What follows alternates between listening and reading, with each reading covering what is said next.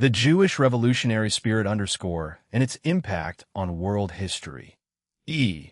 Michael Jones. A forensic reconstruction of E. Michael Jones's history of the revolutionary spirit as rejection of logos, from Pompey's empty shrine in Yavne through Talmud, Conversos, Reformation, 1848, the American Theater, Vatican II, Portnoy, and the Neoconservative Wars. Abstract. E. Michael Jones is the Jewish revolutionary spirit and its impact on world history. Fidelity Press, 2008, is a theological history of revolution.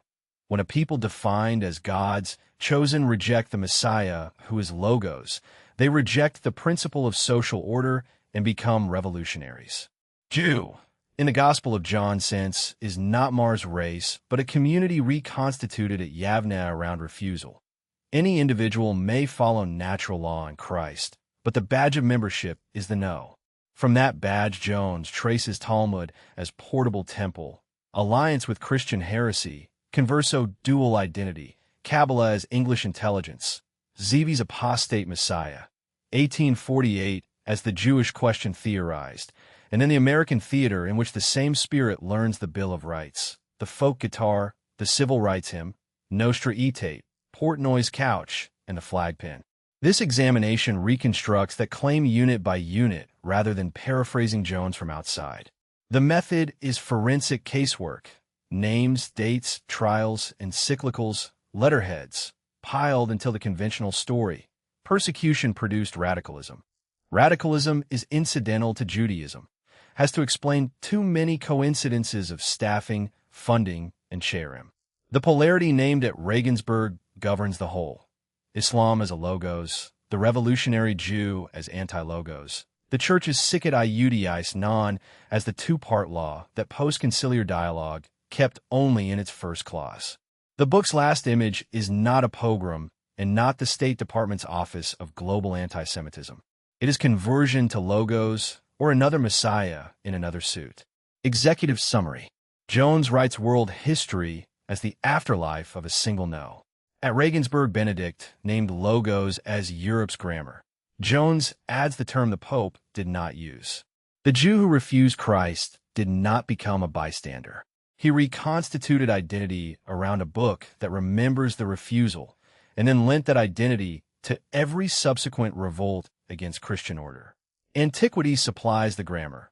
Pompey's empty shrine, Julian's failed rebuild, Rome's discovery of the Talmud. Christendom supplies the Spanish laboratory. Conversos, Inquisition, Reuchlin versus Pfefferkorn. The Reformation supplies the German street. Munster, D's Kabbalah.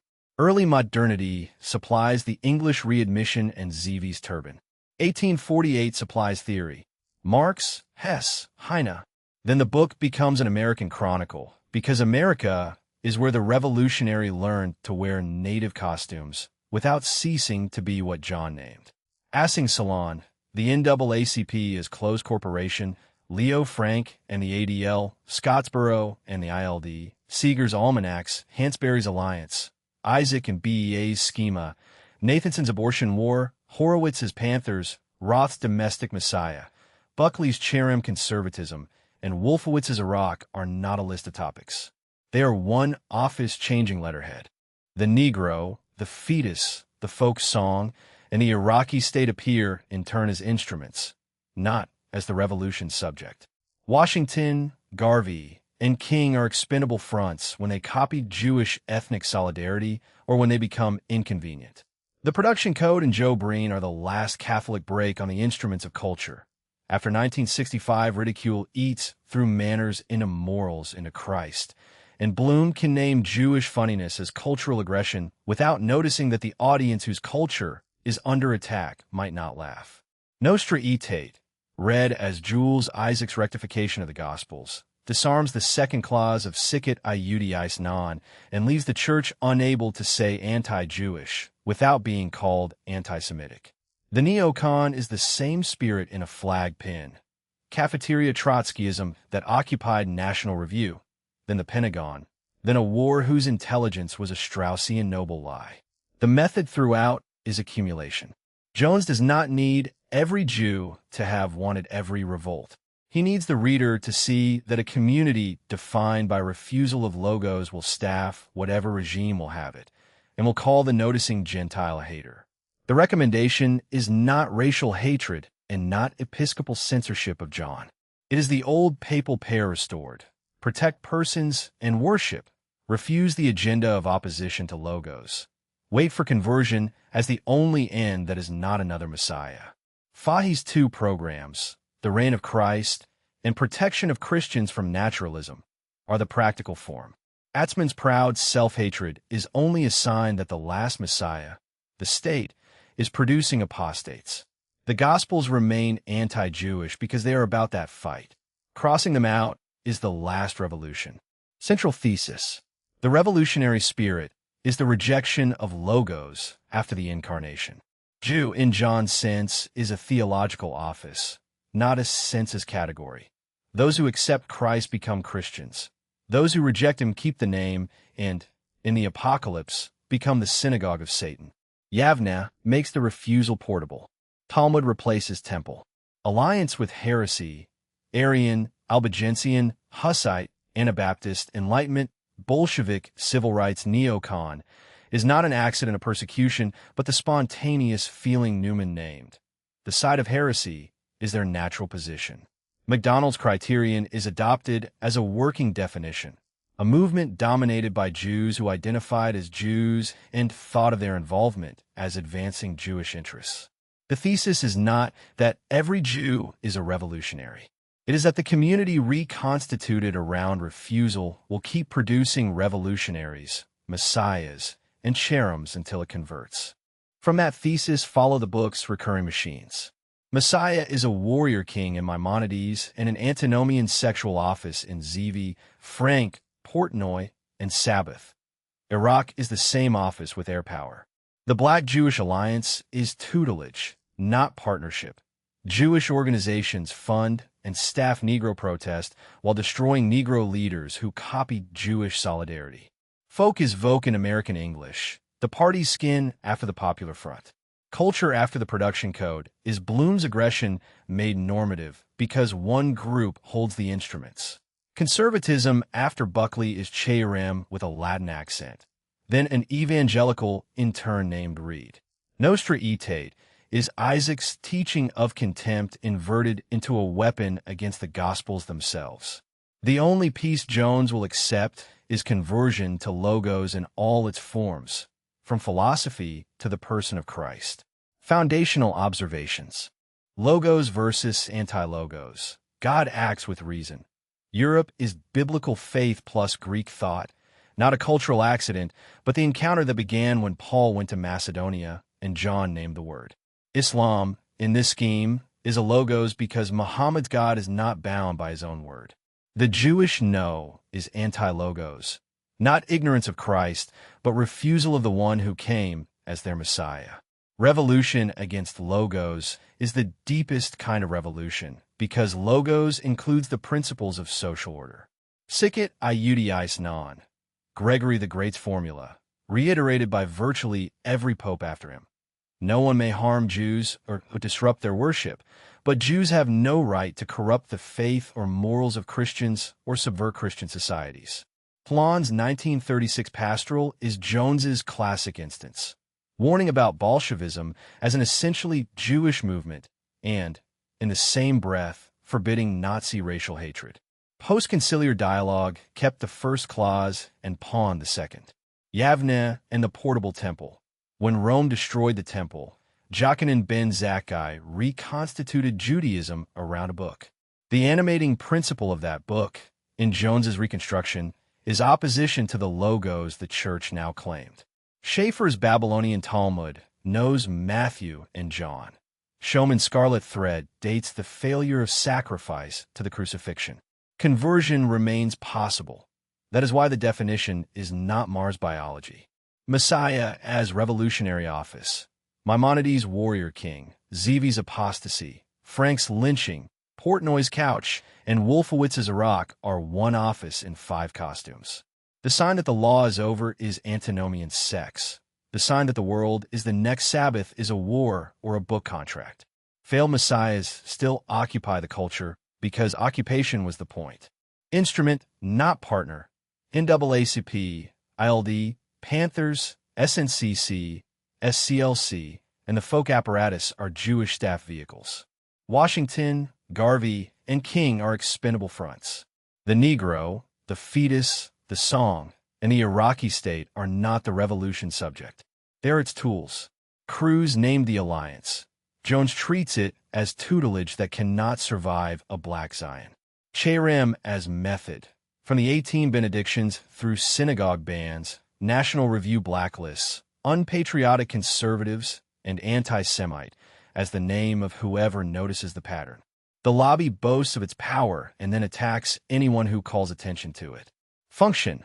Keep the second clause of Sicket unsayable. Converso and dual identity.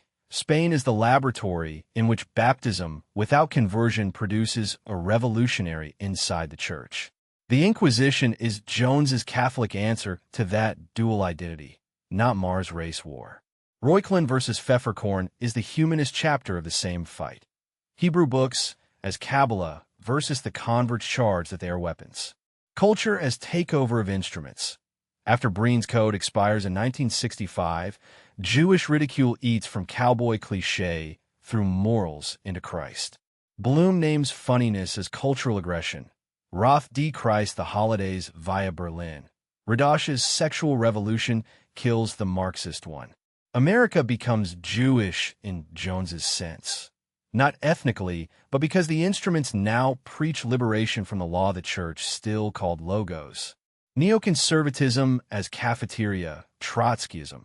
The God that failed, known as communism, is reborn as the flag pin. Reagan's Jewish Camelot. Kirkpatrick as ambassador from commentary. Abrams from Campus ADA to Iran-Contra to Iraq. Reed as Buckley's evangelical understudy. Clean break and special plans as the Talmud of the invasion. The conservative remained a revolutionary Jew. Conversion as the only peace. Not Mars race war, not Rickman's global office, not episcopal censorship of John. The revolutionary Jew ceasing to be revolutionary. Accepting the logos he rejected. Fahi's two programs and Pius the 10th fear of the man who sitteth in the temple are the practical and eschatological forms. Atzman is only a sign that the state Messiah produces apostates. Significance and recommendation. Read as Catholic historiography. The book restores a vocabulary the post-conciliar church pawned. Logos, synagogue of Satan. Judin Feinlekit as essence rather than embarrassment. Teaching of contempt as a Jewish phrase for the gospel's own claim. It is the longest English-language attempt to put Sicut Iudice non back into two clauses after 40 years in which Goldhagen, Metzger, and the Episcopal Convention of 2006 treated the second clause as the crime. Read as American history. It treats Reconstruction, Frank, Scottsboro, folk, Vatican II's American lobby, abortion, the Panthers, Portnoy, and Iraq as one theater in which the revolutionary learned native English. Read as a theory of conservatism. It treats Buckley as the Catholic enforcer who taught Trotsky's orphans how to pronounce Cherem, and Reed as the intern who did the same to Buchanan. The book will cost the reader any picture in which radicalism is incidental to Judaism, in which the alliance was a partnership of equals, and in which anti-Semitism, as currently policed, could be the measure of Christian speech. It does not settle how many Jews are revolutionaries, and it does not offer a political program beyond conversion and Fahi's pair. Who should read it is the Catholic who still thinks dialogue without conversion is peace, the conservative who still thinks 1955 was a conversion rather than an occupation, and the historian who wants the casework, Schiff, Spingarn, Leibovitz, Isaac B. Podhoretz, Wolfowitz, in one place even if he rejects the theology that binds them. The recommendation is to love the enemy and refuse his revolution, and to prefer being hated for John 8 to being loved for having crossed it out. Logos and the ancient rejection. Introduction. On September 12, 2006, Joseph Ratzinger returned to Regensburg not merely to thank a university, but to reaffirm that God acts with logos, that not to act in accordance with reason is contrary to God's nature. The world press seized on his citation of Manuel two Paleologos against violent conversion and replayed, in Jones's reading, the Danish cartoon provocation, inflame Islamic opinion in order to drive Europe toward American neoconservative war. The inflammation achieved two ends. It strengthened the impression that Muslims were fanatics determined to wage jihad against Pope and Church, and it obscured the real topic of the talk, which was logos and the central role it plays in both Europe and the Church. Unlike Christianity, Islam is not docile to logos. Ibn Hazm's God is not bound even by his own word. Christianity is different. The Christian God acts with logos. In using that term, Benedict situates Europe in the tradition of Greek philosophy, which is not a cultural accident, but part of God's plan. The encounter that began when Paul was sent to Macedonia and that John named in the prologue. In the beginning was the Logos. Europe means biblical faith plus Greek thought. The European is born into a world that is radically reasonable because that world mirrors the mind of God, who may go beyond what human reason can comprehend, but never contradicts it. Quote, "In the beginning was the Logos, and the Logos is God," says the evangelist. The marriage of Hebrew, Scripture, and Greek philosophy that begot Christianity and subsequently Europe is not mere coincidence, nor is Greek philosophy some adulteration of an otherwise pure gospel. Europe means biblical faith plus Greek thought. Europe is based on logos. This means that logos, far from being some cultural accretion, is part of the nature of God and, therefore, part of creation. The European is traditionally born into a world that is radically reasonable, radically logical, because that world mirrors the mind of God. Anti-logos, Yavne, and the synagogue of Satan. So far, so good.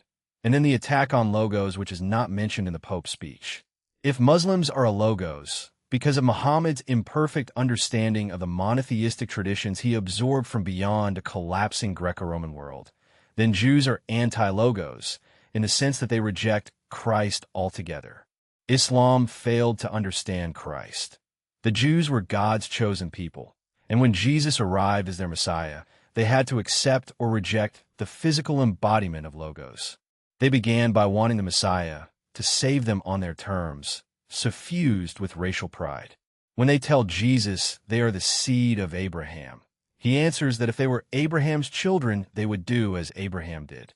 Those who reject him show that the devil is their father. By the middle of John's Gospel, Jew is no longer a purely racial term. It means a rejecter of Christ. Those who accept him are Christians. Those who reject him are Jews. And, as the Apocalypse has it, those who call themselves Jews are liars and members of the synagogue of Satan. They rejected Christ because he was crucified. They wanted a powerful leader, not a suffering servant. When they rejected Christ, they rejected logos.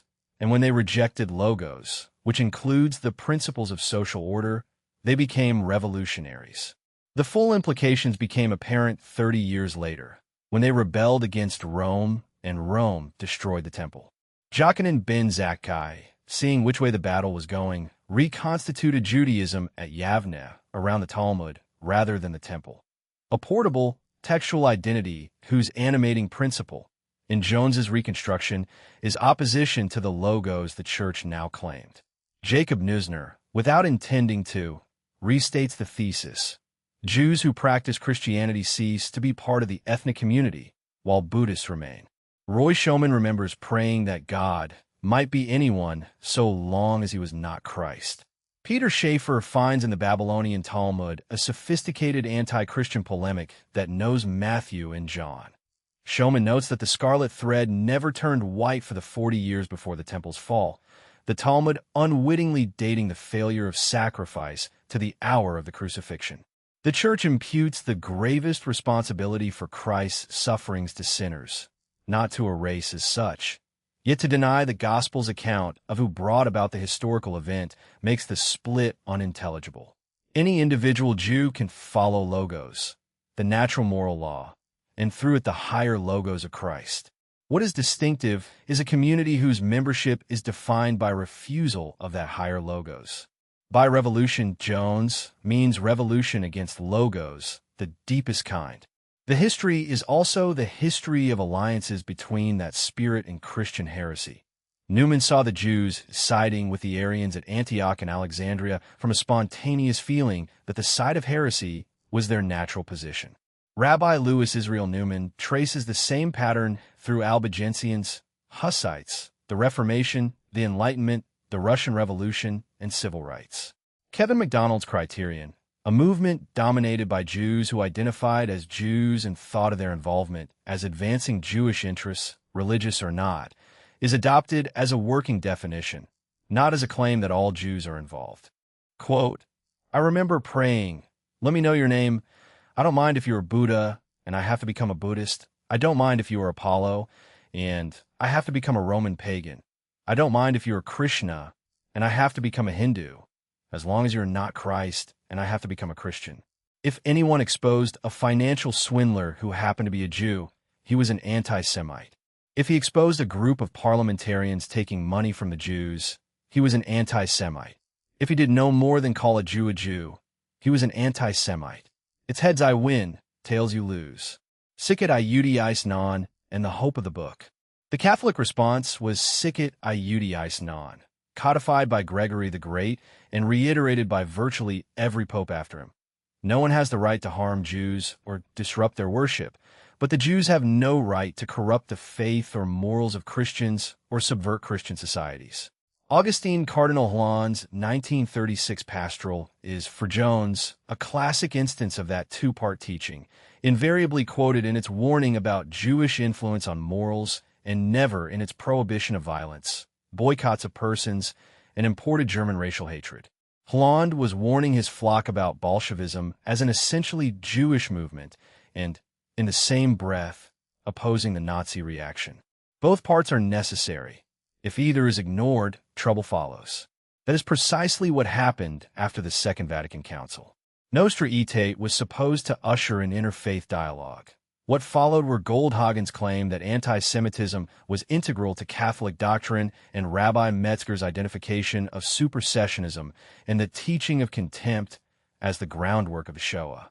40 years of dialogue issued in apparent heresy on the part of church authorities, diatribes on the part of Jews, and political disaster. When the Church acquiesced to the Jewish interpretation of Nostra Aetate, she opened the door to neoconservative foreign policy and the war in Iraq. This book is the story of those movements that embody a spirit of rebellion, conscious or unconscious, against logos, which more often than not meant an attack on Christ and his church. The spirit is embodied not just in Judaism, but in numerous Christian heresies and secular movements. The 1962 Good Friday Prayer for the Jews, restored in substance by Benedict's Summorum Pontificum, asked that the veil be taken from their hearts so that they may acknowledge Christ. Israel Shahak, an atheist, noted that it is a prayer for mercy. The rewriting that retains the explicit call for conversion is a sign that the post-Vatican II era is drawing to a close. Dialogue in this context has reached a dead end on both theological and political levels. The hope of the book is a rethinking of these issues and a return to the wisdom of tradition. Logos, God acts with reason. Europe is biblical faith plus Greek thought. Rejection of Christ is rejection of social order. Anti-logos / revolutionary spirit. The Jewish no to the Messiah, reconstituted at Yavne, recurring as heresy, revolution, and subversion from within. Sic et iudice non. Protection of persons and worship paired with prohibition of corrupting Christian faith and society.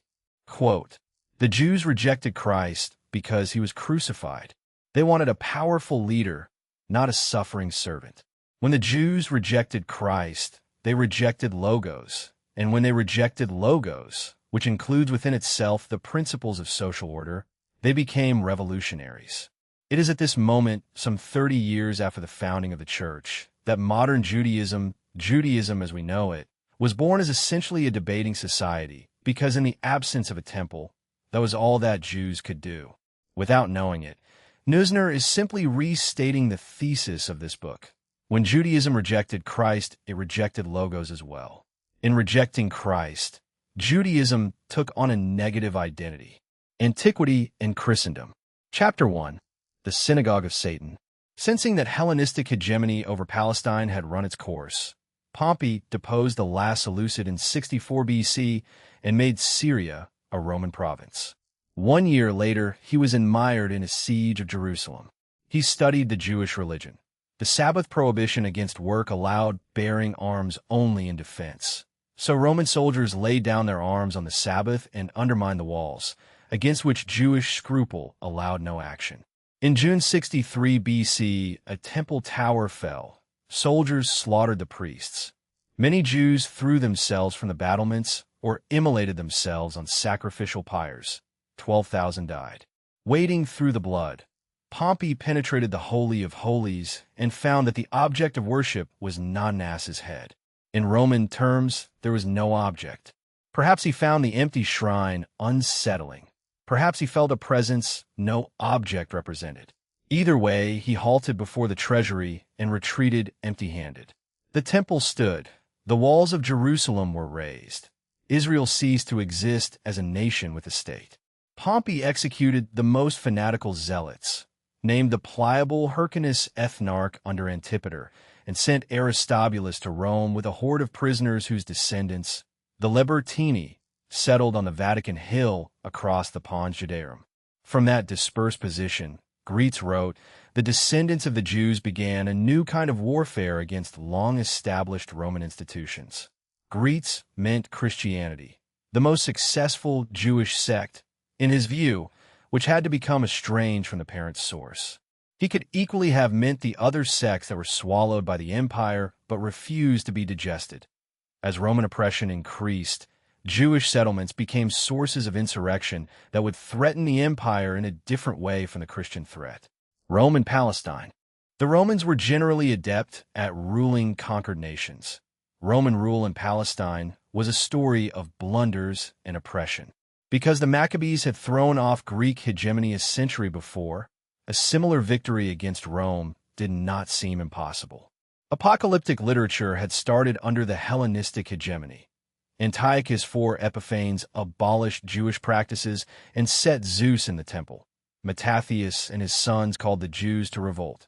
Daniel was written to strengthen them in the ordeal. Nebuchadnezzar's statue with feet of clay is 4 kingdoms, each more tyrannical. A stone untouched by any hand shatters them, and God sets up a kingdom that shall never be destroyed.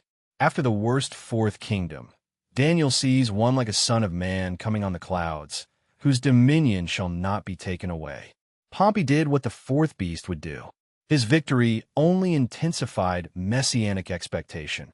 The Messiah became more superhuman as the situation became more hopeless, a mighty warrior who would take the Roman leader in chains to Zion. Jesus, calling himself the Son of Man, invoked Daniel and disabused his followers of the notion that he was a more powerful David or Caesar. Superman is a comic book figure created in Depression America by Siegel and Schuster, Jews who could not expunge the Messiah from consciousness. It also names a perennial inability to see supernature as anything more than a comic exaggeration of the generals who conquered the Jews. Greets claims any highly gifted individual would have found disciples. The Gospel of John describes Jesus in increasingly acrimonious debate with the lost sheep of the house of Israel. The first coming created a crisis of self-definition. In John, the word Jew appears 71 times. Its meaning becomes more specific and more hostile until the break that leads to his death. Jew, in this gospel, cannot mean all Jews in an ethnic sense, since Jesus himself was a Jew, as were his disciples. When John uses oi iudaioi, he is referring to a group that has rejected Christ. The coming of Christ changed Jewish identity forever. Israelite and Jew were no longer synonyms, because the true Israelites are those who, like Nathanael, recognize in Jesus the Messiah. The conflict is essentially religious.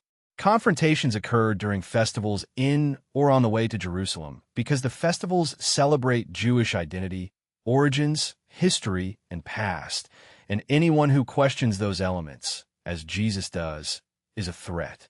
Official Judaism has its seat in Jerusalem and is hostile to Jesus. It is the principal accuser.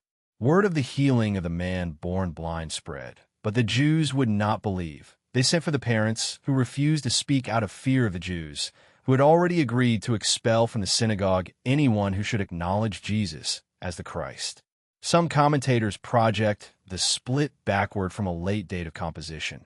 John's testimony is that he was an eyewitness and that the split was virtually contemporaneous with the public ministry. The claim that Jesus was the Son of Man required a decision. At the festival, people whispered. Some said he is a good man, others that he is leading the people astray, yet no one spoke openly for fear of the Jews. A Jew in this context is openly hostile to Christ and willing to persecute those Jews who accept him. Unsatisfied by the parents' evasions, the Jews tell the healed man to give glory to God by testifying against Jesus. For our part, we know that this man is a sinner. He refuses intimidation. I only know that I was blind, and now I can see. When they press him to repeat the story, he asks whether they want to become his disciples too. They answer that they are disciples of Moses. Jesus has already rejected that claim. Moses will be their accuser, because if they believed Moses, they would believe him. Those who claim to follow Moses are, in rejecting Christ, the opposite of what they claim. Jesus refers to their law, or your law, not the law of Moses, but a false interpretation. Official Judaism of Jerusalem is a pseudo-Judaism. The Anti-Defamation League's attack on Gibson's The Passion from Matthew 27 verse 25 revealed the real position. If the verse is anti-Semitic, the fault is Matthew's, and Christianity is intrinsically anti-Semitic. Writing 1,000 years after the crucifixion, Maimonides established the criteria. A king from the house of David who wages a war of God, builds the temple, and gathers the dispersed is certainly the Messiah. Greetz says the same. The stumbling block was that the deliverer endured a shameful death. Once a suffering Christ was defined as a contradiction in terms, rejection of logos was inevitable, and the Messiah had to be a revolutionary who would overthrow the dominant political culture. This, not persecution by Christians, was the deepest source of Jewish woe, because the revolutionary stance, redefined from political insurrection to cultural subversion, brought on persecution affecting guilty and innocent alike. After the crucifixion, Hadrian's plow. After the crucifixion, the Jews followed through on the threat already known to the parents of the man born blind. Anyone who acknowledged Jesus as the Christ would be expelled from the synagogue. Brumlik dates the curse of the heretics in the 18 benedictions between 80 and 120. Judaism was a religio licita, freed from offering sacrifice to the emperor. Exclusion inflicted hardship on Jewish followers of Jesus, who lost protection and social membership. The more devastating effect was on the Jews. It turned the synagogue into a cell of revolutionary activity. Zealot influence grew in proportion to the number expelled, culminating in overt revolution in 66. MacDonald's description of Zionism applies equally here.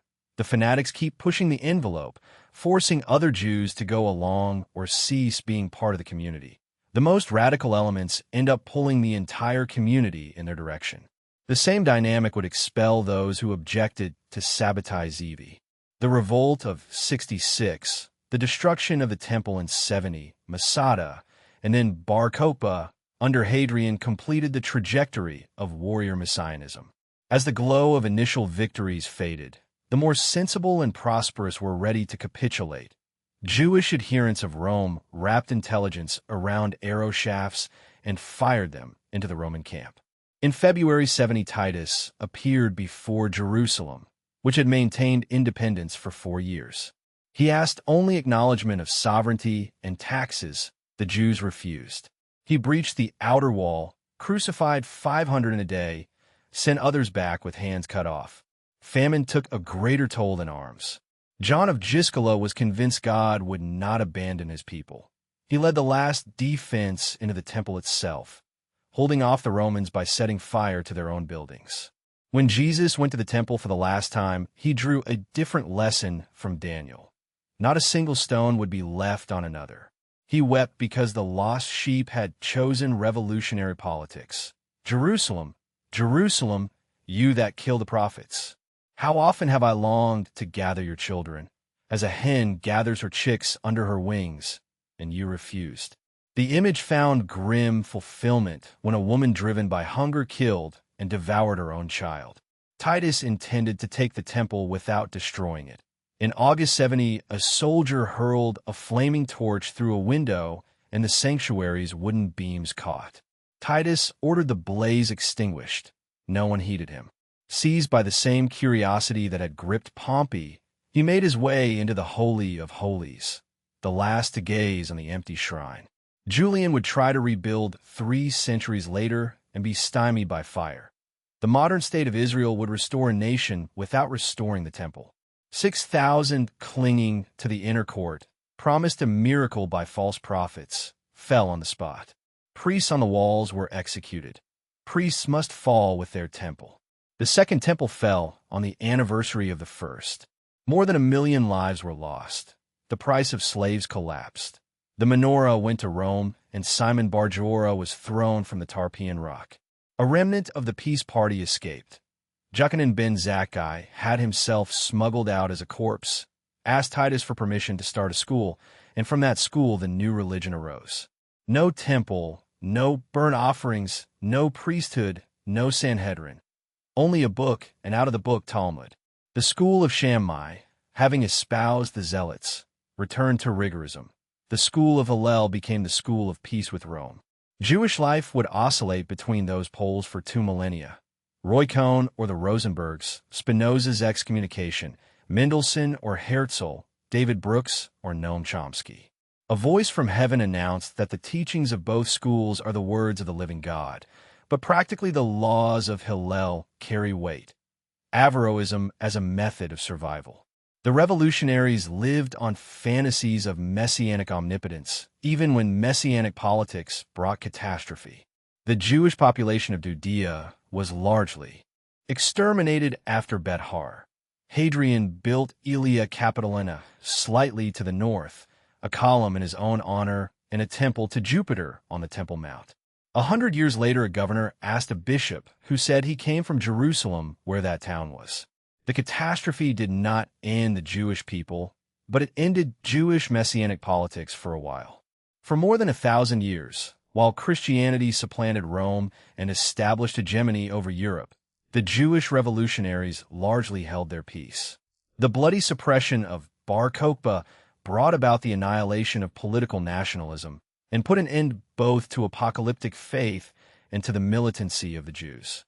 Hadrian made a lasting impression. After his governor plowed up the Temple Mount, the Jews concentrated on survival. The religion of the book took a back seat to the religion of ethnocentric survival, which would henceforth dictate the meaning of the book. At Lydda, a decision was reached that all laws might be broken, with the exception of those prohibiting idolatry, adultery, and murder, in order to avoid death by torture. Greetz finds it touching to note the petty tricks and pious frauds by which they endeavored to avoid death and yet satisfy their conscience. The search for loopholes became a defining characteristic. Jonah and Hosea taught that it was lawful to bake for Ursinus on the Sabbath. The teachers of Neve permitted leavened bread for the legions during Passover. The notion that religious laws should be transgressed for a time was not endorsed by Jews who became Christians. Christians died rather than offer incense to the emperor. They were known as martyrs, witnesses, and those who listened often concluded that they died believing their faith to be true. The opposite conclusion applies if a people is not willing to die for its religion. Jewish religion became a religion of ethnic survival as highest good, a position with no precedent in Daniel and Maccabees, which show that a Jew must accept death rather than transgress the law of God. Christians now hold that position. The fact that they took it while the rabbis repudiated it shows the continuity from Moses to the church, as Christ indicated, not from Moses to those who call themselves Jews. By siding with Bar Kokhba, the rabbis made the split with their Christian co-religionists irreparable and handed the victory over Rome to the church that would inherit the empty shrine Pompey had entered and fill it with logos. Warrior Messiah, Daniel son of man read as a general who shatters Rome. Maimonides' criteria make the Messiah a revolutionary by definition. Synagogue as cell, Expulsion of confessors of Christ turns a religio licita into a community pulled by its most radical elements towards 66 and Bar Kokhba. Survival over martyrdom. After Hadrian, loopholes replace the Maccabean witness. Ethnic continuance dictates the meaning of the book. Quote, "Once the Jews defined a suffering Christ as a contradiction in terms, they made their rejection of the Logos inevitable. And once they rejected the Logos, they paved the way for the rejection of all Logos. And once they did that, they embarked upon a path of revolutionary activity that brought woe upon them almost immediately. Like his predecessor Nero, Trajan especially feared the rebellious Jews because Jewish revolution was never merely local, and because there were Jewish colonies throughout the empire, since it was based on the Jewish messianic idea, applicable to all oppressed ethnic groups. Then, as during the Bolshevik Revolution in Russia, the Jews in the revolutionary vanguard could mobilize far greater numbers because of the message of Jewish revolution. Chapter 2. Julian the Apostate and the Doomed Temple. It is one of the ironies of history that Flavius Claudius Julianus, scion of the dynasty that acknowledged Christianity as the religion of Rome, should come down to us as Julian the Apostate. Born in 331, raised a Christian, he watched his relatives slaughtered by nominally Christian kin. His mother died within months of his birth. Constantius II, Constantine's successor, murdered his father and 6 cousins without trial. Julian escaped because he was 6. The shock, Ricciardi says, he never fully recovered from. Hatred of Constantius transformed itself into an overwhelming desire for revenge against Constantius and his religion. He lost his inherited property to his Arian cousin, who put off baptism until his deathbed. He hated Christianity not by philosophic reason, but by the fact that his murderous cousin was a Christian. Sent to Nicomedia, he learned Homer, Hesiod, Plato, and Aristotle from Mardonius. At Macellum, he was baptized and enrolled as a lector, and there learned the habit of duplicity that remained with him for life. Although baptized, he fell under Maximus of Ephesus and became convinced the ancient gods had anointed him to restore pagan glory. If Mardonius was his Virgil, Maximus was the temptress who led him across the threshold into theurgy. Neoplatonism had split after Plotinus. Porphyry rejected occultism for reason. Iamblichus, as the center of gravity shifted toward Asia, led Hellenism's decline into Asiatic magic. The exponents of late Neoplatonism ceased to be philosophers and became hierophants. Kabbalah would later be the Neoplatonic reading of the Talmud, and Lurianic Kabbalah Talmudic Judaism infected with Iamblichus's thaumaturgy, the rescue of scattered sparks as Tikkun Olam. But that is ahead of the story. Julian, who would live only to 32, was fully formed at 20. He renounced Christ for Mitra, attended church on feast days, and practiced his real religion in secret. Gregory Nazianzen, who met him in Athens, saw a weaving head, shifty feet, wild wandering eyes, and wondered what monster the empire was nourishing. At Pergamum, Maximus invited him to a magic show at the Temple of Hecate. Julian was swept away. "Farewell to your books. You have shown me my man." Gregory describes the initiation: subterranean sanctuary, strange sounds, fiery apparitions. Julian made the sign of the cross, and the demons vanished, then made it again, until the director explained that the weaker cause had conquered. Like Keith Richards at Altamont, he crossed himself until he understood he was there to be overwhelmed. From that day, he was possessed. The Greek gods were real enough. The Christians called them demons. After Athens and the Eleusinian Mysteries, he was crowned Caesar in November 355 and sent to ruin Gaul at 23. He reformed the tax system, defeated Conodamarius and 30,000 Alemanni near Strasbourg, declined the acclamation as Augustus, then took the war across the Rhine. When Constantius stripped him of troops for the Persian front, the rest mutinied and declared him Augustus. This time he consulted Zeus through an opening in the wall of his Paris quarters. The genius Publicus rebuked his timidity in a dream. He yielded, marched east and was headed toward disaster on the plains of Illyricum when Constantius suddenly died on November 3rd, 361. Julian entered Constantinople on December 11th as sole Augustus. He announced he had ceased being a Christian at 20.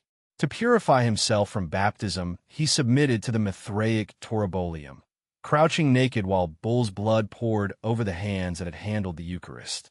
He opened the temples under the exoteric guise of tolerance, hoping the sects would eradicate each other. Ammianus understood freedom of conscience so that he might have no fear of a united populace. Ricciardi calls it disguised persecution guided by the hand and power. In June 362, the Constitution Magistros Studiorum banned Christian teachers under the appearance of educational reform, Kulturkampf a millennium and a half before Bismarck. Vespasian had first salaried rhetoricians from the treasury. The quid pro quo was allegiance. There was to be no bloody persecution, but a slow asphyxiation. In one of the ironies that mark his career, Julian articulated a position the church would take toward the Jews. I do not want the Galileans put to death, but those who reverence the gods must be preferred. Tolerance as a weapon. Julian initially espoused tolerance so the sects would eradicate each other. His policy toward the Jews was dictated by the same principle. Except for its unfortunate monotheism, he found their religion almost as good as that of the Hellenes, and he was sympathetic because of their antipathy toward Christians. After the temple's fall and Bar Kokhba, Christianity had become Judaism's bitterest rival. In Antioch, despised by Christians and ridiculed by pagans as a hairy ape with a he-goat's beard always buried in books, he was avid to refute Christianity and so was especially familiar with Christian texts. From them, he knew Jews were the main opponents of the Galileans and involved in every persecution. He decided to use them to refute Christianity once and for all. Aware of Matthew 24 verse 2, not one stone left upon another, he would reverse history by rebuilding the temple Christ said would remain forever destroyed. The high priest of the Hellenes would embarrass the God of the Galileans on his own terrain. And against the Galileans, known only through those who refuted it, he accused Christians of impiety, atheism, and of being Judaism's illegitimate offspring. The dispute over antiquity was a dispute over patrimony. Who were the true children of Abraham? Who was the true Israel? Since Christianity was established, that meant promoting the Jews. Mesmerized by Maximus, he succumbed to a vision of himself as the pagan Messiah who would bring back all the peoples corrupted by Constantine to the worship of the gods. Ricciardi notes that this program mixed religion and politics. In this, Julian was a forerunner of George W. Bush. Both led empires into ill-fated campaigns against rulers of Mesopotamia. Both relied on gut feeling. Both were influenced by the traditional source of messianic politics, namely the Jews. He did not begin by enlisting the Jews. He invited them to sacrifice to idols. They were cleverer than the emperor. If you wish to see us offer sacrifices, they said, give us back Jerusalem, rebuild the temple, restore the altar. The sacrifices they promised were not going to be to Roman gods. Chrysostom, who like Julian had received the Greek paideia, saw the Jew as the primary enemy of the Christian. Anyone who saw the church as a danger to the state would favor Judaism to remove Christianity as paganism's chief rival. The stage was set for a battle of wills in which the emperor would attempt to force God's hand. If Julian could rebuild the temple, the Jews would be vindicated and Christianity, the superseder, would itself be superseded. The temple was the sine qua non of the Jewish religion. If it rose again, Christianity's claim to be the new Israel would be over, one sect among many in Rome's pantheon. The church fathers had already written the brief Julian meant to overturn. Justin Martyr, after Bar Kokhba, called the Old Testament our writings and the Jews carnal, awaiting a Messiah who would restore political power. In the dialogue with Trypho, the interlocutors remain unconverted, wanting a Messiah great and glorious. The martyrdom of Polycarp records that the Jews of Smyrna were especially active in gathering wood, as was their custom.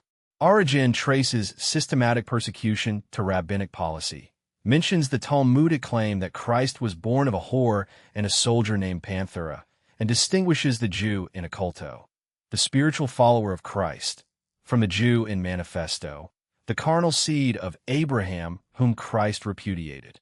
Jerusalem, Origen says, has no temple, no altar, no sacrifice, no prophet. The Jews live as fugitives. Irenaeus applies the parable of the wicked husbandman. The vineyard is given to a people who will produce its fruit. Wilde insists there is no racial animosity in the Fathers. They oppose Judaism as a religion whose place is taken by Christianity and as an institution responsible for the death of Christ. Julian proposed to put that theology to an empirical test. Eusebius, in the Demonstratio Evangelica, claimed the temple precincts had been plowed like any field. Much rubble had to be removed before the foundations were laid bare. Julian turned to Alypius, distinguished prefect of Britain, and allotted enormous sums, augmented by the patriarch of all Judaism and by garments and jewels from Jewish women, who used their robes to carry earth. The lone dissenting voice was Cyril of Jerusalem, who predicted dire consequences for the day lime was mixed for mortar. The Jews scorned him. Work went smoothly until new construction was about to begin. During the night, Eusebius says, there arose a huge storm. The earth shook, and huge balls of fire burst forth from the ground and continued through the next day. Instruments melted, workers were burnt, strange crosses appeared on clothes and bodies. A luminous cross shone in the sky. A portico collapsed. Chrysostom. Fire leaped from the foundations and consumed not only workmen, but the stones piled to support the structure. Gregory of Nazianzen. Jewish women carrying dirt in their laps rushed to a nearby church. The doors closed as if by an invisible hand. Flames from inside burnt some of them. Then a cross within a luminous circle in the sky, and luminous crosses on vestments. Some sought out priests and were baptized. Gregory could not embellish. Pagan admirers of Julian were numerous even in Cappadocia, and he was never charged with inventing facts. Ambrose, a former civil servant, asked Gratian whether he had not heard how those carrying the rubbish were burned by fire from heaven. Ammianus, Julian's pagan biographer, reports frightful balls of flame bursting forth near the foundations, making it impossible to approach. Alypius pushed the work energetically until the elements persistently drove them back. Socrates, when the earthquake ceased, the workmen returned, deluded that nothing is useful except what is agreeable. Fire burst suddenly and consumed several. The only discrepancy is whether flame came from the interior or directly from the earth. The Jews were astonished and struck with shame. Julian, formerly madly eager, was filled with fear that fire might fall on his own head. Some have claimed seepage of petroleum. The Dead Sea, which contains asphalt that does not explode, was 25 miles away and 1,000 meters lower. A Jewish encyclopedia entry blithely claims no fire rose. Greets is less reckless, admitting a fire by which workmen lost their lives, ascribing it to compressed gases. The explanation fails twice. Ammianus insists the balls kept bursting forth, which pent-up gas would not do, and Ammianus is a pagan with a vested interest in a non-theological explanation. If there were evidence for a natural cause, he would have seized it. Julian accused the Christians of having caused the fires. He made no second attempt. Fatally wounded by a spear in his Persian campaign, he uttered, according to one account, Ninicaicus Galilee, thou hast triumphed, O pale Galilean, and according to another, Helios, thou hast ruined me. Christian legend attributes the death to Saint Mercurius, first in John Malalas after 563. Either way, the champion of the Jews died by the rivers of Babylon, and Jewish hopes for a rebuilt temple died with him. Greets. The death of Julian in June 363 deprived the Jews of the last ray of hope for a peaceful and unmolested existence. For all practical purposes, it ended Jewish political aspiration in Europe for roughly a millennium. Chrysostom's explanation is less labored than Greets's. They fail to see they were attempting the impossible. What God has destroyed and wishes to stay destroyed, no man can rebuild. This did not happen in the times of the good emperors. It happened when our religion was subject to persecution, when paganism flourished. So the Jews have no excuse left for their impudence. What kind of men would rebuild the temple? Men who constantly resisted the Holy Spirit, revolutionists bent on stirring up sedition, fighting against the decree of God who had ordered that Jerusalem remained forever in ruins. Theodosius and the official religion. On February 27, 380, Theodosius decreed Christianity the official religion of the empire. In 17 years, the Jews had suffered a complete reversal. The people who cried, "We have no king but Caesar," found that Caesar had become Christian. The decree brought converts and created the danger of Judaizing. Chrysostom was ordained 6 years later. Julian's benefactions were still in effect and gave the Jews a force dangerous to the local church. Jewish monotheism seemed more rational than the Trinitarian formula, and the Jews forged links with Arians. Chrysostom's homilies Adversus Judaeos, against the Judaizing Christians, deployed every weapon in his rhetorical arsenal. The animus is theological, not biological. Everything depends on the rejection of Christ. Everything can be rescinded by a rejection of the rejection. That rejection is the source of messianic politics. They rejected the rule of Christ when they said they had no king but Caesar, made themselves subject to men, broke the yoke, and grew fit for slaughter. Prosperity leads to revolution, and revolution to disaster. Under the formula Sicut Iudiais non, Gregory the Great articulated the same principle Julian had voiced in a pagan key. No one was to harm them, but they were to be granted no position of cultural influence for which they could spread error and subversion. That remained the papal position throughout the Middle Ages, and because of it, the papal states were often a refuge for Jews persecuted elsewhere, much to the chagrin of Spanish princes. Poland erred in the opposite way by allowing too much cultural influence, something the Poles regretted when neighbors partitioned them. The Jews never perceived Sicut as judicious forbearance. Gregory wrote in the empire's death throes, when Homo lupus homini seemed more likely to succeed Roman order than the new religion. When there is fear of the enemy, you must not have a divided populace. The first articulation of Sicut appeared between 412 and 418. The Babylonian Talmud was codified in the 5th century by the Amoraim, from Rabbi Ashi, d. 427, to Rabbi Abina, d. 499. It was as if Christians and Jews needed to brace themselves against the barbarian invasion by putting what they believed in writing. Alaric sacked Rome in 410. Augustine wrote the City of God in response. Those Jews not busy writing the Talmud were preparing for another Messiah, the Cretan Moses, who announced the end of the world between 440 and 470. They abandoned property and waited for him to divide the Mediterranean. On the appointed day, he commanded them to jump from a cliff. Many drowned. He disappeared. After one disappointment after another, Messianic politics largely went into remission for more than 1,000 years. No one other than Hippolytus on the Antichrist would have predicted its return. Greeks called the compilation of the Babylonian Talmud one of the most important epochs in Jewish history. Thereafter, it became the fundamental possession of the race, its life's breath. Nature and mankind were insignificant. The only true reality was the Talmud. A new truth received the stamp of veracity only when it appeared sanctioned by the Talmud. The Bible itself was known only through and in the light of the Talmud. That dialectic preserved the dispersed nation from stagnation. It also ensured that the Jews of Europe, unlike the Jews of Antioch, were cut off from the logos that had just failed to be disproved in fire at the Temple Mount.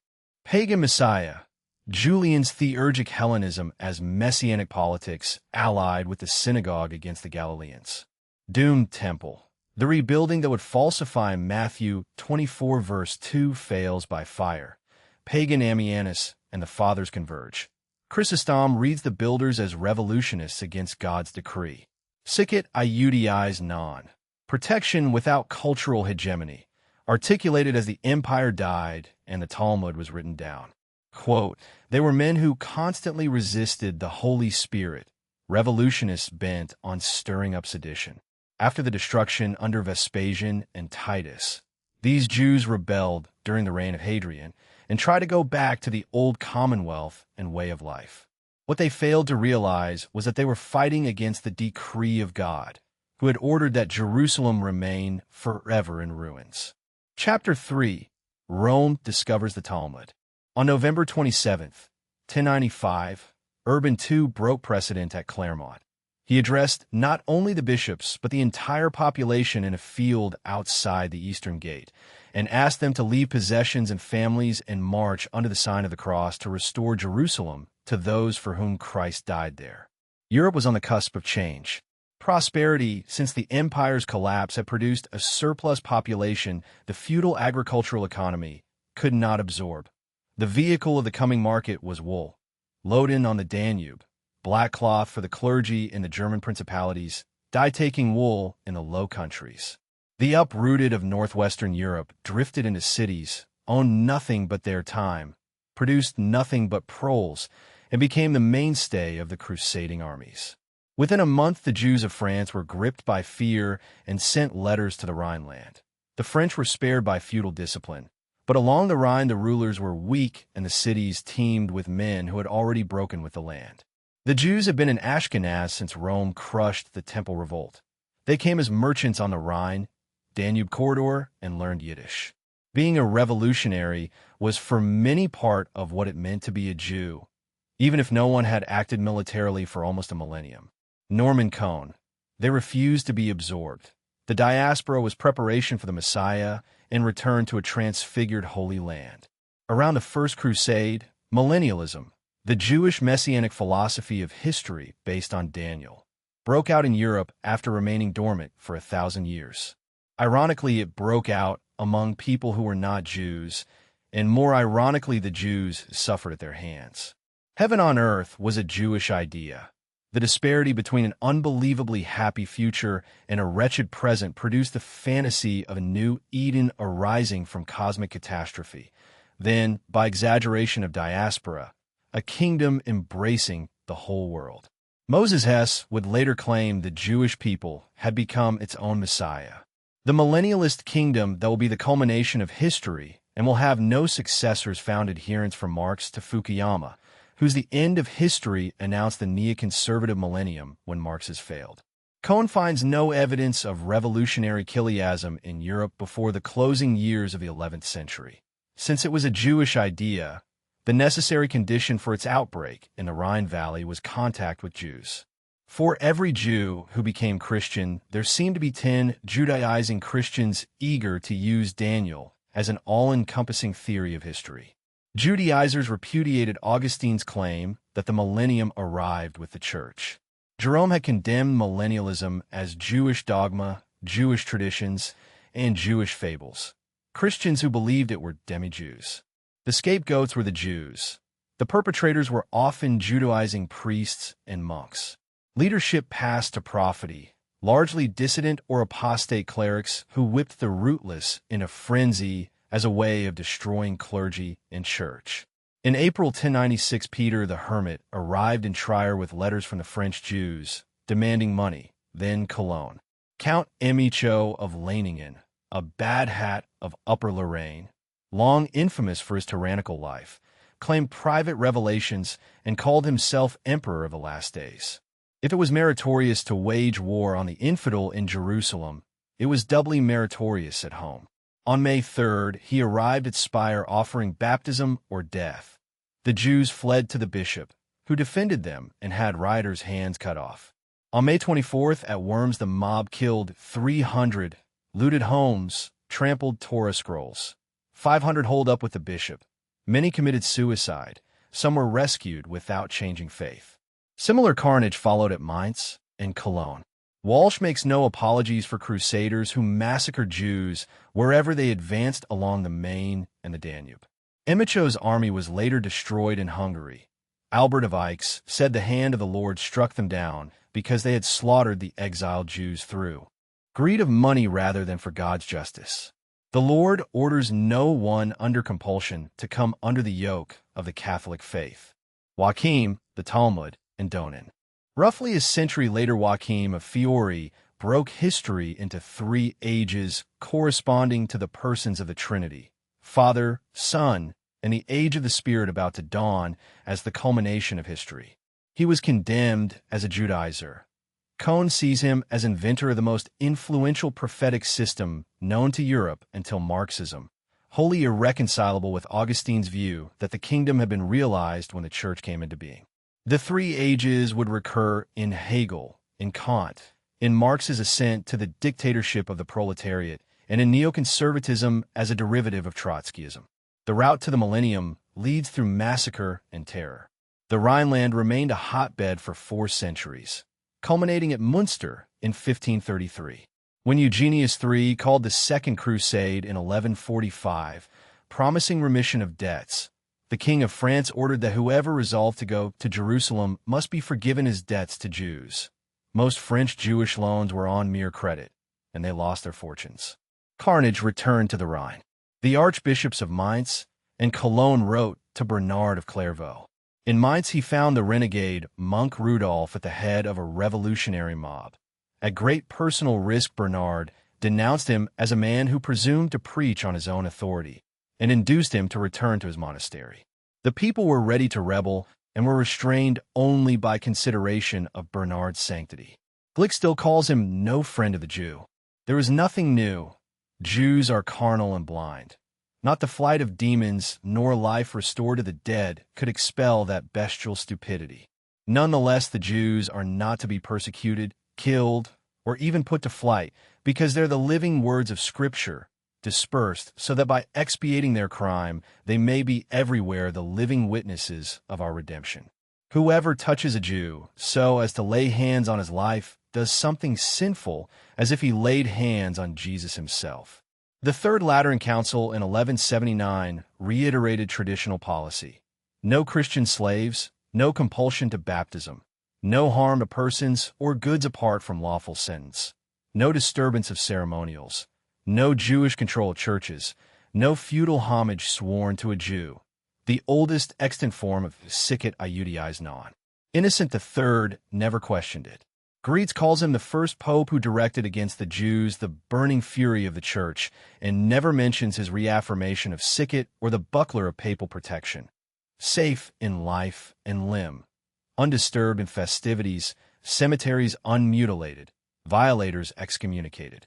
The protection was conditional, applying only to those who did not plot to subvert the faith. Innocent condemned blasphemous behavior on Good Friday, trafficking in stolen goods, and secular princes who set Jews up for the exacting of usury, so that widows and orphans were despoiled and churches defrauded of tithes. He did not preach a crusade against the Jews. He preached one against Albigensians. Greetz, confusing the two, shows that Innocent's concern about Jewish insolence and Jewish support of heresy was not unfounded. The Albigenses had imbibed their hostility from intercourse with educated Jews. A sect among them declared the Jewish law preferable to that of Christians. The Cathars were hardly as harmless as Greetz portrays them. They regarded a pregnant woman as possessed by a devil. Maimonides died in 1204 without establishing a coherent relationship between faith and reason of the sort Aquinas would bequeath. The Orthodox rabbis turned to the soft theosophy of the Kabbalah, most pronounced in southern France, Du Dies Secunda, where Albigensianism took root. Louis Brown. If the truth were known, the learned Jews in Provence were in large part responsible for this free-thinking sect. Louis Israel Newman. Heresy often meant Judaizing, and almost every period of Christian reform, Waldensian, Hussite, Wycliffe, Lutheran, Puritan, was accompanied by reversion to the Old Testament in its chiliastic revolutionary meaning, peaking when the Puritan center of gravity shifted from the Gospels to the Jewish Bible. Innocent wrote the Bishop of Paris in 1205 that Jews were so insolent they made Christian nurses pour their milk into the latrine for 3 days after receiving the Eucharist. At Sens they built a synagogue loftier than the church and referred to Christ as a mere rustic gibbeted by the Jewish people. The Fourth Lateran Council of 1215 enacted measures against Jews and heretics. The Dominicans were assigned to implement them, attack the Talmud, establish the Inquisition, and, under Raymond of Peñafort, convert the Jews. Walsh insists the Inquisition never proceeded against Jews on racial grounds or as members of the synagogue. They came under its purview for aiding heretics and for converting and relapsing. When a soldier at Béziers asked how to tell heretics from Catholics, he was told to slaughter them all and let God sort them out. After Raymond of Toulouse was flogged in 1209 for employing Jews and heretics, he swore to remove Jews from administration. Philip the Fair later complained that Jews received fugitive heretics and concealed them. Abraham's heresy was a reversion to Old Testament and even Jewish ideals. The Albigensian and Hussite doctrines were largely the result of friendly intercourse between Christians and Jews. Walsh. If the Jews had confined their activities to the synagogue and their allegiance to the law of Moses, a great deal of conflict might have been avoided. The opening act in the Church's discovery of the Talmud was intramural. Orthodox Jews, imitating Gregory IX, sought Dominican aid against Maimonist writings. 40 days did not pass from the burning of our teacher's works until that of the Talmud, a chronicler wrote, revealing that in a certain measure Jews were responsible for the inauguration of the crusade against their writings. In 1236, Nicholas Donin, an apostate Jew become Dominican, was granted an audience with Gregory IX and called the Pope's attention to the blasphemies in the Talmud. Christ cooked in boiling excrement in hell, the illegitimate son of a Roman soldier, and a whore named Mary, statements frequently identical with those Celsus drew from Judaism. Donin had been expelled from the synagogue 11 years earlier. Revenge may have been a motive, but he took with him an acute understanding of the Talmud's role. It was, as Gretz claimed, the mainstay of Jewish civilization. Before Donin, the Talmud was virtually unknown among Christians who, like Gregory, labored under the illusion that the Jews merely followed the Torah. What changed was not Sikhet, but the Church's understanding. The Jews were transformed from essentially blind followers of a perversely understood Torah to social revolutionaries. Cohen claims Gregory passionately disliked Jews, but, like all medieval popes, drew the line at physical persecution and sternly reminded Christian folk that baptism must never be imposed. On June 9, 1239, Gregory dispatched Donin with a letter to William of Auvergne. The Jews are not content with the old law. They ignore it completely and affirm that God gave another law called Talmud, containing matter so abusive it arouses shame in those who mention it and horror in those who hear it. It is the chief cause that holds the Jews obstinate in their perfidy. On the first Saturday of Lent, seize all the books of the Jews and have them guarded by Dominican and Franciscan friars. If offensive, burn them. Bishop Yudz's Legating Commission reported the Talmud full of innumerable errors, abuses, blasphemies, and wickedness that cannot be tolerated in the name of God without injury to the Christian faith. Innocent IV wrote Louis IX in May 1244 that the wicked perfidy of the Jews does not heed that Christian piety receive them through pity only. It commits grave sins stupefying to those who hear of them. Upset by the harm, St. Louis called a conference. In June 1240, Donin debated Rabbi Yehiel ben Joseph of Paris under royal auspices, Blanche of Castile presiding. Nothing like this had ever happened. Yehiel, lacking precedent, did not know how to respond. Asked whether the Talmud claimed Jesus was condemned to hell immersed in boiling excrement and marry a whore, he could only say yes. Those passages were there, but they did not refer to that Jesus or that Mary. Not every Louis born in France is the King of France. A Christian account failed to see the humor. Concerning this Jesus, he confessed adultery and boiling excrement at the time of Titus, but said this Jesus is different from our Jesus. He is unable to say who he was, whence it is clear that he lied. Having exploded his own credibility, Yehiel could do little to refute that the Talmud sanctioned murder, theft, religious intolerance, and strictures against trusting Gentiles, honoring them, or even returning lost property. The rabbis, drugged into comfort with the narcotic of the Kabbalah, were no match for Dominicans. Many Jews took the deterioration as a sign of the coming Messiah, waiting quietly for the Holocaust, as the Orthodox rabbinate failed to exercise leadership in 13th century Ashkenaz, as again in 20th century Poland.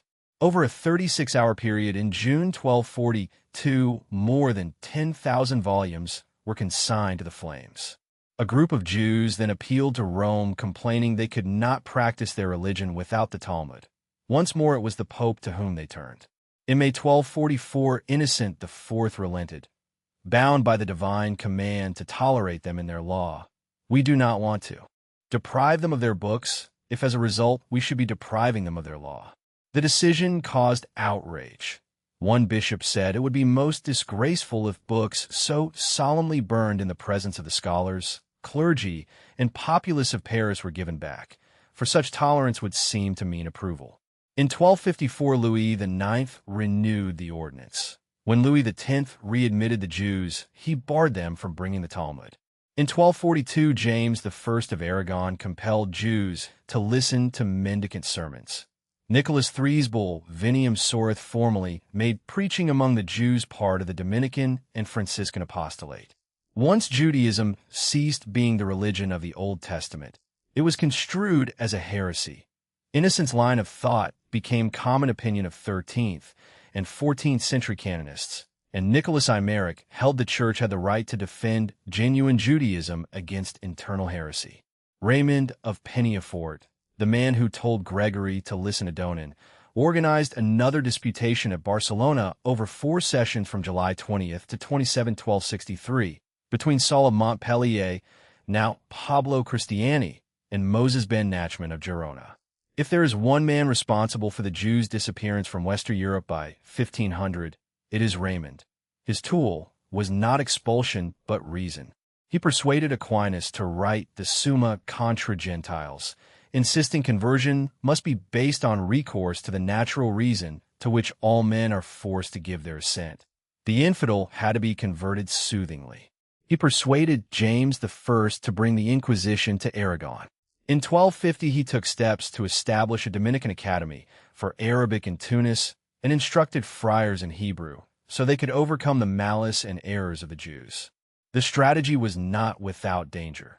In 1275, the English Dominican Robert of Reading converted to Judaism after learning Hebrew, exposing in microcosm the perennial English attraction to things Jewish that 3 centuries later would lead that country into an orgy of Judaizing. Raymond Martini's Pugio Fidei aimed at conversion of Moors and Jews, especially the latter, because they constitute the worst enemy of the Church. The Redeemer they now expect at the end of the Roman Empire is really the Antichrist. Judaism, according to the New Catholic Insight, was not a religion. It was a revolutionary ideology. Martini explains why the Jews have not converted. Greed and fear of financial penury, nurture from the cradle and hatred of Christ, cursing Christianity daily in their synagogues, and Christianity's difficult beliefs. The Church could do nothing about the first and third. She could expose and burn the Talmud as the biggest hindrance to conversion. The campaign led to a crescendo of conversions, which by 1260 already necessitated special orders to facilitate the new Christians' integration. Louis IX implemented Lateran IV by ordering a circle of yellow cloth, the size of a palm, stitched on the outer garment front and back, so the simple folk might not fall unsuspecting into intercourse with Jews. A small but significant minority of the rabbinate went over. Cantor, a cultural civil war was being fought among the Jews in 13th century France and later in Iberia. No papal dichotomy. Cohen's proposed dichotomy in Christian teaching does not exist. No pope ever said anyone had a right to harm the Jew or force his conversion. What the Talmud revealed was behavior extra legem at the heart of the Jewish religion, and that caused Gregory's shock.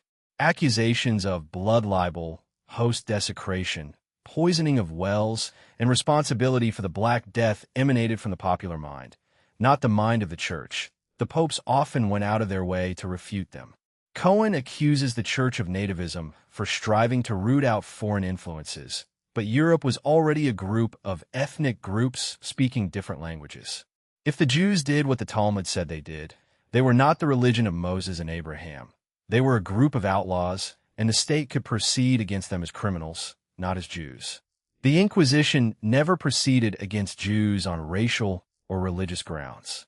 By the end of the 13th century, they had come to represent a reversal or denial of the social order as it was intended to be. The expulsions that followed were official recognition of a status that had its roots in the discovery of the Talmud. Throughout this period, the Church never changed its position that no one had the right to harm a Jew. Nicholas IV forbade molesting Jewish residents in Rome. When a fleet of Genoese ships brought the plague from the Crimea in October 1347, and by 1350 25 million were dead, bands of flagellants rushed the Jewish quarter in Frankfurt in July 1349. In September 1348, Clement VI exonerated the Jews.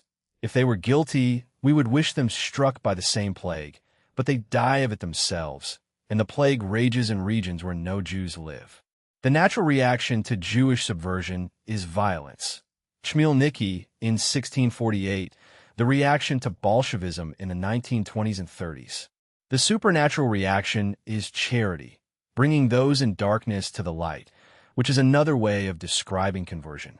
Judaizing millennialism, Daniel's earthly kingdom breaking out among the uprooted of the Rhine, from Emicho to Joachim to Marx and Fukuyama. Discovery of the Talmud. Donen's 35 articles transform the Church's understanding from carnal blindness to extra-legem revolution without abrogating Sikhet.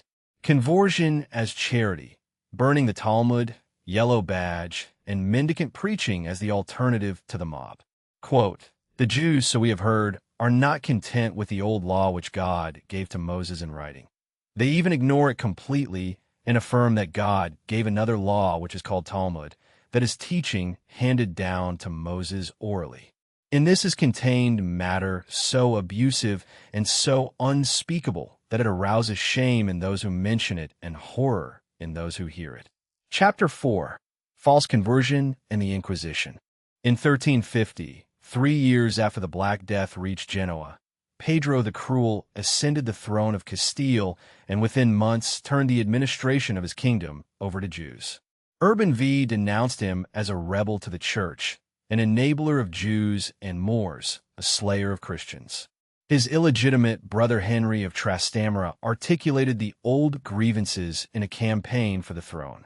The Jews had been blamed for the plague, a charge Clement VI refuted, but resentment did not subside. They had always been viewed as a fifth column in Spain. The 17th Council of Toledo in 694 proclaimed that the impious Jews dwelling within the frontiers had entered into a plot with those other Hebrews beyond the seas to act as one against the Christian race and bring ruin to the fatherland. In 852, the Annals Bertinianos described the loss of Barcelona because the Jews played the traitor, allowing the Moors to capture it. Nearly all the Christians were killed, the city devastated, the Jews retired unpunished.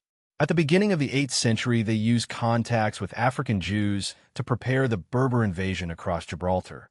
When the Mohammedans conquered Spain, the Jews flourished, excelling in medicine, helping bring Aristotle to Europe, growing rich on slaves and usury. When St. Fernando took Córdoba, he turned over 4 mosques to convert into synagogues on 2 conditions: refrain from reviling the Christian religion and from proselytizing. They made both promises and kept neither. Because they were not Christians, they could not be touched by canon law against blasphemy. Heretics like the Cathars of Leon circumcised themselves so that under the guise of Jews, they could propound what they dared not utter as heretics. Governors listened approvingly to heresy put forth by Jews who were their friends. If anyone angered these Jews, he was treated as if he had touched the apple of the eye of the ruler. The Oriental fondness for display was a grievous offense. The wealth of the kingdom was to a great extent in Jewish hands. Walsh. They were disliked not for practicing the things Moses taught, but for doing the things he had forbidden: slavery, usury, compulsory circumcision of servants, blasphemy of the prophet for whom Moses had warned them to prepare. Christians were forbidden to take interest, granting a monopoly that could concentrate a nation's capital in Jewish hands. In Aragon, they were allowed 20%. In Castile, 33 1/3, and Cuencas Aljama in 1326 refused to lend money or wheat until authorized to charge 40. As later in Poland, they were also hated as tax farmers. The Church reminded rulers that canon law forbade Jews in public office. Rulers were too intent on short-term gain. In 1366, Henry marched in with French mercenaries. Thousands of Jews were slaughtered. Many more took refuge in Paris, and the same cycle started again. Ferrer, Martinez, and the streets. The more powerful the Jews grew, the more precarious their position became. Ferran Martinez, Archdeacon of Écija, judicial representative of the Archbishop of Seville, a man of indomitable firmness, unusual devoutness, and remorseless zeal, gave sermons in 1378 claiming the city's 23 synagogues should be razed. Henry ordered him to stop. Martinez ignored King, and, when the Aljama took the case to Rome, Pope Sicket specified synagogues were to be left intact, but Martinez replied it was better to obey God than man. The archbishop suspended him in August 1389 for heresy. Within a year, Archbishop Barroso and King One Eye were dead, and the chapter made Martinez provisor seat vacant. On December 8th, he ordered the clergy, under pain of excommunication, to tear down the synagogues within 3 hours. The successor was an 11-year-old invalid. On January 15th, the chapter deprived him again and ordered the synagogues rebuilt. He remained defiant. When authorities scourged 2 mob leaders, the mob took its anger out on the Jews. On June 9th, 1391, the uprising in Seville sacked the Juderia. 4,000 were killed. The rest saved their lives by baptism. 2 synagogues became churches. The rioting spread to Córdoba, Toledo, Burgos. Castile was in interregnum. Some 50,000 died. In Valencia, a group of boys cried that the archdeacon was coming and the Jews must choose baptism or death. The mob entered over the roofs, sacked, then broke into the jail and destroyed the royal registers as a way of evading taxes. In Palma, 300 were slain. Forced conversion was more often an instrument of the state than the church. Gregory the Great. The unwilling are not to be compelled. Popes walked a fine line between Poland, which erred by allowing Jews to usurp Christian privilege, and Spain, which erred by promoting forced conversion. Many accepted baptism to retain goods and lives.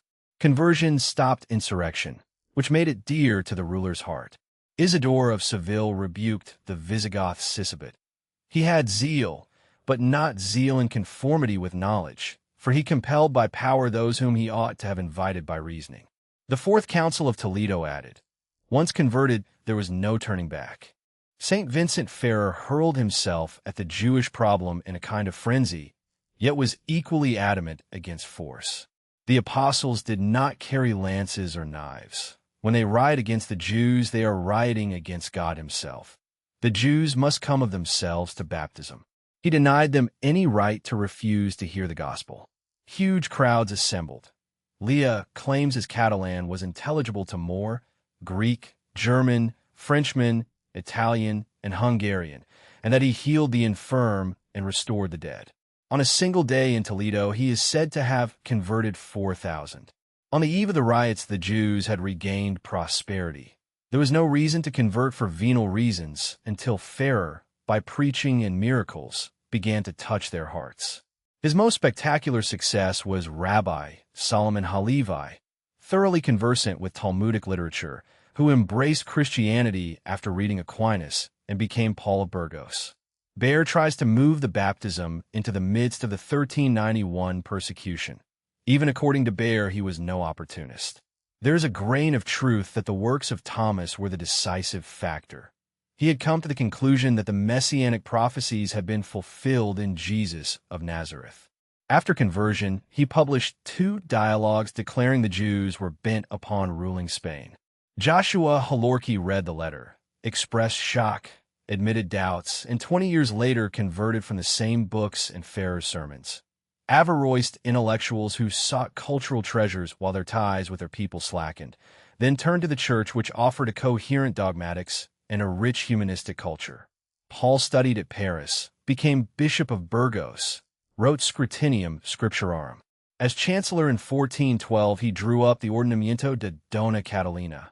Badges, coarse cloth, no shaving to appear Christian, no change of residence, enslavement for trying to leave, barred from higher professions and a list of trades, no arms, no Christian servants, No eating or bathing with Christians, strict segregation as powerful incentive to convert. Rabbi Hasdai Kreska's In or Adonai named the cause, the Greek who has dimmed the eyes of Israel. Averroes opened the Jews to a Christianity that could accommodate Greek philosophers and Jewish prophets, as Aquinas had done. Tortosa and the Inquisition. At Tortosa in 1413-14, the Jews lost the battle of reason for the second time in as many centuries. They had written the Talmud to support their religion, then claimed it more binding than the Torah itself. The most learned could not defend it. Baer blames Averroism. The Torah was not at issue because the Christians accepted it. The Talmud was inconsistent with reason and with the Torah. In March 1413, Jews appeared in Tortosa, singly, then in groups, declaring that after listening to the feeble arguments of their rabbis, they had decided to become Christians. On February 2, 1414, members of the de la Cavalleria family were baptized and within weeks held important posts. Solomon de Pira joined Don Vidal, the rabbi's chief disputant. To the remnant, it seemed as if the sun had set. Rabbis compared those who did not convert to grain forgotten in the fields.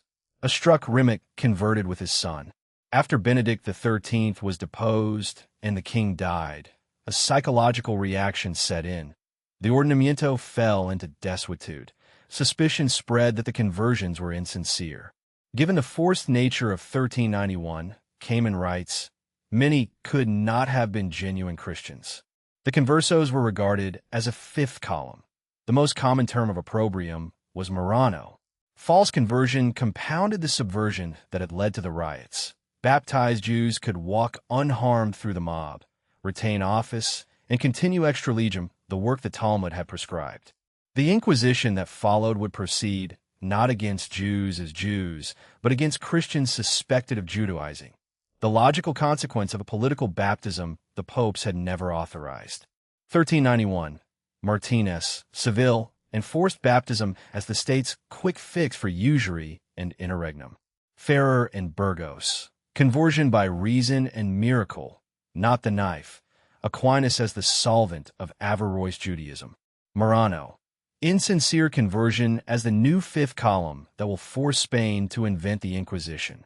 Quote, the apostles did not carry lances or knives. It is not with knives that Christians must destroy Jews, that is, the errors that poison their souls and their lives, but by words.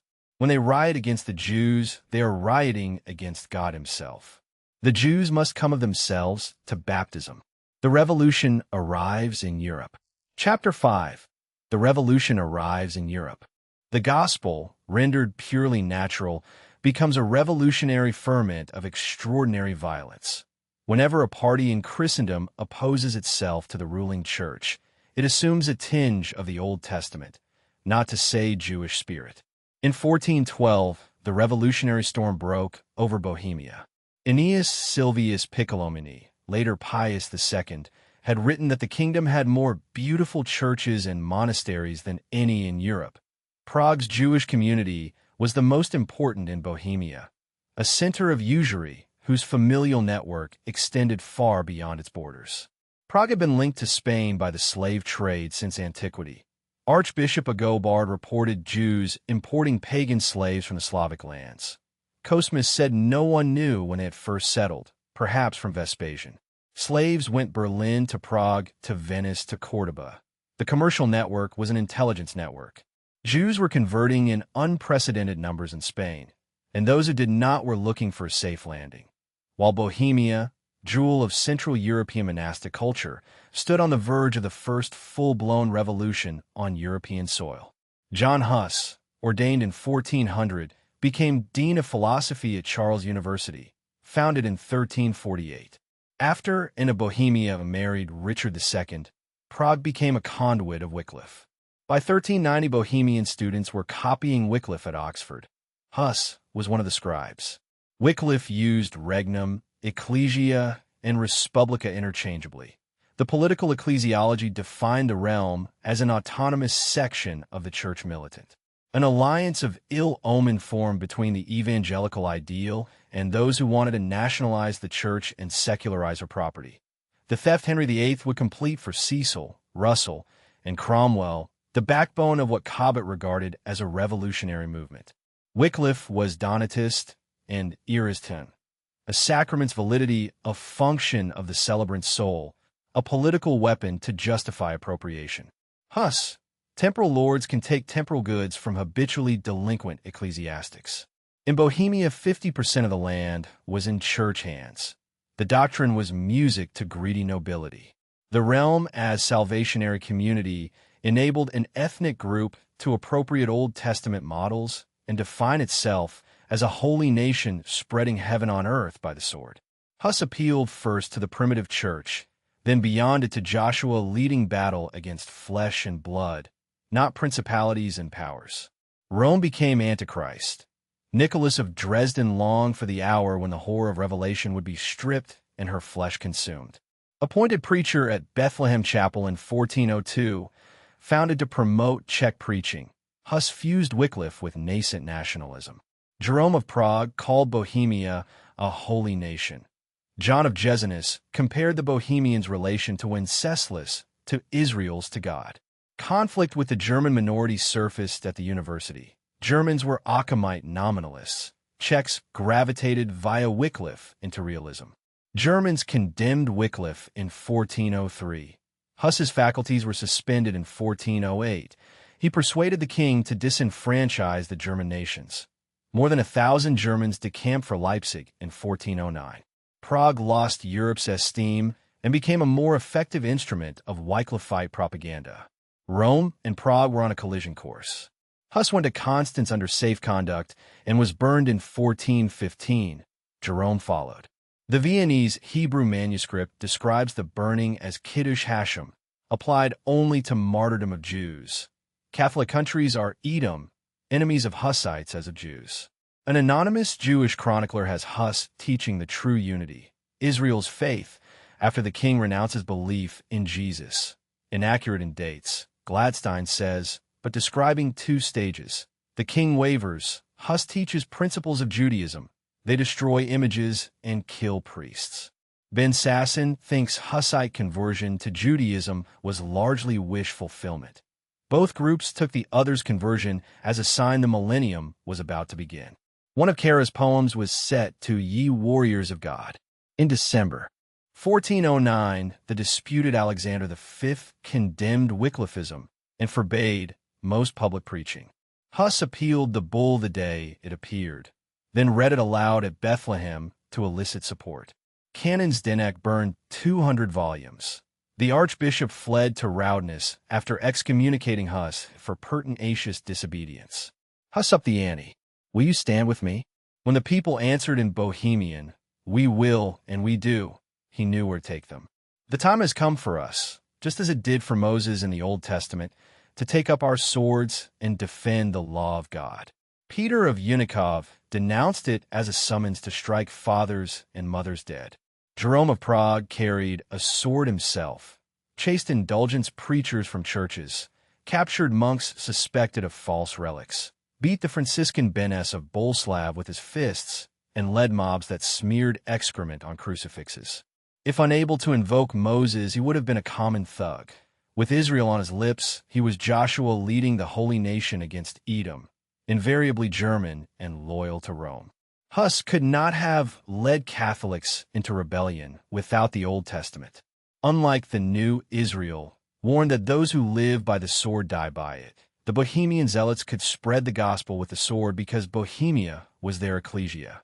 The popes would term heaven on earth by a holy nation's sort of return to the vomit of Judaism, the essence of revolution from Bar Kokhba to Trotsky. Greets, calling Huss a Czech priest who had loosened the bonds in which the church had ensnared the minds of men, notes that the flames fired a multitude who entered a life and death struggle with Catholicism. The Hussites regarded Catholicism as heathenism and themselves as Israelites waging holy war against Philistines, Moabites, and Ammonites.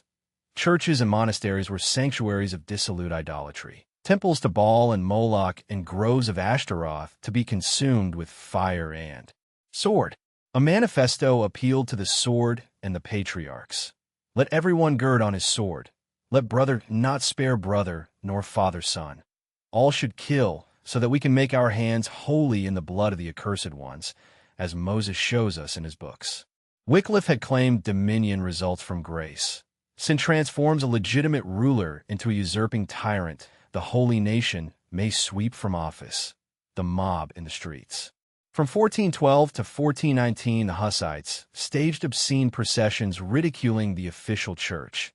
Jerome was involved in 3 attacks on monasteries in 1414. In October 1414, Jacobek and others began celebrating the Eucharist sub utraque specie. What seemed a minor liturgical issue had deep political consequences.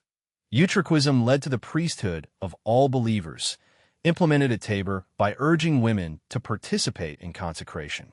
Constance immediately condemned the lay chalice. The council invited Huss to explain himself. He accepted after Sigismund's guarantee of safe conduct. Set out on October 11th, 1414, under Lords Wenceslas of Duba and Henry Lassenbach, John of Clum, and Master John Cardinal, but made out his last will before he left. 2 days after arriving, he received the safe conduct. On November 28th, he was summoned from his lodging and, despite John of Clum's protest, arrested. When Sigismund arrived Christmas Eve, he lodged a protest, then by New Year ratified whatever the council decided. Huss was spirited to Gottlieben, interrogated for months. Antipope John XCI was a fellow prisoner after fleeing in disguise when he realized the council would depose him to end the schism. In June 1415, Huss was found guilty of Wycliffe, including remnants, which he had never held. The council was reacting to the movement, which continued to metastasize. Jacobek was now claiming God had created the Bohemian people to lead the church out of bondage. The universal church had gotten the chalice wrong for 1400 years, and the holy nation would correct it. On June 15th, Constance condemned Utraquism. 3 weeks later, Huss was condemned for doctrines many of which, God knows, he said, were falsely ascribed. On July 6th, he was divested of spiritual authority, tonsure shaved, a paper dunce cap with 3 demons, and the words, "This is a heresiarch." "O cursed Judas," the bishop said, "who breaking away from the councils of peace has consulted with the Jews, we commit your soul to the devil." The faggots were lit. According to one account, he died singing. Rabbi Louis Israel Newman claims the Hussite Revolution was a conspiracy between Hussites, Waldensians, and Jews. Followers were stigmatized as Jews or worse than Jews. Newman, Jewish groups participated actively and publicly. Jewish support of heretical movements runs like dark threads through nearly every reform in European Christendom, united in a special combination in the Hussite Reformation. The second important challenge after Albigensian Waldensian had been crushed and the impulse transplanted. The pattern was predictable: return to Scripture and the early church, resurrection of Old Testament figures as models for the sword, vernacular Bibles often falsified and published by Jews, a chosen race. Huss compared Czechs who would have nothing to do with Germans to the Jews whom Nehemiah forbade to intermarry. Citizens whose speech was half Bohemian, half German deserved a whipping. When word of the death reached Prague, hundreds of lords affixed seals to a protest. Fierce indignation united the Bohemian people against Rome and the emperor. The revolution of 1419 was its fruit. Tabor, Ziska, and the fourth beast. Daniel's fourth beast and Revelation 20 had received their definitive interpretation in Augustine. The millennium began with the cross and continues until the second coming. To consider it otherwise was heresy at Ephesus in 431. Millennialism persisted in popular religion and came to the fore whenever a movement challenged the church's claim to be the new Israel. Each sect identified the fourth beast with Rome. There is another reading. Those who refused to succumb to the fourth beast reigned a literal 1,000 years between Alaric's sack in 410 and Huss's revolutionary sermon at Bethlehem in 1410. The institution of that reign was the monastery. Men living the counsels of perfection, the rich young man declined. Once the peasantry caught the millennial virus, no economic calculus applied. Destruction of the monasteries took on a numinous quality and united the movement more than communion under both species. The Hussite Revolution is inexplicable as a purely socio-economic development. They have introduced as necessary for the kingdom of God. One Hussite said, Greek rules, Aristotelic justice, Platonic sanctity.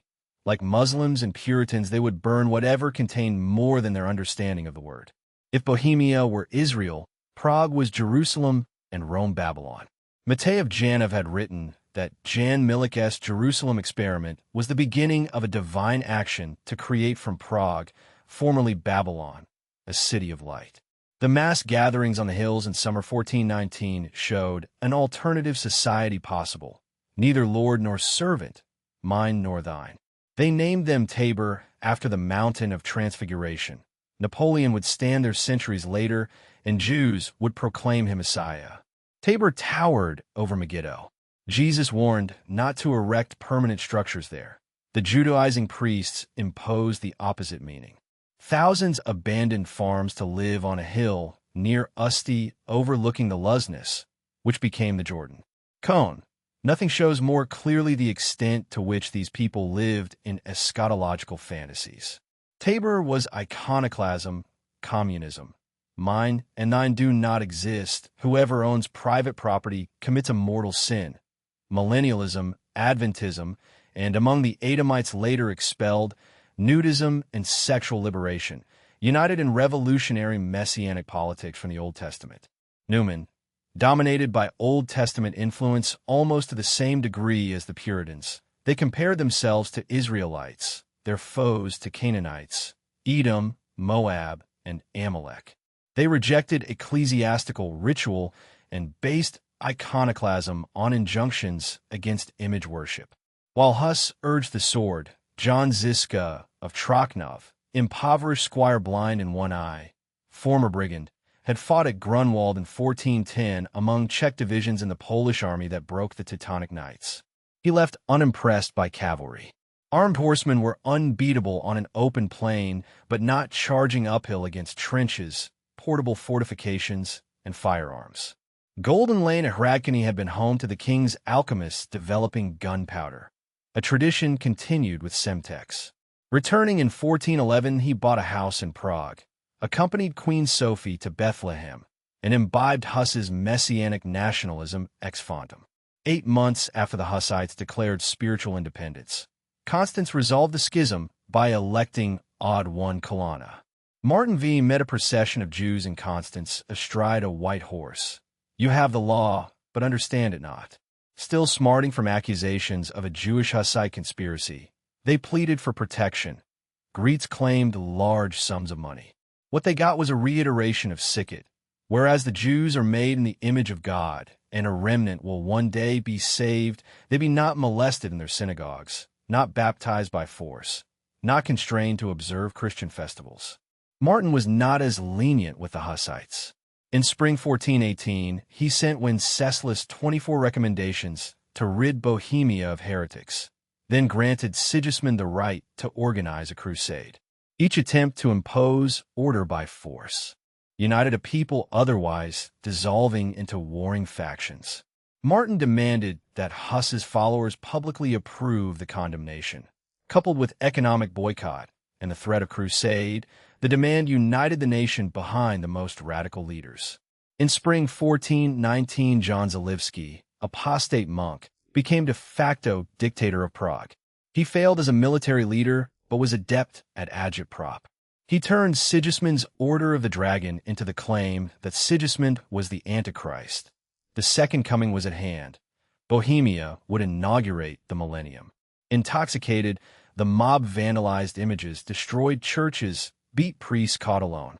Zalewski led processions with a monstrance, then stood back as the mob vandalized under this blasphemous sanction. Revolutionary priests staged processions featuring bare-breasted whores riding beasts as the Whore of Babylon, covered with scrolls representing papal bulls and tiny bells mocking the consecration. At Newtown Square, the bulls were burnt. The world was turned upside down. The lecherous whore played the virgin or pope. The fool became bishop. The ass brayed at the altar. Hussite songs played a more crucial role. Warriors could win battles just by singing, "Ye warriors of God," throwing opposing armies into panic. Joshua at Jericho. And arise, arise, great city of Prague. They call upon God against that king of Babylon who threatens Jerusalem, Prague. The defenestration touched off the revolution, the absolute point of no return. During the siege of Prague, the 4 articles were formulated. Communion under both species, free preaching, priests to give up pomp and avarice, cessation of all public mortal sins. The chalice sewn on sleeves was liturgical issue and eschatological symbol. To drink the blood of God signaled the present age passing into apocalyptic finale. The true warriors of God must drink the blood of God so they can engage Antichrist. After Witkov, renamed Zhivkov, 16 German prisoners were burned in view of the German troops. On August 10, 1420, a Taborite mob, led by Wenceslas Kharanda, sacked the Cistercian monastery at Zbraslav, found wine, got drunk, broke into the royal tomb, disinterred Wenceslas, put a crown of straw on his head, placed him on the altar, and poured wine over him. They lurched back to attack Visegrad and failed. Praguers now looked upon the Taborites as a band of irresponsible, unmanageable terrorists. On August 22nd, the Taborites abruptly left Prague. In March 1420, Ziska lifted the siege of Pilsen on condition of communion under both species and safe conduct for some 400 radicals to Tabor. On March 25th, at Sutomir, they met 2,000 royalist cavalry. He used a fish pond dam and 12-gun wagons to cover his flanks, concentrated on a small front, beat back the dismounted knights until dark. Royalists, my pike does not pierce, my sword does not cut. In 2 months, he took men with pitchforks and flails and made an army that for a decade defeated the most powerful forces Pope and Emperor could send. Piccolomini said God sent him to punish the church, and elsewhere that in Bohemia a blind people followed a blind leader. The man he most resembled was Cromwell. Even totally blind, his tactical judgment saved them repeatedly. Medieval battle was a melee. Reduce the front with hills, trenches, wagons, and numerical advantage evaporates. The war wagon was a mobile fortress as American pioneers and Boers later used, but Ziskas were armed with mortars. When the king's death was followed by the defenestration and the Taborite summer, Jacobek warned that perilous interpretations were leading people to take up carnal arms, abandon labor, live by plundering, kill, and shed blood. The Waldensians who prepared the way were pacifists. The revolution turned on them, rejecting pacifism for Israelite holy war. Kelsiki in on spiritual battle.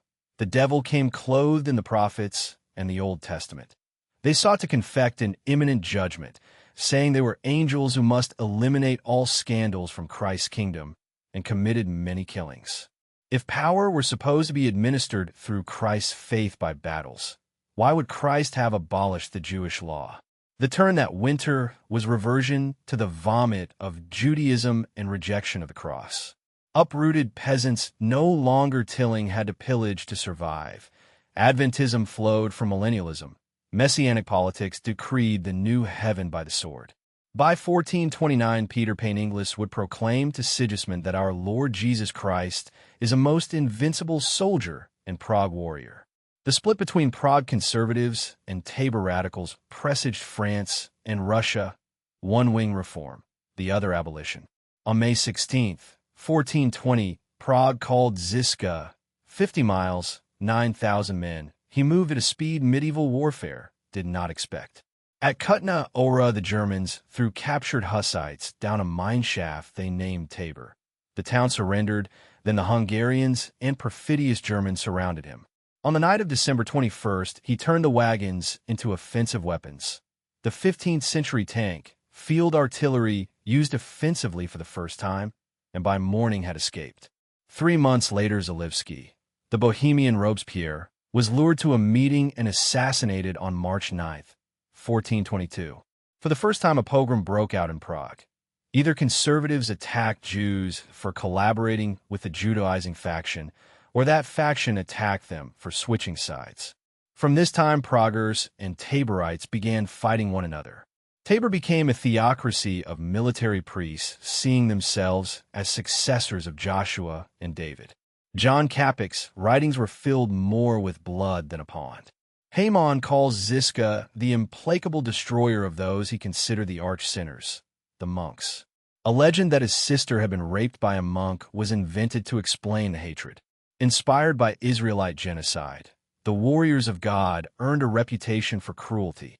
Haman claims he always insisted on sparing women and children, which did not prevent holy hatred of monks. At Sedlec, he told 6 prisoners that if one decapitated the others, his life would be spared, then invited the volunteer to join the army. Ziska used each campaign to promote the 4 articles.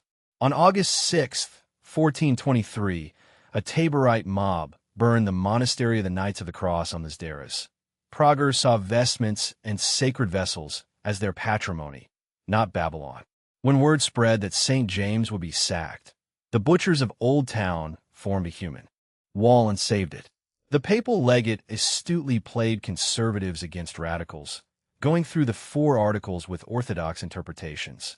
If freedom of preaching means any person can preach as he pleases against the doctrines of the Church, it is not in order. The complaint about riches seems a desire to acquire property rather than establish a pure life. Hussite unity weakened whenever outside pressure relented.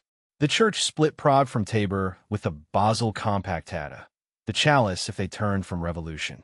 By August 1423, theological discussion ceased, and open warfare took its place. Ziska issued his military rule, moved his base from Tabor, and led his army against the Praguers at Strachov. Each army approached with a priest holding the monstrance, which the Judaizers called carrying the ark. It was the first time Ark fought Ark. Furious at having his psychological warfare used against him, full of flaming indignation, he let his battle club fall on the priest's skull. Once the opposing Ark appeared, there was little to distinguish his activities from revolutionary banditry. When he died of plague in October 1424, Aeneas Sylvius said only death defeated the undefeated. In 5 years, he never lost a battle, blind in one eye at 60 when he began and in both when he ended. He put an end to medieval warfare.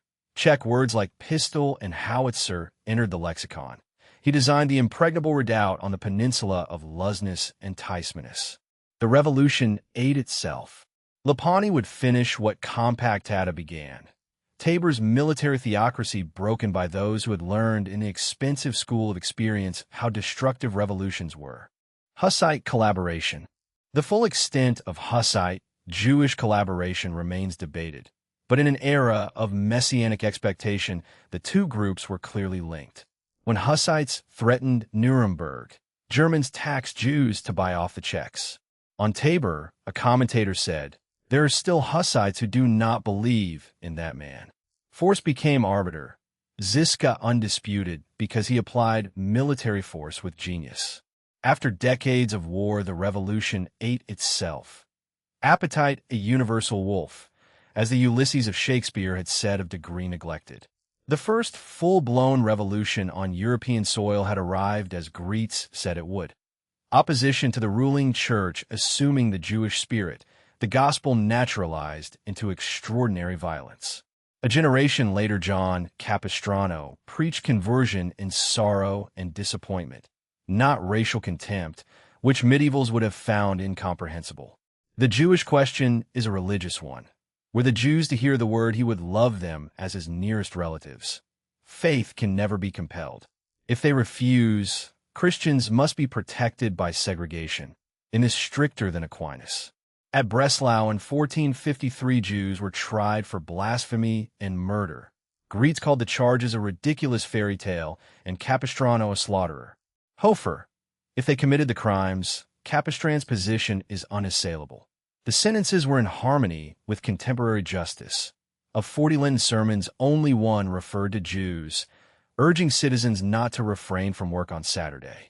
The popular conception of Capistran thundering 40 days against the Jews is the purest fiction. Even those who condemned expulsion as unchristian did not doubt the accusations. He left Breslau for Poland, whose Jewish population was growing on privileges of usury and tax farming that would cause serious problems in coming centuries. Meeting Casimir in Krakow, Capistrano and Bishop Zbigniew urged him to deal with Hussites and Jews. Gretz has him threatening hell and prophesying a bad outcome against the Prussian Knights if he did not revoke Jewish privileges. When the war went badly, Gretz claims he attributed defeat to those privileges.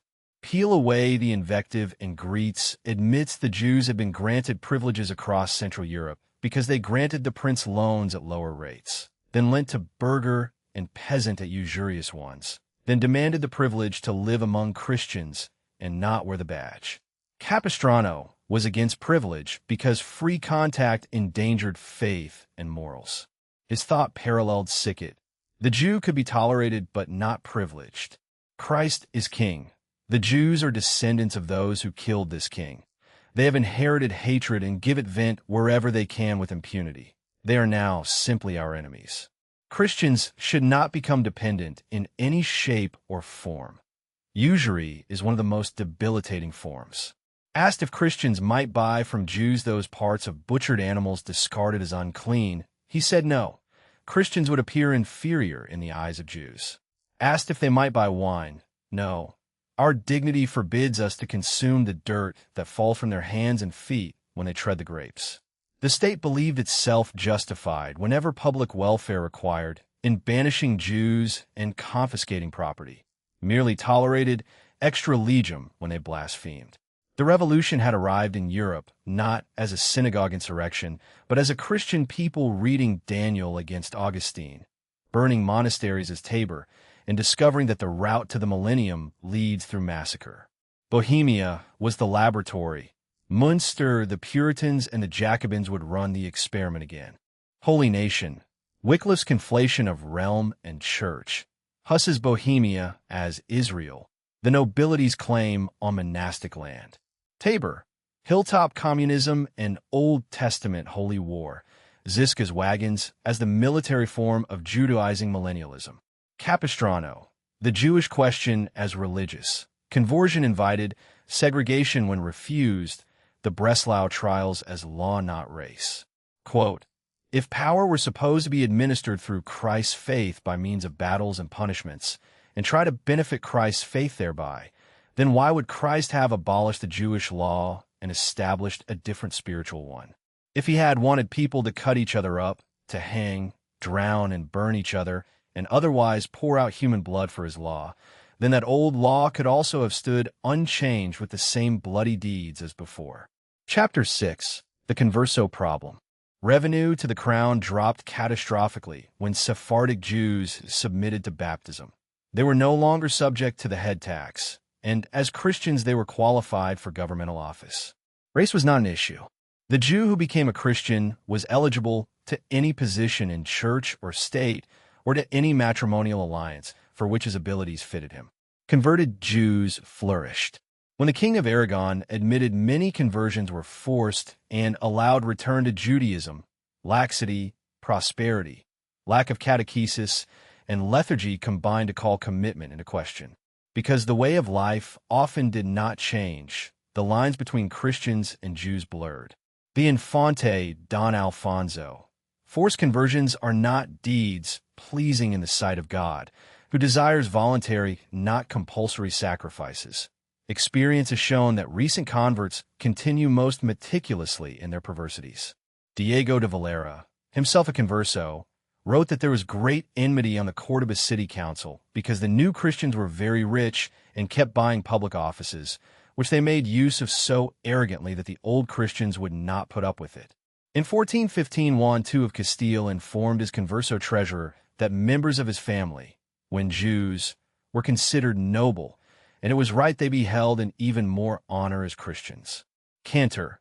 Not only were the great majority of Jewish converts sincere, but from learned new Christian families came one Luis Vives, Bartolomé de las Casas, Saint Teresa of Avila, teacher of John of the Cross, Hernando de Talavera. It is not an exaggeration to see signs of converted Jewish families as central to the Spanish Renaissance, as Jews were to the modernist cultural revolution of the early 20th century. Complete access induced an explosion of intellectual creativity. The problem was not the sincere. It was the forced and the Talmudic teaching that condoned false conversion. The Jew, from Moses to the Maccabees, had a duty to resist idolatry to the point of death. Insincere conversion broke from Moses and made subversion and deceit a way of life. Netanyahu was caught in a contradiction required by the tenet that anti-Semitism is never a function of Jewish behavior. If conversions were sincere, they were not brought about by force, but by Pharaoh's preaching and Tortosa. If insincere, the Inquisition's documents are worth examining. Conspicuous by its absence is rabbinic theology on conversion under duress. North African rabbis distinguished anusim, unwilling converts, from meshamadim, those who converted voluntarily. The only Jew ostracized was the sincere convert. The liar was tolerated, in violation of Moses and Maccabees. Roth's Christians in nothing, Jews in everything but name, ignore sincere conversions and condone subversion as a Jewish characteristic.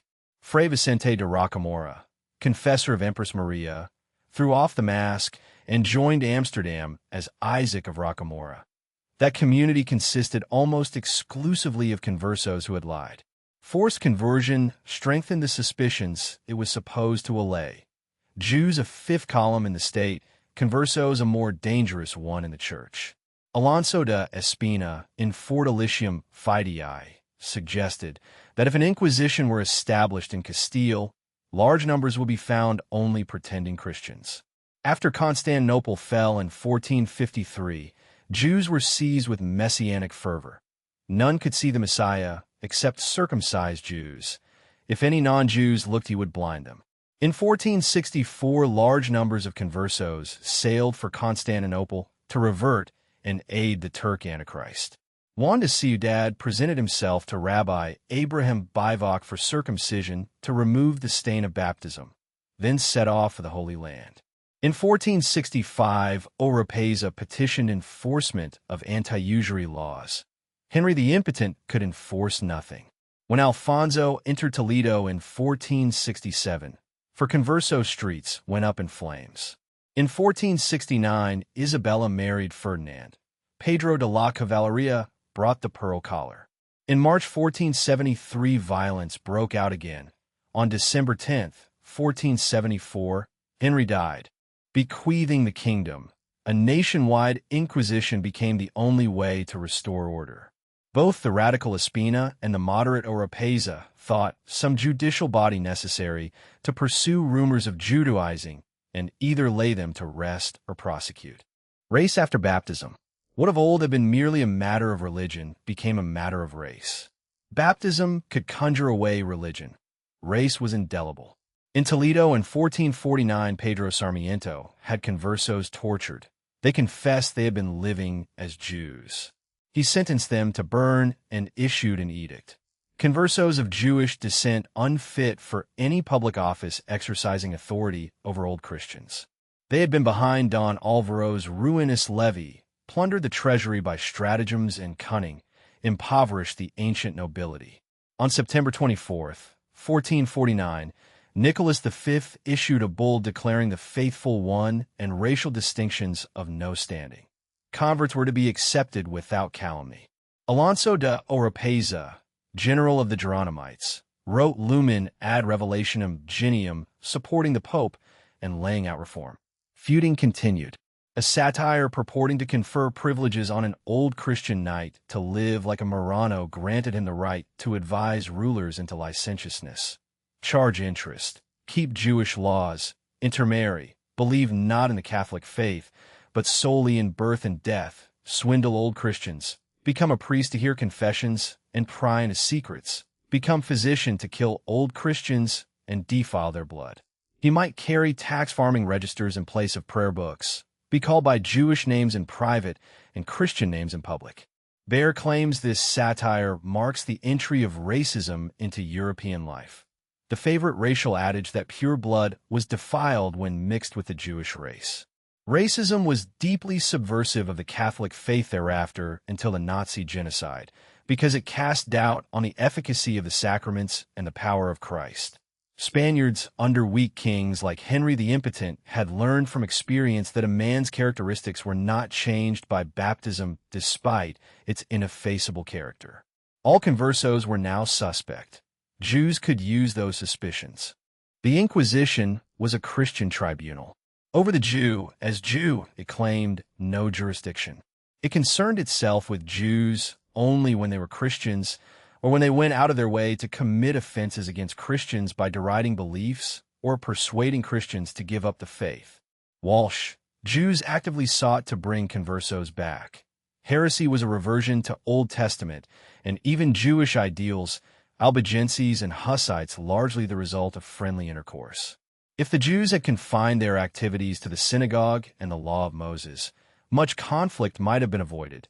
They supplemented the Torah with teachings that, judging by fruits, had a source other than Sinai.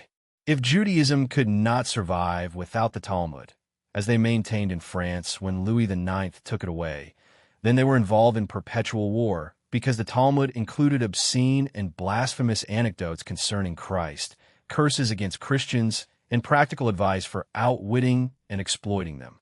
Once the true nature of Judaism became clear in the 13th century, church and state had a duty to make war on it. The only question was what kind. Farrer answered, destroy an enemy by making him a friend. Once the Jewish penchant for subversion became bound up with Spain's struggle with the Moors and its existence as a nation, the spiritual program was politicized and physical force took the place of suasion. That paved the way for the opportunists compelled at the sword's point to accept baptism, who would wreak havoc for centuries. Wicked Christians wrongly forced Jews to the font. It was also wrong of the Jews to convert under duress to a religion they believed false. Unlike the rabbis, the church told the faithful to die as martyrs rather than accept a false religion. When a Jew accepted Catholic faith, he was presumed to have done so freely, and backsliding was heresy. Worse was promoting backsliding in others.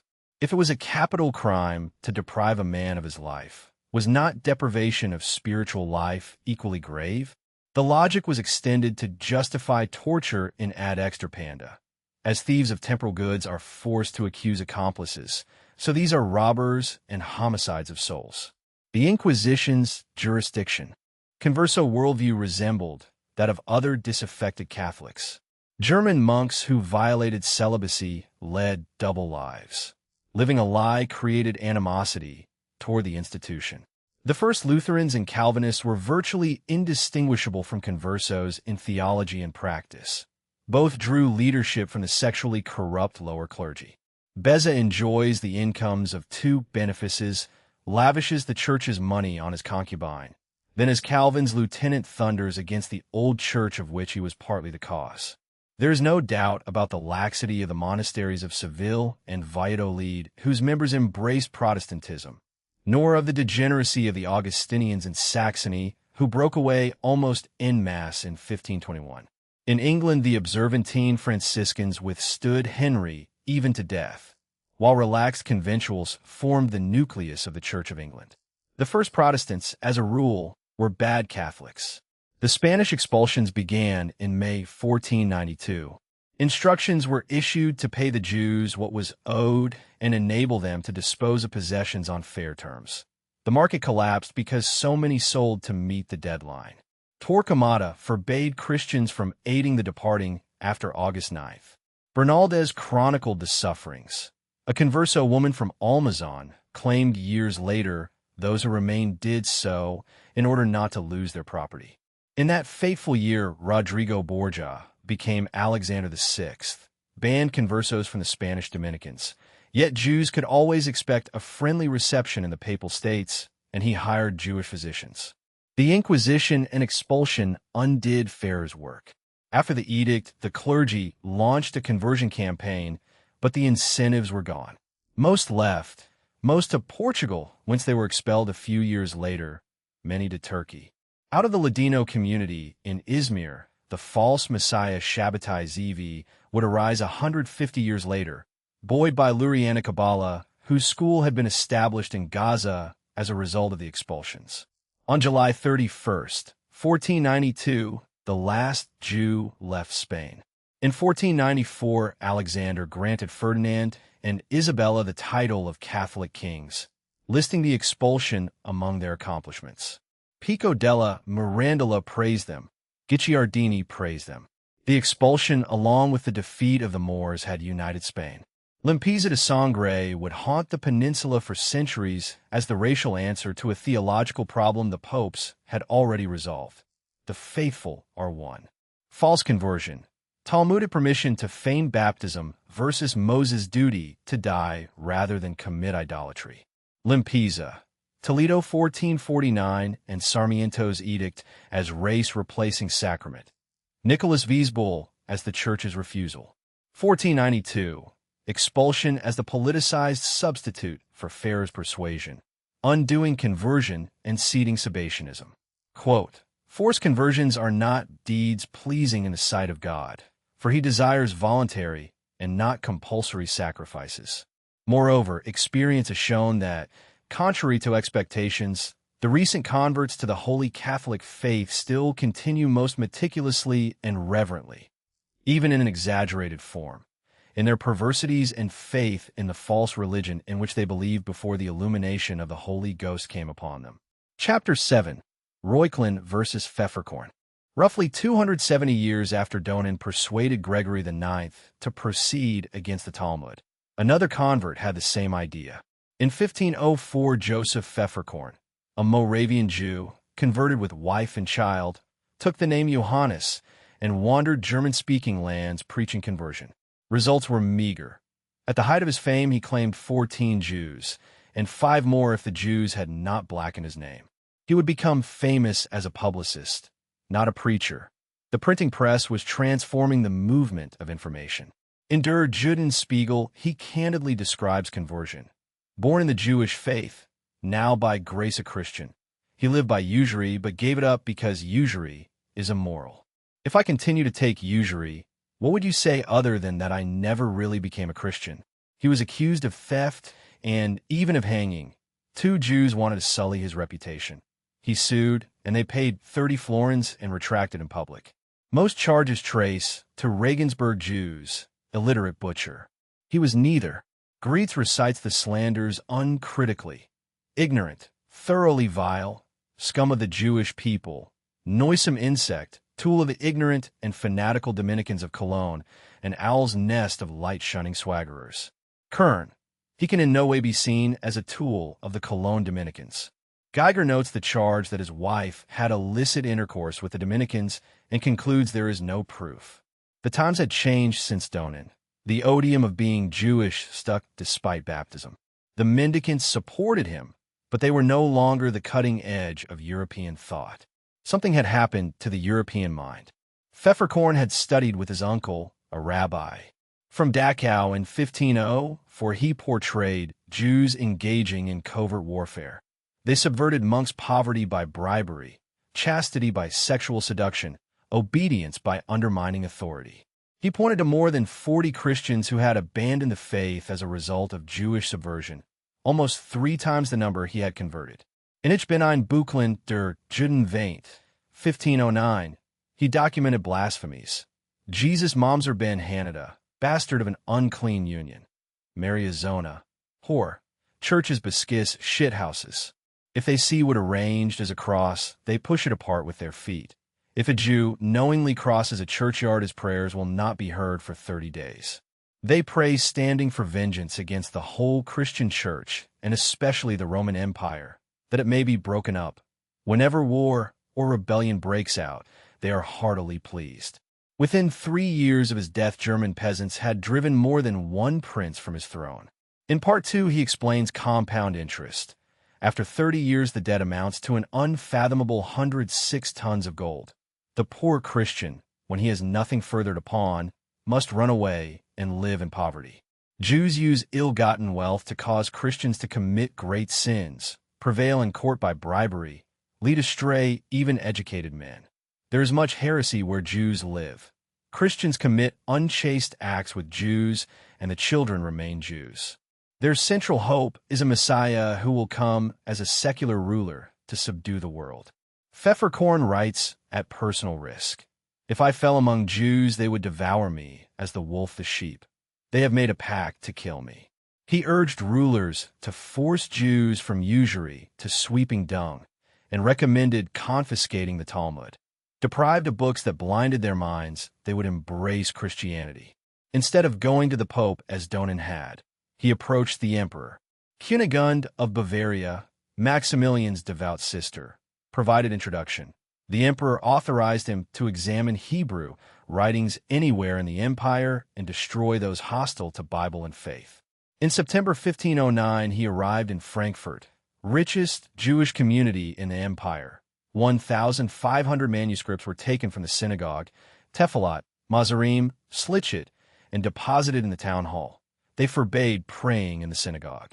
Rabbi Gumprecht Weissenen persuaded the Archbishop of Mainz. The mandate infringed episcopal jurisdiction, warning that communities refusing to send money would no longer be regarded as members of the Association of the Remainder of Israel. They sent Jonathan Levi Zion to court. "I shall not be able to achieve anything until you send a man prepared for three things." Rashi on Genesis 32. Prayer, combat, bribery. They settled on the last. Levi Zion bribed the Margrave of Baden. "I gave him something, and should we obtain what we ask, I shall give an additional 100 gulden." Pico, Kabbalah, and the Augenspiegel. Johannes Reuchlin wanted those books for another reason. Pico della Mirandola, with Alexander VI's approval, had connected Kabbalah with natural magic. Reuchlin's De Verbo Mirifico expands praise of Hebrew into an attack on Greek. No words come down from heaven in Greek. Divine names come from the Jews. Hebrew is more ancient and holier. Kabbalah seemed a middle ground between prayer, asking, and black magic, forcing demons the magical effects of angelic names in Hebrew. The true philosopher should not invoke demons, but if he cannot perform wonders, he is no better than the garrulous schoolmen who spin words like spiders. Wonder-working philosophy had much in common with Thomas Muntser's view of Scripture. The Word had to create signs. Reuchlin's fatal attraction took root in Italy with Obadiah Sforno, collector of rare Hebrew manuscripts, then with Jacob ben Jehiel Lones, the emperor's physician. Pfefferkorn later. "If I had said these things, I would have been burned." Kabbalah was taught hermetically, reserved for the elect, a connection Maimonides deplored. The masters who taught Reuchlin must have seen a potential adept. He hoped Hebrew would save him from black magic practiced under the names of Solomon, Adam, or Enoch. In 1509, Pfefferkorn obtained Maximilian's mandate to seize Jewish books. Reuchlin was appointed to the commission. In November 1510, Cologne's theology faculty reminded him that Gregory and Innocent had ordered the Talmud burned. It contained not only errors but blasphemies against their own law. It would be impious to allow mockers of Christ to teach their children from such books. Proceeding was in the interest of the Christian faith and of the Jews' salvation, an idea Reuchlin subverted when he said what Jews believed was none of their business. The faculty reiterated Lateran 4, prevent usury, honest work, badge, instruction by converts. The emperor refused to reconfiscate. The Jews were overjoyed. They made two images, Reuchlin in angelic form, Pfefferkorn as a devil, danced, genuflected, stuck knives. Hoogstraten. If the books are restored, they will insult Christians that the books would not have been restored if they were not true and holy. Gregor Reich claimed bribery. Jonathan Levi Zion was willing to spend 100 gulden plus down payment to bribe the Margrave of Baden. Even if Reuchlin took money, the real reason was gnosis. He wanted to become a magus, and the only way was through Kabbalah. After Pfefferkorn published Hans Spiegel, Reuchlin issued Augenspiegel in 1511, spectacles on the title page, defending Jewish books and his integrity. Greets. Reuchlin was an avowed enemy of the circumcised, referring to Pfefferkorn as a Getauf Jud, what Spaniards term Marrano. Their dislike did not stop after baptism. They were less like crusaders and more like descendants of the Third Reich, as Edith Stein would learn. Pfefferkorn complained. To trust a Jew is like putting a snake to your bosom. Geiger says by 1511 the business of the books was over, and the battle became humanist versus scholastic, the right to express opinion freely. The focus also shifted because Reuchlin, with the Spanish Inquisition fresh in mind, felt charges of Judaizing were life-threatening and wanted safer channels. In September 1513, Hoogstraten summoned him to Mainz. You appeared as champion of the perfidious Jews. They read your tract in the vernacular and deride us more than ever. The Dominicans got an order to burn copies of Eulenspiegel. Students protested. An order halted the burning on October 12th. Pfefferkorn's Brandspiegel demanded expulsion from Worms, Frankfurt, and Regensburg forever. Reuchlin called them theologists, not theologians, and repeated the scurrilous stories about Mrs. Pfefferkorn.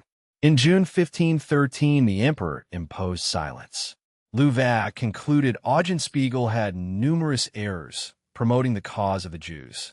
Virtually the entire humanist community united behind Reuchlin. From that group would come reformers, including Luther and Ulrich von Hutten. After Hoogstraten demanded Mainz, Reuchlin panicked and wrote in Hebrew to Bonnet de Laetz, the Pope's Jewish physician who moves daily in the private chambers, asking to remove the case from the Dominicans. Geiger. No German Christian had ever written to a Jew in terms like this, more fawning than even Hebrew epistolary style demanded. Greets, secret intercourse with the rabbis, he told Laetz in damning detail how only his extraordinary efforts had saved the Talmud, writing much he had publicly denied. Natural that Laetz brought all his influence to bear. The case transferred to Speyer. In April, Hoogstraten lost, charges dismissed, the Dominican found guilty of slander. When a verdict was posted in Cologne, Pfefferkorn ripped it from the wall. In Sturm Glock he left no doubt. Reuchlin was a new Huss, encouraged and paid for by the Jews, whose followers could do more harm than any external enemy. From his movement would spill disorders that would make the Hussite wars look like a picnic. Reuchlin answered with Chlororum Virorum Epistolae, letters of famous men, predicting the scholastics would gag all poets. Crotus and Hutten answered with the Epistolae Obscurum Virorum, turning Cologne into laughingstocks. The irony that Dominicans supported an ethnic Jew while fearing all things Jewish is illusory. They believed the conversion.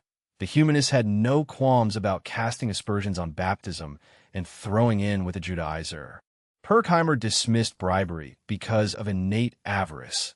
Then one learns Levi Zion was willing to spend 100 gulden. Reuchlin was both Judaizer and anti-Semite. Greets, he looked on the Jewish people as utterly barbarous, testified to thoroughgoing hatred like Jerome, charged blasphemy no less than Pfefferkorn, but his heart did not share the prejudices of his head. The source of ambivalence was infatuation with Kabbalah. He respected Jews because they had preserved the Bible. His opponent's baptism only confirmed racial animus. Geiger refused to look at Reuchlin's rehabilitation of magic, wanting a forerunner of enlightenment rather than an enthusiastic supporter of Jewish magic. Zika, his ideas can only be understood as part of the occult tradition of the Renaissance, promising knowledge and power not through reason but magic, astrology, Hermetic and Gnostic thought, Kabbalah, and alchemy. Pico's teachers were Elia del Medigo, Judah Abravanel, Jacqueline Alemano. Pico claimed no science gives more certainty about the divinity of Christ than Kabbalah and magic, most likely to placate the Inquisition. Reuchlin assured critics that by magic he meant knowledge of heavenly bodies, a weapon of choice against the Jews who honor Kabbalah without insight. Pico convinced him of congruence between Pythagoras and Kabbalah, raising the human spirit to the level of God, complete happiness in this life. Unlike Zalivsky, who sought heaven on earth with the sword, Reuchlin sought it through esoteric knowledge. Whatever the means, the end was the same. At the height of the controversy, he published a Arte Kabbalistica, 1517, dedicated to Leo X, associating studies with Lorenzo de' Medici, Ficino, and Pico, a reborn Pythagoras for the Germans, Pythagorean philosophy originating in Kabbalah. He makes no assertions, merely recounts a Jew Simon, a Pythagorean Philolaus, and a Muslim Marinus meeting in Nin. His rudiments of Hebrew, 1506, declared the Vulgate inferior, the translator dreaming or blathering, dangerous territory. He reshaped the conflict into humanist versus scholastic as plea bargaining with the inquisitor at his heels. De Arte Cabalistica and the Papal Reversal. De Arte Cabalistica confirmed everything the Viri Obscuri had been saying. In 1519, Hoogstraten published Destructio Cabali, aspects of the faith not explicit in scripture or apostolic tradition depend on scholastic deduction, not Hebrew mysteries. In De Verbo Mirifico, Reuchlin had spoken as Capnian. In De Arte Cabalistica, he speaks as Marinus, a man who on the surface proclaims one allegiance and inwardly practices another. By making Marinus his mouthpiece, he was admitting cryptically his role as Judaizing subversive. By describing Kabbalah as the first revelation Adam received after the fall, he undermined authentic scripture. He promoted a talisman, Tetragrammaton Isu with 7 astrological signs on one side, Star of David and Hebrew signs on the other, a standard instrument of Jewish magic. Martin del Rio and Pedro Ciruelo leveled the same charges. Thomas Erastus condemned repugnant magic. Luther was outspoken in denunciation of Kabbalistic foolishness. Erasmus, though a friend and correspondent of Reuchlin, was of the same opinion. Pfefferkorn thwarted the plan to spread Kabbalah, even as Reuchlin thwarted the burning of the Talmud. In May 1520, the papal court overturned Reuchlin's acquittal and obliged him to pay costs. In June, Leo X signed Exsurge Domini against Luther. Reuchlin taught Greek and Hebrew at Tübingen until 1522. Maximilian had died in 1519. Under Charles V, the flame Reuchlin kindled and Luther fan grew into an inferno in which the Talmud and the Reformation were merged into each other. Pfefferkorn died in 1521. In Ein Mitleidlich Klag, he held Reuchlin responsible for revolutionary disorder. You have stolen God's honor to cover up what you were doing with the Jews and the devil. Drawn and quartered on 4 stakes would be your just deserts. The occult tradition continued. Agrippa published Occulta Philosophia in 1533, inspired by De Verbo Mirifico, abandoning Reuchlin's professions of orthodoxy. Erasmus pulled back from erstwhile allies against the Viri Obscuri, fearing magic threatened to Judaize Christianity. Ultimately, Reuchlin was no humanist. By the time Erasmus recognized it, it was too late. John Dee would spread Kabbalah to England. In the 17th century, it re-emerged as Freemasonry. Walsh links lodges to the Cecils and Elizabeth. Albert Pike. All truly dogmatic religions have issued from the Kabbalah and returned to it. Everything scientific and grand in Bohm, Swedenborg, St. Martin is borrowed from it. All Masonic associations owe to it their secrets and symbols. 10 ciphers and 22 letters, a triangle, a square, and a circle. These are all the elements of the Kabbalah. Pfefferkorn had warned that Jews pray standing for the empire's destruction. The humanists who saw him as a tool of darkness ignored the warning. Hutten wrote Erasmus, pleading not to attack Luther in public, jeopardizing anti-scholasticism. He wrote Reuchlin that even if disapproval of Luther could rescue him, he could not honestly oppose a party he must support unless he wanted to be the most ungrateful man of all. The books were not a scholarly quarrel. They were the next form of the extra-legion Ward Donen had named, now armed with the press and baptized as Studia Humanitatis. Pfefferkorn, convert publicist who named Talmudic blasphemy, usury, and a standing prayer against the empire. Reuchlin's Kabbalah, Hebrew as wonder-working middle between prayer and demonology. Pico's magic under humanist cover. Press and Reformation. Augenspiegel, obscure men, and Luther as the merger of Talmud and revolt. Quote, they pray for vengeance against the whole Christian church, and especially the Roman Empire, that it may be broken up and destroyed. The Jews are not allowed to say this prayer sitting down. Rather, they must stand. Whenever war or rebellion breaks out among us Christians, they are heartily pleased, hoping that the time is near when the empire will be destroyed. Chapter 8. Thomas Müntzer and the Peasant Revolt. On October 31st, 1517, Luther sent 95 objections on indulgences to Archbishop Albrecht of Mainz. Legend has him nailing them to the Schlosskirche door. Among Wittenberg students was Thomas Müntzer, whose name Latinized to Monetarius suggests a family of mint masters with means for education. Leipzig 1506, Frankfurt 1512, Wittenberg 1517 as the drama unfolded. Ordained a Halberstadt before 1514, he joined a reform party of disaffected clergy who would rip half of Germany from the church. Luther later claimed he had sat across a table in the Augustinian cloister and punched him in the nose. Müntzer denied it, but he certainly made contact in the tumultuous semesters of 1517 to 18.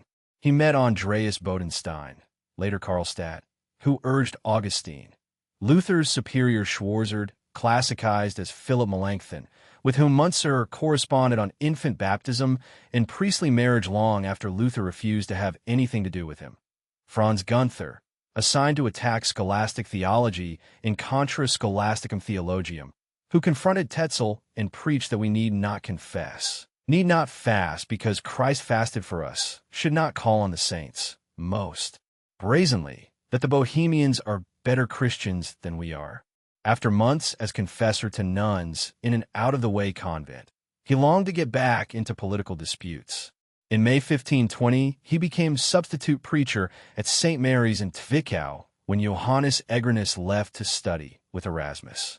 Astride the road connecting Leipzig with Augsburg, Twickau was famous for cloth and beer. The serious money came from Erzgebirge silver.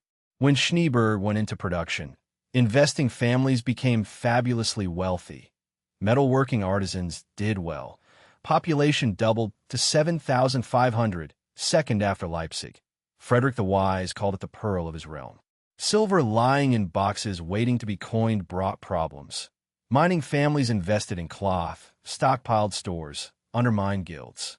Nikolaus Storch, unemployed weaver, studied the Reformed gospel and led disgruntled weavers. Miners were similarly unhappy, both falling under nearby Taborites, spouted communist theories and rioted.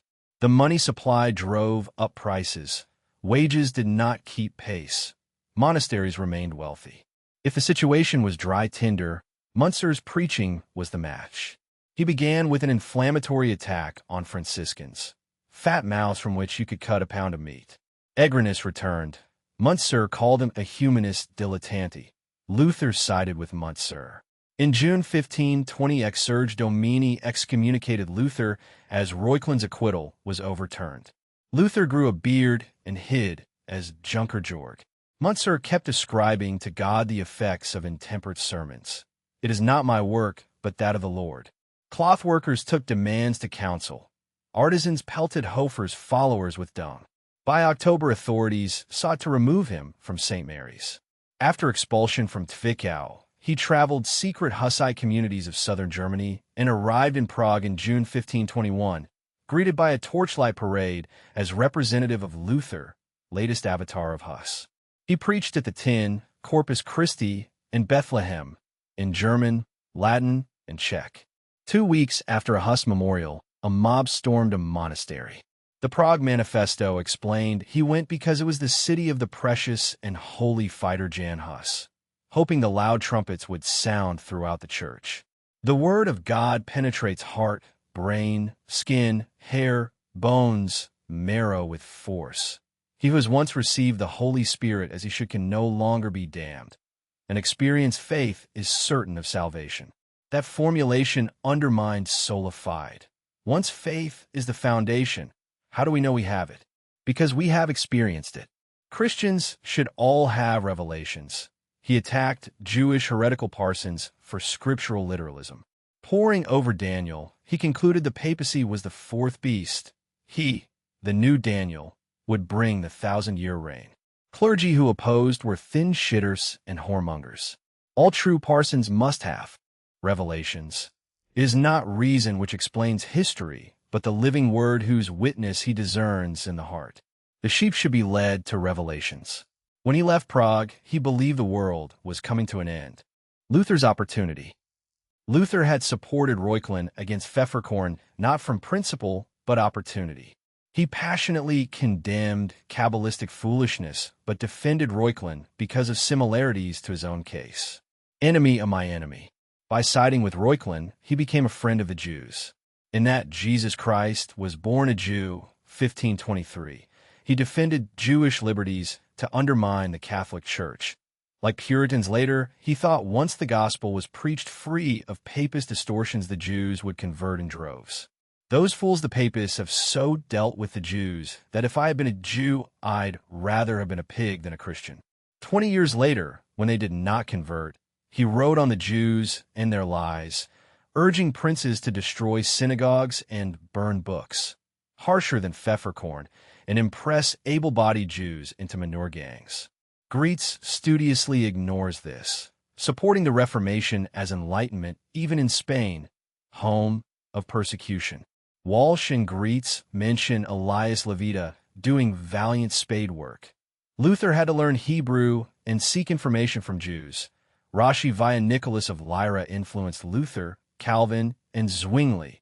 At Sforno on Reuchlin, and one Jewish writer would claim the Reformation drew its lifeblood from rational Hebraism. Sola Scriptura continued what Reuchlin began, demoting scholasticism, promoting Hebrew. Jews printed Protestant Bibles from unapproved translations, concealed in double-bottomed wine casks to Spain. In Ferrara, they printed heretical Bibles. Carranza said this was why the Church discouraged vernacular reading save in approved versions. Cardinal Alexander reported Jews printing Luther's books in Flanders 4 years after the first outburst. Physicians and men of business were spies. Gunther's claim that Bohemians were better Christians named the trajectory. Tabor's Old Testament holy war reincarnated in Saxon pulpits. Luther, abandoning the philo-Semitism of the Reuchlin controversy, denounced Muntzer as a Judaizer. Those who strike with their fists are behaving like Jews. Preaching and suffering are our vocation, not striking with the fist. Neither Christ nor his apostles broke into churches and destroyed images. They won hearts by God's word, and then temples fell of their own accord. Although the Jews of Moses' time were commanded to destroy Canaanite altars, that does not mean the Reformed received the same command. If bound by Muntzer's interpretation, we would all have to be circumcised and do the works of the Jews. If it is right to break into churches, then we should also murder anyone who isn't a Christian, as the Jews were ordered to exterminate Canaanites and Amorites. The spirit of Allstedt will bring nothing but bloodshed. Muntzer responded in his highly provoked defense, calling Luther Dr. Lugner, like Jews who wanted to slander Christ. He conceded, I proclaimed before the princes that the entire community had the power of the sword, just as it had the keys of remitting sin. The lords themselves are responsible for making the poor people their enemy. He brought up Luther's reputation as drunk, glutton, and whoremonger, the allegations that led him to marry Katharina von Bora. This shameless monk claims persecution with his good Malvasian wine and whores' banquets. Faith alone, deceptively called the Word of God, distracts from loose living. Luther wants to make God responsible that you are a poor sinner with your shitty humility, concocted out of Augustine. He flatters princes with bohemian gifts of cloisters. If you had wavered at Worms, you would have been stabbed by the nobility. The sole outcome of their teachings is the freedom of the flesh. Luther wants to be a new Christ so that priests might take wives. In the Sermon to the Princes, Muntzer refused hackneyed posturings about the power of God achieving everything without the sword. If princes fail, the sword may rust in its scabbard. God fought for Israelites, but the sword was the means, as eating and drinking is a means to stay alive. Hence the sword is necessary to eliminate the godless. Deuteronomy 13 and Exodus 22. You shall not permit the evildoer to live. Deuteronomy 7. Smash their images and burn them. Christ has not abrogated these words. Joshua did not spare the Canaanites. If princes will not wield the sword, then the sword will be taken away. Daniel 7 verse 27. May they be strangled without mercy as Hezekiah, Josiah, Cyrus, Daniel, and Elijah destroyed the priests of Baal. The tares must be pulled from God's vineyard. All godless rulers, especially priests and monks, should be killed. Karlstadt and Orlemund told him they had not been commanded to act thus. Christ told Peter to put down his sword. The princes left in silence, thinking him a Schwärmer. Cone, the elect must prepare the way for the millennium by force of arms. Neither inner word nor carnal reading of the Old Testament could exist without the other. Both were a function of the rejection of the cross among 16th century clergy. In Twickau, the Storch Circle claimed direct revelation. Muntzer absorbed the Twickau prophet's inner word against the dead letter. He went to Prague, issuing a manifesto in the city where Huss had preached Joshua. Then Allstedt. He formed the League of the Elect, who swore omnia sunt communia and warned that any princes who objected they would cut off the heads or hang. By midsummer 1524, the League had grown to over 500, all sworn to a legal activity for the gospel. Resentment focused on Malerbach Chapel, a pilgrimage site with a miraculous image of the Virgin belonging to the nuns of Naundorf. Muntzer called it a spelunk, a standing provocation of the devil, citing pious Moses in Exodus 23, "You shall not defend the godless. If civil authorities do not follow, they lose legitimacy." On Holy Thursday, March 24th, 1524, the elect marched and burned the chapel. No spur-of-the-moment zealotry, but planned arson to inaugurate Reformation in Allstedt. The abbess complained. Mayor and council claimed the nuns had set the fire to incriminate citizens. Duke John demanded a united front. Muntzer wrote on June 7th that the League was without guilt. Poor people formerly prayed to the devil at Malerbach under the name of Mary. The Duke had no business punishing good-hearted, pious people. If he ignored Moses, he was no better than idolatrous monks. We no more want to permit the devil to be prayed to than to be subjects of the Turks. Princes who permitted idolatry deserve to be deposed. On June 11th, Ziliax Knott was arrested and placed in stocks. When the prince's men came for co-conspirators, Muntzer sounded the alarm. The League assembled under arms, and the administrator withdrew to Weimar. Luther wrote that Muntzer was totally rebellious, had written a ferocious letter to the Mansfeld miners, intending them to wash their hands in the blood of tyrants. The common people have been thoroughly poisoned. During the night of August 7th to 8th, Muntzer slipped over the town wall secretly, abandoning wife and child, justifying flight. "You would have abandoned me to the cross." Mulhausen and the peasants. A week later, he arrived in Mulhausen, meeting Heinrich Pfeiffer, runaway monks stirring the town since 1522, preaching without permission in homes and square.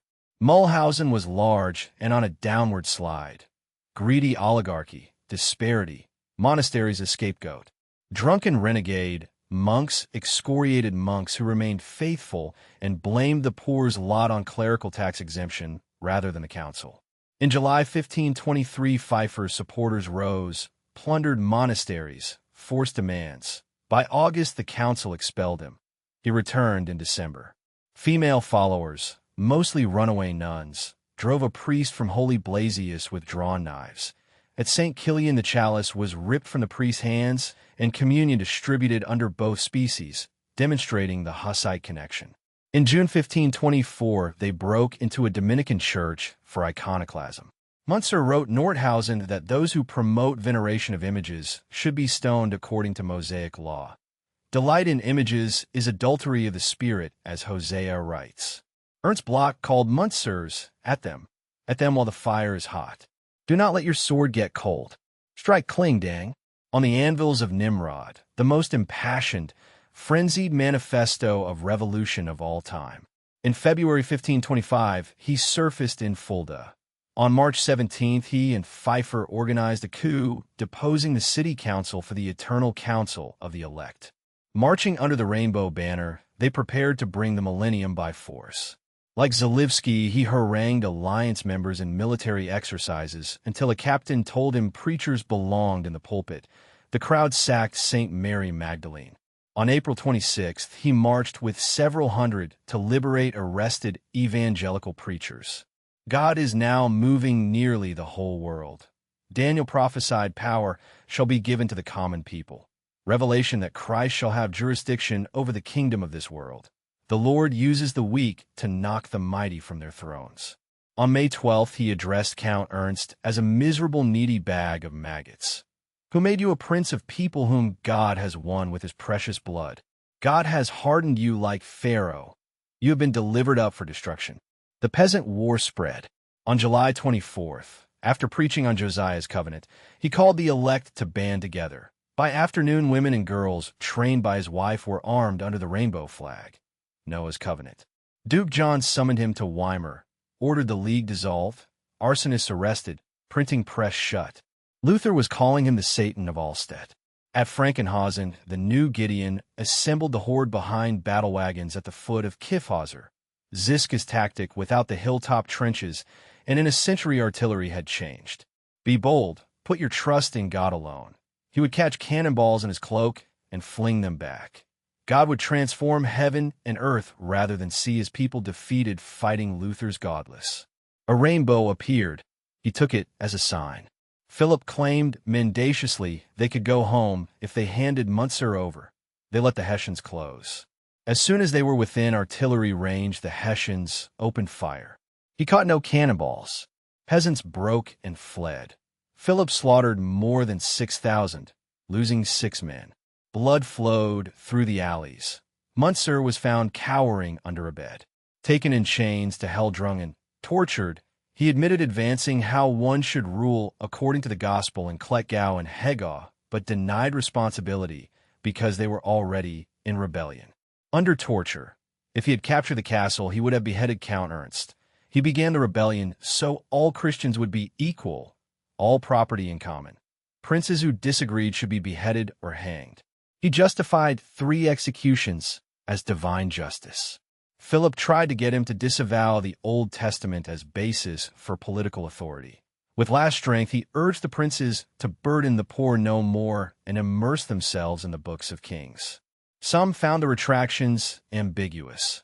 Last words, May 17th, 1525. I want to remove the burden from my soul, so that no further rebellion take place and no more innocent blood is shed. Pfeiffer was captured near Eisenach.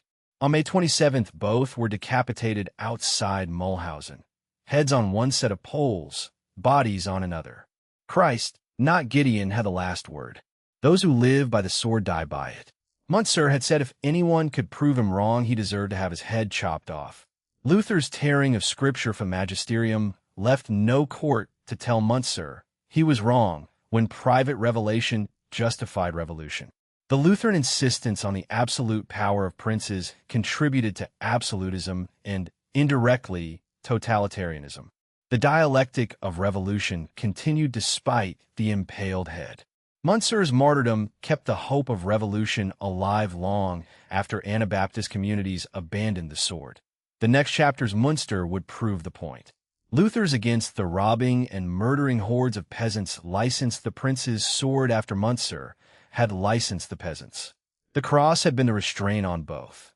Once scripture was torn from the church, each party found a verse for blood. The heads on poles outside Mulhausen were a warning and a relic. The revolutionary spirit had arrived in Germany in a priest who wanted to be Gideon. Engels would later claim him for the peasants. Bloch for the millenarian left. The record is simpler. He Judaized the Reformation by making Daniel a warrant for the sword, and Luther, who had Judaized it by making Hebrew and private interpretation the court of appeal, could only answer with Romans 13 and the executioner. Inner word. Zwickau prophets and Munster's spiritual Christianity against liturgical externals. The letter that kills. Omnia sunt communia.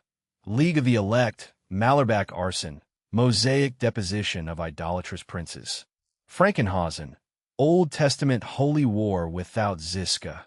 Luther's princes as the sword the reformer would not stay.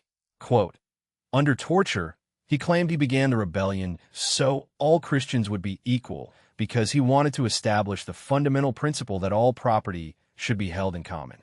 Princes who disagreed should be beheaded or hanged.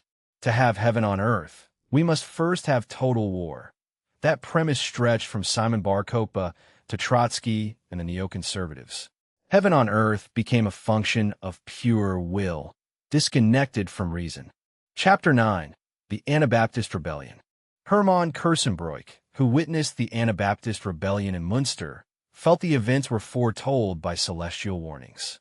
On October 11th, 1527, at 4 a.m., men across northern Europe saw a bent arm holding a two-edged sword, dark stars on either side, a brighter star at the point, in the clouds bloody swords mixed with decapitated heads. Many who saw it went mad.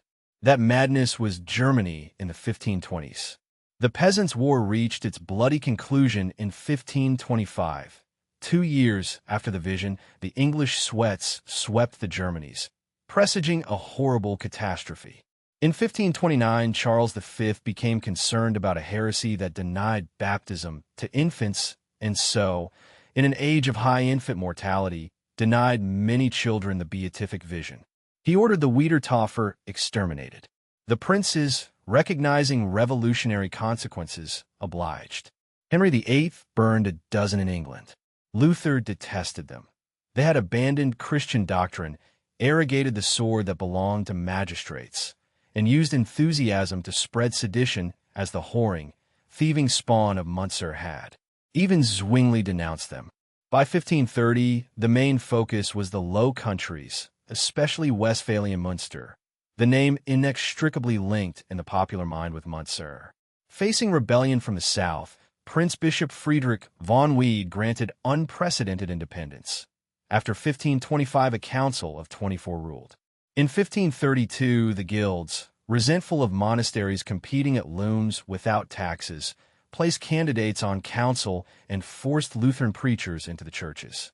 As word spread that the unvarnished gospel was being preached, Munster became a magnet for the propertyless, the uprooted, the failures, Dutch and Frisians, scoundrels, fugitives, exiles, criminals, people who had run through their parents' fortunes. Cohn emphasizes the collapse of Flemish cloth and insecure proletarians. He ignores that a Catholic priest infected with messianic politics through a distorted Old Testament brought the chaos. Bernard Rothman, earnest intellectual who had studied with Melanchthon, began preaching without permission. By early 1534, the itinerant preachers were rebaptizing on a large scale. One was a tailor's apprentice from Leiden, Jan Bockelson, had run an inn. Some claimed prostitution. He had been rebaptized by Jan Matthees and commissioned to go to Munster. In 1 week at the end of 1533, 1,400 Catholics were rebaptized. Abbess Ida von Mervelt noticed renegade nuns refusing habits, singing German hymns, presenting themselves for rebaptism. In January 1534, the mob stormed St. Lambert's for Rothman. When counselors rebuked them, women drove them back under a hail of pig and cow manure. Rothman had urged nuns to violate celibacy, claiming the convent would fall into the river. When it did not, he said God was merciful because they had seen their errors. Adventists predict the day and hour, then reinterpret when it does not come. On February 8th, Bockelson received a vision that Munster had become the New Jerusalem, ran naked through the streets calling to repentance. Liberated nuns tore off clothes, rolled in mud and dung, frothing that the end times had arrived. Charles V's severity in the Netherlands drove more heretics north. Egged on by Rothman, foreigners from Holland and Friesland, many renegade monks and nuns, broke into St. Lambert's. They destroyed chalices, ripped curtains, stole treasures. Huge fires consumed votive candles, vestments, paintings. In a market square, they burned Latin Bibles, Boethius, Aquinas, Horace, Chaucer, Aldgrever, Tom Ring. Bishop Friedrich von Wied found it more advantageous to renounce his dignity than to quell the unrest. He sold the bishopric and retired to Cologne. The buyer, Franz von Waldeck, was not a priest, had fathered an illegitimate son, and shared his kinsman Philip of Hesse's belief in his own law and order. Knipperdoling and Rothman banned the Mass, communion, prayers for the dead, Latin, the worship of Mary, smearing oil on the dying. In place of Mass, Rothman instituted a feast of fools. Excrement on sacred vessels as in Prague under Zalewski. Later in the ruined cathedral cats' heads, dead rats, horses' hooves on the altar, monks lifting robes to fart in unison. Dear brothers, All the masses in the world are exactly as holy as the one you have just seen.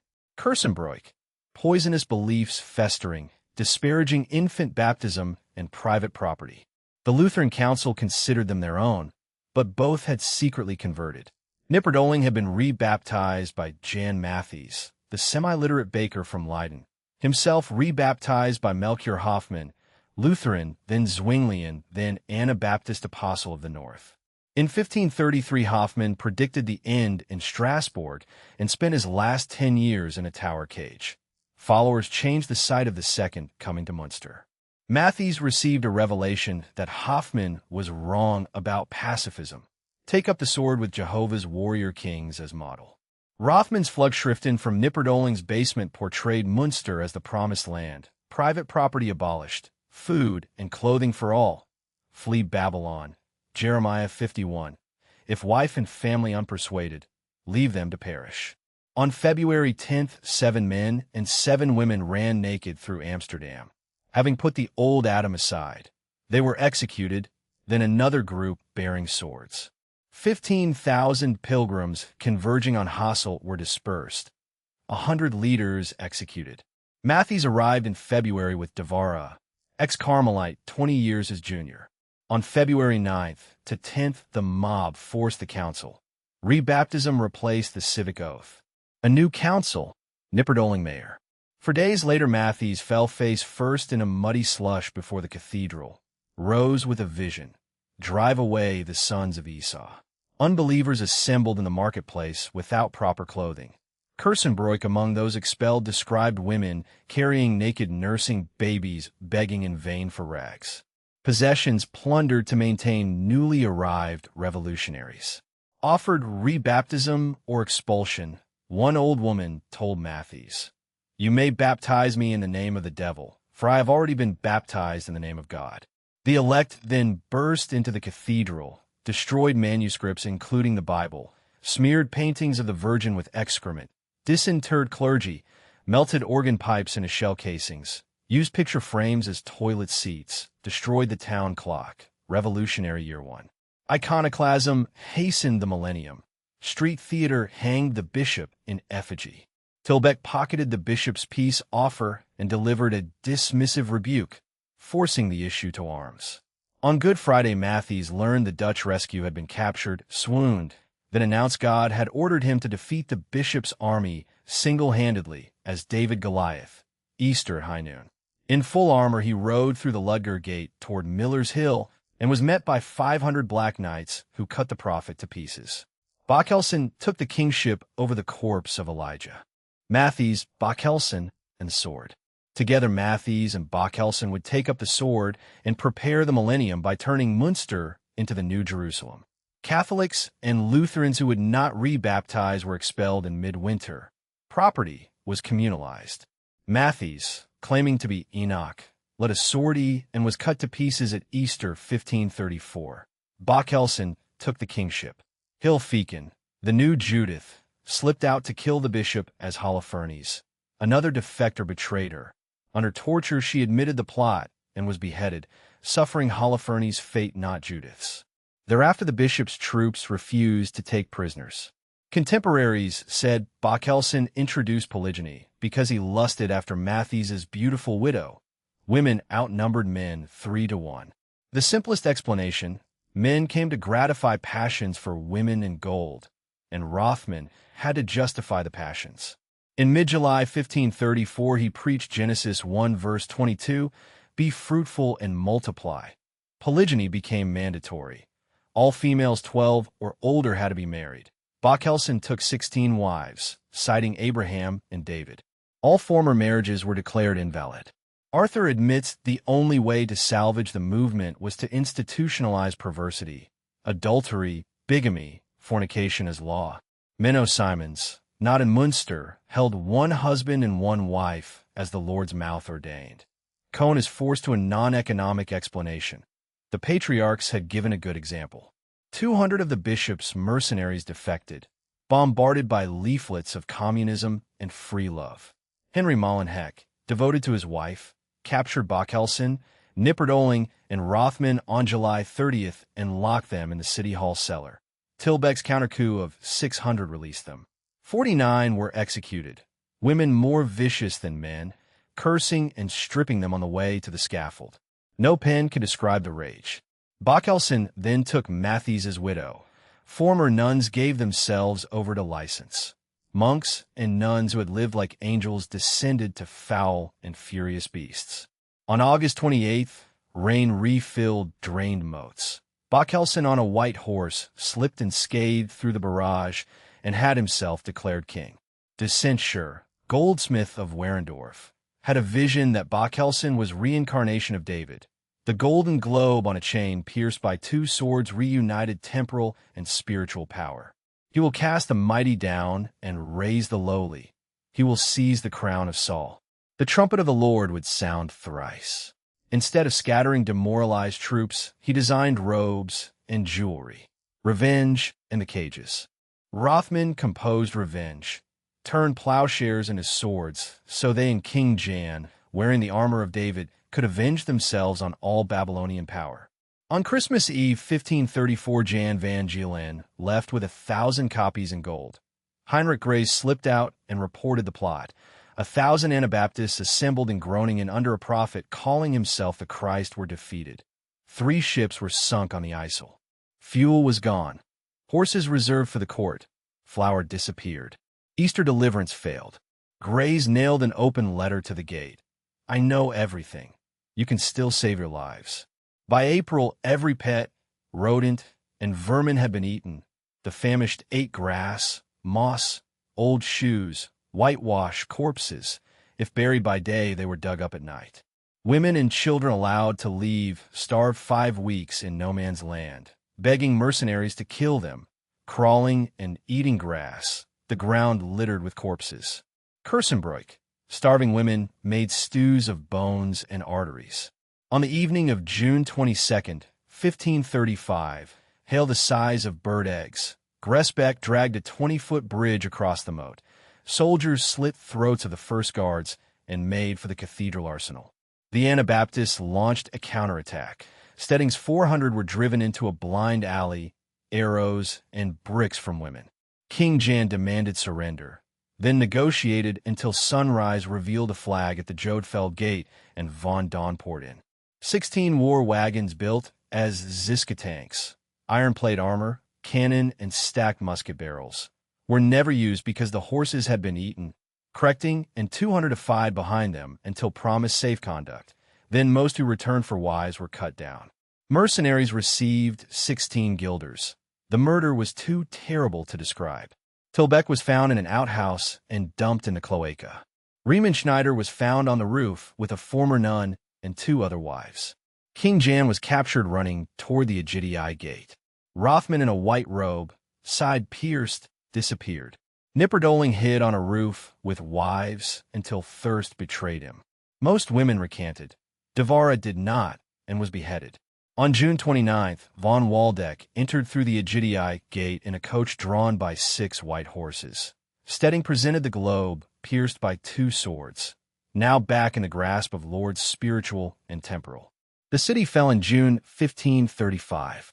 Bokhelson, Knipperdoling, and Krechting were tortured and hung in iron cages from St. Lambert's Tower, where the cages remain. Von Waldeck visited prison. Are you a king? And are you a bishop? Let an iron cage be built. Put me in it with Knipperdoling. Send us throughout Germany. Charge a penny. You'll earn more than you spent. Corvinus convinced him on baptism ex opere operato by the sun that shines despite blindness. On polygyny, Bokhelson preferred the patriarchs. I prefer to be with them and not you. Corvinus, we prefer to be obedient to the state. Unlike the impenitent too, Bokhelson accepted Johann von Syburg on his last night, regretted godlessness, murder, looting, deserved the bitterest death 10 times over. On January 22nd, their flesh was pulled by red-hot tongs for an hour, then stabbed and beheaded. Bodies in the 3 cages. Birds ate what was left. Bombed in 1944, repaired, they remained through 68 when Anabaptism gained cachet. Philip of Hesse broke out in a cold sweat. If the common man saw how effortlessly he deposed counselors, he would continue, as in Munster. Regius saw the devil of 1,000 arts, Corvinus and Affenspiel. At Neuss in 1540, Hermann of Cologne and John of Cleves learned captured prophets, indicated agents, had been sent to make the people rebellious and destroy all authorities. Hessian Law of 1536. Heresy always involves insurrection. The horrible example of miserable Munster has demonstrated more than enough. Jan van Battenberg planned another New Jerusalem. In 1567, cobbler Jan Willemsen set one up between Basel and Cleve, Messiah with 21 wives, burned in 1580. Cohen's proletarians were real. The engine was Judaizing priesthood. Munster was Tabal, with polygamy and a tailor king. The same Daniel, the same sword, the same heaven on earth, ending in the same cages. Knipperdolling served as executioner in the marketplace. To complain of hunger was to lose one's head. The New Jerusalem had abolished private property, infant baptism, and the one flesh of marriage, then starved on the horses that should have pulled Ziska's wagons. Luther had warned that the spirit of Allstedt would bring bloodshed. Munster was the laboratory that proved him right, and then some. The revolutionary spirit, having failed as peasant war, succeeded as urban theocracy for 16 months, long enough to show what the vomit of Judaism looks like when a tailor becomes David and a baker Elijah. Kersenbroek's celestial sword had been accurate. Bloody swords and decapitated heads. The cages on St. Lambert's are the chapter's last text quote in iron. From Claremont's millennial poor to Emicho to Tabor to Allstedt to Munster, the pattern does not change. Logos is rejected. Daniel is read against Augustine. The sword is taken up. The prince answers in kind. What remains is to take the same spirit across the channel, where John Dee would baptize Kabbalah as English Empire. New Jerusalem. Matthees and Bockelson rebaptizing Munster into Tabor's second act. Polygyny. Rothman's Genesis and David as rationalization of revolutionary lust. All prior marriages void. Cages. Famine, revenge, and the iron reminder on St. Lambert's that the millennium eats its children. Quote, heresy always involves insurrection and destruction of all good customs and morals. It is preceded by the disruption of government, as is now the case with the Anabaptists, as the horrible example of the miserable city of Munster has demonstrated more than enough. Let an iron cage be built, Jans said. Put me in it along with Knipperdolling, and send us out on the road throughout all of Germany. Charge everyone a penny to take a look at us. You'll earn more money than you spent in our war. Then their bodies were placed in the 3 cages and hung from the Lambertuskirch steeple, where birds ate what was left of them. Chapter 10. John Dee and Magic. In July 1554, 20 years after Munster, Philip II married Mary Tudor and became ruler of England too. Julius III and Pole were adamant that church lands be restored. Charles V thought the marriage would smooth all in its wake after an heir, and Philip dutifully followed that advice. Mary ruled a land where the theft remained unresolved.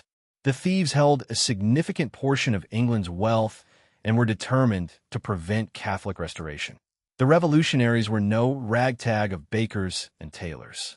Anabaptism had been replaced by Calvin's police state in Geneva. They were a network of families grown so powerful from confiscation that their names are still known. Thomas Cromwell grew rich plundering monasteries, then turned to usury. He dedicated fortune to preventing restoration and instilled the same in his family. His nephew married a Genoese usurer's daughter. They became grandparents of Oliver Cromwell, whose hatred the Irish experienced at Drogheda. Cromwell would lead Henry by gradual steps to a position from which he could not retreat, terrorize opposition by a rain of blood, and set up a wall of material interest against church and ancient nobility. With Gresham, author of Gresham's Law, and the Cecils and Russells, he made England the model for the modern nation. Revolution in Munster meant communism. In England, it meant capitalism. As Marx understood, the beginning of capitalism was the theft of church property. The former wealth of the church was put in the service of mammon when the wealthy English families contested the Jewish monopoly on usury. Gresham debased currency in the interest of those who ran the government. A whole class of decent Englishmen was swept off church lands and doomed to poverty, vagabondage, and crime, dispossessed because the new owners found it more profitable to raise sheep. Finance was not the only new weapon Philip had to face. Catherine of Aragon wrote that her plea was not against the king, but against the inventors and abettors of this cause, those who wage constant war against her, so that the bad counsel they gave should not become public, already well paid for it, and others that they may rob and plunder as much as they can. These are the people from whom spring the threats against the holiness. They are the sole inventors of them, not the king. It is urgent that the holiness put a very strong bid in their mouths. Bullen was educated at the court of Marguerite d'Angoulême, the most corrupt and anti-Catholic court in southern Europe. Marguerite's Dominican advisor, Gerard Roussel, whom Walsh claims was of Jewish origin, hurried to Germany in 1521 as Luther wrestled with celibacy. Out of that struggle came the enslaved will, a doctrine that enabled Luther to marry.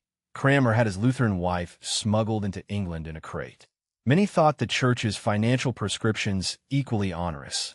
The desire to profit from usury was a great incentive to join the revolutionary struggle. The rudimentary alliance between capitalism and revolution first became apparent in England when the families grown rich with the spoils of church lands adopted Calvin. Not Munzer, as theological mentor, and in economic matters took as mentors the Jews, expelled officially in 1290. Expulsions usually meant the principled left, leaving the unprincipled majority. Only 16,000 left England to pursue their former way under the mask of Christianity. These Marranos provided a network for Jews who returned secretly as Spanish, Portuguese, or Italian merchants. The Lombards on Lombard Street were probably crypto-Jews. When Jews expelled from Spain in 1492 joined them, the time was ripe for expansion of Jewish influence under the guise of the Reformed faith. Wall of material interest. Monastery theft as the English form of revolution. Cromwell to Gresham to Cecil. Capitalism, not communism. Munster's Taylor King versus England's usury families. Quote, Cromwell was determined to lead Henry by gradual steps to a position from which he could not retreat, to terrorize all political opposition by a reign of blood, and to set up a wall of material interest against both the church and the ancient nobility he and his friends wished to supplant. Tyndall, D., an exported Jew. Barbara Tuchman noticed that England changed during the 16th century, even though she cannot fix upon the exact date when the God of Abraham, Isaac, and Jacob became the English God. She believes the main reason the heroes of the Old Testament replaced the Catholic saints was Tyndall's translation, smuggled into England in 1526 in false-bottom wine casks transported by Sephardic merchants.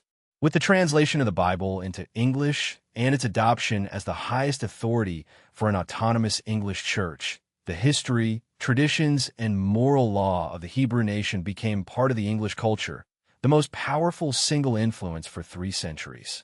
It linked, to repeat Matthew Arnold's phrase, the genius and history of us English to the genius and history of the Hebrew people. Without the background of the English Bible, it is doubtful that the Balfour Declaration would ever have been issued. Tuchman writes as if the Old Testament were unknown in England until the first half of the 16th century, a patent absurdity. Maritain is more perceptive. Whenever the Bible is ripped out of context, revolutionary ferment of extraordinary violence erupts. Once the Church is removed as arbiter of Scripture, once Scripture is no longer read according to what Augustine called the Spirit, it gets read according to the flesh, the way the Jews read it, as a prescription for establishing heaven on earth, and ultimately a front for appetite. The gospel becomes carnal when separated from the Church.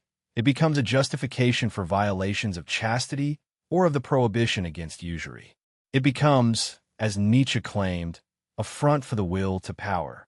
This Judaizing tendency reached its full flower when Thomas Cromwell's great-grandson became dictator. With the Puritans came an invasion of Hebraism transmitted through the Old Testament. Tuchman adverts to Scripture as a front for appetite. The Puritans followed the letter of the Old Testament for the very reason that they saw their own faces reflected in it. Puritanism meant the end of Christian morality and the importation of Jewish habits. According to Cunningham, as cited by Tuckman, the general tendency of Puritanism was to discard Christian morality and to substitute Jewish habits in its stead. The natural consequence was retrogression to a lower type of social morality which showed itself at home and abroad. The first manifestation was the widespread poverty characteristic of English life for centuries thereafter.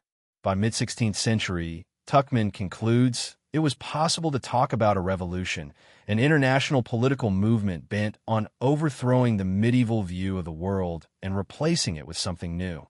In England, that something new was the rationalization of greed, appetite, and libido dominandi, later known as capitalism.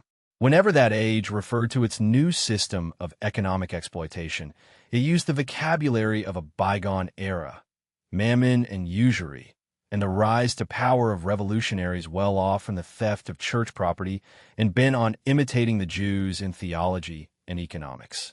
None of these advances in finance could have been accomplished without the willing collaboration of the Jews. Like the Jews, the thieving English families supported the forces of heresy in religion and liberalism in politics. That meant usury, a system Lord Bacon would defend explicitly. England became Jewish not because it read the Bible, but because the leading families promoted widespread distribution of heretical translations, which everyone had the right to interpret as a front for usury and their consolidation of political power. Freedom meant the right of the powerful to determine what was true. Everyone was free to interpret the Bible as he saw fit. When that interpretation did not correspond to the interests of the powerful, force majeure would become the ultimate explicator.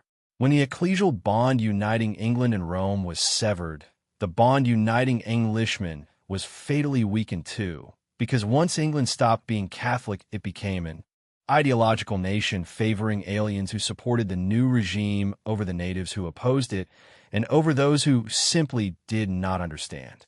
The recusant and the clueless were swept away by the same tide. The Protestant was the alien par excellence. His secret allegiance was to the shadowy conspiracy emanating from Geneva, not to his native country.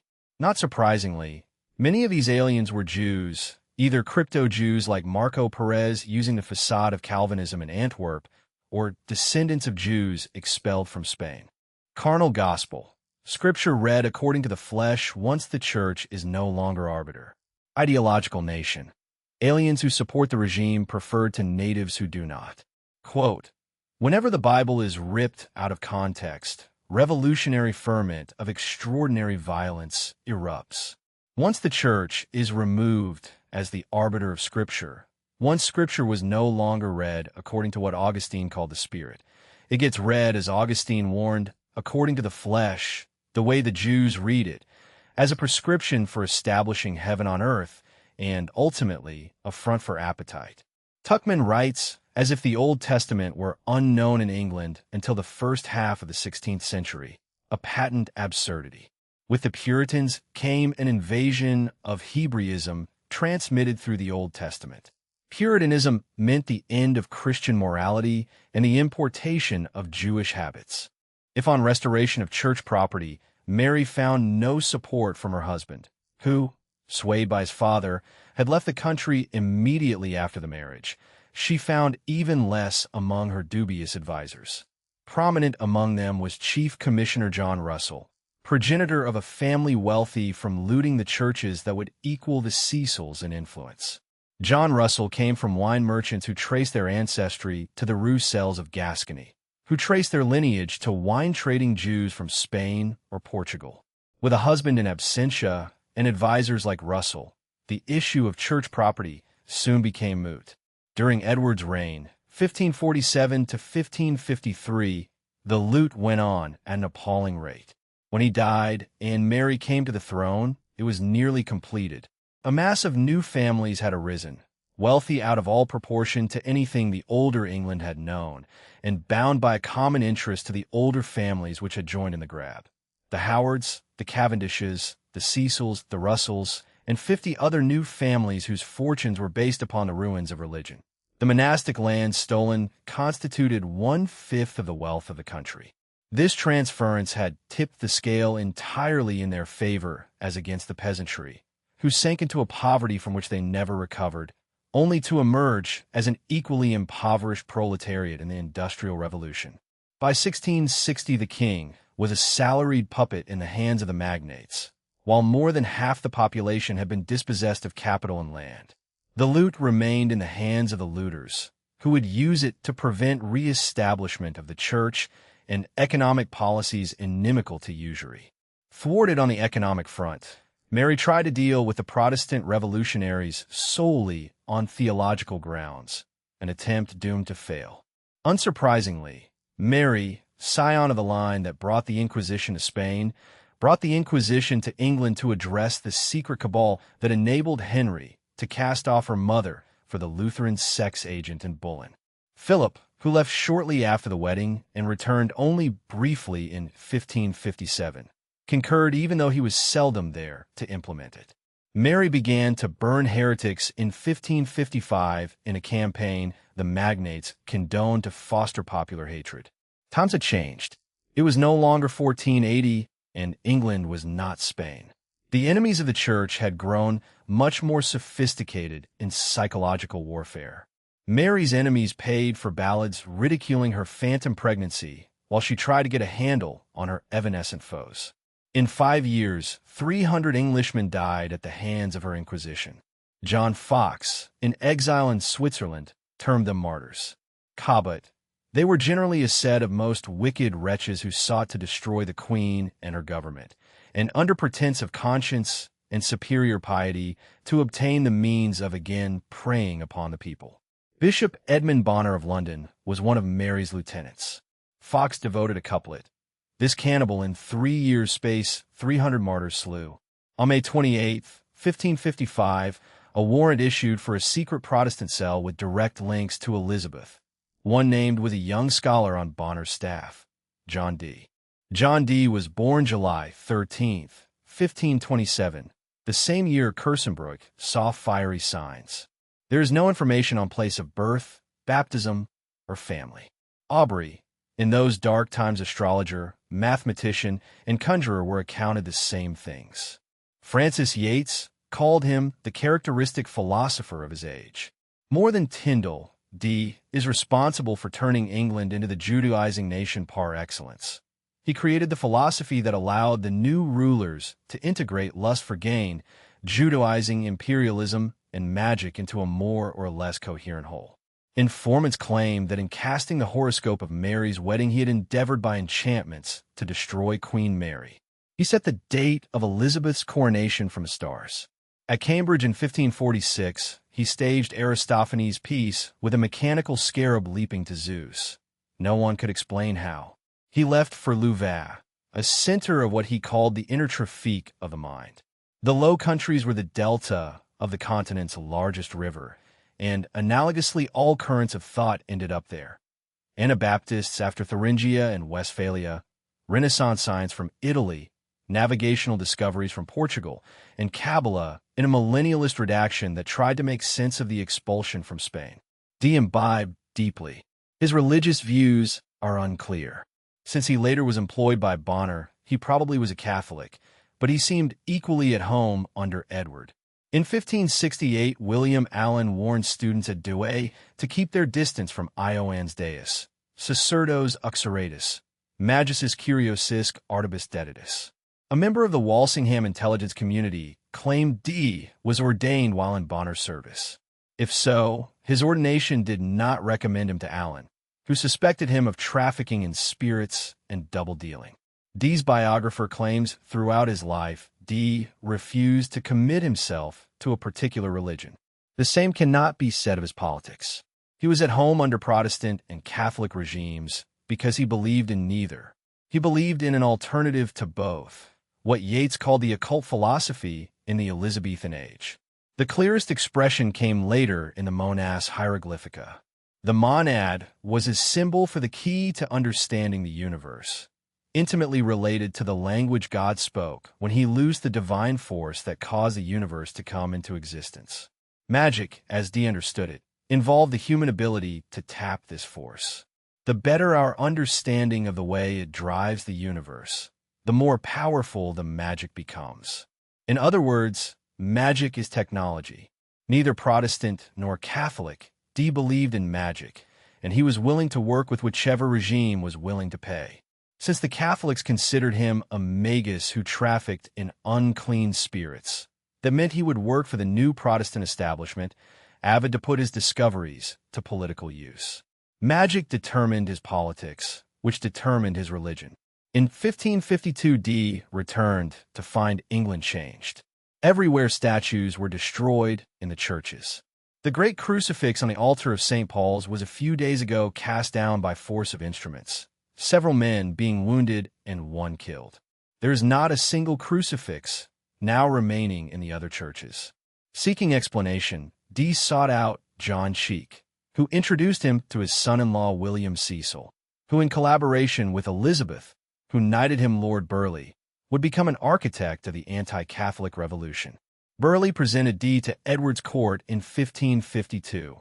Under his auspices, Dee joined Northumberland's household. When Mary died in 1558, Cecil probably rescued Dee from his exposed position as inquisitor, because it was through Cecil that Dee had become one. In the first edition of Fox's Acts and Monuments, Dee's involvement is documented in detail. His name then disappears from the 1576 edition, although his words do not. Every occurrence of his name, more than 10, has been deleted or substituted with the anonymous label a doctor.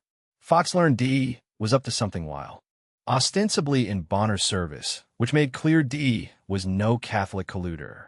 Dee was a double agent. Claiming to be a Catholic in Bonner's service, he was really working for Cecil and Elizabeth and the cell identified in the arrest warrant of May 1555. He landed on his feet because he was working secretly for the new regime all along. In contemporary parlance, Dee was an intelligencer, a seeker of hidden knowledge, philosophical, scientific, as well as political. As proof of his standing, he chose the date of the Queen's coronation after consulting the stars and the time of her birth. Magic is technology, the monad as the key to tapping the force that drives the universe. Intelligencer, Dee in Bonner's service, working for Cecil. Quote, more than Tyndall's translation of the Bible, Dee is responsible for turning England into the Judaizing nation par excellence. Dee created the philosophy that allowed England's new rulers to integrate their lust for gain, their Judaizing, their imperialism, and their penchant for magic into a more or less coherent whole. From its inception in Dee's mind, the British Empire was a Judaizing enterprise based on the connection between messianic politics, finance, and magic. It was both the alternative to and the mirror image of the Holy Roman Empire, which the stars had foretold was on its last legs. On October 25, 1555, roughly 6 months after Dee was arrested, Charles V abdicated. The abdication was complicated and lasted well into 1566. Charles was 55 but seemed much older, worn down by vices and by shadowboxing with forces out to destroy him, which he had difficulty identifying. His advice to Philip on England was misguided. They did not realize the sinister nature of the changes. Both were taken in by Liza Elizabeth, and her ministers spread about their intentions, deferring action until too late. Charles came to the throne in 1516 when Ferdinand died. In 1496, the Jews were expelled from Portugal as part of a marriage agreement. Those who refused conversion moved north. As early as 1512, large numbers of Sephardim settled in Antwerp, whose citizens perceived the financial advantage of admitting well-connected merchants. Luther's theses came 1 year later. Within half a century, Antwerp would become a center of intrigue involving Sephardic Jews, English Protestants, and German Anabaptists, culminating in the Iconoclast Rebellion of 1566. Spain solved its Jewish problem by exporting it. One tenet of the Black Legend is that Spain declined after expulsion. To the contrary, the empire attained its greatest limits in the century after. But descendants in communication with Jews all over Europe built commercial empires in the Low Countries and England and quietly kept anti-Spanish forces informed of naval, military, and commercial happenings. Thus the Jews, in the long run, took their revenge on the country that had cast them out. In this sense, only can it be said the exodus led to the decline of Spain. Cayman. Several Spaniards later regretted the expulsion of Jewish financiers. In the 17th century, Spanish writers first claimed the growing wealth of Holland was due to converso capital flowing into Amsterdam. Among the first to take this line was Quevedo, who claimed Jewish elders had met at Salonika and drawn up secret plans. He and others accused Olivares of planning to invite the Jews back. What went underground in Spain came into the open in the German principalities and the Low Countries. In Spain, heresy took on a quietist tinge and became Illuminism of the sort practiced by Gnostics and Albigensians. Catholic Jews of slight orthodoxy collaborated with Protestants of the German-speaking North. They offered Charles 800,000 ducats if he would make certain reforms in the procedure of the Holy Office. Charles, according to Walsh, seemed unaware most of his life that he was surrounded by agents of an international conspiracy to destroy everything his heart loved. By 1540, the Converso issue was over in Spain. Spain had saved itself by importing the Inquisition from southern France, then by exporting its problem to the north. For some indication of what might have happened if the situation had gone unchecked, look at Poland. Jewish influence over Polish political life increased, fueling imperialism in the east while weakening rule at home. Greiz brags that a Jew in Constantinople chose the successor of Sigismund Augustus in 1572. Polish laws codified Jewish hegemony over large areas of cultural life. Since disobedience to the predations of Jewish tax farmers was a capital crime, animosity was widespread but severely repressed. The explosion came when the Sejm, dominated by magnates and their Jewish administrators, rebuffed Cossack aspirations in 1647. Cultural drift led to an explosion of the sort the Inquisition prevented in Spain. The Polish Republic went into terminal decline, expiring 147 years later. The Jewish settlements in the newly Protestant North drew Marranos like a magnet. Disaffected Catholics who had lived double lives as clerics now made common cause with Jews who had led double lives after converting to preserve wealth. Revolution was a binary weapon, a Protestant-Jewish alliance from its inception. The Jews, as Newman shows, promoted every reform movement from the Hussites to the Anabaptists, reasoning that the enemy of their enemy was their friend. In Antwerp and Amsterdam, they put wealth and expertise in finance and publishing at the disposal of Dutch Calvinists. In 1537, Charles gave expelled conversos permission to settle in the Spanish Netherlands as long as they did not revert to Judaism or Judaize. Antwerp, on the Scheldt, became the richest city in Europe, the center of the Jewish money power driven from Spain 3/4 of a century before. Spices, Brazilian sugar, almost without exception Portuguese conversos. In less than a generation, the Jews made Antwerp the center of world trade and finance. The merchant who came and went as a Lombard, a Genoese, or more commonly a Portuguese had found a new earthly paradise.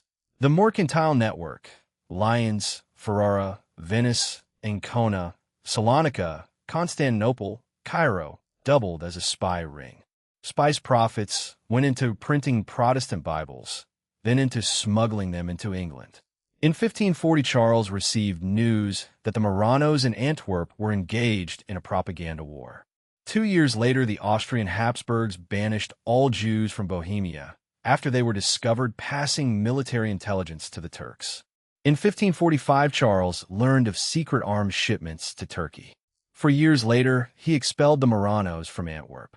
Many remained as Catholics, others became Protestants and migrated to England. Walsh, a Charles dallying with lusty Barbara Blomberg between fits of the gout, was no match for the Jews. One of his greatest regrets, as he lay dying, was that he did not execute Luther at Worms. Philip would never bear the title emperor, but as King of Spain, he carried on the struggle his father should have fought. The change in papal character from a Renaissance Epicurean like Alexander VI to an ascetic like Pius V was dramatic. Exported Jew, 1492 and 1496 as the transplant of the Extra Legium network to Antwerp and London. Binary weapon, Protestant-Jewish alliance from Hussites to Calvinists. Quote, "Thus the Jews, in the long run, took their revenge on the country that had cast them out. In this sense, only can it be said truthfully that the Exodus led to the decline of Spain." Calvin, the ideological state, and Kabbalah. In August 1559, Pius IV was elected and reconvened Trent. Beginning with Paul IV in 1555, the popes, strengthened by doctrinal clarity and ecclesial reform, exercised their office in a way unheard of for decades. When Trent reconvened in January 1561, the English bishops were not there because Elizabeth would not allow the papal delegates to set foot on English soil. But 113 other church fathers were, and when they finished on December 4th, 1563, the church tied up over 17 years of loose ends. Simony, pluralities, non-residence, ignorance, and racketeering were no longer synonymous with church administration. Pius IV took a knife to his own household, firing 400 hangers-on. Pius succeeded in 1566. Ignatius died in 1556. His followers like Campion in England and Canisius in the Germanies adopted the fight against Protestants with remarkable success. Once equilibrium was re-established, the Jesuits turned to the colonies of Spain and France. Before 1555, the cardinals controlled the Pope. After 1598, the Pope controlled the cardinals as the Church centralized its power to deal with the newly emerging modern state. Lutheranism, blessed or rendered ineffective by Luther's innate conservatism, became, as Müntzer predicted, a docile tool of small German principalities in no position to lead an international revolutionary movement, especially one that required close collaboration with the Jews. On May 5, 1527, Lutheran German mercenaries sacked Rome, and the Jews took it as a sign that the Messiah, a handsome Marano named Solomon Moko, was on his way. In 1530, the Lutherans under Melanchthon showed revulsion at this Jewish presumption when they issued the Augsburg Confession, which condemned millennialism and the rule of the saints on this earth. Moko was burned at the stake in Italy in 1532. In 1542, Luther expanded his attack in an intemperate invective that has caused Lutheran theologians intense embarrassment ever since. The defection of Luther and Melanchthon left the field open to the Calvinists in Geneva. The accusation that Protestants were Jews was not new. Calvin claimed an opponent called me a Jew because I maintained the rigor of the law intact. Others claimed the Jean Van reliance on jure gladii made Calvin a Jew. Calvin was a lawyer before he became a reformer. His reliance on the law to micromanage everyday life reminded many of Deuteronomy in Numbers.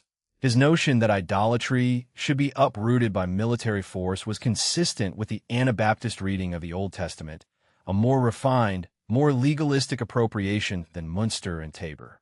Greetz and Newman agree the Jews played an important role in the Protestant revolt.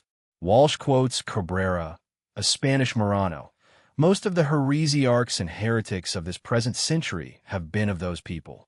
It is beyond question that the first leaders of the Protestant sects were called semi-Judei in all parts of Europe, and men of Jewish descent were as conspicuous among them as they had been among the Gnostics and would later be among the communists.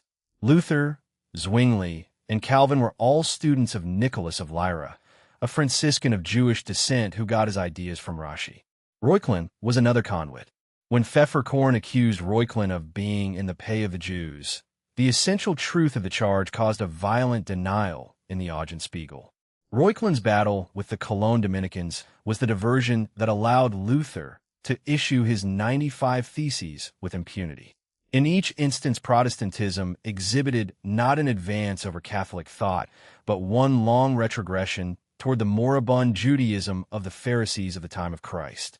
Conversos waiting to throw off the pretext of Catholicism formed, with Jews throughout Europe, the nucleus of the coming international revolt. The constant in Jewish participation from Bar Kokhba to Trotsky was not race, but rejection of Christ. Revolution was a theological project. Having failed to understand who Christ was, they could not get rid of the messianic consciousness for which they had been chosen, and remain missionaries of what St. John called the Spirit that dissolves Christ.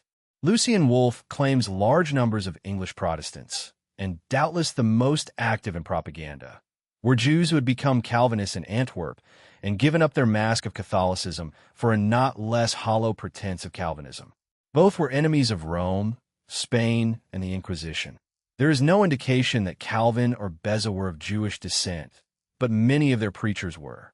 Calvinism's legalism, lack of charisma, and systematic framework eclipsed Anabaptism as the avant-garde. Neither Geneva nor its English imitation could have prospered without the Jewish intelligence ring in the Dutch spice trade. In 1530, Ecolampadius accused Michael Servetus of Judaizing. Newman, Jewish friends, and Jewish literature created the atmosphere from which his system emerged.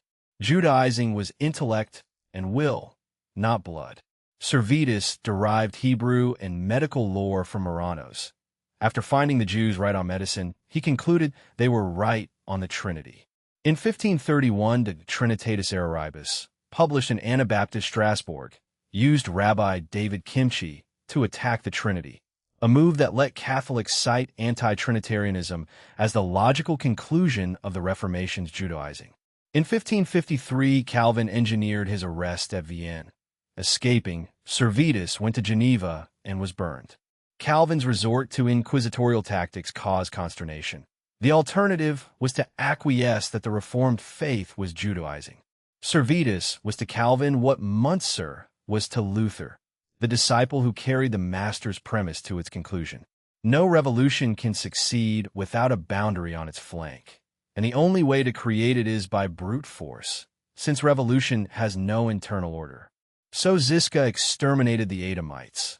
Luther urged the princes to slay Muntzer. Calvin burned Servetus. Cromwell would deal with the Fifth Monarchy men and Stalin with Trotsky, but the precedent was established. When Calvin burned Servetus, Newman writes, he was trying to burn away the influence exercised by Marrano Judaism on the dogmas of Christianity. By 1564, Calvinism had replaced Anabaptism as the cutting edge. By the time the Church aroused itself from Renaissance indolence, the enemy it encountered everywhere wore the face of John Calvin. In Geneva, O'Connell says, Reformation went hand in hand with revolution. By Charles's abdication, Calvinism led the revolutionary movement, and the focus of its activity was the Spanish Netherlands. Semi-Judei, the first Protestant leaders called half-Jews in all parts of Europe. Flank of the revolution: Ziska, Luther, Calvin, Cromwell, Stalin. The disciple who completes the premise must be killed. Quote, when Calvin burned Michael Servetus at Geneva in 1553, he was trying to burn away the influence exercised by Marrano Judaism on the dogmas of Christianity. Servetus was to Calvin what Muntzer was to Luther, the disciple who carried the master's premise to its conclusion. No revolution can succeed without a boundary on its flank, and the only way to create it is by brute force, since revolution has no internal order. So Ziska exterminated the Adamites. Luther urged the princes to slay Muntzer. Calvin burned Servetus. Once Elizabeth was crowned on January 16, 1559, Cecil lost no time. The first Act of Parliament abolished the spiritual jurisdiction of the Pope. The Act of Supremacy was the first in a line of increasingly draconian penal enactments to eradicate the Catholic faith from England and to set up Protestantism in its place. The same Parliament abolished the Mass, making it a criminal offense to say or hear it. Taken together, the two acts were tantamount to doing away with the Catholic religion in England. The first ideological state followed. To be a good Englishman, Elizabeth's subjects had to affirm by oath that all spiritual jurisdiction was vested in the Queen, who thus became supreme governor in all spiritual and ecclesiastical things and causes as in temporal. The good Englishman also had to attend the new worship or suffer onerous fines. Those who refused were known as recusants, and some paid the price of martyrdom. England became known as Perfidious Albion because of the religious hypocrisy of its leaders. They were ashamed to admit to Catholic sovereigns abroad that they were cruel persecutors of Catholics at home, and so they tried to rob their victims of the martyr's crown by pretending that they died as traitors. like Hamlet in Denmark. The recusants learned what it was like to live under a rotten regime which would not admit its intentions or its origins honestly. They were traitors to the godless state, Knox wrote, because they would not be traitors to Almighty God. Thus it was that the new religion was forced upon a reluctant people. This time the English bishops did not go along, and they were replaced by a motley assembly of political opportunists, who then replaced the loyal Catholic clergy with hacks, apothecaries, and daubers who outdid the most venal of their medieval predecessors in seeing religion as an avenue for financial gain. Gradually, fanatical Calvinists like Francis Walsingham created a regime of mammon that was naturally philosemitic. On the theoretical level, this philosemitism found expression in the system known as capitalism. On the practical level, Walsingham collaborated with the international Jewish spy ring that complemented his domestic intelligence efforts. Together, they would form a new, formidable weapon to thwart the Counter-Reformation. Cecil's anti-Catholic legislation made apparent the error of Charles and Philip's policy toward the magnates.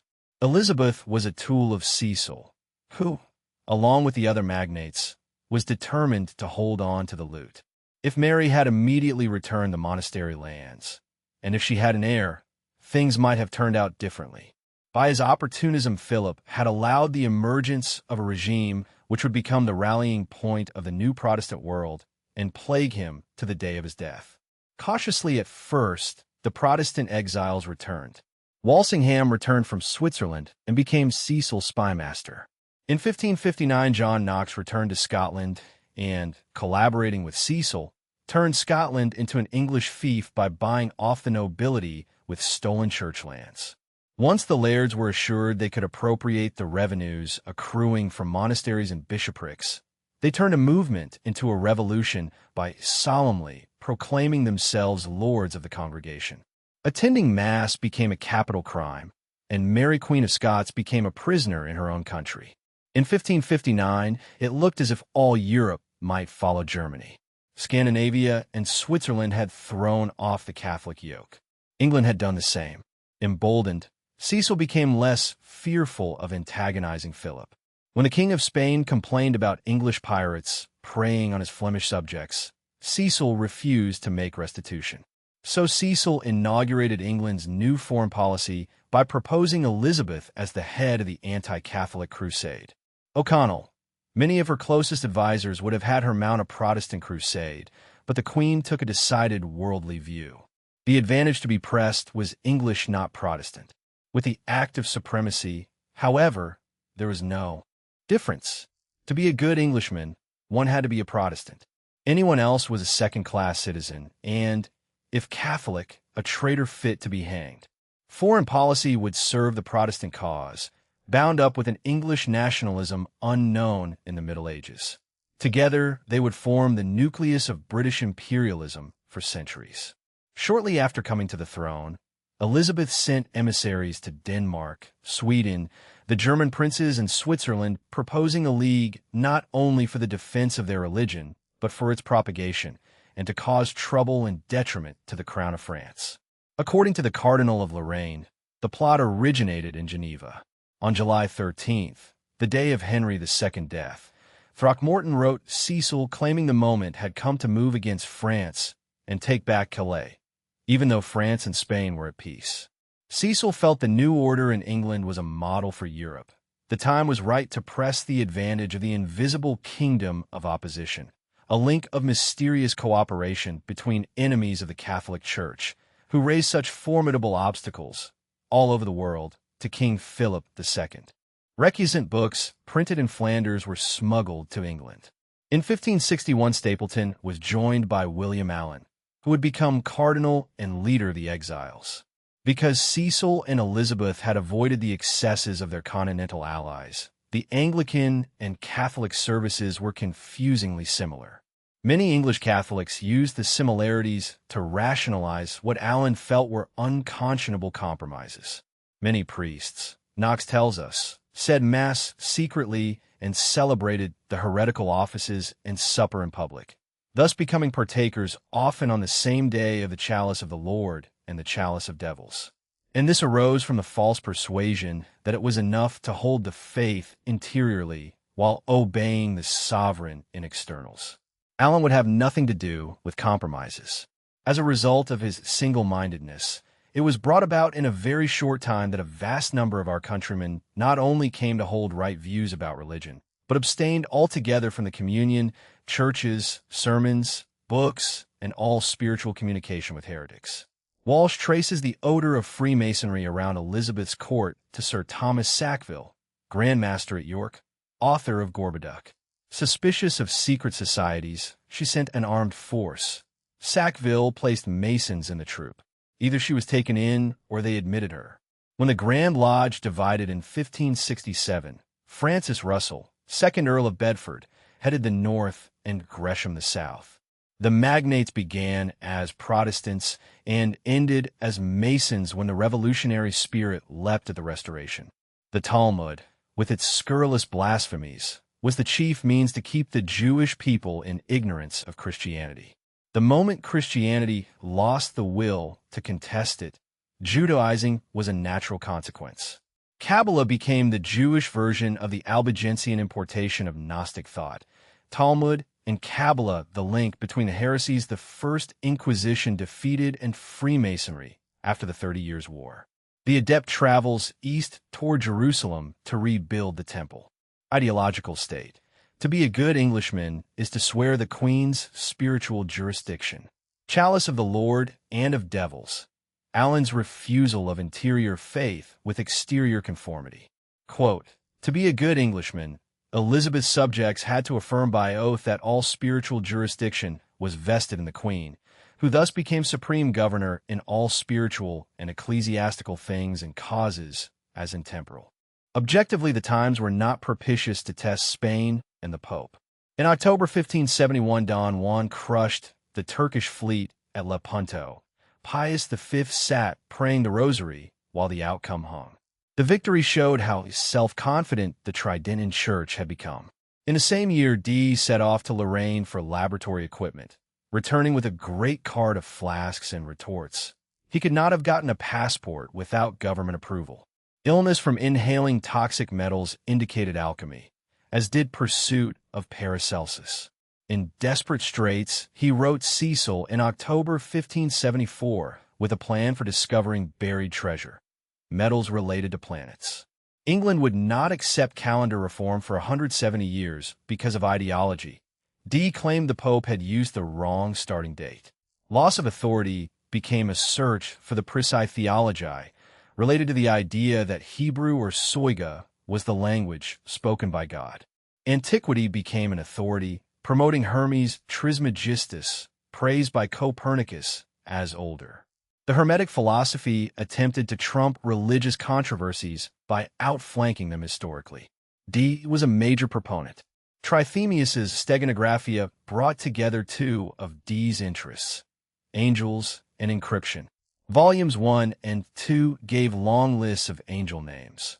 Once an angel, Padiel, for example, appeared, Trithemius would put him into service. Political tensions had produced a growing demand for intelligence that traveled faster than a horse, unless, of course, angels carried it. Dee and Edward Kelly would converse with angels in Enochian, a tongue supposed prior to Hebrew. The Showstone replaced the Magisterium. Kabbalah had promised Reuchlin a middle between prayer and demons. Dee made that Middle English imperial policy. When consulted on the calendar, he would not grant Rome even the starting point of time. The new empire should be dedicated to spreading the Protestant faith, and England's queen was its definitive expositor. But the new empire was bound up with Kabbalah too. Dee saw himself as the saturnine melancholic visionary, who after long immersion in the sciences of number would ascend to a second, prophetic state in which the adept arrives at prophecies concerning political and religious events. The new imperium of the Protestant queen then created a new world order based on the deep insights that the Saturnine philosopher had achieved through contemplating the books of magic in the Kabbalah. From its inception in Dee's mind, the British Empire was a Judaizing enterprise based on the connection between messianic politics, finance, and magic. It was both the alternative to and the mirror image of the Holy Roman Empire, which the stars had foretold was on its last legs. So if the Spanish Habsburgs persecuted the Jews by way of the Inquisition, England would welcome them to her shores. Less than 2 decades after Dee's death, Sir Francis Bacon would take Dee's vision a step further in the New Atlantis. Bensalem is the name Bacon gives to his ideal state.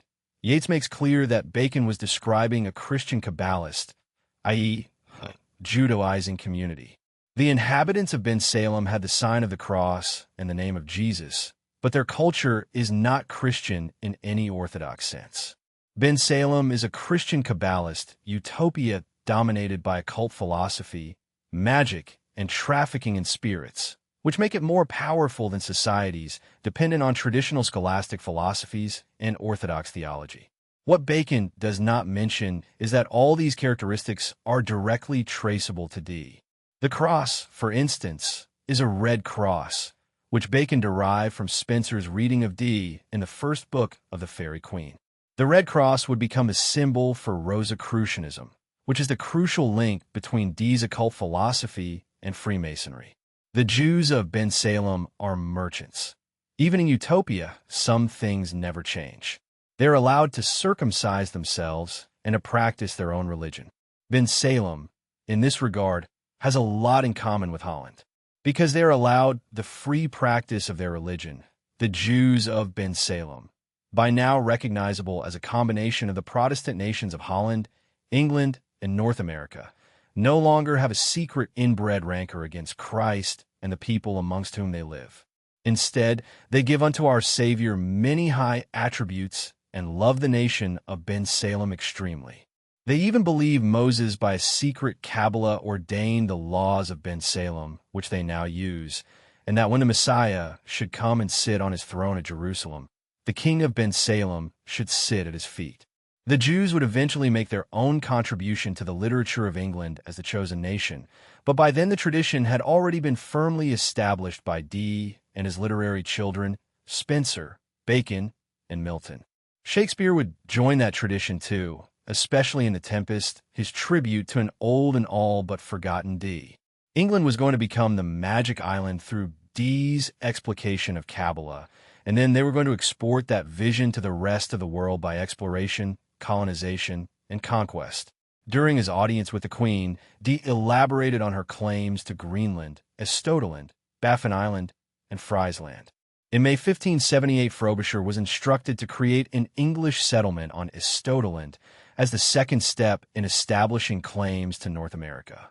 Dee had no fears about the survival of the settlement because, he said, the natives of Baffin Island spoke several languages, including Latin, had extensive libraries, and brewed their own beer.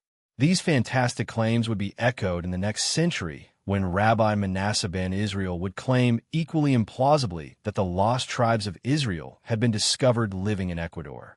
According to Dee's reading of Justinian, who said what presently belongs to no one becomes by natural reason the property of the first taker, the English had a right to North America because it had been discovered by King Arthur, St. Brendan the Voyager, who happened to be Irish and Madoc.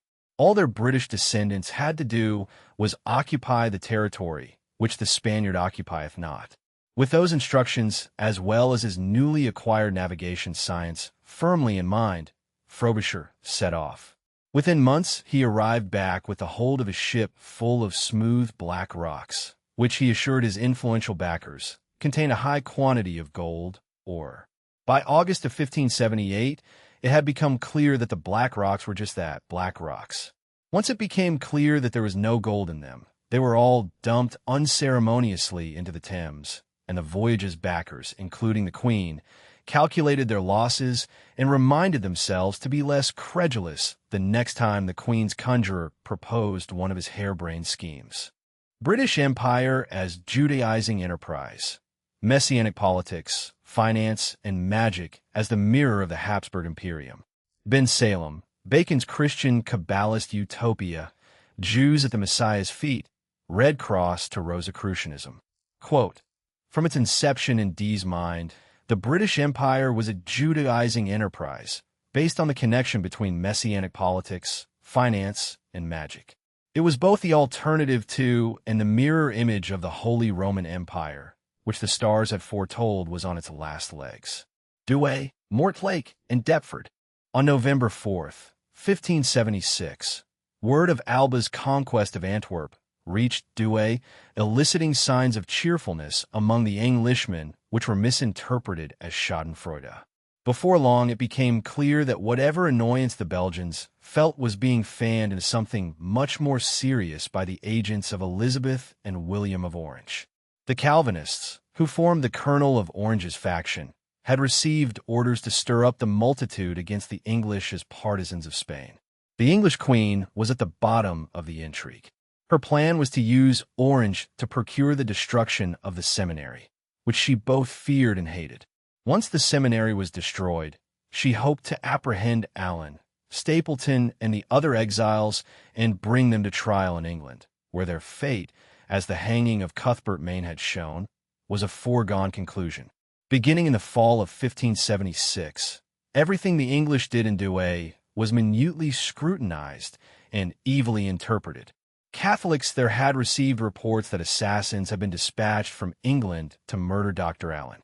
Englishmen of sinister aspect were seen lurking in the town, to all appearance the kind of men suited for the execution of such a crime. Enrollment dropped from 120 to 42.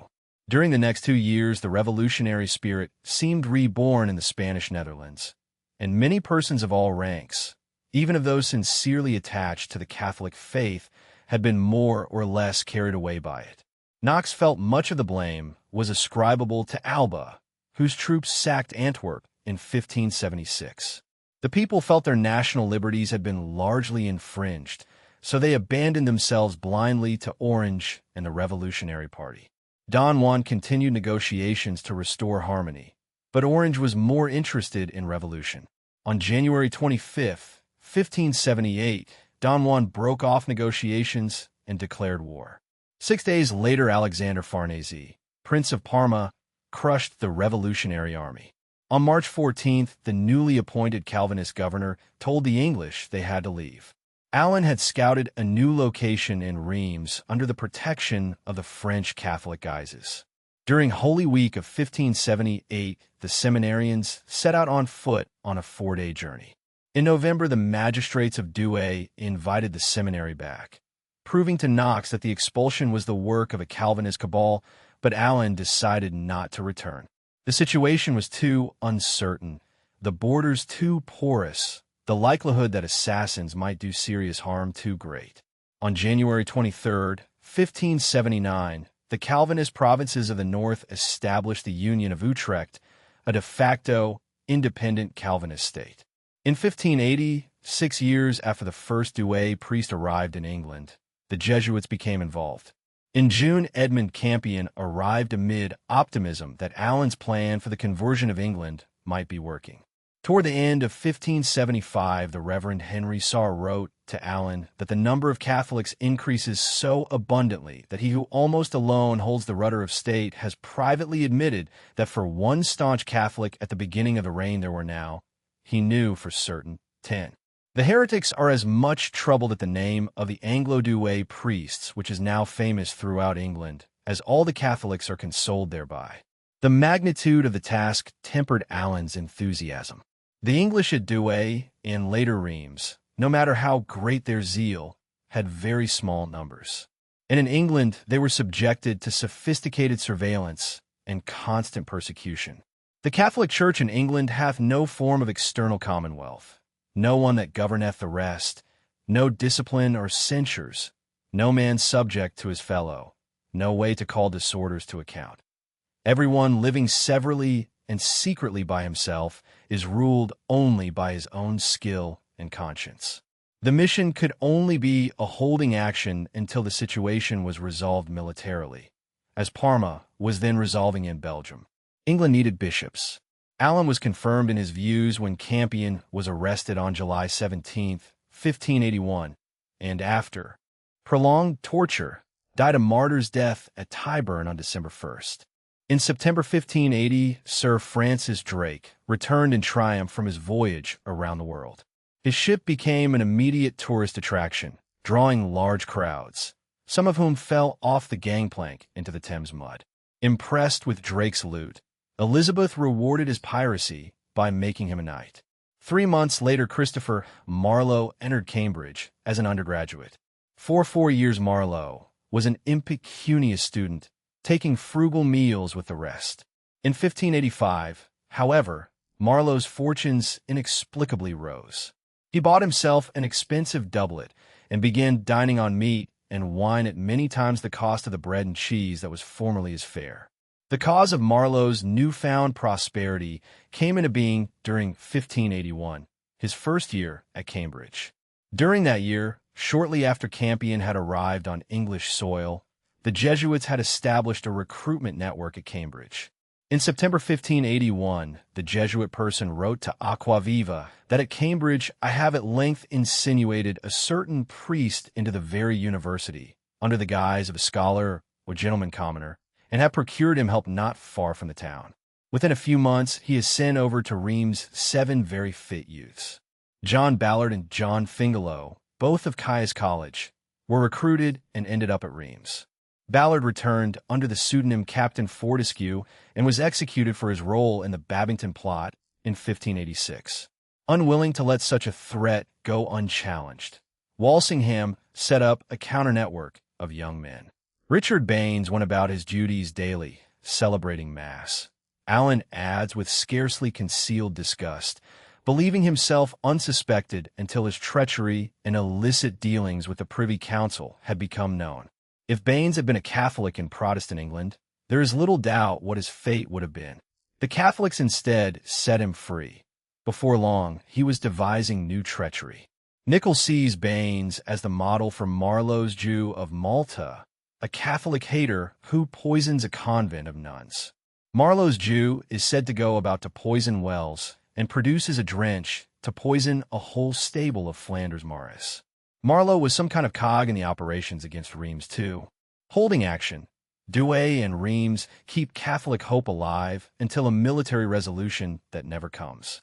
Walsingham's counter-network. Baines at the altar, Marlowe at Cambridge, Ballard at Tyburn. Quote, "They were traitors to the godless state because they would not be traitors to Almighty God. Thus it was that the new religion was forced upon a reluctant people." On the evening of March 8th, 1582, the sky over Mortlake turned blood-red, portending a momentous change in the sublunar sphere. Earlier that day, Dee had entertained a visitor who identified himself as Edward Talbot. Talbot was a 26-year-old cripple who wore a cowl that created a monkish appearance. The cowl concealed his ears, which had been mutilated, probably as punishment for coining. The visitor's real name was Edward Kelly, a criminal necromancer who had dug up a corpse at Walton-le-Dale near Preston and used it to invoke someone of the Infernal Regiment. Kelly needed the devil's foresight to figure out the manner and time of the death of a noble young gentleman, as then in wardship. Kelly was a scryer, a medium who could contact angels and summon them to appear. He was not Dee's first scryer. He arrived at Mortlake to announce he was to replace Saul, who had showed up a few months earlier. Dee's first recorded action took place under Saul's direction in December 1581. Saul gazed into a crystal ball and announced he saw the angel Anael, one of 7 angels of creation and, according to Dee, the angel of intelligence now ruling this world. Anael wrote on the crystal a message in Hebrew letters of transparent gold. A bright star appeared, first ascending and then descending, followed by a great number of dead men's skulls and a white dog with a long head. Dee warned Kelly that he was uninterested in what was vulgarly accounted magic.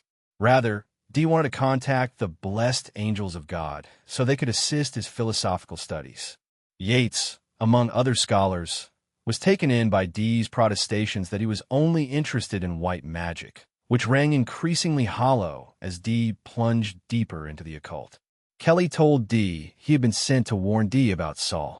Kelly was an emissary of a group that previously had sent others, including Richard Hickman, later implicated in the Hesketh plot, in June 1579. Hickman gained entry with the commendations of Sir Christopher Hatton, which shows that interest in spiritual communication went right to the top of government. Woolley lists Leicester, Pembroke, and most significantly Walsingham as deeply involved in the occult and interested in having Dee come up with a military or intelligence application. If Kelly was sent by Hatton to work with Dee, whom was Dee working for? Was Kelly sent to spy on Dee? If so, he was the man providing Dee with most of his material. This could mean Kelly was a projector, an agent provocateur, sent to implicate Dee in some plot. Walsingham was famous for concocting schemes and was then deeply involved in what became known as the Throckmorton plot. Did Walsingham and Hatton's suspect, Dee, had divided loyalties? Cardinal Allen had already claimed Dee was a Catholic priest. Even a sacerdos uxoritus might have bouts of recurring Catholicism. During a séance Kelly conducted with Dee in April 1582, the Archangel Michael appeared and announced he was going to reveal the governors who rule the lower world by revealing the names of 49 angels whose names are here: evident, excellent, and glorious. Additionally, Michael revealed an elaborate table of letters and numbers which described divine government. This table indicated the revelations concerned not personal but political salvation, which would come about through creation of a new global order run according to godly principles.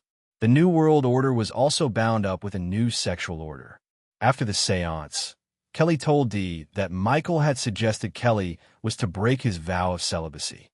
As Luther and the Anabaptists had shown, the New World Order involved liberation from the constraints of the old. No matter how much the Reformers played it down, sexual liberation and Reformed Christianity went hand in hand. Now, the very angels were commanding it. 7 months later, Dee and Kelly conjured up the spirit king Kamara, whose first question was, "What is your desire?" The question demonstrates the angels were interested in the desires of those who summoned them and willing to fulfill them in an as yet unacknowledged bargain. 2 days after Kamara's appearance, Dee had a nightmare in which he was disemboweled after Lord Cecil had entered his house and looked sourly upon him. Like the intelligence agents that worked for Cecil and Walsingham in the sublunary world, the angels seemed to be double agents.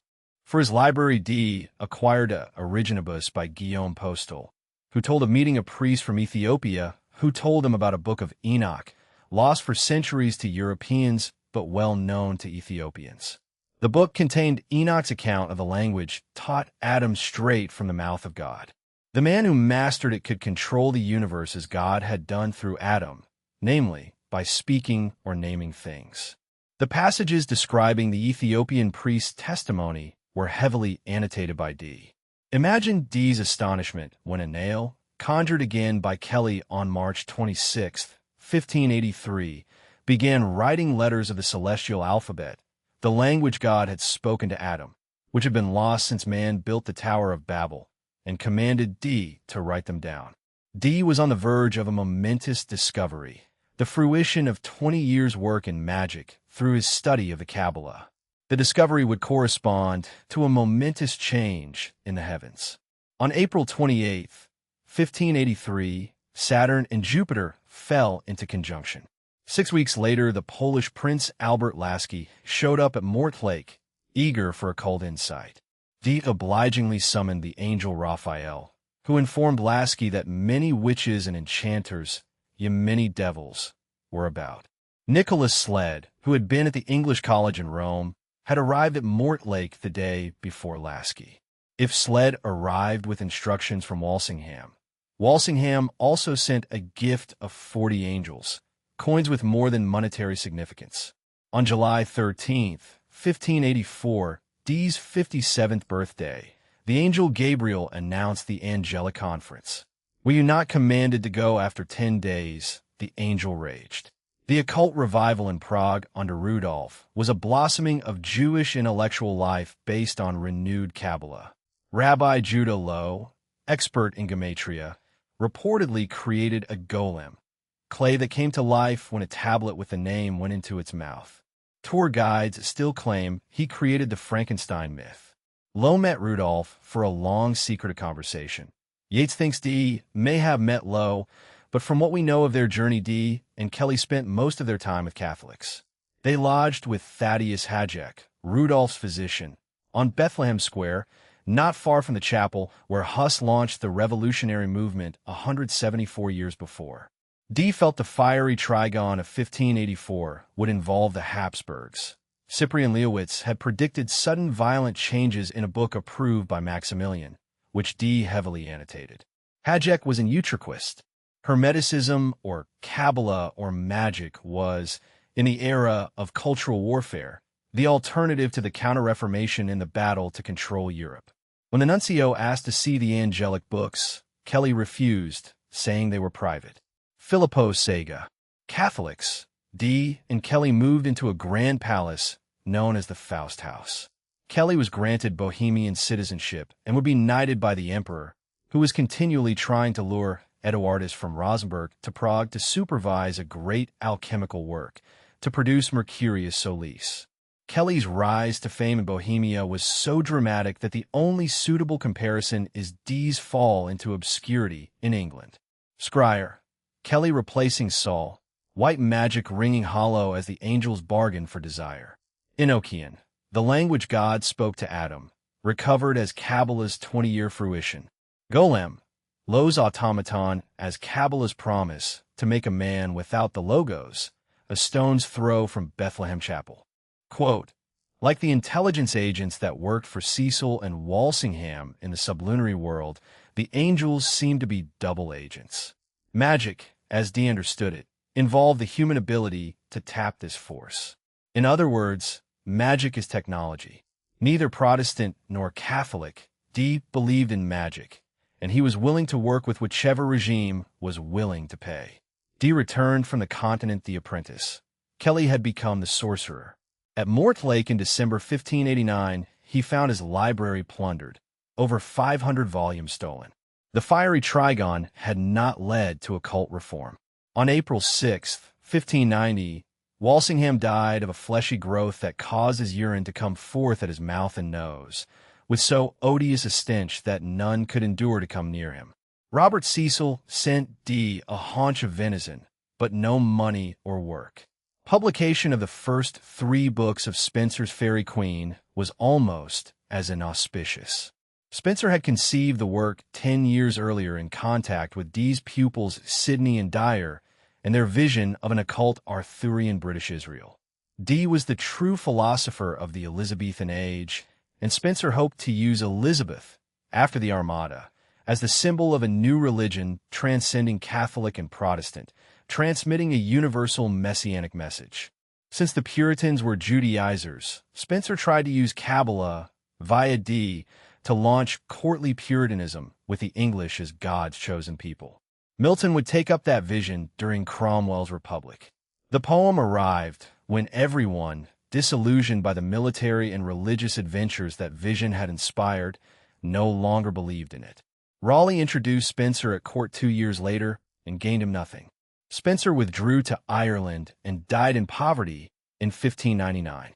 Yeats attributes the chilly reception to an expansionist vision become too dangerously provocative. Occult philosophy was the god that failed. The Counter-Reformation was in full swing. Dee and Spenser were exposed as adherents of the philosophy the Jesuits were stamping out.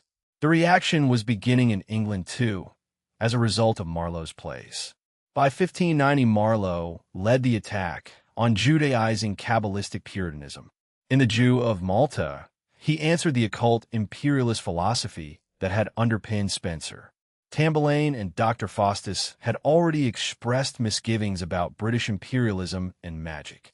Faustus parodies Dee's scheme to use Kabbalah to find buried treasure. Jehovah's name forward and backward anagrammatized makes the conjuring a Judaizing art. The moral is that magic derived from the Kabbalah of the Jews has ravished the English mind. When everything went wrong, the English found a scapegoat in magic. The Fosbuch of 1587, James's demonology, condemning the diverse school without distinguishing white magic from black.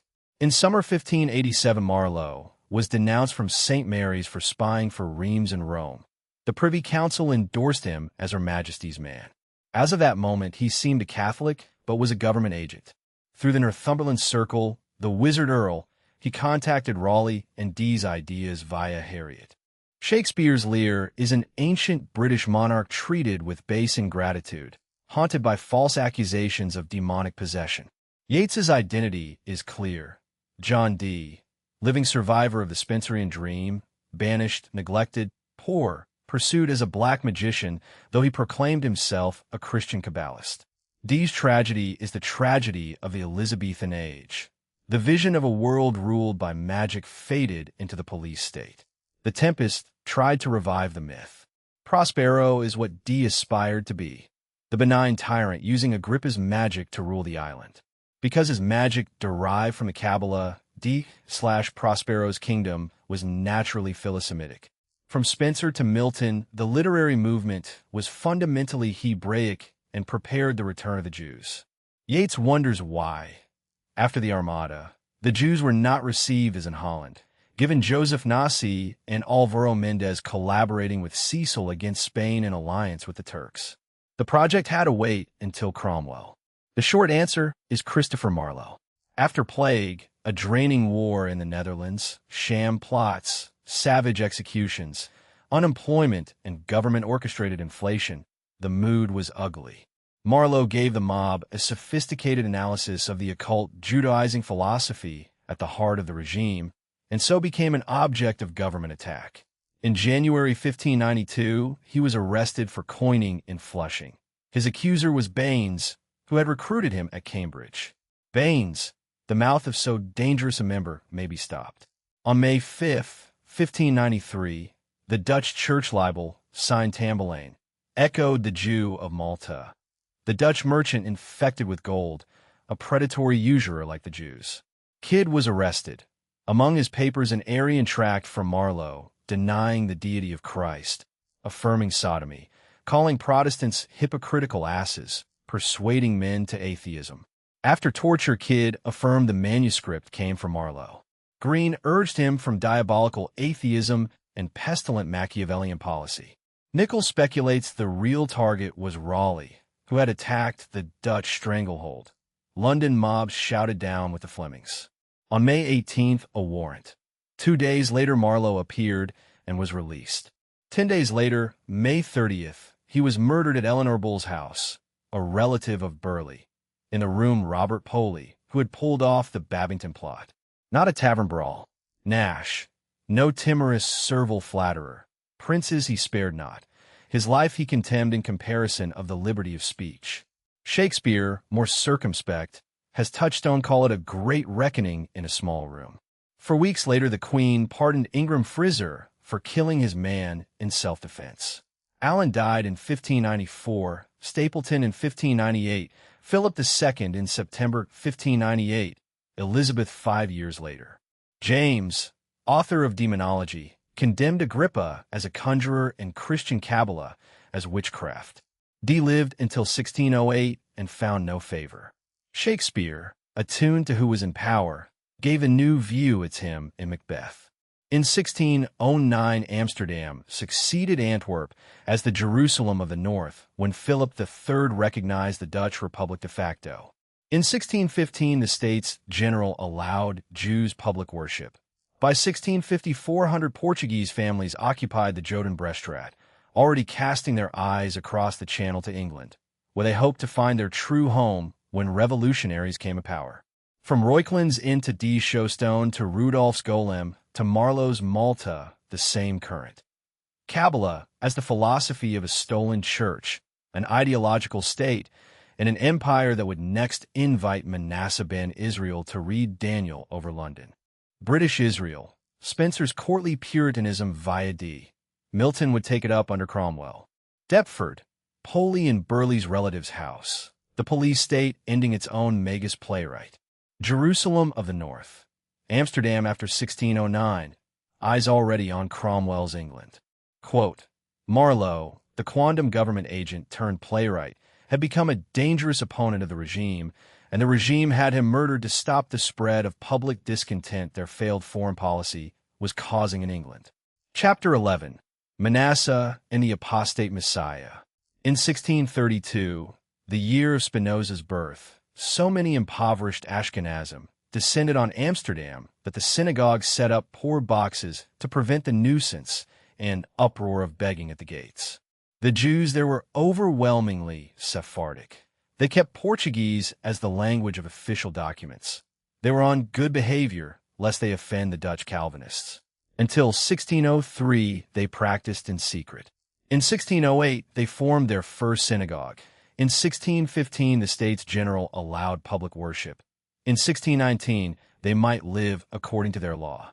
By then, Amsterdam had 2 synagogues, the second congregation, Neve Shalom. Sephardic Judaism there maintained a distinctly Catholic caste.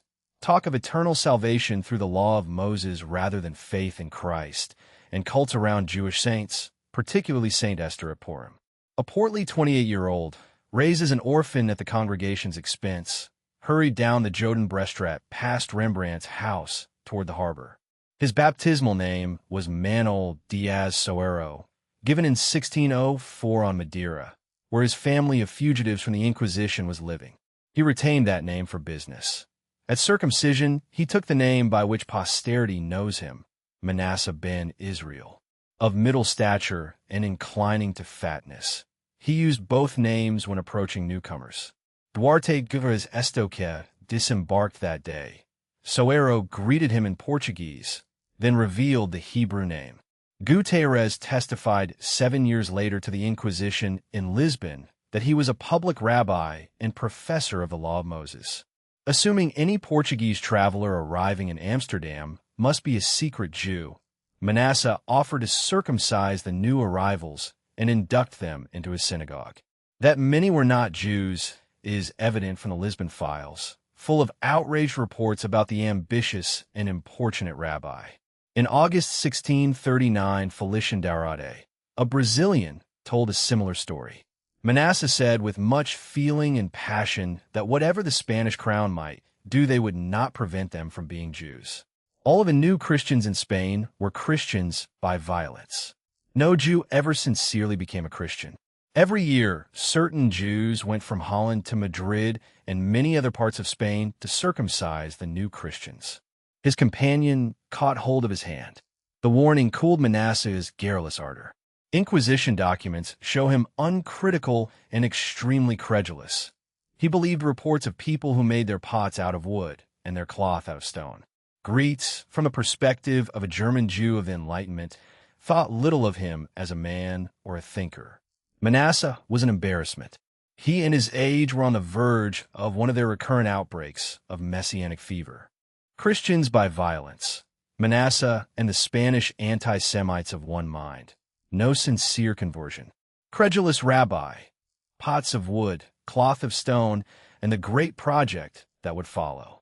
Quote, all of the new Christians in Spain were Christians by violence. As a result, every year there went certain Jews from Holland to the capital of Madrid and to many other parts of the realm of Spain to circumcise the new Christians. Printing, Cromwell, and the saints. Manasseh's printing of Talmudic literature was a tacit acknowledgement that Amsterdam had become a new Yavne. His most famous book, Conciliador, was not a reconciliation of Christian and Jew, but of apparent contradictions in Scripture, a rabbinic exercise aimed at Protestants who now read the Bible without Rome. Shortly after his birth, the family moved from Madeira to Amsterdam, where they could resume ancestral practices with more confidence. He lived 100 years after the first wave of reform. The Dutch revolt had created a sphere in which a Jew could be a public rabbi, a printer, and a diplomat of messianic politics.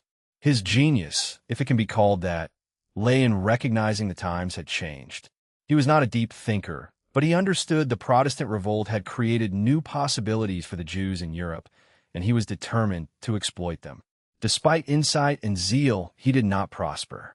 In 1639, when the two congregations merged, he was passed over for head rabbi. At present, he wrote into Termino Vitae, in complete disregard of my personal dignity, I am engaged in trade. What else is there for me to do? I have neither the wealth of a Croesus nor the nature of a Thersites. He dedicated the book to the Dutch West India Company, thought of moving to Brazil. Voss wrote Grotius in January 1640 that no doubt he will act there as rabbi. His domestic affairs compel him. He is far from affluent. Then, standing on the quay, contemplating South America, South America came to him.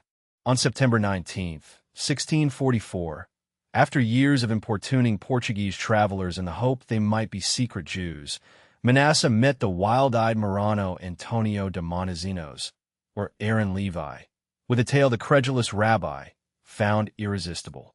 Montesinos had just arrived from South America, where he had been imprisoned by the Inquisition on a charge of Judaizing. In prison, he mulled reports from the Indians concerning tribes near Quito. He made a solemn vow that if he regained freedom, he would investigate. Apparently, God heard, because he was soon released and on his way under the guidance of a local cacique. Once out of the Inquisition's reach, the Indian chief made a startling revelation. He was a Jew of the tribe of Levi. What the world thought were benighted savages in the jungles of South America were the 10 lost tribes of Israel. It was a moment worthy of Mel Brooks having an Indian speak Yiddish, but Manasseh believed every word and feverishly deduced the theological consequences. The Messiah could only come when Jews had reached the ends of the earth, a word rendered in Hebrew as Kazeh Harez, a literal and erroneous translation of the French word for England, Angleterra. Since Kazeh meant both angle and limit, England was known as the ends of the earth to medieval Jewish writers. The 10 lost tribes were in America. They were spread all over the earth except England. If the Jews could get to England, they would have spread to the ends of the earth, and the Messiah was bound to appear. Montesinos swore a solemn oath. If true, the theological insights the unerringly logical Manasseh derived were equally true. All he needed to do was get the Jews readmitted to England. God would take care of the rest. So the portly rabbi embarked upon the great project of his life. The millennialist proletarian tradition that haunted Flanders and the Rhineland during the Middle Ages, rabidly anti-Semitic but anti-Catholic too, now met the dormant Jewish tradition of Messianic politics in the Low Countries, where the Jews expelled from Spain made contact with English Puritans, Dutch Calvinists, German Lutherans, and the remnant of the Anabaptists from Munster. Kazeh Harez, England as the ends of the earth, America already filled by the lost tribes. Great project, readmission as the last geographic condition of the Messiah. Quote, all Manasseh ben Israel needed to do was get the Jews readmitted to England. God would take care of the rest. So the portly rabbi embarked upon the great project of his life. After years of watching his predecessor try to deal with the Puritan revolutionaries with weapons of the Spirit, Charles I ran out of patience. On August 22, 1642, he threw down the gauntlet at Nottingham. His military opponent was a man of no previous military experience. If Ziska had created a wagon fortress as an ingenious defense against the cavalry charge, Cromwell refined the cavalry charge as the offensive weapon of the new model army. Cromwell was born in Huntingdon in 1599. His family name would have been Williams, but his grandfather married the sister of Thomas Cromwell. The fortune of the Cromwells came from looting the Catholic Church. In 1628, he began a lifelong battle with mental illness. His personality was what a later age calls bipolar disorder. His physician, Sir Theodore Mayerne, prescribed a wonderful cocktail of drugs. 10 years after diagnosis as a manic depressive, Cromwell had a religious experience which convinced him he was among the elect.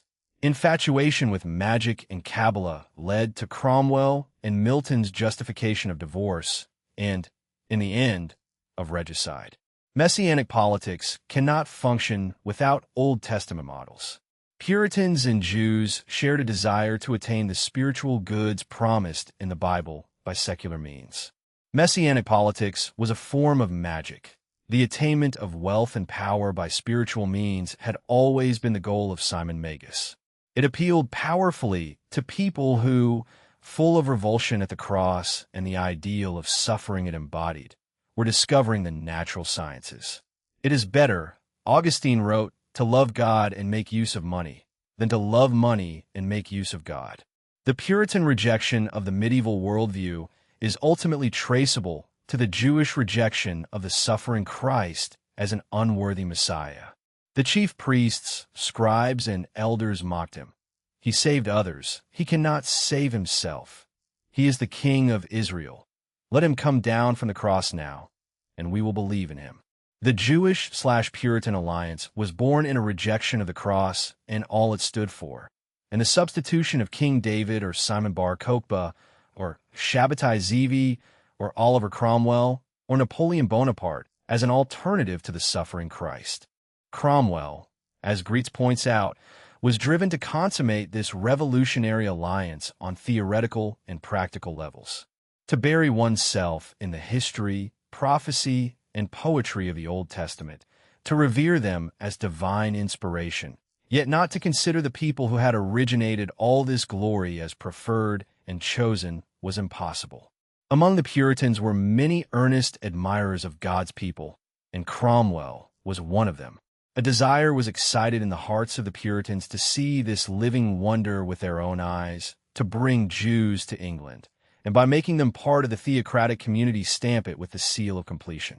Great is my sympathy with this poor people, whom God chose and to whom he gave his law. It rejects Jesus because it does not recognize him as the Messiah. Cromwell dreamt of a reconciliation of the Old and New Testament, of an intimate connection between the Jewish people of God and the English Puritan theocracy. But other Puritans were so absorbed in the Old Testament that the New was of no importance, especially the visionaries in Cromwell's army and among the members of Parliament, hoping for the fifth monarchy, assigned to the Jewish people a glorious position in the expected millennium. Nathaniel Holmes wished to become the servant of Israel and serve him on bended knees. The more public life and religious thought assumed Jewish coloring. The only thing wanted to make one thing was the return of the Jews. Cromwell's followers felt that by readmitting them, they could bring about the second coming, the millennium, and the fifth monarchy. In June 1645, reviewing papers captured from the king's baggage at Naseby, Cromwell discovered Charles's Irish plans. England as the new Israel has a mission to save the world, Milton pleaded. Let not England forget her precedents of teaching nations how to live. Who but English Constantine baptized the Roman Empire? Who but Willibrord and Winfrid the first apostles of Germany? Who but Alcuin and Wycliffe opened the eyes of Europe? In Milton's tendentious pleading for legalization of divorce, one can almost hear Planned Parenthood arguing the sequel to America's conquest of Afghanistan should be contraception and abortion there. Messianic politics and sexual liberation have gone hand in hand from the beginning, now that America is the uncontested new Israel. Bipolar Gideon, Cromwell's manic-depressive election as the English form of anointing. Alliance against the cross, David, Bar Kokhba, Zevi, Cromwell, Napoleon as alternatives to the suffering Christ. Quote, Great is my sympathy with this poor people, whom God chose and to whom he gave his law. It rejects Jesus because it does not recognize him as the Messiah. The king's death warrant was signed by 59 saints. Cromwell's name headed the list. The execution was viewed with revulsion by all of Christian Europe, and yet Cromwell justified it. If you be offended at the manner, he wrote Lord Wharton in January 1650, the subjunctive mood indicating that not even he was sure. Judaizing that had been extirpated from Spain had struck deep roots in England. Trying to justify the claim that to the pure all things are pure, the ranters, like Cromwell, gave free rein to their sexual passions until Cromwell had to impose martial law. Cromwell was convinced the anointing of the Lord was on him. Much of what followed, the killing of the king or the slaughter of the Irish, was merely extrapolating to the political realm the logic of election. On August 15, 1649, he landed with his army at Ringsend near Dublin. He understood Catholic Ireland had posed a military threat to the plans of Charles I, as he had learned after Naseby. Ireland was the first test case. Popery could be extirpated and then civilized Protestantism planted.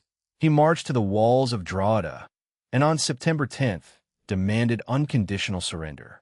When the garrison refused, Cromwell fell into a manic rage. No quarter was given. The order came directly from Cromwell, who later wrote of the slaughter of men. The killing of defenseless civilians continued for days. To continue the slaughter seems calculated. He wanted to spare himself the necessity of garrisoning a hostile country. He rationalized the decision by claiming he was doing God's work and that Irish civilians had been involved in the atrocities of 1641. Marvel, the Irish are ashamed to see themselves in 1 year tamed. In May 1650, Cromwell left for Scotland, where he crushed a numerically superior army, modestly ascribing the victory to the Lord. Like the Muslims, Cromwell and the Puritans tended to take the fact as a sign of divine approval. He found the same logic turning against his own party in dealings with Fifth Monarchy men. Manasseh followed these debates with increasing excitement. When the Saints gave free rein until martial law, when Barebones wanted to change the law of the land to the law of Moses, the rabbis saw a people who had already Judaized the state and now needed only the Jews themselves to complete the theocracy. Had the political situation remained stable, he probably would have sailed sooner. Departure was delayed 3 years, a period during which Cromwell's power was seriously challenged by the Fifth Monarchy men. By the time Manasseh finally got to England, they identified Cromwell, not King Charles, as the little horn that Daniel's vision would strike. On July 4, 1653, Cromwell opened the Barebones Parliament. He felt that if they were saints, he could deal with the admission of the Jews. The French ambassador to Holland felt Cromwell wanted to admit them because commerce and espionage went hand in hand, and Cromwell used Jewish spies in gathering intelligence even before the Whitehall Conference. Dealing with a parliament of saints proved more difficult. By January 1654, he had enough and issued an ordinance to silence enemies of the Protectorate. Hannah Trapnell attacked him from the moment of the dissolution. Thomas Goodwin attacked in a sermon on the Fifth Monarchy, proving by invincible arguments that the saints shall have the kingdom. John Rogers claimed Cromwell was the great dragon who sat in Whitehall and must be pulled down. In response, Cromwell imposed martial law, dividing England and Wales. His dealings with the saints left him with a police state and a messianic project he could no longer share with the visionaries who had first made it thinkable. Draw it a manic rage as God's work, no quarter as the new model sacrament. Little Horn. Fifth Monarchy men transferring Daniel from Charles to Cromwell. Quote, the order to give no quarter, largely obeyed, came directly from Cromwell. Great is my sympathy with this poor people, whom God chose and to whom he gave his law. It breaks my heart to think how they are used. Draughta was the Irish payment for that sympathy. The saints had become the new chosen, and the old chosen would wait for Manasseh. Luria, Whitehall, and Prynne. English and Dutch merchants routinely hired Jewish factors in the Levant. One of proven probity was a certain Mordecai Zevi, who executed his commissions with strict honesty and enjoyed their confidence. A son born when the Sabbath would have fallen on Saturday that year was named Shabbatai. He grew up the child of privilege, studied, was exceptionally good-looking with a full beard. Like Cromwell, he was manic-depressive. He differed only in the magnitude of the swings. Where Cromwell felt he had been anointed by God, Shabbatai felt he was the Messiah. He had heard the English merchants in Smyrna talk of the Civil War, which broke out when he was 16. The king was put on trial when Zevi was 21 and executed when he was 22.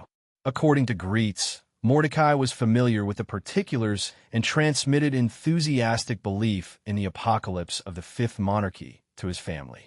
Inspired by reports from England and Poland, Zevi's behavior began to reflect the bizarre and apocalyptic nature of his age. He married in 1648 and, from his wife's petition for a divorce which he did not contest, was unmarried within the year. There was a sexual component. As a youth, he is said to have done what later he would preach as a good deed by transgression. By 20, his voice and charismatic personality had gathered a small circle in Smyrna. He heard a voice inside him. He uttered the Tetragrammaton in the presence of his followers.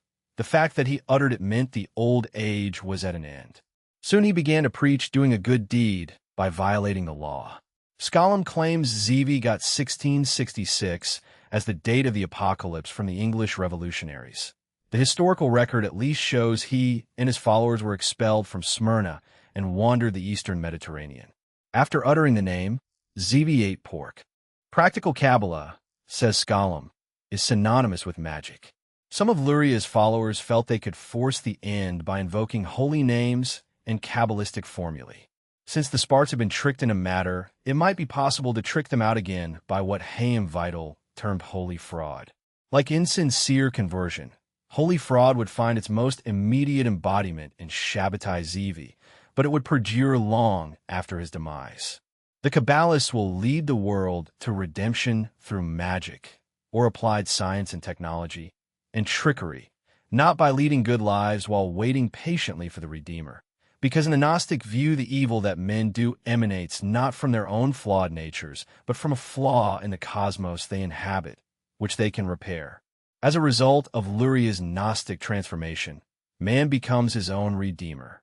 Exile was no longer a punishment, but a mission. Israel is dispersed among the nations in order that the light of the whole world may be liberated. Vital. This is the secret why Israel is fated to be enslaved by all the Gentiles of the world, in order that it may uplift those sparks of the divine light, which have also fallen among them. And therefore it was necessary that Israel should be scattered to the four winds in order to lift everything up. The Israelites are the first revolutionary internationalists. Lurianic Kabbalah was also a reaction to the Inquisition. By the time of the Chmielnicki massacres, it had spread to all parts of the diaspora.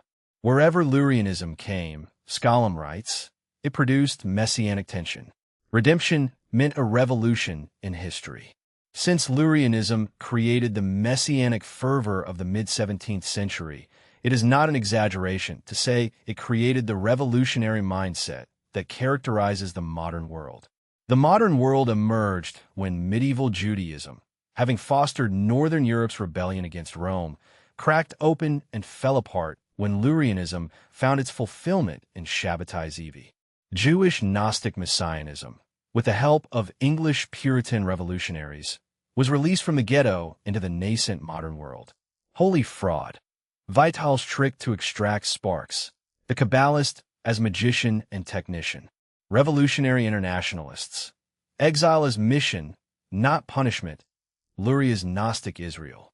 Quote, the Israelites are the first revolutionary internationalists.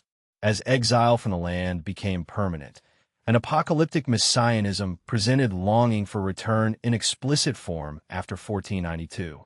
Socialism and communism accepted these internalized Jewish principles. The first revolutionary internationalists. Manasseh eventually wrote up Montezino's story as Hope of Israel, developing calculations that confirmed the ravings of the Fifth Monarchy men. His hopes about Jewish migration were encouraged by English contacts.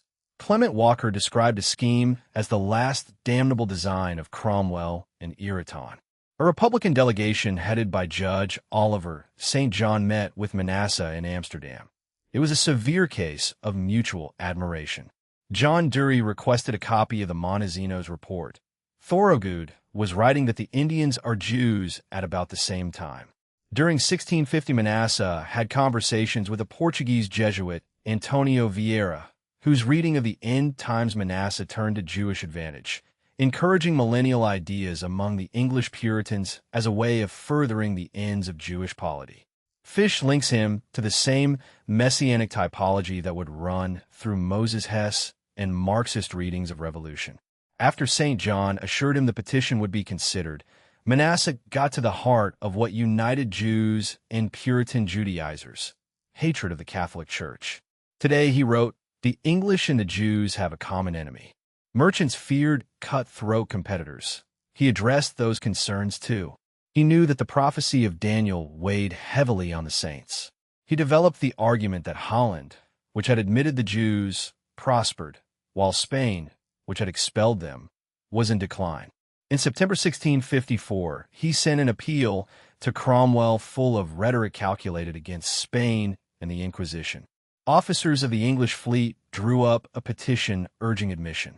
Since Cromwell had made peace with the Dutch in April 1654, the final impediment was removed. Manasseh set sail for London in September 1655, just as Thomas Taney set sail the other way.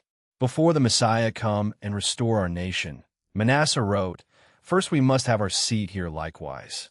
In October 1655, he left his English lodgings in full rabbinic regalia with pamphlets under his arm and marched to Whitehall.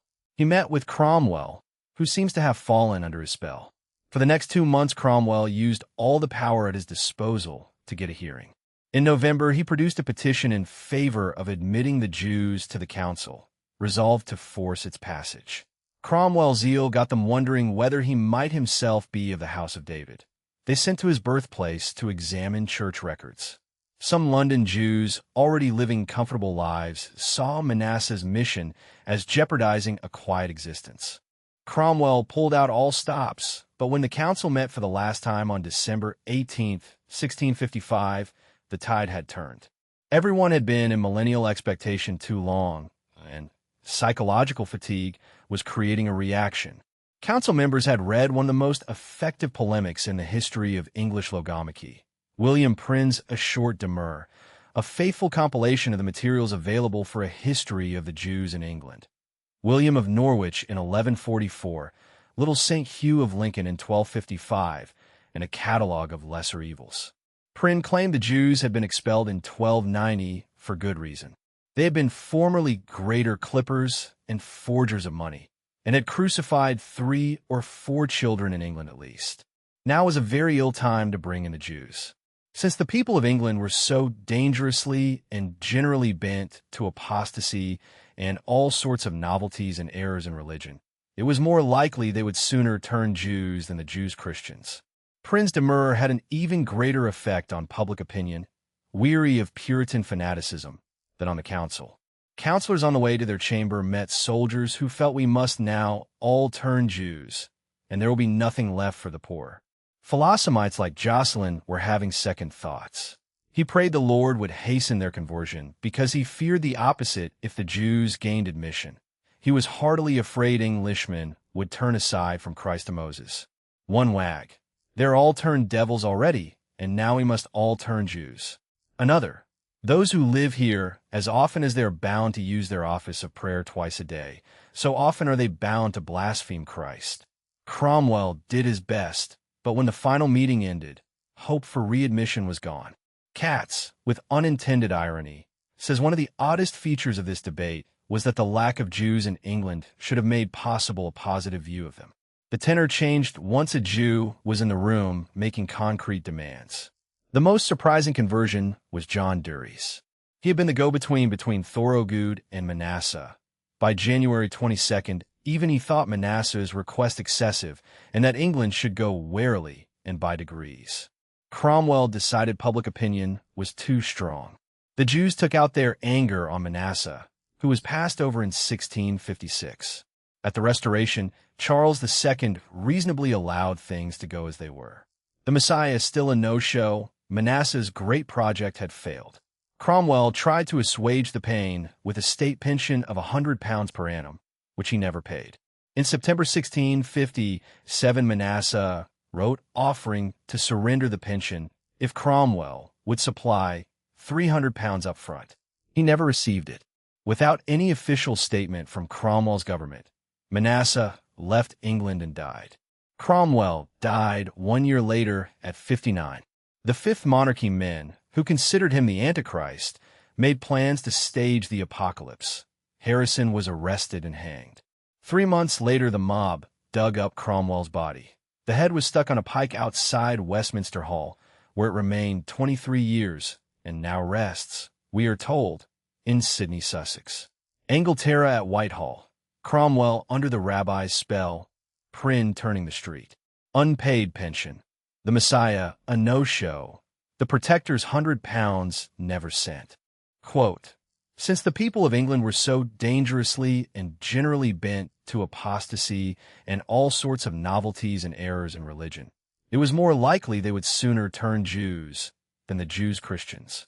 Sarah, Nathan, an apostasy at the port. During his stay among the Jews in Amoria, Zevi attracted followers. Because of contacts made on a previous trip to Cairo, he was chosen to lead a mission, and he found a third wife. In March 1664, he married a refugee from the Chmielnicki massacres who had passed through Amsterdam in 1655 at the climax of Manasseh's mission to England. She established a reputation as a beauty of legendary promiscuity.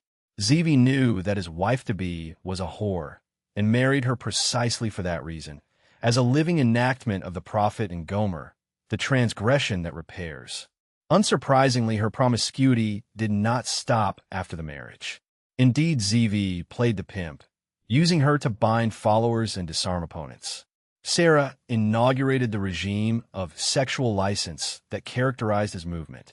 In approving her acts of tikkun, Zevi was referring to the Kabbalist notion of repair by descent into the Kalippah. Jesus came not to abolish the law, but to fulfill it. Zevi came to abolish the law by urging the systematic violation of all its precepts. He had already uttered the name and eaten pork. Now orgiastic sexuality completed the program. He was far ahead of Frank, who a century later considered himself an avatar of Zevi and dangled the same prospect. The steady regimen of wine, women, and song intensified the bipolar mood. When he was up, Zevi had no doubts. When down, nothing but doubts. He met Nathan of Gaza, the noted Kabbalist, in May 1665. Nathan was significantly younger, but had dedicated himself to the Master's advent. Seeking tikkun for his soul, Zevi approached Nathan with what he feared was incurable illness. To his surprise, Nathan prostrated himself and identified him as the Messiah. The other rabbis fell in line. Before long, it was dangerous to oppose him. When Zevi arrived in Smyrna in autumn 1665, his reputation, heightened by Nathan, filled the town. Followers proclaimed him in the language of the Zohar as the true Redeemer. Sensing the end of the world, they unroofed their houses. In November, news of the tumult arrived at the Talmud Torah in Amsterdam, the congregation that had sent Manasseh off to England 10 years earlier. That congregation wrote to Zevi announcing he was the Messiah. Henry Oldenburg wrote from London to the young Dutch lens-grinder Baruch Spinoza, excommunicated from Manasseh's synagogue in 1656 while Manasseh was on his mission, talking of a rumor of the return of the Israelites. Spinoza's response, if there was one, has been lost. Since his excommunication, he had broken all contact with the Jews. With Shabbatai, Zevi, the Messiah, had to be a Jew, and when Cromwell proved unqualified, it was only a matter of time. Jews sold houses and made plans to travel to Jerusalem.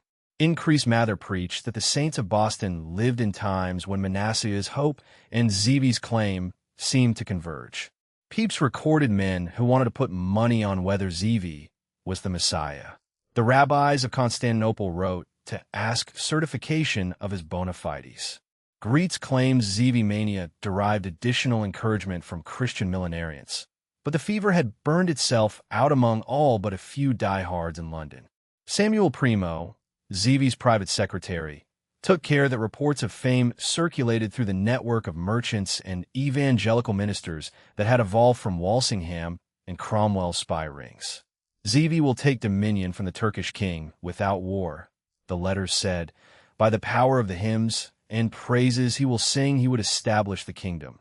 Then proceed to Jerusalem, return from the river Sambation mounted on a celestial lion. In a letter at the end of 1665, Nathan announced that Zevi was the reincarnation of Simon Bar Kokhba. Nathan also announced Zevi was going to redeem Jesus Christ from the pot of boiling excrement in which Jewish legend had placed him. Probably then Rabbi Sisportas began to doubt. During Hanukkah, Zevi slipped into manic exaltation. The imitation of Christ was very much in his mind. He tried to outdo Christ by taking the Torah scroll in his arms and singing.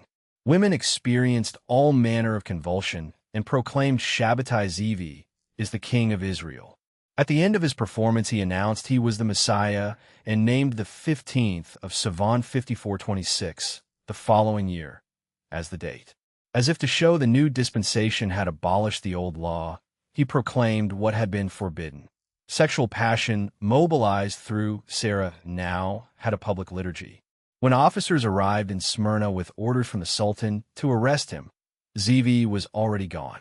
On the first day of 1666, he set sail for Constantinople. The voyage, which normally lasted 10 to 14 days, was battered by winds that had enriched Troy. They symbolized the revolutionary passions he aroused, but could not control. When he appeared before the Divan, 3 days after his arrest, he claimed what the letters had claimed. The Grand Vizier welcomed the Messiah to Constantinople with a blow to the ear and sentenced him to prison. Zevi wrote an open letter to his fellow Jewish prisoners, urging them not to default on their faith. A little over 2 weeks later, the synagogue in Amsterdam prostrated themselves, as is fitting, before our king, Shabbatai Sevi. So many came to offer homage that food prices began to climb. Fanatical following made him dangerous even in prison. Copperlew had him transferred to the fortress of Abydos on the Dardanelles, which his followers called the Tower of Strength, Migdalas. He arrived on the day of preparation for Passover and ate the lamb with leavened bread, again above the law of Moses. After Passover, he settled into a way of life so bizarre that the king of the Jews received visitors sitting on a throne holding a Torah scroll clad, like himself, in red. The walls were covered with carpets of gold, the floor with rugs of silver and gold. When he wasn't singing or feasting, he engaged in sexual orgies. He would urge visitors to eat at the times prescribed for fasting, calming their scruples by telling them that breaking the law would fulfill Scripture.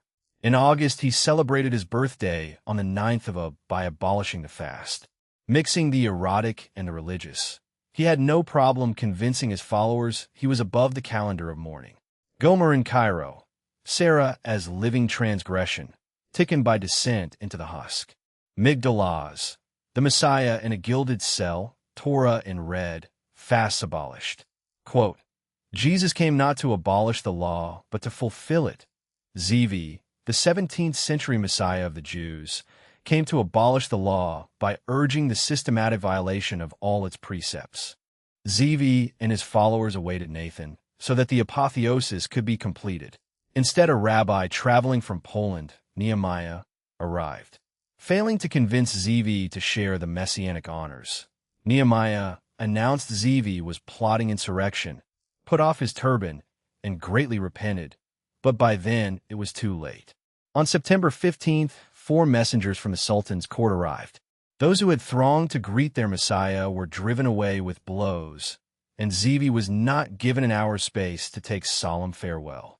The idea that he was the Messiah had taken such firm root that many still expected him to take the crown from the Sultan's head after charming him into submission with song. The Turks had lost none of their shrewdness. They knew that Zevi's death would almost certainly mean a rebellion. Dragged before the Divan, he was given an opportunity to prove he was indeed the Messiah, stripped naked and made to stand as a target for the archers. There was a simpler alternative. He could become a Muslim. It didn't take Zevi long to decide. Faced with either death or apostasy, he chose apostasy. He threw his Jewish hat down and spat on it, and slandered and denounced his faithful believers. Impressed with his zeal, the Sultan changed Zevi's name to his own, calling him Mehmed, and gave him a post at the palace gates. Under the tutelage of the Sultan's mother, Zevi's wife apostatized too. Followers were still arriving from Europe offering homage a month later. Like Cromwell, Zevi tried to shift the blame onto God. A few days after his conversion, he explained in a letter to one of his brothers, God made me do it. Gradually word trickled back to Europe during the fall. Those who had been told the tables would soon be turned now had to explain themselves as blind and credulous fools. Repression was the most common Jewish response. The rabbis forbade anyone who pronounced Zevi's name and threatened to hand violent enthusiasts to the authorities. In 1676, a man realized the noise which the Jews had made about their Shabbatai Zevi, for which we had waited for a whole year with fasts and mortifications, was all lies. The apostasy had aroused in him the first doubts about the Jewish religion. Kabbalah supplied another explanation. Zevi hadn't really converted. A phantom that resembled him had converted, but the real Zevi had repaired to Jerusalem. Nathan claimed the conversion presented a deep mystery whose meaning he would reveal shortly. Samuel Primo claimed a mock conversion, and that Zevi's duplicity proved his messianic cunning. There was historical precedent. Zevi was a Sephardi. The Converso drama had taught a people to live behind a mask to eat pork in public and keep the Sabbath in secret. Because of his apostasy, he became the paradigm of a new Jew. After his apostasy, Zivi became a double agent so skillful that no one could tell where his real allegiance, if he had any, lay. Many Jews flocked in from as far as Babylon and Jerusalem, and, casting their caps on the ground in presence of the Grand Signior, voluntarily professed themselves Mohammedans. Delacroix saw him in the company of apostate Jews who followed him to the synagogues where he preached conversion to Islam with such success that during the 5 years the mission lasted, the number of Jewish apostates to Islam increased every day. Lay Ben Azair claims he caused more than 300 Jews to apostatize in 2 or 3 months. On the other hand, there were stories of Zivi sitting with the Quran in one hand and the Torah in the other. Tobias Rofe claims that in addition to doing queer things, sometimes he prayed and behaved like a Jew and sometimes like a Muslim. It was impossible to tell whether he was a Muslim subverting Jews or a Jew subverting Muslims. Zivi stood for subversion more than for any religious creed. Everything about him bespoke, in Reichott's words, disguise and dissimulation. He had become the quintessential subversive Jew and a paradigm for other subversive Jews for centuries to come. In Zivi, the Converso tradition found its apotheosis. He passed his days in the Turkish court as sometime Moses did in that of the Egyptians. Greets, he played the part of the Jew at one time, of Mussulman at another. If Turkish spies were listening, he would throw off his Jewish headdress and put on the turban. When speaking to Jews, he would claim he only persisted in Mohammedanism in order to bring thousands of non-Jews over to Israel. To the Sultan and the Mufti, on the other hand, he said his approximation to the Jews was intended to bring them over to Islam. His followers, schooled in duplicity, rationalized what Scholem calls their double-faced existence. Rabbis, still sympathetic, allowed the Sabbatians to dissemble. While denouncing active dissimulation and deceit, the same rabbis condoned the holy deceit practiced by Shabbatai Zivi and those who apostatized at his behest. This act of deceit was part of the tactics of warfare against the demonic powers of the Khalifa, and hence of a different order altogether. Just as the North African rabbis condoned insincere conversion, Zivi's followers condoned deceit as long as it was holy. These rationalizations took root and produced what Kant termed a nation of deceivers. Greets attributes that characteristic to Talmudic studies among Polish Jews, the story of Shabbatai Zivi, especially as the culmination of the Converso drama in Spain, indicates the tradition goes back much farther. It was fostered by the Sabbatians, who were second to none in the art of interpreting, hair-splitting, and twisting texts, for which the Jews forever have had such an uncontested reputation. Zivi's apostasy contributed significantly to the rise of the Jew as a subversive because, as Scholem puts it, unlike the passion and death of Jesus, it was essentially destructive of all values. Apologists could find justification in the Kabbalah's dialectical liquidation of evil, which appears to strengthen the power of evil before its final defeat and requires not only the disguise of good in the form of evil, but total identification with it. Scholem says it was along such lines that the subsequent theology of the Sabbatian radicals developed, without mentioning Marxism, but the connections are obvious.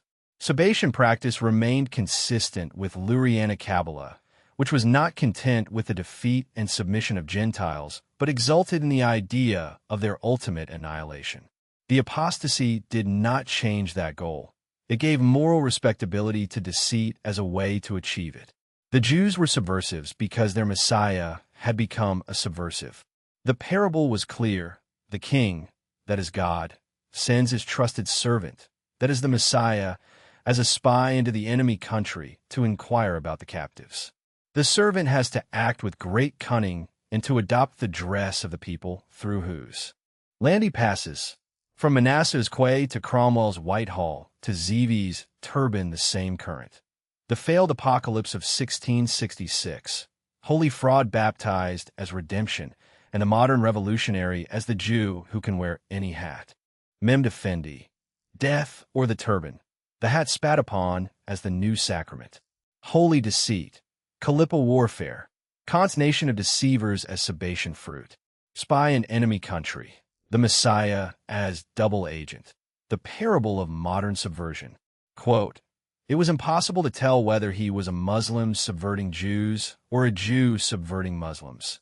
Zevi stood for subversion more than for any religious creed." Chapter 12, The Rise of Freemasonry. In 1605, Francis Bacon published The Advancement of Learning. To write on the new science without mentioning John Dee, still alive, was either a calculated insult or an attempt to stay out of trouble. There is no evidence of personal animus, so avoiding trouble must have been the goal. Dee had petitioned the new Scottish king and been coldly rebuffed. James I thought Dee a sorcerer and had made his feelings clear in Demonology, 1597. Given that vehemence, Dee was lucky he was not burned. He was condemned to internal banishment from the court whose interests he had served as magus and spy. If Shakespeare had written a play about Dee's life, it would have been a tragedy. Some feel he wrote not one but two. Dee was Prospero in his mastery of potent spells and arcane gnosis, but also Lear raging poor and almost mad against a country that treated him so ungratefully.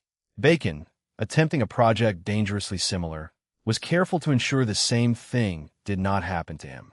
Dee's main service had been his mission to Prague, begun in 1583. Walsingham sent him to exploit Rudolf Tooss, craving for occult knowledge, to bring him under Cecil and Elizabeth in their cabal against Philip II, and to thwart the Jesuits turning Prague into a bulwark of the Counter-Reformation and a center for English Catholic exiles. After waiting 3 years, Elizabeth had herself declared head of the Protestant conspiracy at a meeting in Lüneburg in July 1586, then sent emissaries proposing a military league with Denmark and Navarre. The meeting is mentioned in Simon Studian's Neometria, a standard Rosicrucian text. Emboldened, she sided with the hardliners who wanted to take the war to the Catholics in the Netherlands. 6 months later, Leicester launched his intervention with his young cousin, Sir Philip Sidney. The campaign of 1586 was a disaster. Sidney died in battle, and English hopes of a Protestant military victory on the continent died with him. The English could dominate the seas, as the Armada would show, but her armies were no match for Parma, who would soon retake Antwerp. Dawson noted that if Philip had waited for Parma to take Holland before launching the Armada, European history would be very different. By 1589, Dee knew his mission had failed. He took the long way home, a triumphal progress through the Germanies spreading Kabbalah. In June 1589, in Bremen, he received a visit from that famous Hermetic philosopher, Dr. Henricus Conrad of Hamburg, author of the Amphitheater of Eternal Wisdom, the crucial link between Dee and the Rosicrucian movement. Yeats, Dee sowed the seeds for the subsequent Rosicrucian movement on his journey back to England. The crucial link between Protestant and communist revolutionary eras was Freemasonry. Lear and Prospero, Dee's two Shakespearean faces, Bacon riding around the burned magus. Rosicrucian seed, Cunrath, Neometria, Dee's German progress after Prague failed.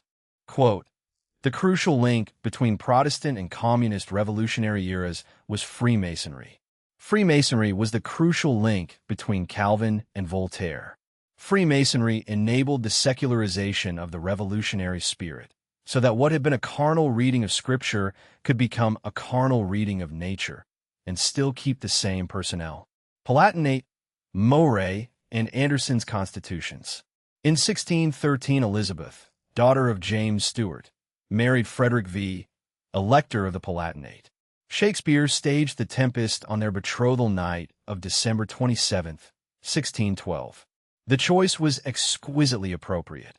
Many saw in the young island princess the rebirth of the magical Kabbalistic crusade of her namesake against the Catholic powers. When they sailed from Margate for The Hague, Protestant hopes sailed with them. After a month in Holland, they set out for Heidelberg. James, however, had no intention of being drawn into a suicidal attack on Habsburg hegemony or of resurrecting a black operation created by the people who had murdered his mother. He wanted England at peace. After marrying Elizabeth to a Protestant prince, he arranged to have one of his sons marry a Spanish Catholic princess. The young couple's belief that James would continue the quixotic foreign policy of his mother's murderers was a miscalculation of enormous proportions. In June 1613, they arrived at Heidelberg, which continued the festivities begun in London. For the next 6 years, Heidelberg was the capital of the reborn anti-Catholic conspiracy and a haven for the Kabbalism had spread throughout Germany in 1589. It also became a center for Kabbalistic technology. Salomon de Caus turned the royal gardens into a cross between Prospero's island and the New Atlantis. Fountains that played music, a statue of Memnon derived from Hero of Alexandria that seemed to speak when the sun shone on it. The promise of heaven on earth through Kabbalistic technology seemed on its way to fulfillment, not in allegory, but in fact. During those 6 years, Johann Valentin Andreae published The Chemical Wedding of Christian Rosenkreuz, which may have been based on Elizabeth and Frederick's life at Heidelberg. The lion, Frederick's heraldic sign, was a main symbol. Christian Rosenkreuz finds that after entering the castle and participating in ceremonies, his soul rises to mystical marriage in ways reminiscent of the higher degrees of Freemasonry. Andreae represented D's monad on the title page, which leads Yeats to conclude the Rosicrucian movement in Germany was the delayed result of D's mission in Bohemia over 20 years earlier. The Rosicrucians were going to bring about the return to the golden age of Adam and Saturn through those ceremonies. The term itself was a German appropriation of the Knight of the Red Cross from Spenser's Faerie Queene. Spenser got it from the Tudors' Red Rose. Rosicrucianism was the name Christian Kabbalah took during the second decade of the 17th century. If the young couple were looking to fight for the Protestant cause, events granted their wish. In 1617, the year Robert Flood's Utrius Cosmi Historia was published, Rudolph II died and was succeeded as King of Bohemia by Ferdinand of Styria. Under Rudolph, Prague had been a haven for Jewish and Christian Kabbalists and a center of the Counter-Reformation. Rudolph had conferred with Rabbi Loew, creator of the Golem, and asked him for spiritual advice.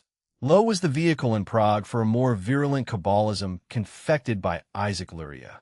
The church had placed Reuchlin on the index. Contradictory forces grew unhindered while Rudolph closeted himself in occult studies. The political landscape still harbored a large Hussite contingent sympathetic with neither Jews nor Catholics. Conflict was inevitable. Ferdinand was a Counter-Reformation prince. The Bohemian estates, still half Hussite in memory, offered the crown to Frederick. The Winter King lasted a season. White Mountain broke the Palatinate dream. Heidelberg's singing fountains did not stop Tilly. The couple ended up in Holland, Europe's Protestant entrepot, steward indifference having stranded the fairy tale. James would not send an army to save his daughter's magic garden. The 30 Years' War that followed was the bill for Rudolph's closet, D's progress, and a fairy tale wedding that mistook the Tempest for a war plan.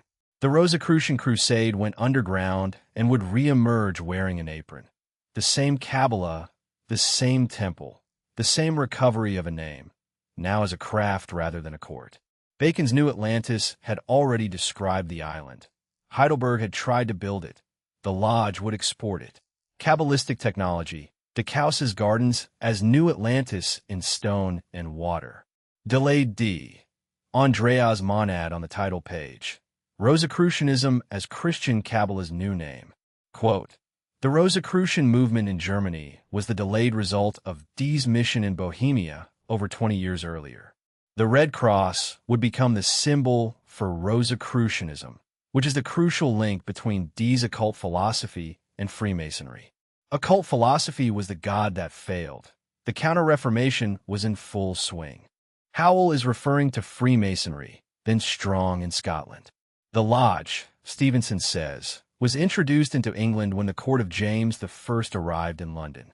Masons on the continent invariably trace their history to the destruction of the Knights Templar in 1326. Whether the Templars fled to Scotland, as Howell claims the Jews did, is speculation lost in the mists.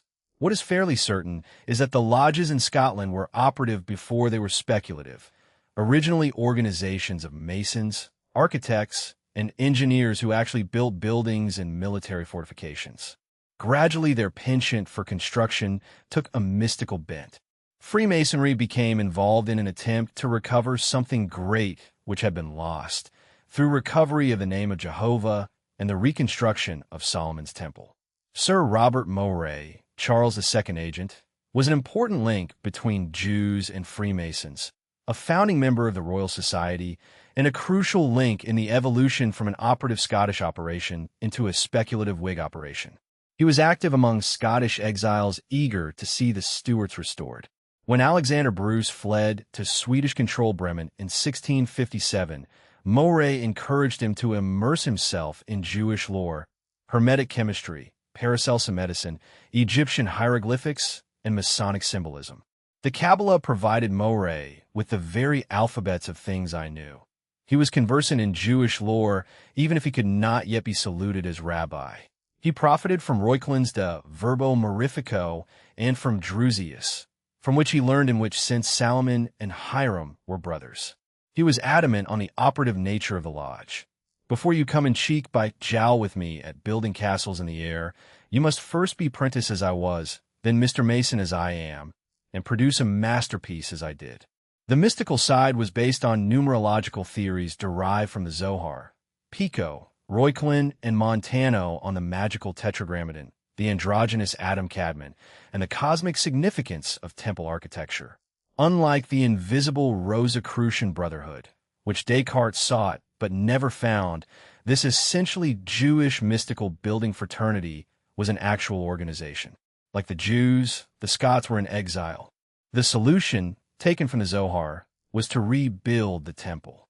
Moray felt the pious man should pray for the reunion of the scattered, for the reappearance of justice and restoration of the former condition, and for the return to Jerusalem. The Zohar gave explicit instructions, the obligation to build a sanctuary below on the pattern of the temple above. Scots like Moray took those instructions via Reuchlin and incorporated them into the myths and rituals of Freemasonry as an alternative to sectarian strife. The lodge was more than a society for studying Kabbalah. It was a secret political organization whose purpose was restoration of the Stuarts. As soon as the Jews learned of Manasseh's failure with Cromwell, they arranged a meeting with the exiled Charles II in Bruges, where they assured him they had never approved of Manasseh's mission. Manasseh was the sacrificial lamb that sealed the covenant between the Jews and the Stuarts. As a quid pro quo, the Jews would abandon Manasseh and the now discredited Puritans. The Masonic conspiracy, as their part of the deal, distanced themselves from the policies of the enthusiasts, in particular their desire to convert the Jews. Michael Meyer in Themis Aurea stated unequivocally that the Brethren of the Rosy Cross does neither dream of hope for or endeavor any reformation in the world by religion, the conversion of the Jews, or the policies of enthusiasts. During the summer of 1656, some principal persons of the Hebrew nation residing in Amsterdam abandoned Manasseh and approached John Middleton, indicating they were ready to put their financial resources at Charles's disposal. On September 24, Charles told Middleton to assure the Jews of our gracious disposition, and if you find the same good disposition in them towards our service, by assuring them how willing we shall be, when God shall restore us, to extend our protection to them, and to abate the rigor of the laws against them. They shall lay a signal obligation upon us. It will not only dispose us to be gracious, but be a moral assurance that we shall be able to declare to all men how much we have been beholden to them, and how far they have contributed to our restoration. Rabbi Jacob Judah Leon designed a coat of arms for the English Grand Lodge entirely full of Jewish symbols. The motto is Holiness to the Lord. When Monk joined the lodge, he gained access to the network that would restore the king. The restored Stuart took the reins knowing the role the Jews had played, and had not played, in his father's murder. Christina of Sweden, lodging with Jews in Antwerp and working, some said, for and against Cromwell by turns, arranged a meeting with Charles Stuart. The Duke of Ormond visited the Jews' synagogue in Frankfurt. Dury, who had invited Manasseh, now felt England should go warily. The Jews have ways beyond all other men to undermine a state and to insinuate into those that are in offices. Prince de Mur had already poisoned the well in London. The Amsterdam Principles simply changed kings. The lamb had been offered. The temple would be rebuilt under a different dynasty's apron. The conversion of the Jews, the enthusiast's dearest hope, was written out of the Rosicrucian contract so that the money could be written in. Operative to speculative. Scottish builders, then Jehovah's Name and Solomon's house. Sacrificial lamb. Manasseh abandoned. Charles's gracious disposition in exchange for restoration money. Quote, "The lodge was more than just a society for studying Kabbalah and numerology. It was a secret political organization with a specific political purpose, namely, restoration of the Stuarts to the throne of England." In 1717, two Protestant clergymen, Dr. John Theophilus Desaguliers and Dr. James Anderson, met at the Apple Tree Tavern in London and created a governing authority for the lodges in England known as the Grand Lodge. During the 16 years between the death of James II in 1701 and that founding, Stuart Freemasonry was driven into exile in France with the Jacobites who fled in 1690, and it went underground in England and Scotland, making its history almost impossible to trace. In reorganizing the lodges under one central authority, Desaguliers and Anderson redefined their identity, making them an adjunct of the Whig Party. Anderson was a Scots Presbyterian minister who supported the glorious revolution that drove fellow Scot James II from the throne and handed it to the Dutch usurper. He left Aberdeen in 1710, took over a congregation in Swallow Street, and wrote Whig propaganda for members of the lodge. He was recognized as the author of the new Masonic Constitution in 1723. Margaret Jacob calls Anderson's Constitution an extraordinary example of political propaganda. Many were upset, viewing the new constitutions not as a codification of what Masons believed, but as a distortion for political purposes. Professor John Robison, whose proofs of a conspiracy introduced Barruel's writings on the French Revolution to Americans, accused Anderson of falsifying Masonic history. He deplored the heap of rubbish with which Anderson disgraced his constitutions of Freemasonry, because it excluded the Scottish traditions Walpole thought fatally associated with the Jacobites.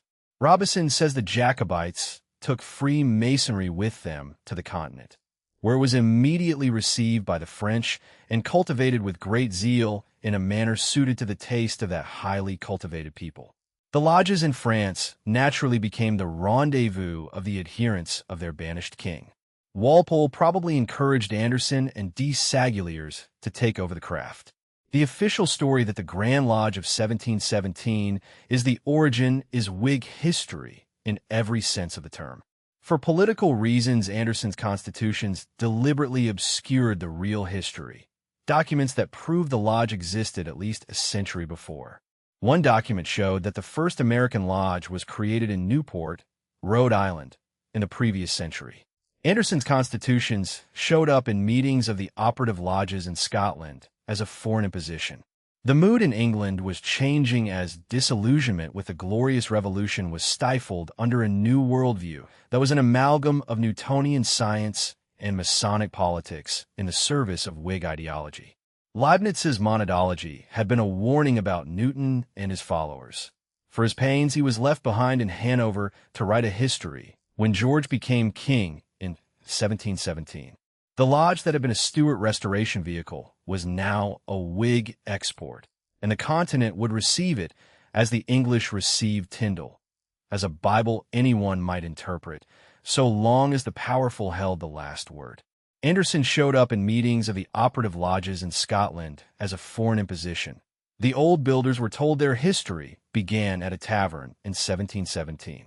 The Grand Lodge became what Cecil's England had been, an ideological state in miniature, where to be a good Mason was to be a good Whig, and the Jacobite, like the recusant, was a traitor to the New Jerusalem of Newton and Walpole.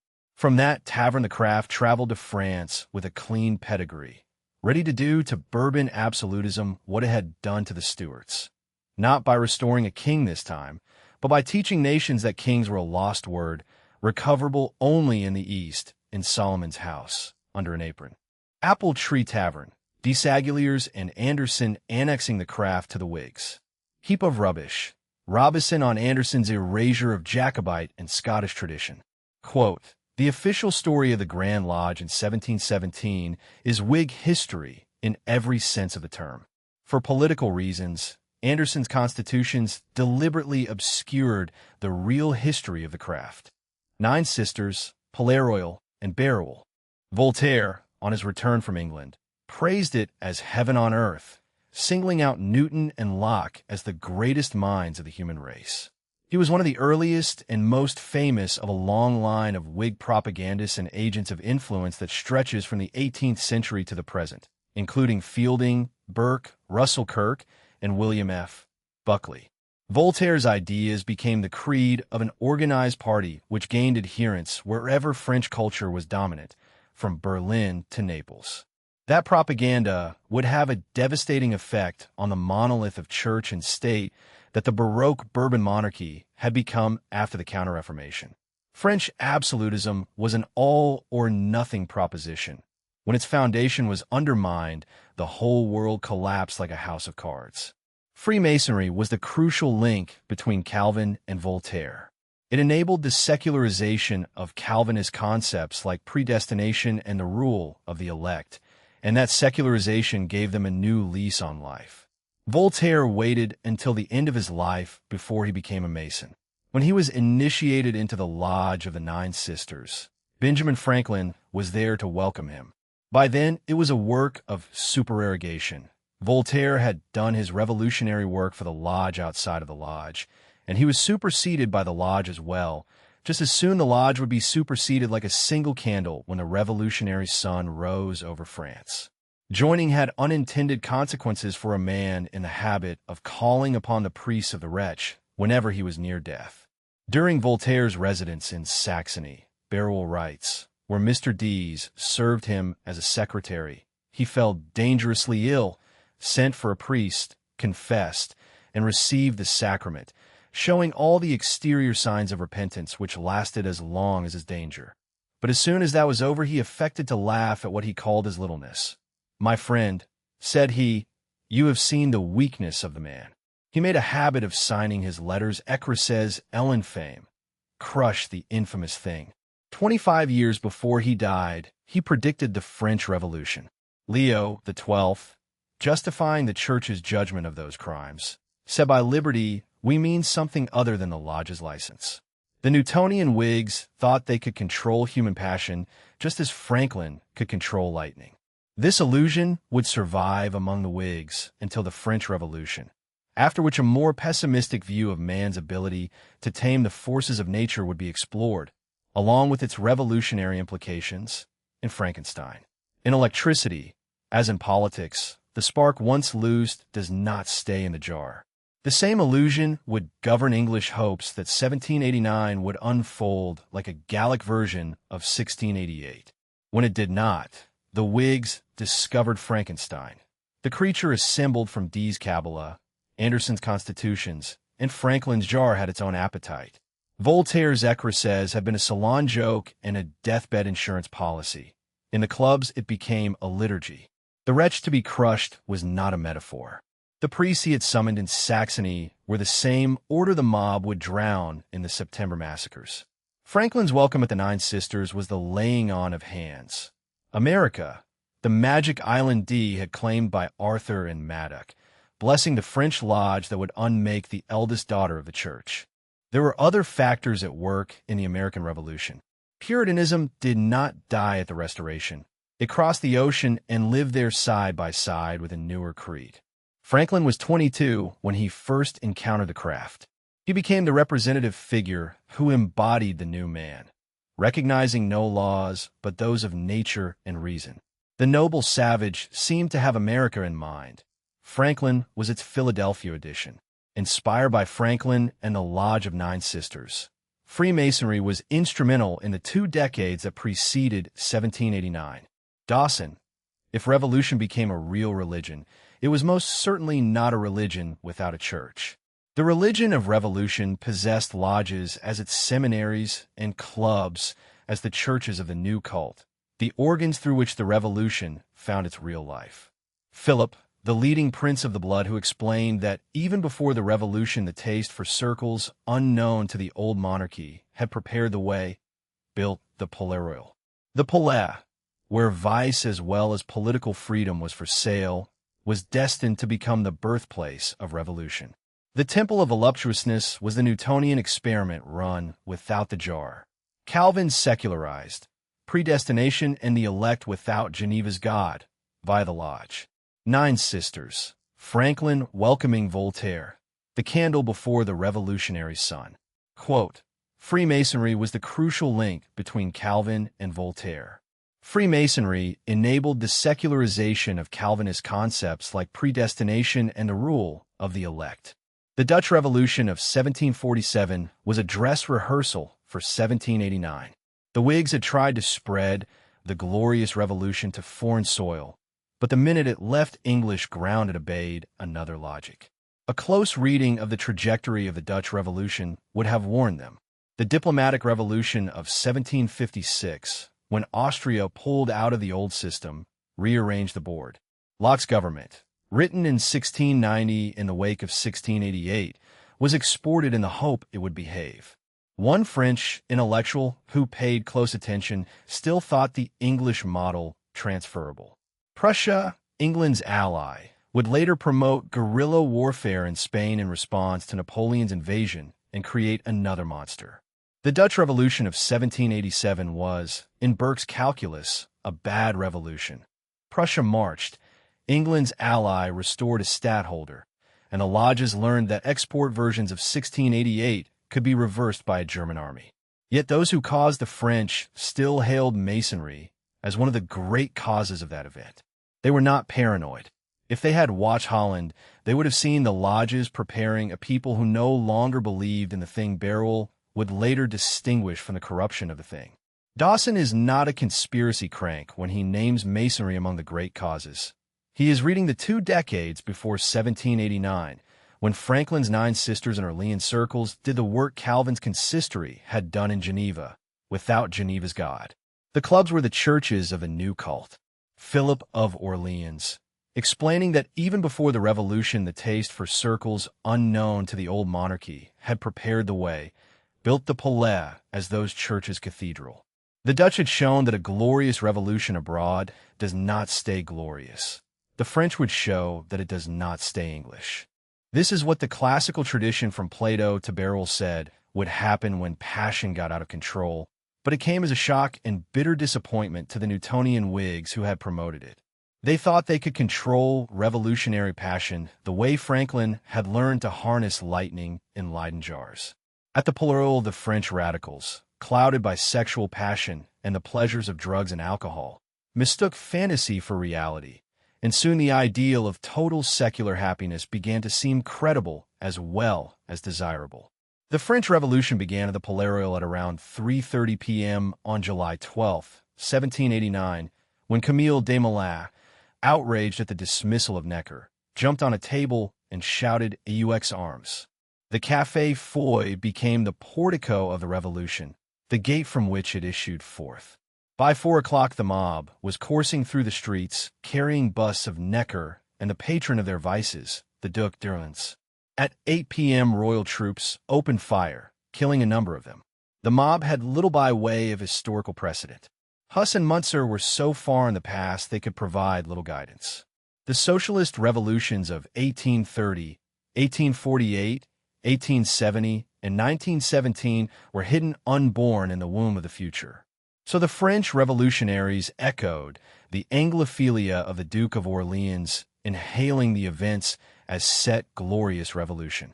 Their intentions may have been clear, but in carrying them out in a different culture and time, Anglophile intentions gave way to a revolution with a terrible logic of its own. On July 14th, the mob broke into the Hôtel des Invalides and liberated 32,000 muskets. They then headed for the Bastille, where the Marquis de Sade had been haranguing them from his cell through a funnel that served as his urinal. Faced with the cannon looted from the Invalides, the guards surrendered in mid-afternoon, whereupon they were savagely murdered, and their heads, stuck on pikes, were paraded through the city. By the end of the day, Louis XVI was king in name only. 3 days later, he went to Paris and acknowledged Bailly and Lafayette as the nation's new revolutionary rulers. Louis XIV had been reicht. L'état c'est moi. Once his grandson abdicated, the state collapsed around him. The Jacobins and the English were like oil and water. Should Lord de Pitt be mentioned by Jacobin writers with the same indignation as by royalists? The answer is simple. The Jacobins knew the English were using gold. Whigs like Burke opposed the French Revolution, even as that revolution got its first vocabulary from their glorious one. Philippe Égalité, suspected of being a British agent, saw the Jacobins slowly shut down the Palais operations. The clubs were now at war. The revolution had taken on a life of its own, far beyond what the Nine Sisters had imagined. The terror lasted until March 1794, when Robespierre succumbed to his own killing machine. Like Philippe, like Napoleon later, the Dutch Freemasons feared that the Jews, once admitted, would take the craft as they had taken Antwerp. Conflict soon arose with the Jacobins, who considered the Girondins as royalists in Republican clothing. The Palais cafes housed not only vice but the foreign friends of the Revolution. Jacobin mobs periodically launched assaults on the Palais as a suspected hotbed of English gold. Philippe Égalité voted his cousin's death and then went to the same machine. The lodge's prince consumed by the religion the lodge had founded. The Jacobins thought Philippe was conspiring with the English because of the glorious Revolution's logic, replaced the House of Bourbon as 1688 had replaced the Stuarts. They were not entirely wrong about the intention and entirely right about the sequel. The replacement, once begun, did not stop at a Whig king. Robespierre succumbed in March 1794. The killing continued until it ate its own priests. The lodges that had been the seminaries of revolution discovered what Calvin discovered with Servetus and Luther with Montser. The disciple who completes the premise must be killed, or he will kill the master. Portico of the Revolution, Café Foy at 3:30. AUX arms as the Anglophile shout that escaped the jar. Terrible logic. Hus too far back, 1848 unborn. Orleans' glorious revolution becoming the terror. Quote, the French Revolution began at the Palais Royal at around 3:30 p.m. on July 12, 1789, when Camille Desmoulins, outraged at the dismissal of Finance Minister Necker, jumped on a table and shouted, AUX arms. Bérulle was one of 8,000 to 10,000 Catholic clergy who sought refuge in England and escaped the terror. He was deeply grateful to the Anglican clergy and the aristocracy. Burke supported his work, but did not see its completion. He died first. On May 1, 1797, Burke wrote congratulating him on the first volume of the History of Jacobinism.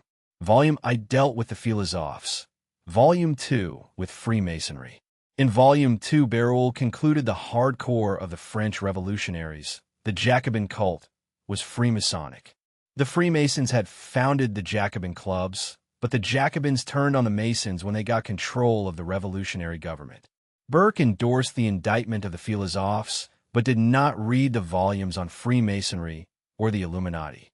By the time he finished, Bérulle had backed away, or seemed to. He deals with the Illuminati and introduces a new cause. In 1786, the Bavarian police published their dossier on the conspiracy to overthrow throne and altar.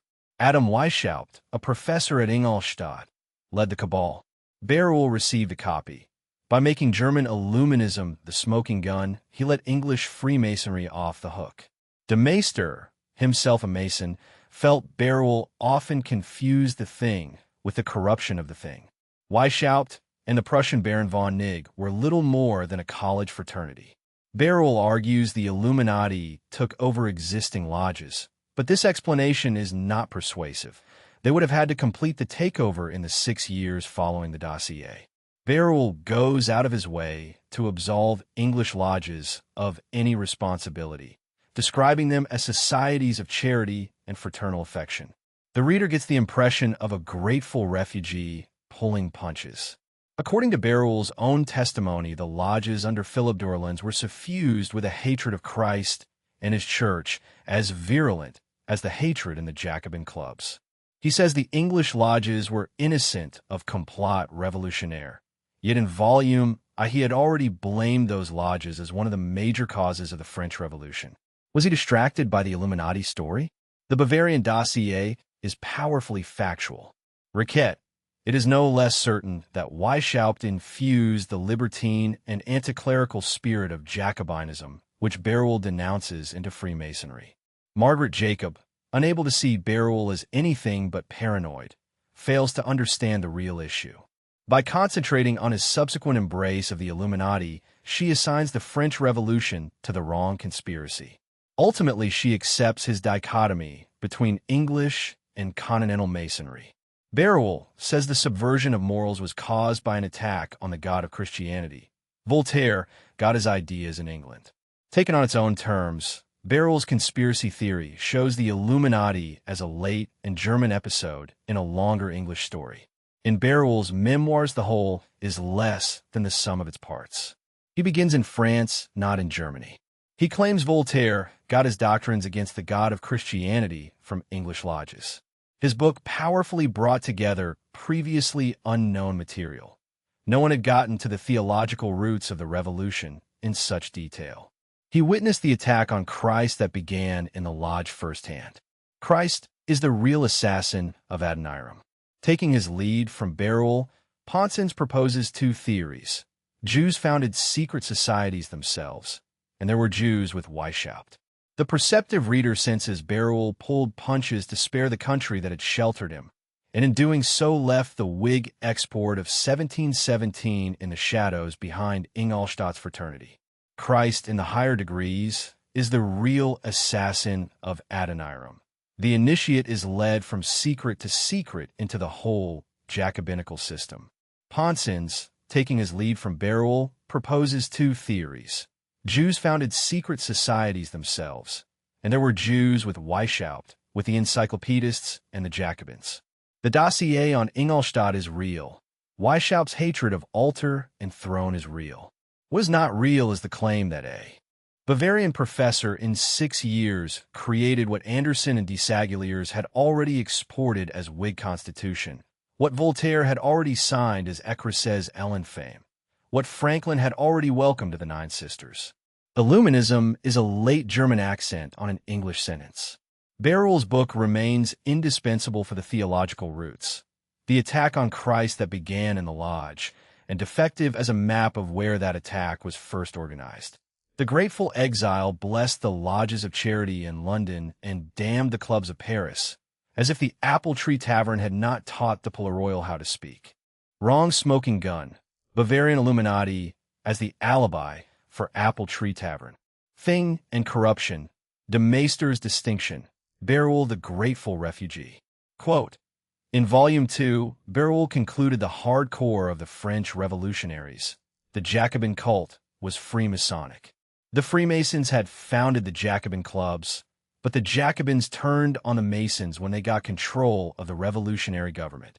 Napoleon, the Sanhedrin, and Herzl. Napoleon was a Mason. We know this because he was excommunicated from the lodge in 1809. Like Philippe Égalité, he saw himself as the revolutionary son that made the candle of Freemasonry unnecessary. He earned his credentials in the Vade when men with a rosary and a scapular tried to march on Paris to end the revolution. He was the zeitgeist on horseback. He took the revolution under control by firing on it. He was liberty and equality and fraternity. If Freemasonry prepared him for his role as assassin and revolutionary, the Jews of Ancona plotted and were saved when the French entered the city. Recruited into the revolutionary cause in the wake of conquest, they saw something akin to Moses parting the Red Sea, and from then on Napoleon was known in Hebrew as a deliverer. It was at this point that he began to take on the aura of the Messiah.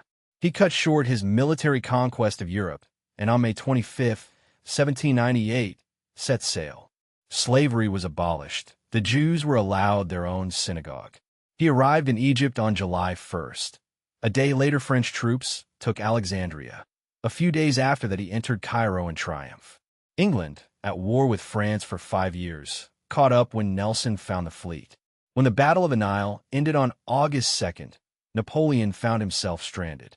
Necessity caused him to revise his plans. Since Turkey had declared war, he would march north, defeat the Turkish army, and liberate Jerusalem. His natural penchant toward megalomania, the Helek Tov and Messiah, began to think of himself as a combination of Moses and Gideon.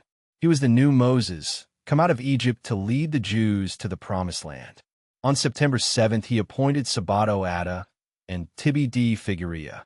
Was he the second Messiah? The second Gideon? None of those messianic revolutionaries got as close as Napoleon to the actual geography of the promise. Events seemed to confirm the vision. At Tabor, he routed the Syrian army of 30,000. Flush with victory, he conceived a proclamation.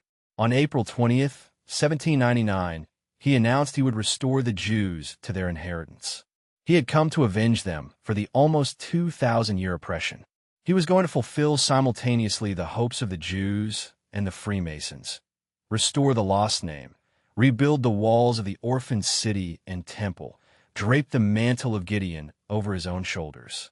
The army that had taken Tabor was, in the proclamation, the undefiled army of the Lord and of Bonaparte.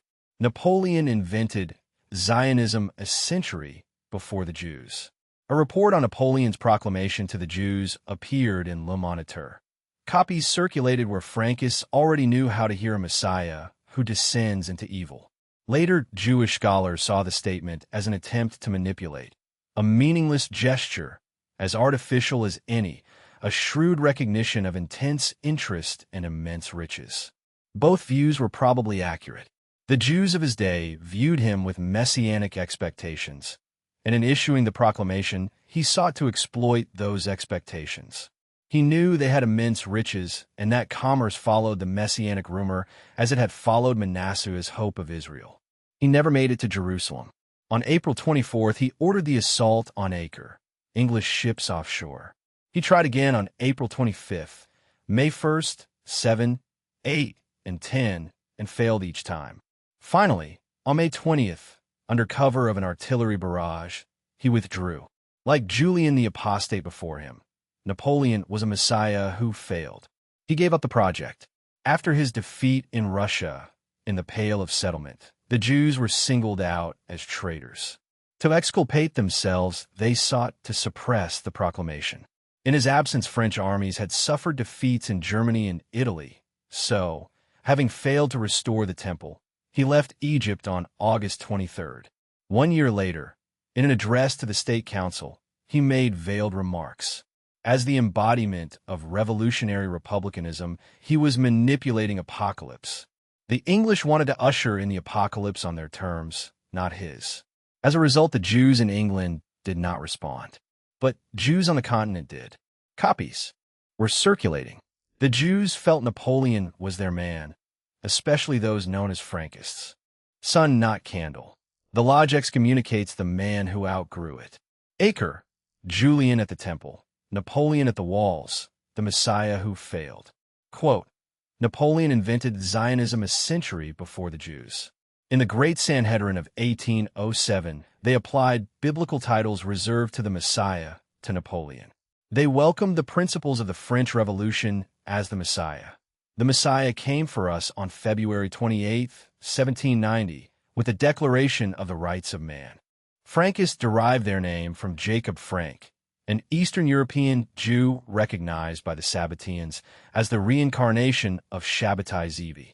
After the Orthodox rabbis expelled his family from Poland, he ended up in Turkey. Frank taught that all must descend into the realm of evil in order to vanquish it from within. The Prague Frankists did not convert to Christianity, but continued to practice a devotee not only of Luria and Zevi, but also of Moses Mendelssohn and Immanuel Kant, which made them strikingly similar in their intellectual beliefs to Freemasons. They were especially receptive to Napoleon's portrait. When they heard that Napoleon had crushed Rome, they saw him as fulfilling the Sabbatean hope. Napoleon found dealing with the Jews more difficult than he had imagined.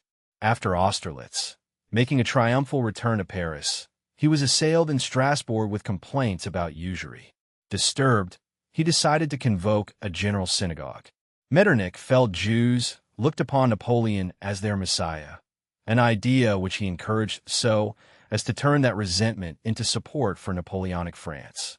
He issued a decree on May 30th, 1806, summoning a general synagogue of the Jews in Paris.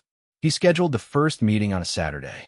When they finally assembled on February 4th, 1807, he put them on the defensive. Were they Frenchmen or aliens? He maneuvered them into a trap. Having failed to give them a homeland in Palestine, he had learned his lesson. Taking a cue from the Catholic Church, he made France the equivalent of the new Israel. He promised to recognize Jews as French citizens as long as they recognized France as the revolutionary Israel and Napoleon as the revolutionary Messiah. He thought that after the Sanhedrin, the Jews would enter a period of salvation and happiness. Since he embodied revolution, the revolutionary Jews were to accept him as their king. He said as much to his council. After the Sanhedrin, they were not permitted to deal usuriously. He was in the pale when the Sanhedrin finally convened. By using the word Sanhedrin, he caused a sensation. The name of the court that condemned Christ, now a Napoleonic instrument for making Jews French. An uncle reportedly asked, "Do you want to bring about the death of the man who convoked it, or a corporate nation?" Impressed, Napoleon dissolved the assembly. The trap was theological as well as civic. If they answered they were a nation, they remained aliens. If they answered they were Frenchmen, they owed the revolutionary Israel the same exclusive loyalty the Church had demanded of the new Israel. Usury was the test of whether the answer was real. Napoleon wanted the Jews' immense riches and their messianic energy without their extra-legion network. He got a paper Sanhedrin and, after Austerlitz, the same complaints at Strasbourg. The Frankists in Prague heard something else. Rome crushed, the descent into evil justified.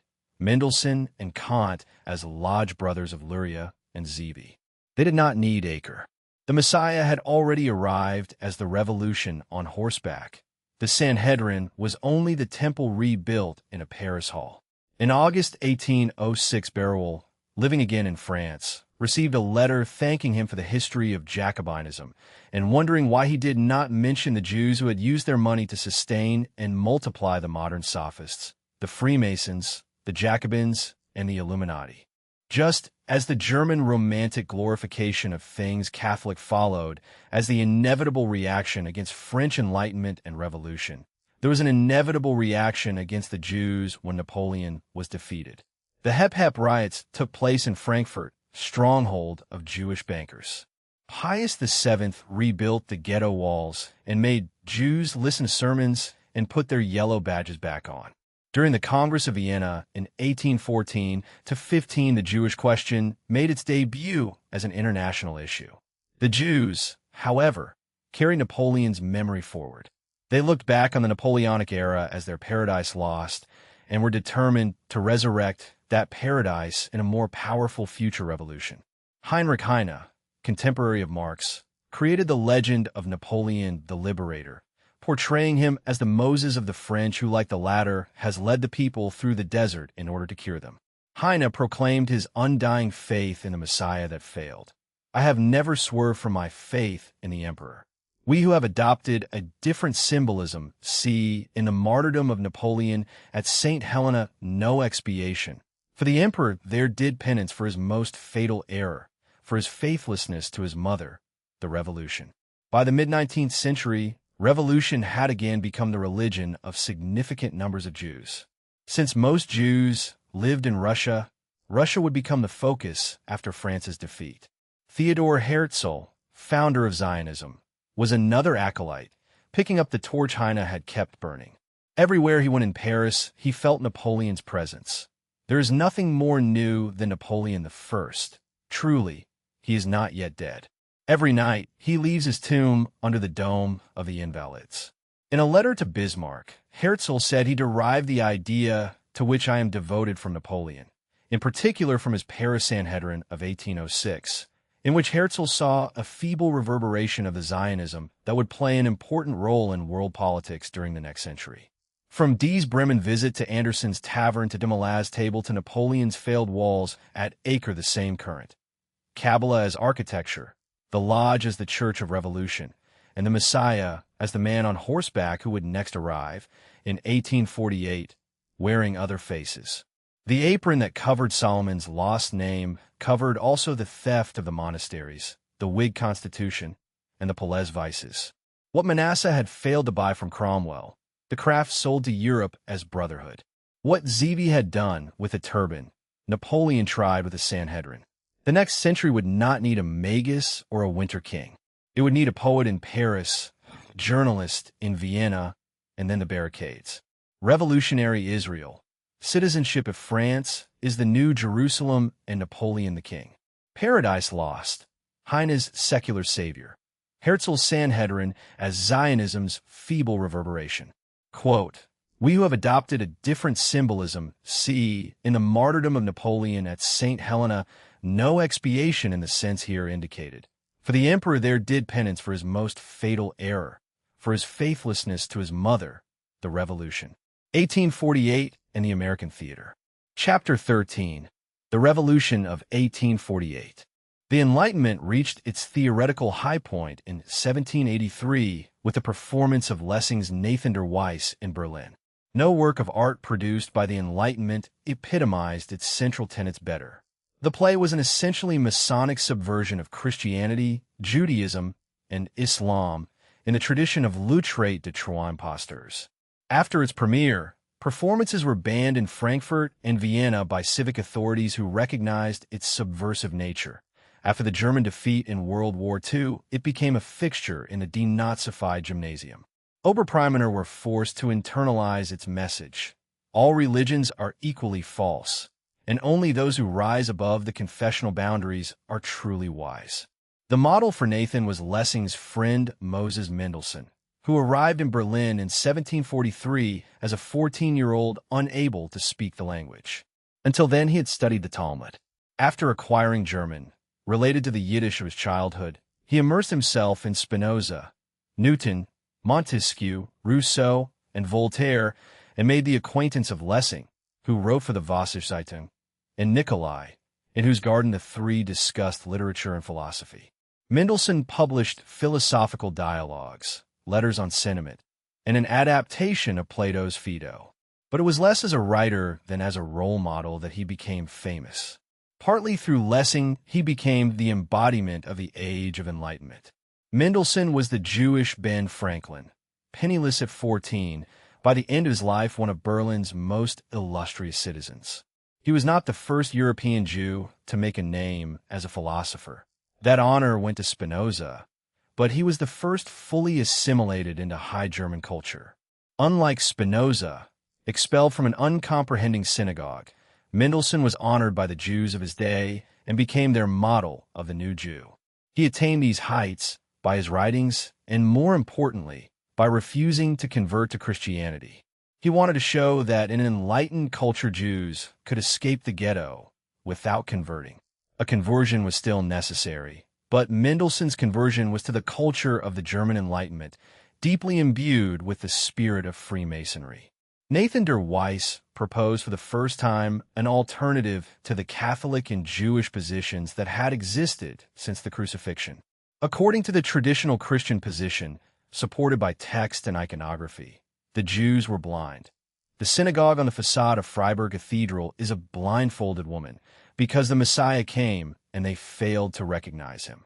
The Holy Office in 1928, abolishing the Friends of Israel, recalled that the Church has always prayed for the Jewish people, the bearers of revelation up to Christ despite, indeed on account of, their subsequent blindness.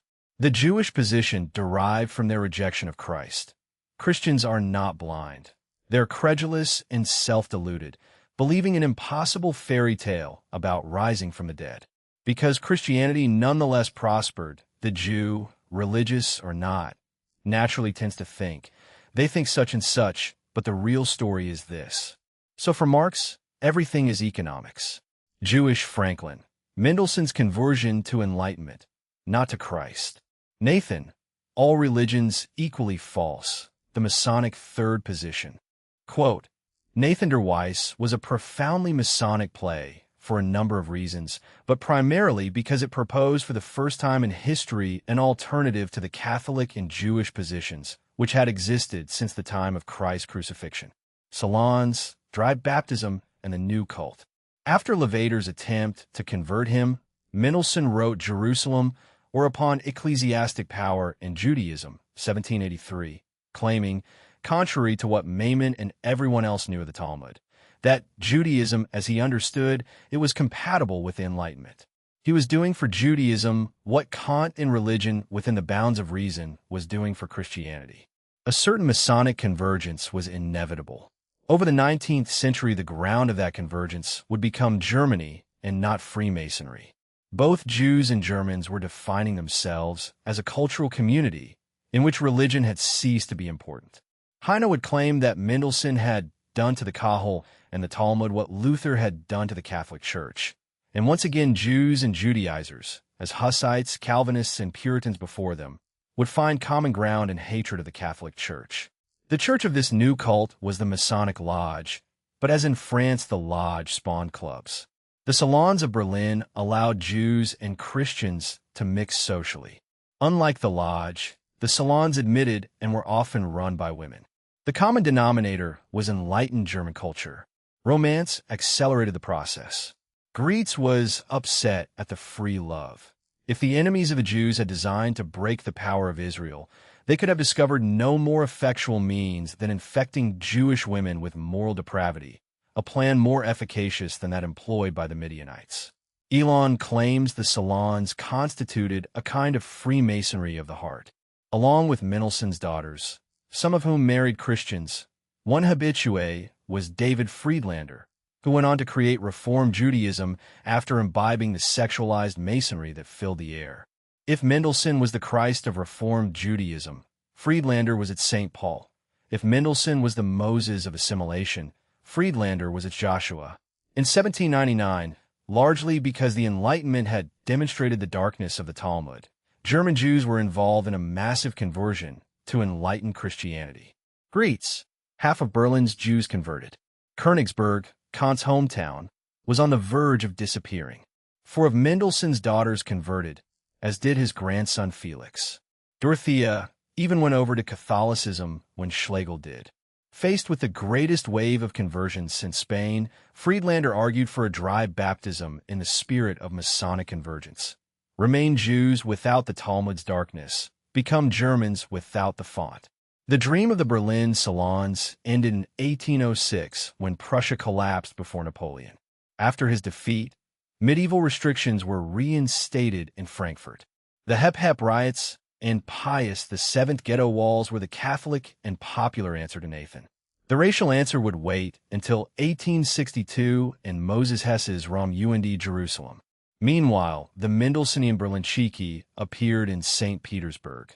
The traditional rabbis found them heretical and a threat to the modus vivendi of the Pale. Without German culture as common denominator, the salon could not travel east intact. It traveled instead as revolution. Freemasonry of the heart. Berlin salons as the lodge with women and romance. Dry baptism. Friedlander's reform as Joshua to Mendelssohn's Moses. Quote, Heine would go on to claim that Mendelssohn had done to the Kahal and the Talmud what Luther had done to the Catholic Church. And once again, it seemed that Jews and Judaizers would find common ground for a new Reformed religion in their hatred of the Catholic Church. Heine, born and the rootless cosmopolitan. During the summer of 1830, Heinrich Heine was a little-known poet on vacation when the July Revolution reached him. Gone is my longing for peace and quiet, he wrote a few days later. He decided he had to go to Paris. He had grown up in Dusseldorf when that German city was a French arrondissement. He watched French soldiers and never forgot the emperor. Heine wrote in 1852, I have never ceased to doubt his advent, my emperor, the ruler of the people for the people. It was the converso Heine who created the legend of Napoleon the Liberator. The task of our time, he felt, was emancipation, not just of the Jews. He was dismissed by many Germans as the quintessential rootless cosmopolitan Jew. Both Heine and his friend Ludwig Born were born provocateurs. Treitschke, with Born and Heine, the eruption of the Jews into German literary life began. Heine, of course, wasn't a Jew, not unless race trumped religion. He converted for apparently opportunistic reasons and became famous for saying baptism was the entrance ticket to European culture. The hope for position never materialized. Conversion did not do much for his morals. He contracted syphilis. Schumann met him in Munich in 1828 and was struck by his bitter, ironic smile. Schumann, who set many of Heine's poems, also died of syphilis. The smile became Heine's trademark and a characteristic of the revolutionary Jew as critic, the man who could deflate every pretense. As 1830 spread, Heine joined Born in Paris. Both became disillusioned with politics after the Revolution of the Barricades failed to become the Revolution of the Soul. Heine found his voice as the rootless cosmopolitan. In 1835, his works were banned in Germany. To console himself for the loss of a country, he went deeper into the French capital. There he met Marx and Engels and Ferdinand Lassalle, with whom he corresponded on Felix Mendelssohn, a talented Jew dependent, at least in Heine's view, on Christian themes. I cannot forgive this man of independent means. Heine wrote Lassalle in 1846 because he sees fit to serve the enemy. Heine associated with James de Rothschild, but that did not stop him from writing poetry that appealed to the street. Metternich called him the best mind among the conspirators. Paul Johnson, following Metternich's lead, saw Heine as the quintessential rootless cosmopolitan, the man who made the German language of the early 19th century its perfect instrument. Heine's uncle died in 1844 and left a small pension. His health gave out at the same time. Engels saw him in January 1848. Heine is am Capuchin. Other biographers were less evasive. After 1844, he suffered the throes of syphilis. When asked about preparing his soul, Heine responded that he would rather go to the whorehouse. Elon claims he remained loyal to his Jewish heritage only out of deep antipathy to Christianity. And yet Heine saw that Europe without Christianity might be more dangerous for Jews. His prophetic verdict on the Germany of the future would wait in the poems the Gymnasium still assigns beside Nathan. Entrance ticket, baptism as career, the smile as the revolutionary's trademark. Best mind among the conspirators, Metternich on Heine, Paris as the lost country.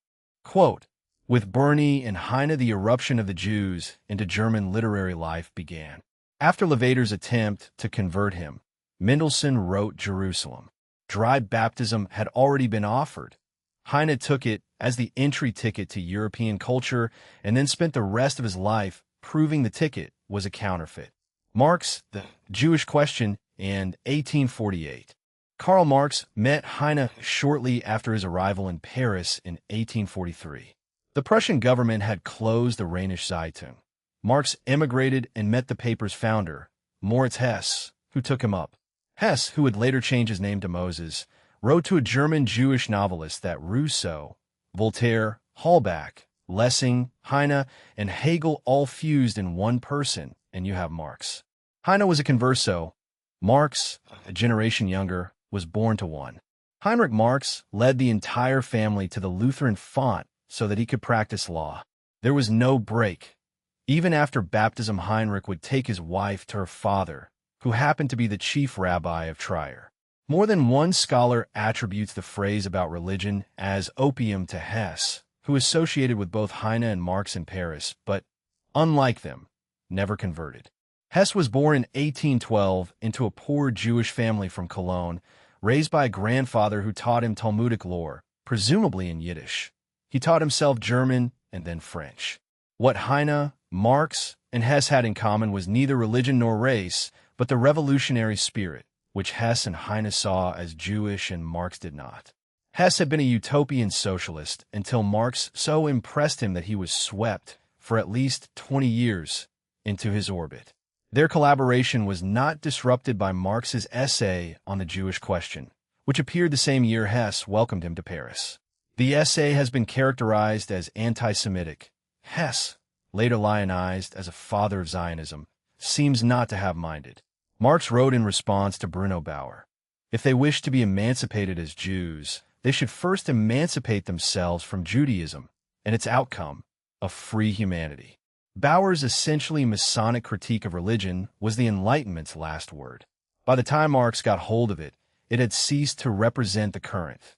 The new sun made the candle of the Enlightenment unnecessary. There was no point anymore in talking about the religion of Judaism, as Lessing had done, because Judaism, according to Marx, was not a religion. Unlike Bauer, Marx makes no attempt to seek the secret of the Jew in his religion, but rather to seek the secret of their religion in the real Jew. The proven basis of Judaism is practical need and self-interest. The worldly cult of the Jew is huckstering. His worldly god is money. Once the Jewish religion has been deconstructed into economics, the Jew will be emancipated when everyone else is emancipated from the tyranny of mammon. An organization of society which would abolish the preconditions, and thus the very possibility of huckstering, would make the Jew impossible. His religious consciousness would evaporate like some insipid vapor. We discern in Judaism a universal antisocial element of the present time. In the final analysis, the emancipation of the Jews is the emancipation of mankind from Judaism. A false Jewish emancipation had already been taking place. The Jew who is merely tolerated in Vienna determines the fate of the whole empire by his financial power.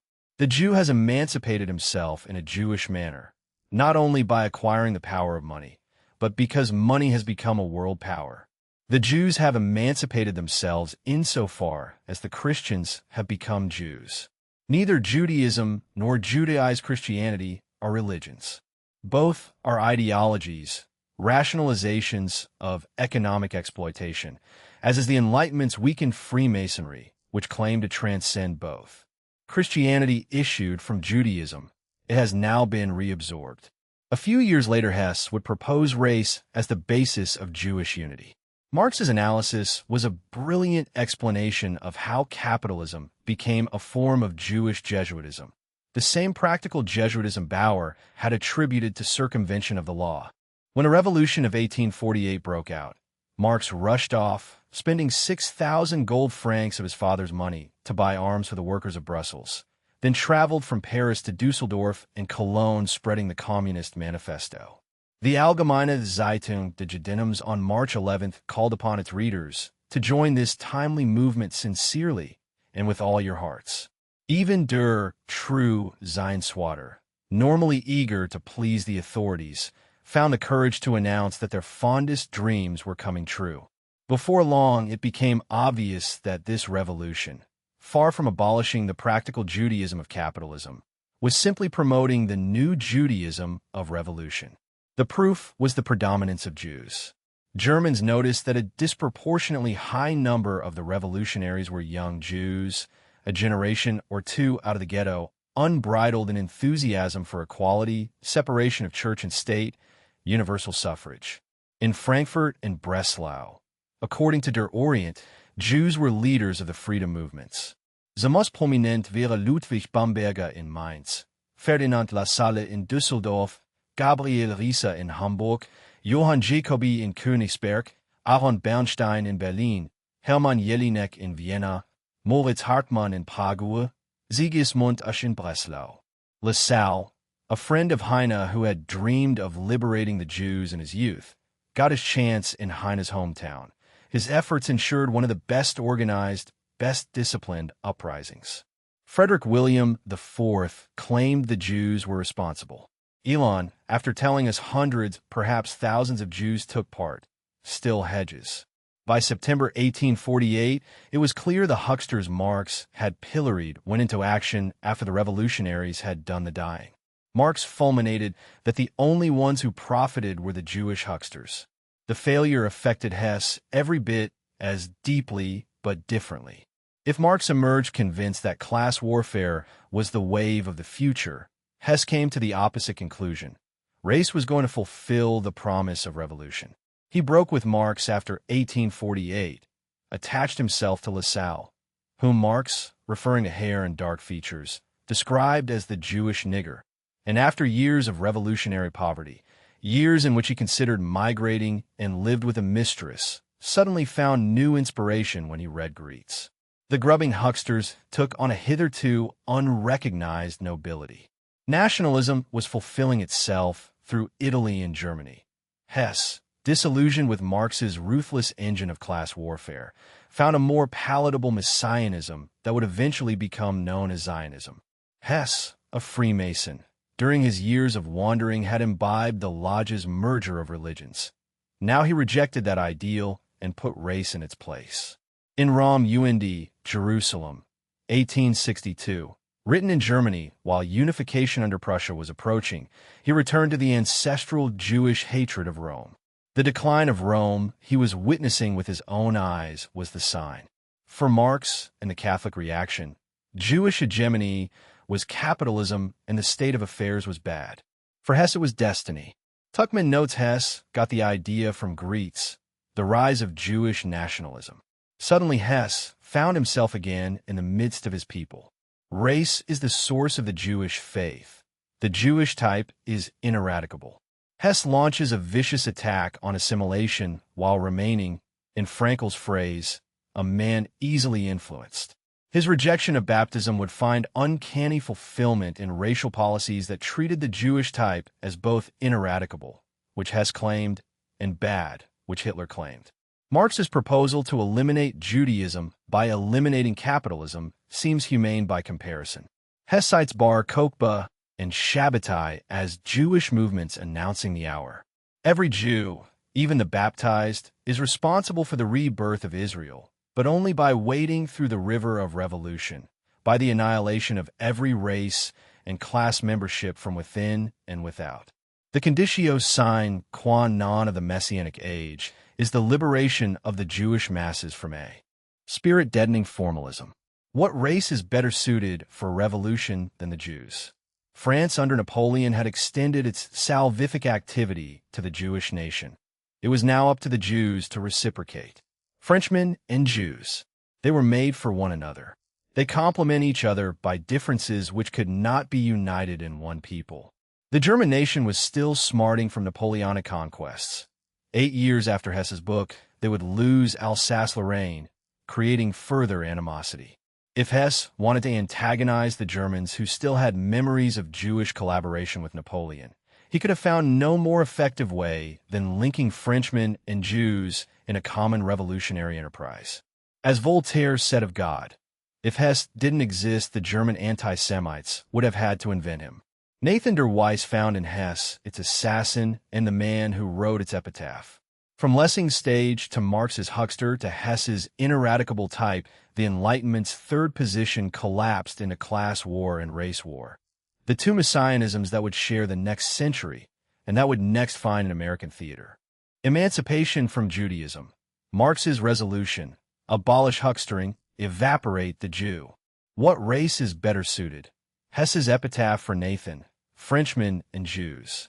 Quote, in the final analysis, the emancipation of the Jews is the emancipation of mankind from Judaism. Marx met Heine shortly after his arrival in Paris in 1843. When the Revolution of 1848 broke out, Marx rushed off, spending 6,000 gold francs of the Communist League, a son of the revolution who would take up arms in theory, if not in the street. Chapter 14, Ottilie Assing and the American Civil War. During the summer of 1830, Heine cut his vacation on Helgoland short and rushed to Paris. Gone is my longing for peace and quiet. Once again I know what I want. I am a son of the revolution and will take up arms. On February 12, 1831, Nat Turner, a slave born in Southampton, Virginia in 1800, took a solar eclipse as the sign that he was to begin planning a rebellion for the coming July 4th. When another eclipse took place on August 13th, Turner, who had been receiving visions with increasing frequency, was confirmed.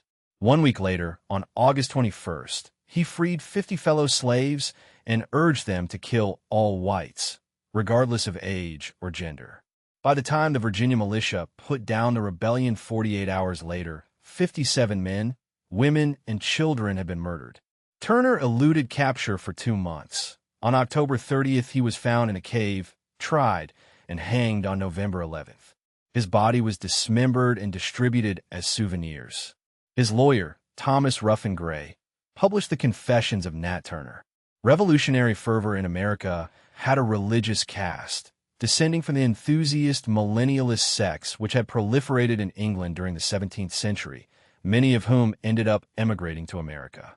Slave rebellions had occurred throughout history. Spartacus, Moses, New York in 1712, Stono in 1739, Louisiana in 1811, Point Capi in 1795, Gabriel Prosser in 1800, Denmark Vesey in 1822. But there was a new and disquieting element.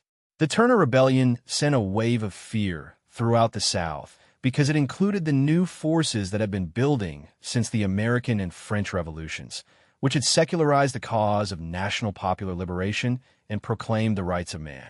The slave revolt which best epitomized those new forces was Toussaint Louverture in Haiti. Toussaint's rebellion had been set off not so much by miserable conditions as by the arrival of French troops imbued with liberty, fraternity, and equality. He spent the rest of his career creating a new revolutionary synthesis. In the wake of Haiti, in 1798, the world was a different place. Dubois argued that Toussaint changed American history. The Constitution accepted slavery as one of the prices of union. The Declaration announced that all men are created equal. The question of slavery divided North and South for more than 50 years. The revolutionary spirit was reborn among the abolitionists. The entire abolitionist movement was inherently seditious. Scott sees abolitionism as ultimately the revolutionary offspring of Cromwell. To confuse physical slavery as it existed in the 1850s with slavery of the soul, as the radical abolitionists did, was to mount an unanswerable attack on the Union. It marched under the banner of anti-slavery, but as it focused on abolition as its ultimate political goal, Theodore Parker and others made the Constitution not morally binding. Chattel slavery had been used to create a revolutionary situation in the North. The Southern Federalists had their own misgivings about a constitution which accepted slavery, but they dated the institution to make the Union possible. Abolitionist propaganda led in time to a culture that could not distinguish the slave from the soul. The Christian religion tolerated slavery in ancient Rome. It did not baptize it as the cornerstone of a civilization. When Southerners, pushed to the wall, made it that cornerstone, they handed Parker and Garrison the text they needed. Give us the power, the Atlantic wrote, and we can solve the stern and practical question. Brown considered the anti-slavery forces the equivalent of the Puritans and Presbyterians of the English Civil War. In his mind, anti-slavery had assumed the force and coherence of a holy nation. Gerrit Smith was the financial power behind the Secret Six. Assing was in complete agreement with that cabal. The raid on Harper's Ferry was peculiar, Lincoln said, because it was not a slave revolt. It was something more dangerous. A literary German's 1848, a Puritan's Gideon, and a mulatto order's appetite, meeting in a quarry in Pennsylvania. New forces, rights of man arriving in Virginia via Haiti, not Spartacus. Offspring of Cromwell, abolition as the English revolutionary spirit in American dress. Quote, I'm a son of the Revolution and will take up arms. With Burney and Heine, the eruption of the Jews into German literary life began. In the final analysis, the emancipation of the Jews is the emancipation of mankind from Judaism. Halfje, Beizong, Amerika du hast es besser. In 1835, two German teenagers from Hamburg, Ottilie and Ludmilla Assing, made a pilgrimage to worship Heine. Ottilie was born in Hamburg on February 11, 1819, the offspring of the reaction against things French which followed Napoleon's defeat, and also of the Salons. Her aunt was Rahel Levin Varnhagen, one of Berlin's most famous blue-stocking saloniers. Her grandparents had been enthusiastic disciples of the French Revolution. Her mother, Rosa Maria, was a poet of the Berlin Circle. Ottilie referred to herself for the rest of her life as a half-Jew. She grew up in an intellectual environment in which education was regarded as the new sacrament. Rosa Maria sublimated sexual desires into literary channels. Ottilie's heroines were Rahel Levin and George Sand. Ever the pedagogue, her mother taught that suicide, far from a crime, could be a sensuous embrace. It was a lesson Ottilie learned well and one which ended her life. The Assings had their own salon, the template upon which she would model her life in the New World. She became a revolutionary for whom free love was perfectly legitimate, even fashionable. Jewish customs were carefully respected in the household as long as they remained folklore. David Assing believed in the Enlightenment intellectually, but worried about the effect of radical ideas on his daughters. The girls became lifelong devotees of free love. The Assings' most intimate friends were Jews. Ottilie and Ludmila knew rituals by heart, children of the Jewish Enlightenment, yet intimate enough to identify with Moses Mendelssohn's story, left to figure out on their own whether they were Jews. Ostracized by conservative Germans on the one hand and by the synagogue on the other, they fell back on literature and appetite. During the mid-1840s, Ottilie became involved in the theater wars in Hamburg, and in 1846, she moved in with Jean-Baptiste Bazin. In her biography, she characterized him as favored by nature herself. The fact that Bazin's wife did not move out when Ottilie moved and only increased their scorn for moral propriety. Because of Bazin, she missed the revolution of 1848. He died on January 13, 1849. Throughout his last days, she refused to leave. Johann Steinheim blamed the Bazin affair for her political ideas, putting the moral cart before the horse. If she had not been morally corrupted by a household that taught suicide as a caress, she would not have found in free love the sacrament of revolution. She had squandered her fortune on Bazin. The failure of 1848, which sent thousands of Germans into exile, got her thinking about America, and on August 16, 1852, she put theory into practice. Ludmila saw the voyage as an admission that Ottilie had ruined her life. Unable to admit that fact, Ottilie chose America as an escape. America, du hast es besser, the home of millions of Negro slaves waiting for liberation of the sort she had failed to find in Hamburg. After 1848, she read Clara Munt's Afroben, transcending established boundaries of race and gender, sure to make a broken heart beat strong again. She lived in a world of literary models. It was clear that Ottilie was Afroben, who would be Orinoco. She had no idea when she left Germany. Half Jew, salon daughter of Rahel's line, suicide taught as a caress. Missed 1848, Bazin's bed instead of the barricade, America as the second chance. Quote, Ottilie referred to herself for the rest of her life as a half-Jew. The entire abolitionist movement was inherently seditious. Assing saw the Civil War as the outbreak of her long-awaited European revolution on American soil, and she held fire for 8 months, but then on August 21st, 1884, she responded to Douglas's marriage by taking poison in the Bois de Boulogne. Douglas, Hoboken, and Harper's Ferry. Shortly after the Assing sisters had arrived to pay homage to their literary gods, a slave who eventually renamed himself Frederick Douglass fled north from Maryland's eastern shore. He allied himself with the abolitionists, in particular William Lloyd Garrison. Shortly after his arrival in New York, he married Anna Murray at the church of James W.C. Pennington, one of the first blacks Ottilie would idolize. Murray eventually bore 4 children, but before long it became different for Douglass. Murray was deeply religious and felt, along with his early mentor, the Reverend Lawson, that God had granted Douglass extraordinary gifts for the gospel. Unlike Douglass, the self-made man who taught himself to read, Anna remained illiterate. Douglass began to view his wife as a burden, the woman of the house who had committed the unpardonable sin of remaining what slavery had made her. In the story The Heroic Slave, 1853, he kills off Susan, the wife. He published narrative of the life of Frederick Douglass, then traveled to England, where he made contact with Wilberforce. While there he noticed that he cast a sexual spell over the white women who came to hear him speak. The feeling was mutual. In 1847, he broke with Garrison and moved to Rochester. That year, Julia Griffiths, an ardent English abolitionist, entered the Douglass household and became his constant companion for the next 7 years.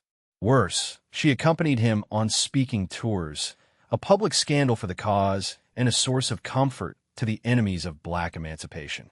If Douglass was to be a role model for his race, it looked like a role model of sexual irregularity.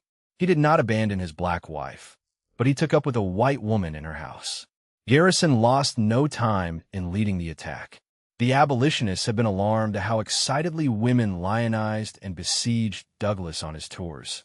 Did they not confirm the allegation that abolition would expose white women? As his behavior became more brazen, the Liberator increased the volume. Amy Post, Julia that has done the mischief.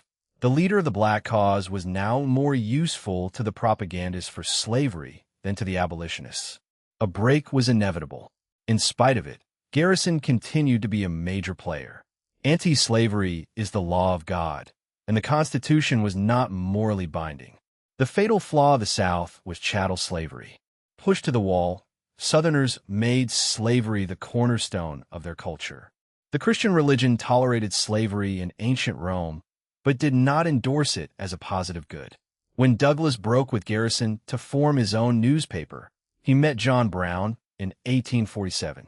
Ever a man who saw the hand of God in the movements of his will and appetites, Brown explained that he planned to create an army of abolition in the mountains.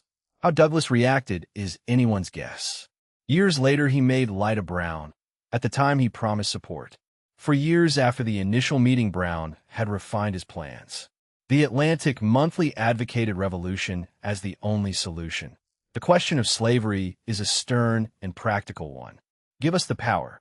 White woman phenomenon. Griffiths in the House. Garrison split as sexual politics. Brown in the mountains. Douglas promising support he would later deny.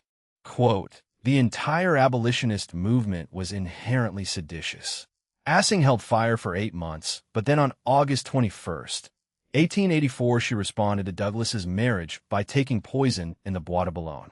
The Second American Revolution had been her European 1848, and when the Negro Messiah married a white woman who was not her, the salon closed with cyanide. When Kansas bled, Ottilie Assing moved to Hoboken, New Jersey, among Germans whose participation in 1848 had sent them into exile. Few were prescient enough to see, as she would, that the revolutionary spirit would find its American object in the Negro. The average German, even one who fed on Marx and Feuerbach, still thought in European categories. Raised on Kleist and Claremont, Assing had no difficulty seeing race as the next barricade. The New World was a laboratory where an experiment in raceless society could be run. She went out of her way to spend a night in a tent set aside for Negro pilgrims, loving to shock, unable to ignore the condescension in her attitude. She could have earned a living as a tutor to German children. She became a Negro expert instead, feeling that her mixed background as a half-Jew qualified her. She picked up Douglas's narrative, and it was as if in Douglas the sun rose and rendered Pennington's candle insignificant. Within a year, by the summer of 1858, she had gone from an admirer of his prose to the woman who shared his bed. Julia Griffiths had returned to England. There was space. Perhaps she was drawn because both were of mixed racial descent. Ottilie's father a Jew, Douglas's father a white man. She reviewed a 72-page pamphlet, Miscegenation, for the January 1864 Morgenblatt and wholeheartedly endorsed it, letting the love affair get the better of her political acumen. Unlike Douglas's Negro wife, relegated to domestic servant, Assing embodied European culture. She could lead him into the company of Goethe. What Douglas offered was Orinoco, the noble Negro revolutionary. In their adulterous relationship, both could live lives that testified against woman's true destiny as wife and motherhood. The radical Hoboken émigrés accepted Douglas on her terms. She introduced him to Marx, Mazzini, Bakunin, and Lassalle. Her crowning achievement was Ludwig Feuerbach. Until then, she had been unable to convert him to atheism. Harmony and concordance in many central issues brought them together, but the god of Lawson still stood. Besotted by her sexual charms, Douglas found himself incapable of resisting. The book, She Wrote Feuerbach, referring to the essence of Christianity, after evenings of reading, Douglas became an atheist. The Prophecy of Charles Lawson, the slave from Baltimore whom Douglas had considered his spiritual father, that God had a great work for him, namely preaching the gospel, disappeared when his lust-darkened mind, weakened by Assing, lost its vocation. Midway through the Griffiths affair, on the 4th of July, 1852, Douglas had given a speech whose belief in human perfectibility still had a Christian accent. Transcendentalism had begun. Assing described the conversion to atheism as its completion. Her approach conformed precisely to the reproaches Southerners made: abolition as infidelity. In the early autumn of 1859, Douglas received a visit from John Brown's son, recruiting for the guerrilla army after Pottawatomie. Assing was staying at the household. Insurrection, perhaps the beginning of a revolution, and she and Douglas would be in the midst of it. Douglas as liberator, the house as shrine. Douglas had his doubts, or at least this is how he portrayed his reaction after Harper's Ferry failed. He had raised money for Brown in black churches. Unable to resolve his doubts, he met Brown in an abandoned stone quarry some 80 miles west of Philadelphia. Brown looked at him with the eyes of a man who would not negotiate. Douglas, who had grown up in neighboring Maryland, tried to reason. The plan was delusional. Shields Green and John Kagi later told their men that Douglas had promised he would follow. He was correct in his assessment. The raid failed. When Lincoln claimed John Brown's effort was peculiar because it was not a slave revolt, the South for once agreed. Letters implicated Gerrit Smith and Douglas. Above all, Frederick Douglass, a Negro man charged with inciting servile insurrection. He was in Philadelphia, hoping a crowd would shield him from marshals. He made it out. Assing published her own account, placing herself in the inner circle, revealing that Forbes had met Douglas in Rochester in November 1858 and that Douglas had given money as well as contacts among my German friends in New York, her Hoboken radicals. She called Brown the hero of Kansas. Her defense of Douglas was, if anything, more outrageous. The famous orator was reluctant to accept the honor she offered. He had not been encouraged by my word or by my vote.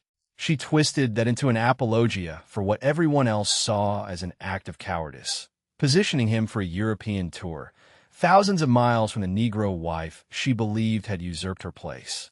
It never happened. Douglas's daughter died, forcing him to return. Feuerbach in the bedroom. Atheism as Assing's crowning gift. Lawson's gospel vocation extinguished. German friends in New York. Hoboken gold and contacts behind Brown. Quote, Douglas became an atheist. The white woman phenomenon and Feuerbach did their work. The runaway slave who had preached the Bible ended as the Salon of Hamburg's half-Jew, and the Second American Revolution was fought in that register. The Second American Revolution and the Bois de Boulogne. Higginson was jubilant when war came. Assing saw the Civil War as the outbreak of her long-awaited revolution, a continuation of the American Revolution, the second one. Even after the war, she never wavered in her belief that war was the best instrument. In a lecture on Harper's Ferry, she worked up a letter from Brown to Douglas written a few weeks before the attack, making compliance Douglas's duty. In the months leading up to the war, both Assing and Douglas pushed for insurrection actually to erupt. On July 4th, 1861, Douglas denounced Union General Butler as a traitor because he returned fugitives in Maryland. Both criticized Lincoln's Emancipation Proclamation because it did not include an explicit call to slave rebellion. On August 14, 1862, Douglas advocated arming the slaves in the South as insurrectionists. The proclamation seemed to put him out of a job. He began to have second thoughts. Ottilie continued to be the apostle of 1848. She feared a tragic repetition of Germany in the wake of Napoleon's defeat. The revolution, deeply implanted in her mind, could never be erased. The excesses of Reconstruction led Nathan to second thoughts. This chain caused Douglas to rethink the invitation to permanent revolution. Instead of retiring, he retooled. By 1870, Assing had succeeded in bringing the light of atheism to darkest America. At ratification of the 15th Amendment, March 30th, 1870, Douglas addressed the audience by talking like a German Marxist, refusing to thank God. His pious hearers were shocked. His response, which Diedrich claims probably came from Assing's pen, did little to mollify them. Freedom had come about thanks to man, not to heaven. In a letter to a comrade, Assing exulted. Finally, Douglas is in open battle with the pious party. Missing from her account was any understanding that the Pious Party was his people. Cut off from them by his German Jewish mistress, Douglas abandoned revolution and allowed the way to redemption. After working tirelessly for Rutherford B. Hayes, he received his reward when the Senate confirmed him as Marshal of the District of Columbia. Hayes took him aside and informed him he planned to pursue a conciliatory policy. By accepting the patronage job, Douglas signaled acquiescence. He was 59, cut off from the revolution Assing still wanted. She heard about his capitulation while in Europe, with the unfulfilled dream of a life together. The dream was given new life when news of Anna Murray's death reached her. Now the way seemed open. The fundamental flaw was her failure to understand the Negro slave's attitude toward marriage. For Assing and her revolutionary friends, going south liberating the slaves was only a prelude to the greater revolution of free love. Douglas, raised as a slave, had already had marriage nullified by slavery. The wife by whom he had children who knew their father was a fact he would not discard as Assing discarded Bazin's wife. She never understood that his attitude to pain and obligation was not hers. There were other more obvious things. She was no longer as attractive as 22 years ago. After his demotion from Marshal to Recorder of Deeds, Douglas hired an adoring white feminist 20 years his junior as his clerk. Before long, the old pattern reasserted itself. He agonized, writing poems comparing himself to Adam and Helen Pitts to forbidden fruit. Amazed I stood in wonder sound, till then such fruit I'd never found. Assing wrote reproachful letters from Europe.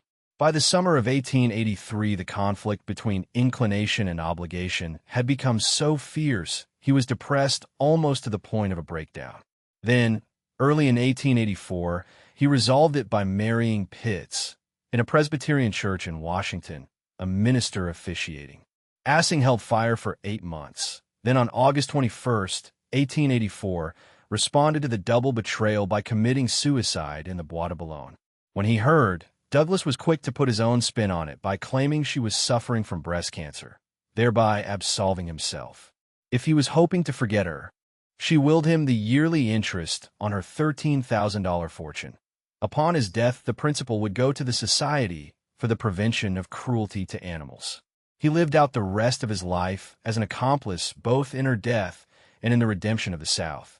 Instead of proposing revolution, he ended by giving lectures on himself as a self-made man, urging other Negroes to follow. He was succeeded by Booker T.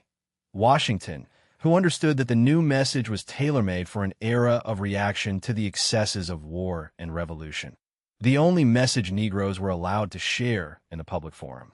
Washington founded Tuskegee in 1881, right around the time Douglas was falling in love with Pitts. From Heine's Helgoland to Turner's Eclipse to Assing's Paris Park, the same current.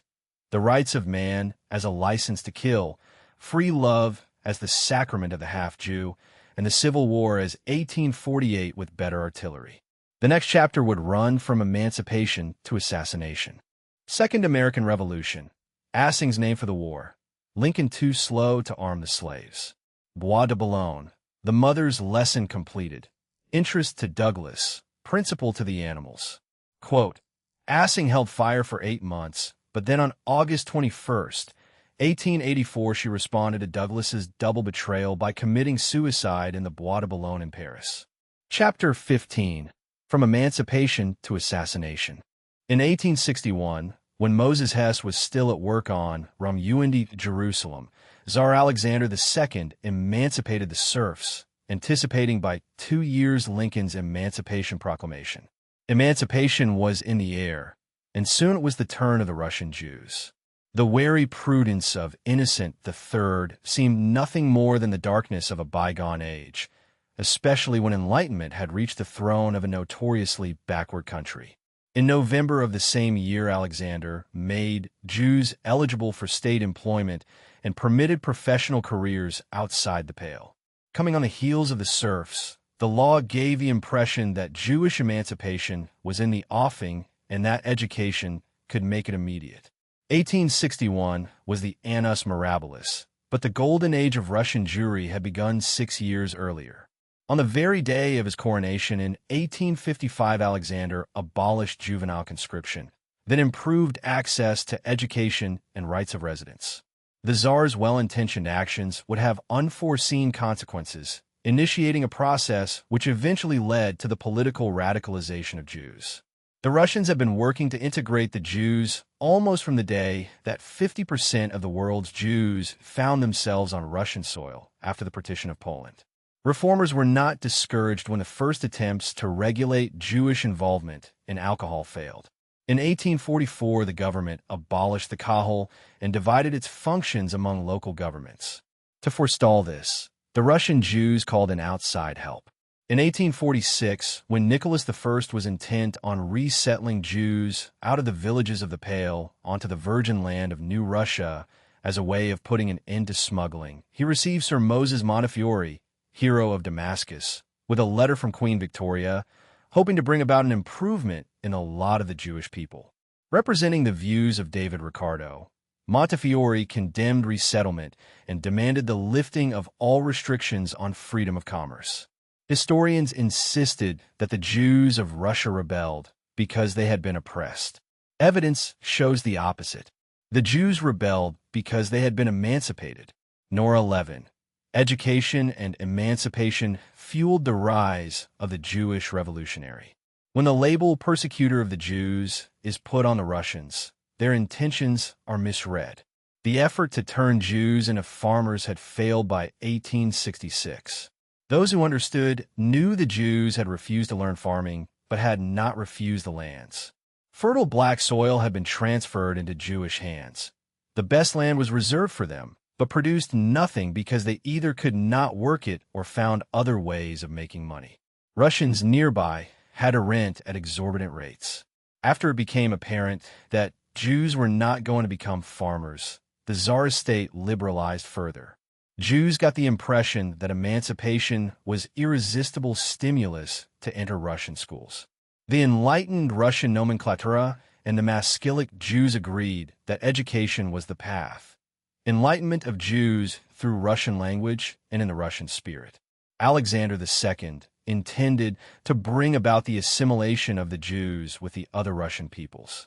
Unfortunately, lifting limitations without inquiring into the inner causes of isolation left the Pale intact. The Jews were still selling vodka. In 1870, the Commission found that inns and taverns in the western regions were almost exclusively in Jewish hands, and the situation still intolerable. Jacques Derrida would note 100 years later what the masculine discovered in the 1860s. Destroy the orthodox worldview and nihilism breaks through. The young were obsessed with universal ideals the moment traditional Judaism seemed a fairy tale. Like good students of Marx, they concluded there was no point talking about Jewish emancipation when all mankind needed to be set free. The Tsar's Russification put Russian in their mouths and Chernyshevsky in their hands. Odessa, 27% Jewish by 1873, became a university of revolution as well as of grain. Haber refuses the conventional claim that in the 1870s Jews were only of secondary importance. They were the vanguard. Without their presses, passports, and border families, the movement would have been a salon. With them, it became a bomb. Annus mirabilis, serfs, then Jews. Innocent III recast as darkness. Rebelled because emancipated. Montefiore's commerce versus Nicholas's plow. Quote, the Jews rebelled because they had been emancipated. Jews played an Erstklassike role in all the revolutionary groupings of the 1870s. Revolutionary subversion without Jews had become unthinkable. Haskalah, nihilism, and the Technique. As Hess predicted, the Jews became revolutionaries. From a shtetl, they saw participation in revolution as ordained by God. Contact with the German Enlightenment destroyed orthodoxy without putting anything in its place. The Talmud had been a source of contention since Maimonides. When the masculine awoke, there was nothing to take its place. Nihilism broke through and drove them to the most extreme positions. Young Jews trained in Talmudic studies could not get rid of messianic consciousness. They were immediately obsessed with universal ideals. Once convinced that traditional Judaism was a dead letter, they could talk about Jewish emancipation only when all mankind needed to be set free, especially when Jews were so skilled as revolutionary leaders. The Tsar had dreams of Russifying the Jews. As soon as they learned Russian, they began reading Chernyshevsky. Vera Pavlovna and her comrades became the model for both Christians and Jews. Mikhail Bakunin fulminated against the takeover of German Jews with the Little Russian Jew Utin in the lead. If he hoped by speeches like this to keep the Jews away from the revolution, he could just as well have saved his breath. Young Jews, many of whom had met at rabbinic schools which proliferated after the state's educational opening, drifted into the movement in numbers the Slavophile could not police. Haberer, they played an Erstklassike role in all the revolutionary groupings of the 1870s. Conventional claims that Jews were only of secondary importance seriously distort the actual role. Lev Dyke, interacting with Russian Jews, became a revolutionary. Once a socialist, he testified to that first-class role. Messianic thought began to play a major role in socialist movements. The Jews were now the revolutionary vanguard, which resembled the old Kahal in discipline and the old Messiah in hope, a different kind of salvation, utopian not only for Jews but for mankind. The Elizabethgrad Circle of Lev I. Rosenfeld helped organize the assassination of officials. Jews were a major and very active component in virtually all cells. From the Pale, they had close contact with Jews in Eastern Prussia, Berlin included. They had long experience of exploiting borders. They were adept at running printing presses and forging passports. Jews from Nikolaev were the first to produce explosives from pyroxylin to pay for the assassination of Alexander II. Aaron Zundalevich organized the traffic. Without the Jews, the line of communication could not have been maintained. The Zalman family was responsible for the border. The underground employed them as both technici and ideologues. Increasingly violent revolutionary Jews arrived in St. Petersburg with one goal: the assassination of the Tsar, the Holy Grail. It would crystallize around one numinous act. Revolutionary Jews like Natanson and Ginsburg, the former the man of organization, staffed the apparatus. If Russians had been running it instead of Jews, it would have been a different organization. Effectiveness as revolutionaries began to define them in the eyes of the police and of the village. A botched attempt on Gorinovich left him horribly mutilated. Of those convicted, 3, including Dyke, were Jews. By the late 1870s, the authorities viewed all Jews as potential revolutionaries and reproached prominent Jews for doing nothing to stop the spread of terrorism among Jewish youth. Until now, a governor said, "We considered you Jews loyal. It is an irrefutable fact that Jews rather than Poles or Russians adhered to the most extreme wing." In the period from 1879 to 1881, Russian anger only increased. Jews were considered particularly subversive. The loyalist press revived the old war cry. Jews were in the forefront of those who embraced the terrorist alternative. Wittenberg, Goldenberg, names that were all Jews. Wittenberg was caught and hanged on August 10, 1879. The executive decided it would be better that Russians and not Jews pull the trigger in the most important assassinations. Goldenberg was eventually arrested in the tortured logic of his generation. Killing the Tsar was linked to the abolition of residency requirements. A notebook was full of Jewish names implicating Aronchik and Zundalevich. Jews gravitated toward the more violent Narodnaya Volya because it supported terror. Other Jews directly involved included Savilii Zlatopolsky, the generation that found a new religion in revolutionary socialism when the Talmud went empty would not be argued back into the Pale by Bakunin's resentment or the governor's reproach. Nothing in its place.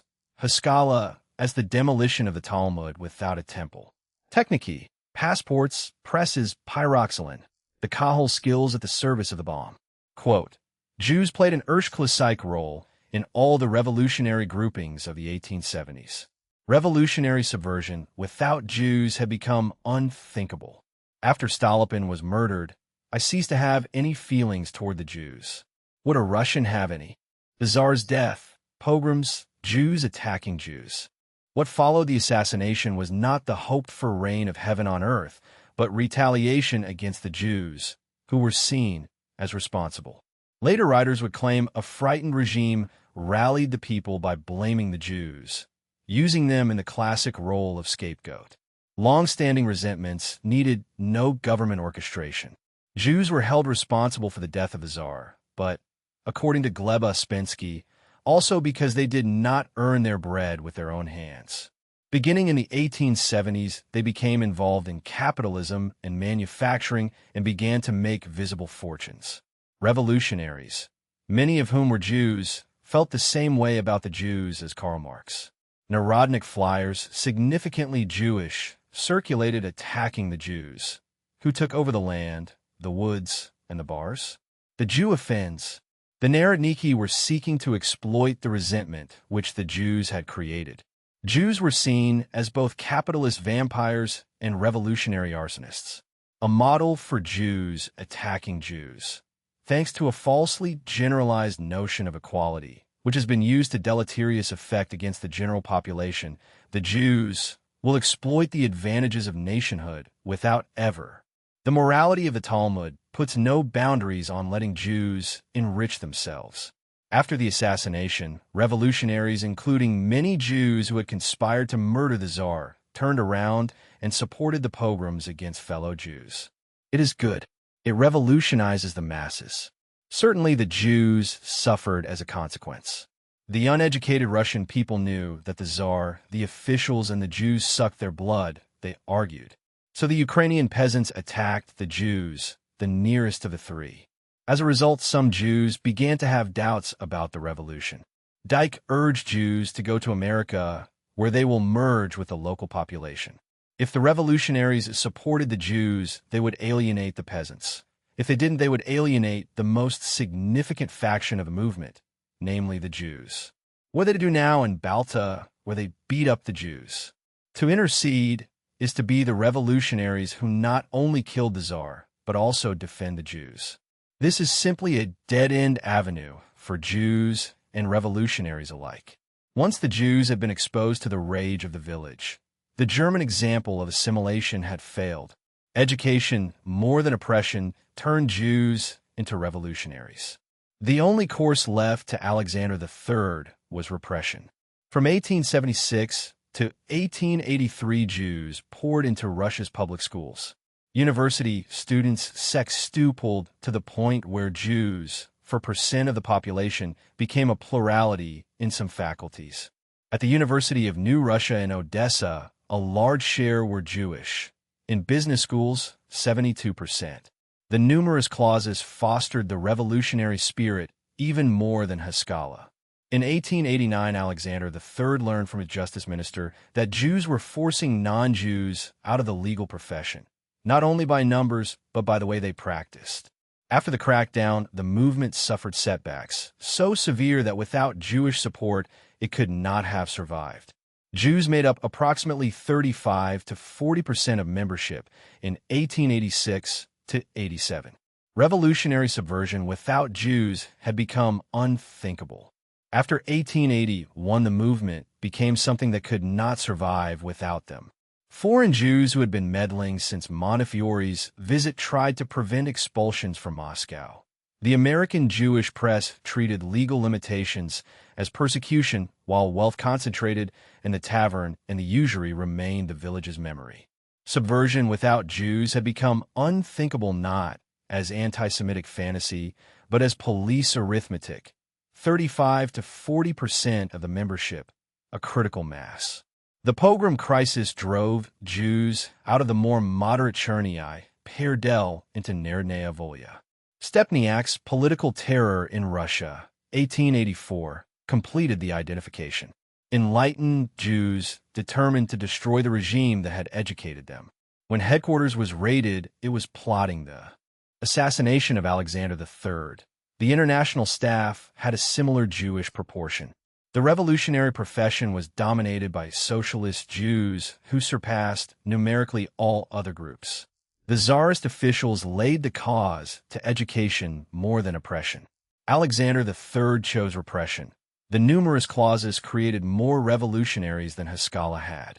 The circle closed. Emancipate, educate, bomb, restrict, radicalize, repeat. Kishinev would be sold to the West as government theater. Gomel would show Jews firing first. Schiff's money would do what Monnefiore's letter had done, make the Pale an international question. Herzl, hearing death to the Jews at the École Militaire, would offer Palestine as the pressure valve Dyck had located in America. The dual role Marx had named, capitalist and revolutionary, was now a demographic fact in Odessa, a press fact in Paris, and a police fact in St. Petersburg. The Golden Age had lasted a generation.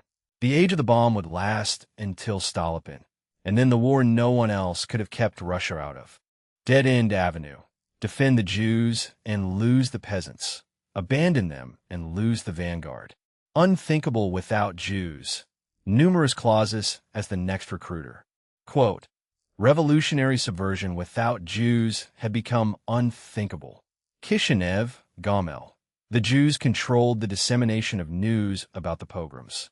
What followed the assassination was not the hoped-for reign of heaven on earth, but retaliation. Gomel, the press, America, Stolypin. Kishinev, Gomel. The Jews controlled the dissemination of news about the pogroms. Sturker, the Jews by the press. Over half of the newspapers are in their hands. Weapons were smuggled from abroad.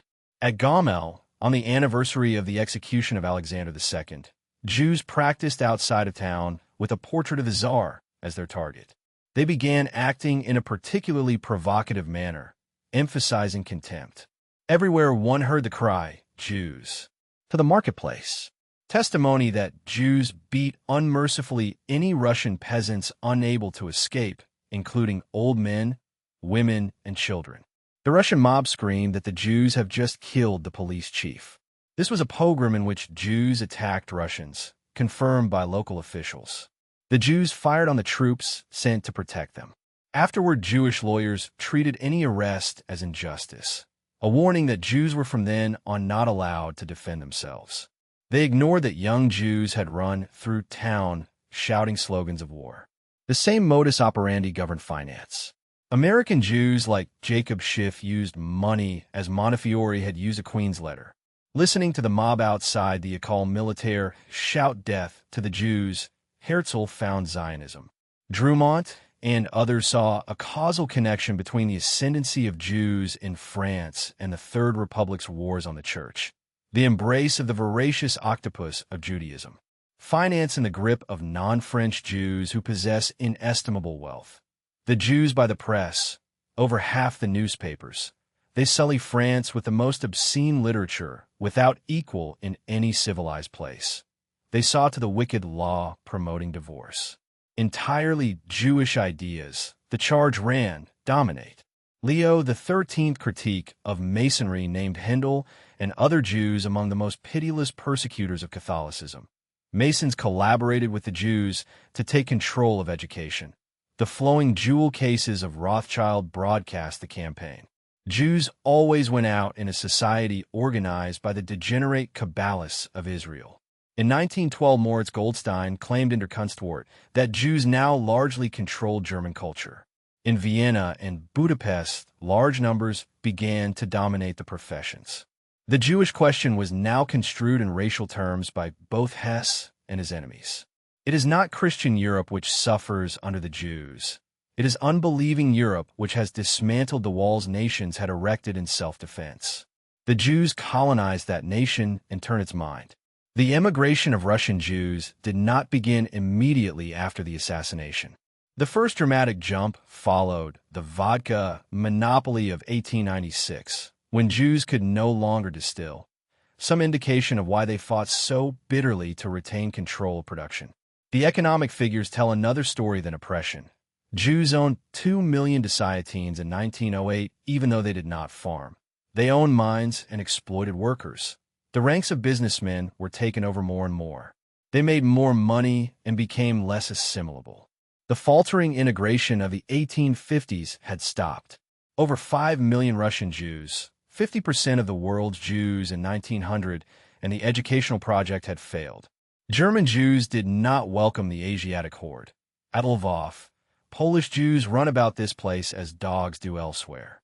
Between the 1880s and 1914, millions crossed Germany to Bremen and Hamburg, complaining of being confined in sheds as the German Jews were embarrassed by the reminder of the East. Eventually, 2 million emigrated to the United States, most in New York colonies that still spoke Yiddish. Some received American citizenship only to return. According to local reports, unrest began when Jews outraged the local Russians. Jews as the fuse that would set off revolution. Jews made up from 1/4 to 1/3 of organizational strength. 5% of the population, 50% of revolutionary recruits. Fedotov. The Jews were the intellectual leadership. The Jews believed the revolution was a step toward the kingdom of God on earth. Not to condemn them, but to praise them, they wrote about the role Jews played as leaders of the people's liberation. When 1905 arrived, thousands joined Odessa defense leagues, inspired by Gomel. We will also give you your czar. At one point, they opened fire. Diamantstein later admitted the intent to provoke a reaction. In a reaction that followed, many Jews were killed, and the willing, younger element was precisely who died. The police claimed the Jews were responsible. Warsaw was boiling over with hatred for the Jews, held as chiefly to blame. As in France, the Jews inexorably took control of the mind of the country. In October 1905, the Tsar tried to mollify them by granting concessions. We considered the press Jewish or worse, constantly belittling Stolypin. University chairs were held by Jews, social revolutionaries, or social democrats. The best indication of Jewish prosperity under the Tsars was demographic. Over a century, the Jewish population under the Russian crown rose from 820,000 to over 5 million, even though 1.5 million emigrated. In September 1911, Stolypin, accused of favoring the Jews because he had worked so hard for their rights, was assassinated by D.G. Bogrov, raised in burning hatred of the regime. Bogrov's father said he was proud. Bogrov later claimed he really wanted to murder the Tsar, but was afraid that act would have set off a witch hunt against the Jews and a limitation of our rights. Menshikov, our great statesman, the best leader we have had for a century and a half, murdered. And the murderer was a Jew. Doesn't he have any shame? Rozanov in December 1912. After Stolypin was murdered, I ceased to have any feelings toward the Jews. Would a Russian have dared to murder Rothschild or one of their leaders? When the Duma noted Bogrov was a Jew, they were accused of anti-Semitism. Why didn't the Octobrists suppress the fact? Nisilovich wondered. When Solzhenitsyn mentioned it 70 years later in August 1914, he was accused as well. Why did I mention that Stolypin's murderer was a Jew? The fact that I didn't suppress that fact was proof of anti-Semitism. Stolypin was the only politician who could have kept Russia out of the war. From Alexander's golden age to Bogrov's revolver, the same current. Emancipation as the solvent of the Kahal, the bomb as the new tetragrammaton, and America as Dyke's merger. The next theater after Assing's failed Orinoco. Gomel inverted. Jews firing on troops, the press inverting the sequence. Bogrov, Stolypin dead. The fact of the assassins, Jewishness itself, the indictment of whoever names it. Quote, after Stolypin was murdered, I ceased to have any feelings toward the Jews. Would a Russian have dared to murder Rothschild or one of their leaders? Chapter 16. The Redemption of the South and the NAACP. The Jews have already leaped en masse upon the millions of liberated Negroes. Dostoevsky wrote on Reconstruction in 1877, taking a grip upon them by gold pursuit and by taking advantage of the inexperience and vices of the exploited tribe. The Negroes have been liberated from the slave owners, but that will not last because Jews, of whom there are so many in the world, will jump at this new little victim. By 1905, the redemption of the South was complete. As literary commemoration, Thomas Dixon wrote a trilogy. The most famous was The Klansman, later filmed as The Birth of a Nation. Generals fight the last war by focusing on a war won 28 years earlier. The overthrow of Reconstruction. Dixon created a myth which allowed his readers to ignore the Yankee imperialism the South faced in 1905, namely financial and industrial exploitation. The key to this settlement was racism, in particular the scientific racism making inroads in the Anglophile WASP North after Darwin. Recourse to racism meant Christianity had been superseded and baptism could have no real effect on the biological substratum. What Dickson called the leopard spots, title of another novel in the trilogy. By choosing biological determinism, Dickson ingratiated himself with Northern industrialists who saw in Darwinism a covert justification of capitalism and guaranteed that Northern arbiters of culture would not oppose his vision. He postured in front of the corpse of the transcendentalist abolitionist enemy, while distracting readers from the enemy occupying their country. Industrialists who promoted child labor and enslaved lower-class Southern whites in ways undreamt of by defenders of chattel slavery. If behavior was a function of immutable race, no reform was possible. Dickson's racism turned victory over Reconstruction into a Pyrrhic victory. To defeat the Yankees, Southerners had to become revolutionaries themselves. The main character of the Klansman announces at the end that he has become a revolutionist too.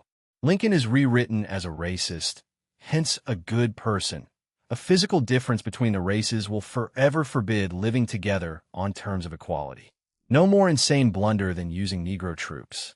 The Southerner, Weaver cites Dickson, is an ultra-conservative, the last man on earth to become a revolutionist, except when the novel requires it. Leopard spots, biology trumping baptism, Darwin as capital theology, Pyrrhic redemption. To beat the Yankee, the Klansman becomes a revolutionist. Quote, "The Negroes have been liberated from slave owners, but that will not last because Jews, of whom there are so many in the world, will jump at this new little victim." Villard, Dubois, Spingarn, Washington. The NAACP inherited the revolutionary mantle from the abolitionists. Oswald Garrison Villard, grandson of William Lloyd Garrison, called upon all believers in democracy on Lincoln's centenary, February 12, 1909. That call became the organization's founding. Villard's father was a German revolutionary who came after 1848 failed. Ottilie Assing had met Villard's mother. The founding marked the beginning of Jewish influence on the Negro question. German Jews provided the main source of funding. Julius Rosenwald, Louis Marshall, Jacob Schiff, Joel Spingarn. Partnership is misleading if it means collaboration between Jews and Negroes as equals. The NAACP was a Jewish organization with a Harvard-educated mulatto, W.E.B. Du Bois, as its most visible member. Close corporation, not partnership. The American Jewish Committee had come into existence 3 years earlier, in 1906. Du Bois was a product of Harvard and German universities. In The Souls of Black Folk, 1903, he shared Marxist suspicions of Jews as economic exploiters, claiming the defense of the Jews left its stamp on their character for centuries. The claim upset Schiff, who threatened to withdraw support from the organization that backed Du Bois as editor of the Crisis. Once editor, Du Bois no longer pressed the point. The Spingarn brothers, Joel and Arthur, arrived in 1911 in the middle of a power struggle between Du Bois and Villard. The issue was revolution versus Booker T. Washington. Jouet de la Louise Du Bois. In 1913, he incurred Villard's wrath by counseling Baltimore Negroes not to confine themselves to peaceful methods. The Quincy Herald called it a second John Brown. Spingarn, like Du Bois, considered not Southern racists, but Washington their main enemy, asking black audiences to abandon gradualism for the NAACP's militant program and to switch allegiance to Du Bois. In 1914, Spingarn ousted Villard as chairman. Villard felt protest should remain within the law. Spingarn argued for violent insurrection. Like Lenin, he felt things had to get worse before they would get better. Spreading revolution among Negroes and attacking Washington were two sides of the same coin. Du Bois' first job was the destruction of Washington, who had emerged as America's premier Negro after Douglass. At the beginning of 1911, Washington considered Du Bois and the NAACP his mortal enemy. In mid-March 1911 in New York, Washington was attacked by a big German named Henry Albert Ulrich, accused of making improper advances, looking through a keyhole, beaten so severely he was hospitalized. He filed charges. The newspapers picked up the story. Support came from Taft and Wilson and the black press, but the woman was Ulrich's mistress, and Washington's legal strategy backfired. Tom Watson claimed Washington, like all Negroes, was the slave of inherited appetites. Sensing fatal weakness, Villard used the Ulrich incident to forge an entente, but before the year was out, Villard was ousted by Dubois and the Spingarns. Ulrich won acquittal. Washington never fully recovered from the psychological and physical strain before his death in 1915. He was willing to make peace. The NAACP pressed its advantage. After Washington's death, Dubois moved to his second job, the destruction of Marcus Garvey. Garvey visited NAACP headquarters in 1917 and saw so many white faces. After Villard's ouster, the Spingarns turned the organization into a closed corporation. A few New York administrators determined nationwide policy. Dubois' job was to delegitimize any Negro leader the New York German Jewish elite found unacceptable. By the mid-1920s, it was apparent to Garvey that Dubois was, in Cruz's later reading, the front man. There was no black-Jewish alliance as equals. What went by that name was the plan first articulated by John Brown. Bring the war to Africa by turning the nation's Negroes into revolutionaries, destroying any black leader who wanted another direction. Washington the craftsman, Garvey the racial nationalist, incompatible with the integration Jewish organizations seemed determined to impose, as Cruz claimed, on everyone but themselves. The next trial would put that alliance to a blood test in Atlanta. Dixon's Darwinian South and Spingarn's Leninist NAACP were not opposites. Both treated baptism as powerless against blood. Both needed the Negro as a revolutionary instrument, and both left Washington's shop floor gradualism without a constituency once the closed corporation in New York had chosen Dubois as editor, chairman, and executioner of rival black leadership. Closed corporation, Spingarn over Villard, violence over law, Dubois as the visible mulatto. Two jobs, destroy Washington, then Garvey. Any Negro leader the elite found unacceptable. Quote, if we're talking about the NAACP, the term partnership is misleading if by it we mean collaboration between Jews and Negroes as equals. The NAACP was a Jewish organization with a Harvard-educated mulatto, W.E.B. Dubois, as its most visible member.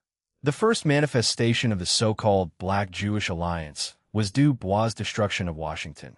The second was his destruction of Garvey. Chapter 17. The Trial of Leo Frank. On April 26, 1913, Mary Fagan was found dead in the basement of the National Pencil Factory in Atlanta.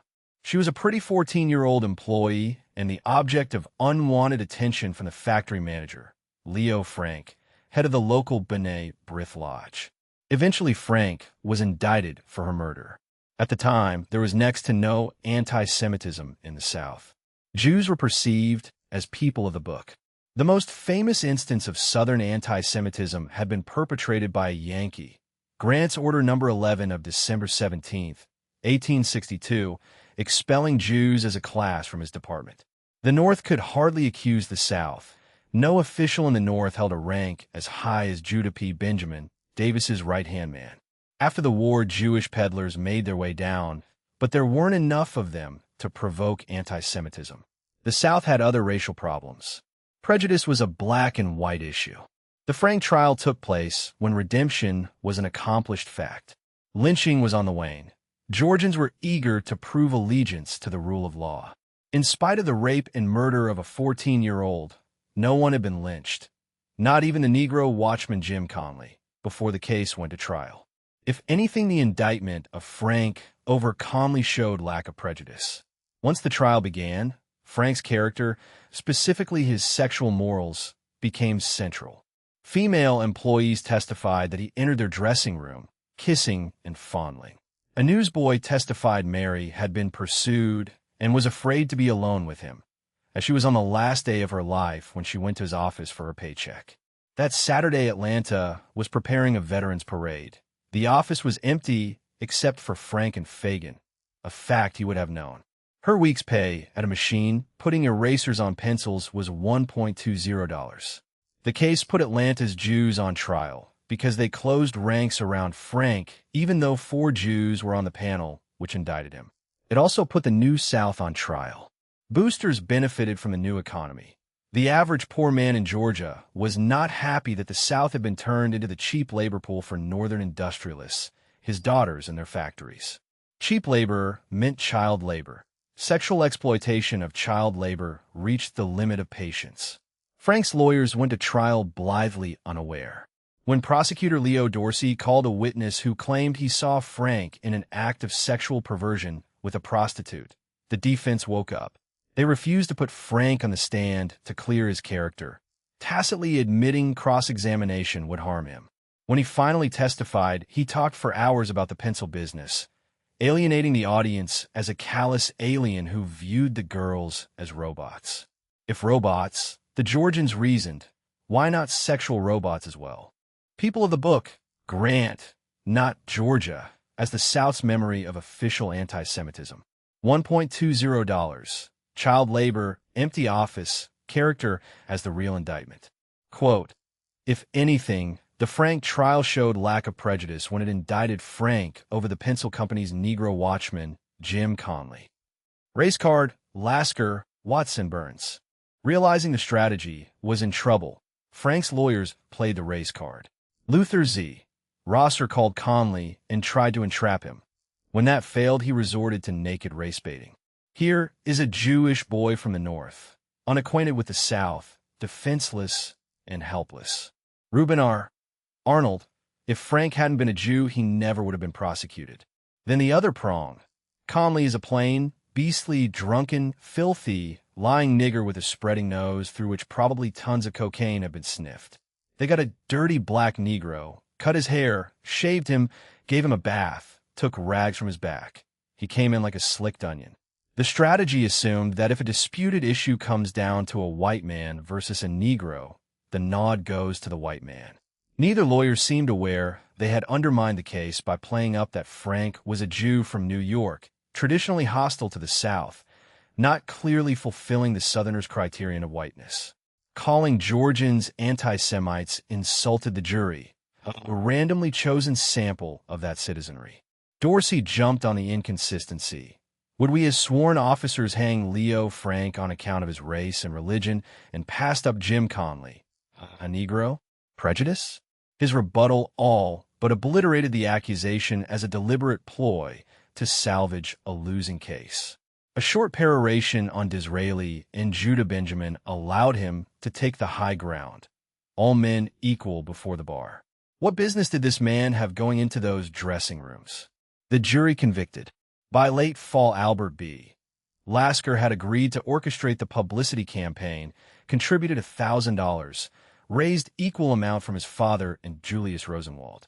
Adolph Oakes overcame scruples about using the Times as a vehicle for Jewish advocacy.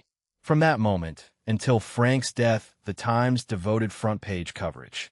Lasker hired Detective William Burns, a celebrity who set up in Atlanta's most expensive hotel and announced he would solve a mystery the courts had already resolved. Lasker coined the truth is on the march, appearing in articles and from Frank's own lips. The journal reversed and came out for a new trial. That mobilized Tom Watson and the Jeffersonian. For 11 months, Watson had ignored the trial, distinguishing himself by attacking the Catholic Church, the Pope a fat dago. The journal's defection brought him in. Who's paying for all this? Does a Jew expect extraordinary favors and immunities because of his race? Is it wise for the Jews to risk the good name of the whole race in unprecedented methods to save this decadent offshoot of a great people? Lasker wrote Lewis Wiley of the Times a shakedown letter. New York ought to give at least $10,000. Wiley wrote Jacob Schiff on Times stationery. Only, by that date, the Times had clearly crossed the boundary between journalism and advocacy. Watson, the Times under Oakes, a most useful servant of Wall Street, a Tory paper whose chief end is to uphold special privilege and big money. Burns used the money to bribe witnesses to recant. Watson, how much longer will Atlanta endure the lawless doings of Burns? Popular indignation broke out in Marietta when Burns showed up. Robert Lee Howell attacked him. Cries of "lynch him." The great detective ran through dark alleys. Reverend C. B. Ragsdale retracted his claim that he overheard Conley confess, asserting a Burns agent had paid him. Burns admitted spiriting Annie Maud Carter out of Atlanta, promising a Pullman porter job, threatening that if a witness did not recant, the Jews would get him. Agents posed as authors to buy affidavits from factory girls. Burns and associates were convicted of suborning. Atlanta revoked his license. Herbert Haas to Lasker, irretrievable damage. Lewis Marshall, I have been disgusted at the farcical methods. Untermeyer, the whole business has been terribly botched. Truth is on the march. Quaker Oats methods applied to a murder verdict. Who is paying? Watson naming Schiff, Oakes, and Burns's tar and feathers fee. Quote, does a Jew expect extraordinary favors and immunities because of his race? If anything, the Frank trial showed lack of prejudice when it indicted Frank over the pencil factory's Negro. Watson asked whether the Jew from the North was to be a privileged caste the South might not try. Slayton, the lynching, ADL, Klan, Cruz. The Georgia Supreme Court upheld denial of a new trial. Lasker tapped Christopher Powell Connolly as Frank Zola. Connolly launched the famous "kill the Jew or we'll kill you" quote in a way that was unverifiable, as if shouted at an intimidated jury, long after the jury denied it happened. At his hand, the pervert and child molester became a shy, nervous intellectual. Outside Georgia, Lasker wrote, the press of the United States is crying that Frank's execution would amount to judicial murder. Inside Georgia, the opposite. An attack on the state orchestrated by rich Jews who own the northern press. Watson on the hypocrisy. The great point emphasized by the Jewish papers is that the main witness was a Negro. Negroes are good enough to hold office, sleep in our beds, eat at our tables, marry our daughters, and mongrelize the Anglo-Saxon race, but are not good enough to bear testimony against a rich Jew. Former Governor Joseph Brown. Are we to understand that anybody except a Jew can be punished for a crime? Atlanta editors told the Kansas City Star they knew Frank was entitled to a new trial, but dare not, accused of being bought by Jew money. Marshall calculated that continuing Northern coverage was of greater strategic value. Justice Lamar found the issue unworthy of review. Holmes was more sympathetic. The Supreme Court did not save him. Governor Slayton, in a flagrant conflict of interest as connected with the defense lawyers, commuted the sentence. Thompson of the World listed 3 causes of the rage.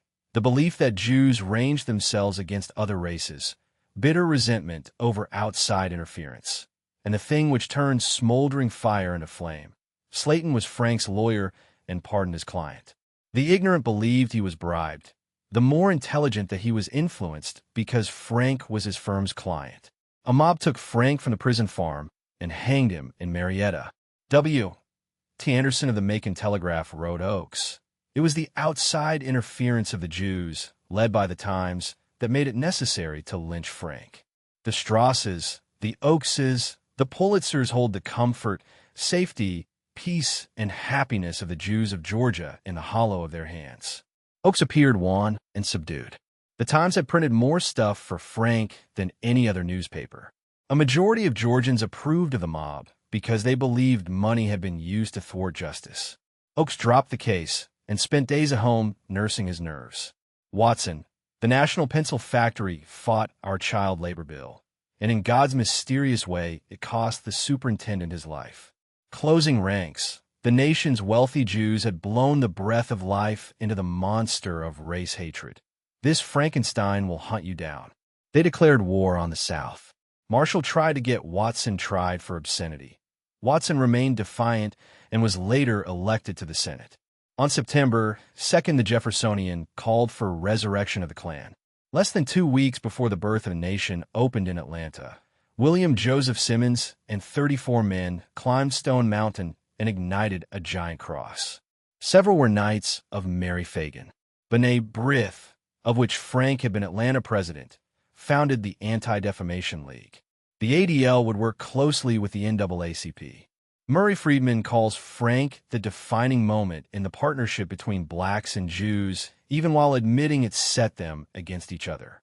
Lewis Marshall joined the NAACP board. Harold Cruse and David Levering Lewis accused Jews of a hidden agenda. Du Bois is frontman to destroy any black leader not acceptable to Jewish interests. Cruse. Marshall used the NAACP to salve the bitter defeat of Frank. The simplest revenge on the South was John Brown's plan. Turn the Negroes into revolutionaries. Destroy Washington the craftsman. Destroy Garvey the racial nationalist. Watson died in 1922. At his funeral, the most impressive floral arrangement was an 8-foot-high cross of red roses sent by the Klan. From Fagin's basement to Stone Mountain, the same current. Outside money is a. Second Reconstruction, the press as the lodge's successor, and the Negro as the instrument of a war the Jews now intended to fight by other means. The commutation that looked like mercy in New York looked in Marietta like the old carpetbagger trick with a Hebrew name on the masthead. The lynching that looked like barbarism in the Times looked in the Jeffersonian like the last remaining court after Burns, Connolly, and Slayton had closed the others. Between those two readings, the ADL and the Revived Klan were born as twins. Frankenstein, Watson's Warning, Oakes's One editorial meeting. Stone Mountain, Knights of Mary Fagin, ADL and Klan born from one corpse. Quote, the Jews in fact were responsible for what had happened to him. The men responsible are the Strasses, the Oakeses, the Pulitzers, and other leading Jews of New York and the East generally. Chapter 18. The Spread of Bolshevism. When Shinarov of the Russian parliamentary delegation, went to London in early 1916 to arrange loans for the Tsar, Baron Rothschild told him that a great number of influential Jewish personalities now live in America, and over there they don't like you. Jacob Schiff was one of them. He would lend money to England and France only on condition that none of it ended up in Russian hands. We are willing to lend, he told the French MP back, if we can receive some assurance that Russia is willing to do something to resolve the Jewish question. Otherwise, you'll be taking in money for Russia, and we have no desire to give Russia anything. The Jewish Encyclopedia claims he exerted pressure on other banks so that Russia didn't get any money. Maurice Paleologue, the French ambassador, wrote in May 1916 that a pack of Jewish financiers and dirty speculators, Rubinstein, Manus, and others, made a pact with Rasputin and supported him generously. Rasputin became a friend and benefactor to the Jews. Rumors of collaboration between Jewish revolutionaries and Germany surfaced as the army declared Jews in Poland and Galicia spies and enemies. Salo Baron called it shameful anti-Jewish propaganda originating at headquarters, contributing to disintegration of an army with 500,000 Jews. The English ambassador assumed the banker D.L. Rubinstein, later arrested for treason, was working for German intelligence. Police Chief Kafau on January 9, 1916 reported Jews engaged openly in revolutionary propaganda, artificial inflation of daily necessities, withdrawal of money from circulation, insecurity about the ruble. On the Western Front, the word was that Jewish soldiers were cowards and deserters and the Jewish population full of spies. When the army attacked, the Jews dropped back. When it retreated, they were in the forefront. Solzhenitsyn. It would be unrealistic to conclude that all of these accusations were fairy tales. The Tsar demanded a census of Jews on the Western Front, then ordered them removed, driving loyal soldiers into Zionists and revolutionaries. Germans fostered treason among the Jews of the East, portraying the war as a crusade against the last despotic anti-Semitic regime. Samuel Hugo Bergman thanked the Lord that as an Austro-Hungarian officer, he could personally avenge Kishinev and Gomel. Lissauer's hymn of hate against England became a hit. Russian Jews had the opposite reaction. Bodenheimer became an effective German propagandist. Zionists in the Pale responded positively. When Fritz Haber's poison gas failed to rout the Russians, the Germans turned to Lenin, transported across Germany in a sealed train. Churchill's phrase. Most of the 160 passengers who arrived at the Finland station were Jews. Trotsky was not on that train. He came from New York. In London alone, 10,000 Jews expressed the desire to return after October. Once they unpacked, they found their way into every revolutionary party. The percentage of Jews in Menshevik, social revolutionary, and anarchist leadership was higher than among Bolsheviks, but Bolshevism became in Russian eyes a Jewish phenomenon. When Zinoviev and Kamenev were nominated, the February Revolution of 1917 had been Russian, not Jewish. Once the Christian bulwark against revolution collapsed, the Jews streamed in. Schiff, the most well-known leader of the anti-Russian forces in North America, celebrated testimony before the American Senate. Soon after February, groups of Jews. After October, they came in hordes, and the majority of the agitators were Jews. Jewish ethnicity became a passport into the new apparatus. Some claim Bolshevism wasn't Jewish because the Bolsheviks persecuted Judaism. Having abandoned origins yet not finding a home, they exhibited vehement hostility toward Bundists, Zionists, and the synagogue, even as Schiff and Rothschild contributed 1,000,000 rubles each. Trotsky, born Lev Davidovich Bronstein, told Meadham in 1903, "You consider yourself either a Russian or a Jew. No, you are wrong. I'm a social democrat, and only that." By rejecting heritage, they felt they had escaped it. Solzhenitsyn. Trotsky became an idol to American Jews, not for no reason, but precisely because he was a Jew. The Prometheus of October, because he was a Jew, not because he belonged as such. If communists can claim Trotsky wasn't a real Jew, Germans can claim the Nazis weren't real Germans. After Lenin, Trotsky, in Petrograd the dominant hated figure was Zinoviev. Anyone who fell into the Cheka met Jews and Latvians. Nominal head Felix Dzerzhinsky was a Pole. Solzhenitsyn claims Jews ran it because Russians were unreliable for that work. Jews were overrepresented in the party that killed the Tsar. Sverdlov's avidity. Trotsky's offhanded remarks after the fact. He knew they would suffer first at Stalin's hand, but in the 1920s the lower segments of the party had an overwhelming majority of Jews. Lenin himself, according to testimony, noted it. Jewish mid-intelligentsia in the cities came to the service of the new state as they had come to every revolution since 1789, as the literate stratum that could staff terror when Russians would not. As late as July 1934, 8 years after Stalin's takeover, 34% of Cheka leadership was Jewish, 17 times the population share. By 1939, after the purge for percent. Sealed train. German War Ministry. Schiff's purse. Finland station. Social Democrat only. Trotsky's escape that American Jews refused to honor. Quote, "We are willing to lend money to England and France if we can receive some assurance that Russia is willing to do something to resolve the Jewish question." Eisner, Levine, Pacheli, Kuhn, Lukács, Frankfurt. Subsequent revolutions in Bavaria and Hungary reinforced the identification. In Hungary, Jews made up 95% of Bolshevik leadership, even though their legal situation was free of pale limitations. On November 9, 1918, 3 weeks after release from jail for organizing a strike at a machine gun factory, Kurt Eisner, a Jew from Berlin, got 50,000 workers to walk off in Munich. By evening, the king had fled. Workers controlled the Wittelsbach Palace, barracks, and government buildings. Eisner declared a Soviet republic. Critics called it the Jewish Republic. Wealthier Jews distanced themselves. He could not go abroad without a bodyguard. On his way to resign on February 21, 1919, he was assassinated by Anton Arkovalli, thrown out of a proto-Nazi organization for concealing that his mother was Jewish. Nowhere, Elon writes, were Jewish revolutionaries so visible as in Bavaria. Conservatives sought Dantons and Robespierres, anti-Semites, Jew pigs, and Russian agents.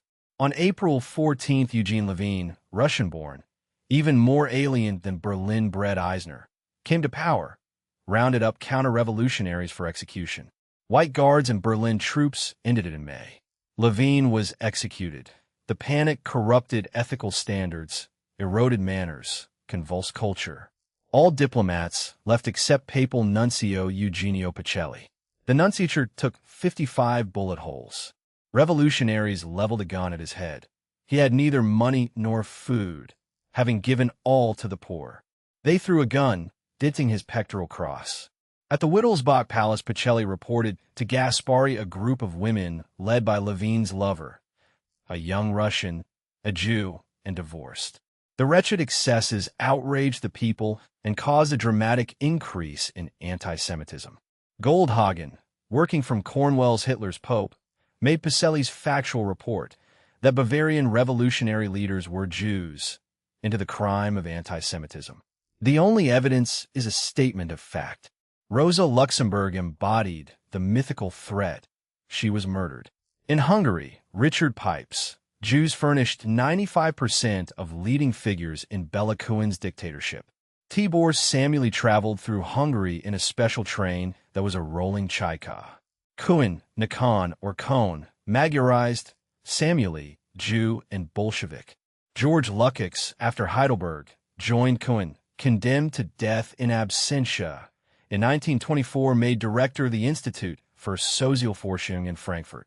Clearinghouse for Jewish Revolutionary Ideas, the St. Augustine of Communism, promoting Messianic politics until Moscow called him. Ernst Bloch, Uwe Lenin, IBEI, Jerusalem.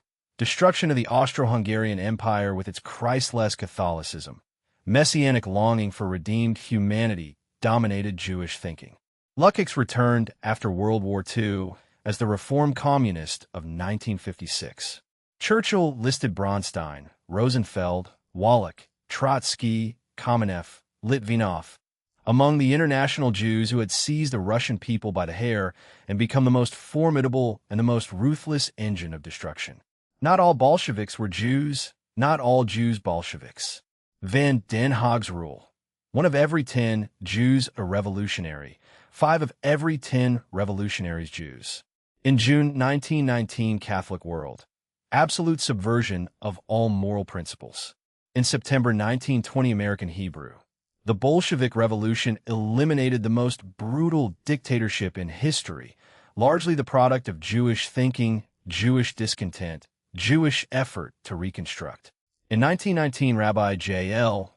Magnus in New York. In Germany, a Marx and a Lassalle. In Austria, the Adlers. In Russia, Trotsky. Whatever name one assigns, all are Jews, chiefs, or workers in all revolutionary parties. Jewish World, 1929. So many Jews are Bolshevists. The ideals of Bolshevism at many points are consonant with the finest teachings of Judaism. Jewish Republic. Eisner to Levine. Pacelli's dented cross. Goldhagen's fact as crime. Uwe Lenin. IBEI Jerusalem. Frankfurt as the seminary of Messianic politics. Quote, the Bolshevik Revolution eliminated the most brutal dictatorship in history. This great achievement was largely the product of Jewish thinking, Jewish discontent, Jewish effort to reconstruct. Reaction, Kaganovich, Rodek's whisper. The bloody excesses of Kun, Eisner, Levine, and the Russian Bolsheviks were bound to cause a reaction. The tragedy is that Jews were blamed en masse. What may appear to Weizmann to be outrages against Jews, a British diplomat wrote, may be in Russian eyes retaliation against horrors committed by Bolsheviks organized and directed by Jews. Nora Levin. When Jews acted as passionately committed Bolsheviks, they reinforced existing anti-Jewish feeling, especially among the Orthodox. When the Nazis arrived, they found non-German willing executioners because of those outrages. Ruth Burns' Ereges Commando in Latvia did nothing but kill Jews. So enthusiastic they sickened the SS. Camps in the occupied Soviet Union ran with a minimum of German personnel. Facts Goldhagen ignores because they undermine Germans as the only perpetrators and because he ignores the Bolshevik fuel. After the Bavarian failure, Weimar made the Jewish question an issue precisely because of the revolutionary role. Hitler referred to temporary Jewish role. Henry Ford feared Jews primarily as Bolsheviks, the same current as the protocols widely believed. Alan Dulles, April 20th, 1920. As a result of the leading role Bavarian Jews played in communist groups, pre-war tolerance changed and a strongly anti-Semitic movement came into being. B'nai B'rith's Frankfurt Lodge instructed Bavarian Jews to distance themselves from Eisner. Jeffrey Alderman. Anti-Semitism flourished in the 1920s as a result of the fear of Bolshevism. Pipes. One of the most disastrous consequences of the Russian Revolution was the identification of Jews with communism. Reinhard Morak at Nuremberg. The Jewish problem merged with the Bolshevik problem to form the basic outline of Nazi doctrine. Solzhenitsyn. From the 1930s, any mention of the role or number of Jews in the revolutionary movement was avoided. This intentional suppression of historical truth is both immoral and dangerous because it prepares the ground for later exaggerations of the opposite sort. Stalin purged most original Jewish Bolsheviks, with notable exceptions. He retained Lazar Kaganovich to starve the Ukrainians and run the Gulag. Goldhagen claims the concentration camp was a uniquely German invention. Hitler noted the British invented them in the Boer War, and the Soviets put them into practice first. Goldhagen does not mention that Jews ran them for Stalin. Would we ask whether Pius XII served Nazism the way Kaganovich served Stalin? Bishop Graf von Galen of Munster warned that Hitler's racial ideology was incompatible with Catholicism. Karl Radek and Grigory Zinoviev came to Germany in 1918 to stoke revolution. Like Sverdlov, Kamenev, Trotsky, both were Jews, as was Rosa Luxemburg and Bela Kun, and marched from a line of rabbis in Trier. Radek roared, "Revolution in Russia, Hungary, Germany, then France, England, America." Zinoviev tapped his shoulder. Karl, there won't be enough Jews to go around." Horowitz, telling the anecdote in The Politics of Bad Faith, calls it apocryphal but telling. For nearly 200 years, Jews have played a disproportionate role as leaders of the modern revolutionary movements in Europe and the West. No Jew of any stature issued a similar warning against communism. Commentators saw Moses leading Israel out of bondage. Goldhagen accuses Catholicism of complicity in the Nazi Holocaust. No Jew of any stature apologized for Jewish participation in the communist Holocaust, which took many more lives. Horowitz comes close. In our time, 100 million slaughtered in revolutions of the left with no positive result. Counter-revolution is a name for moral sanity. The identification that Nazis, modern anti-Semites, and Goldhagen's church allegedly shared as Judeo-Bolshevism was not a myth invented in Munich beer halls. It was the visible personnel of Finland Station, the Wittelsbach Palace, Kuhn's train, and Frankfurt's seminar rooms. And the silence that followed was the next revolution's condition of possibility. Weizmann's outrages and the American Hebrew's reconstruction were two names for one. Ledger, Schiff's veto on Tsar's credit at one end, Kaganovich's camps at the other, with Pacelli's dented cross in between as the church's receipt. Not enough Jews. Radek's map of the West. Zinoviev's joke as census. Suppression. Solzhenitsyn's warning. Kaganovich kept when the others went. Quote, Karl, there won't be enough Jews to go around. The bloody excesses of Kuhn, Eisner, Levine, and the Russian Bolsheviks were bound to cause a reaction. What may appear to Weizmann to be outrages against Jews, a British diplomat wrote, may be in Russian eyes retaliation against horrors committed by Bolsheviks organized and directed by Jews. Chapter 19. Marcus Garvey. Black Zion at Fifth Avenue. On March 23, 1916, a stocky Jamaican arrived in New York. Marcus Garvey was the precocious son of a hard-headed, litigious Mason, set afire by Booker T. Washington's up from slavery. Where's the black man's government? Where's his king and his kingdom? When he could not find them, he understood there was a world of thought to conquer by applying European nationalism to the Negro peoples and proposing Africa as the equivalent of what Herzl hoped to set up in Palestine. Black Zionism, the Black Moses, a Negro state. Lying on his back at midnight in England in the summer of 1914, he named the Universal Negro Improvement Association and African Communities Imperial League. He established it in Kingston on July 20th, 1914. By 1915, he concluded he could not fulfill the plan without America's former slaves, the most progressive unit in scattered Ethiopia. What they had going for them was white racism, the honest prejudices of the white South, which forced them to build segregated institutions and a race consciousness that could in time gain respect. Racial liberation inherent in racial opposition. That was Garveyism. Plans to meet Washington were thwarted by Tuskegee's death. On April 25, 1916, he arrived at NAACP offices at 70 Fifth Avenue. Neither Du Bois nor anyone else paid the Jamaican much attention. Du Bois was out. Garvey left his card. Years later, he claimed he left unimpressed. The card on Du Bois' desk was the last civil gesture between Black Moses and the mulatto editor. As relations deteriorated, he would call Du Bois a white man posing as a Negro. He was ever the race man, but his racism blinded him to the fact that the NAACP was not a Negro organization that happened to have Jewish money. It was a Jewish organization that happened to have a mulatto editor. Harold Cruse, a communist and therefore more aware of ethnic machinery, put the accusation of duplicity nonetheless. Lewis Marshall, as head of the AJC, would never have accepted for Jews the integration he prescribed for Negroes. It was precisely economic ethnic solidarity that Garvey began promoting. The first manifestation of the so-called Black-Jewish alliance was Du Bois' destruction of Washington. The second was his destruction of Garvey. Du Bois' job was to promote integration and destroy any Black leadership in competition with the NAACP. Cruse sees irony. This was the basis of Jewish success in America.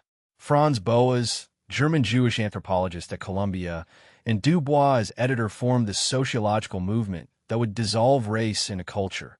Too late for Garvey, who arrived in Harlem before Boas's influence was felt when West Indian immigration was becoming the backbone of UNIA. The alternative to that diaspora nationalism was the liberalism of the NAACP and the crisis. Harlem's West Indian streets already knew what Fifth Avenue would not say. Jazz, numbers, and the lodge were being colonized the way Cruse later said, Jews colonized every Negro form they did not invent. Henry Ford and Cruse, from opposite ends, both treated Garvey as the one Negro leader who had understood ethnic monopoly. The Jewish-dominated New York Theater and the NAACP legal desk were the same policy in two buildings. Promote the Negro as client, never as competitor. When Villard published after being ousted by Spingarn, even the old Garrisonians saw that collaboration with Du Bois had a price. That price was Garvey. Black Zionism. Herzl's form without Herzl's friends. Honest prejudices. Southern segregation as the forge of race institutions. Quote, where's the black man's government? Where's his king and his kingdom? When he could not find them, he understood there was a world of thought to conquer by applying European nationalism to the Negro peoples and proposing Africa as the equivalent of what Herzl hoped to set up in Palestine. Crisis, Red Summer, Black Star, Male Fraud. Jewish patronage of black artists. Amy Spingarn's support of Langston Hughes. Joel publishing Du Bois at Harcourt.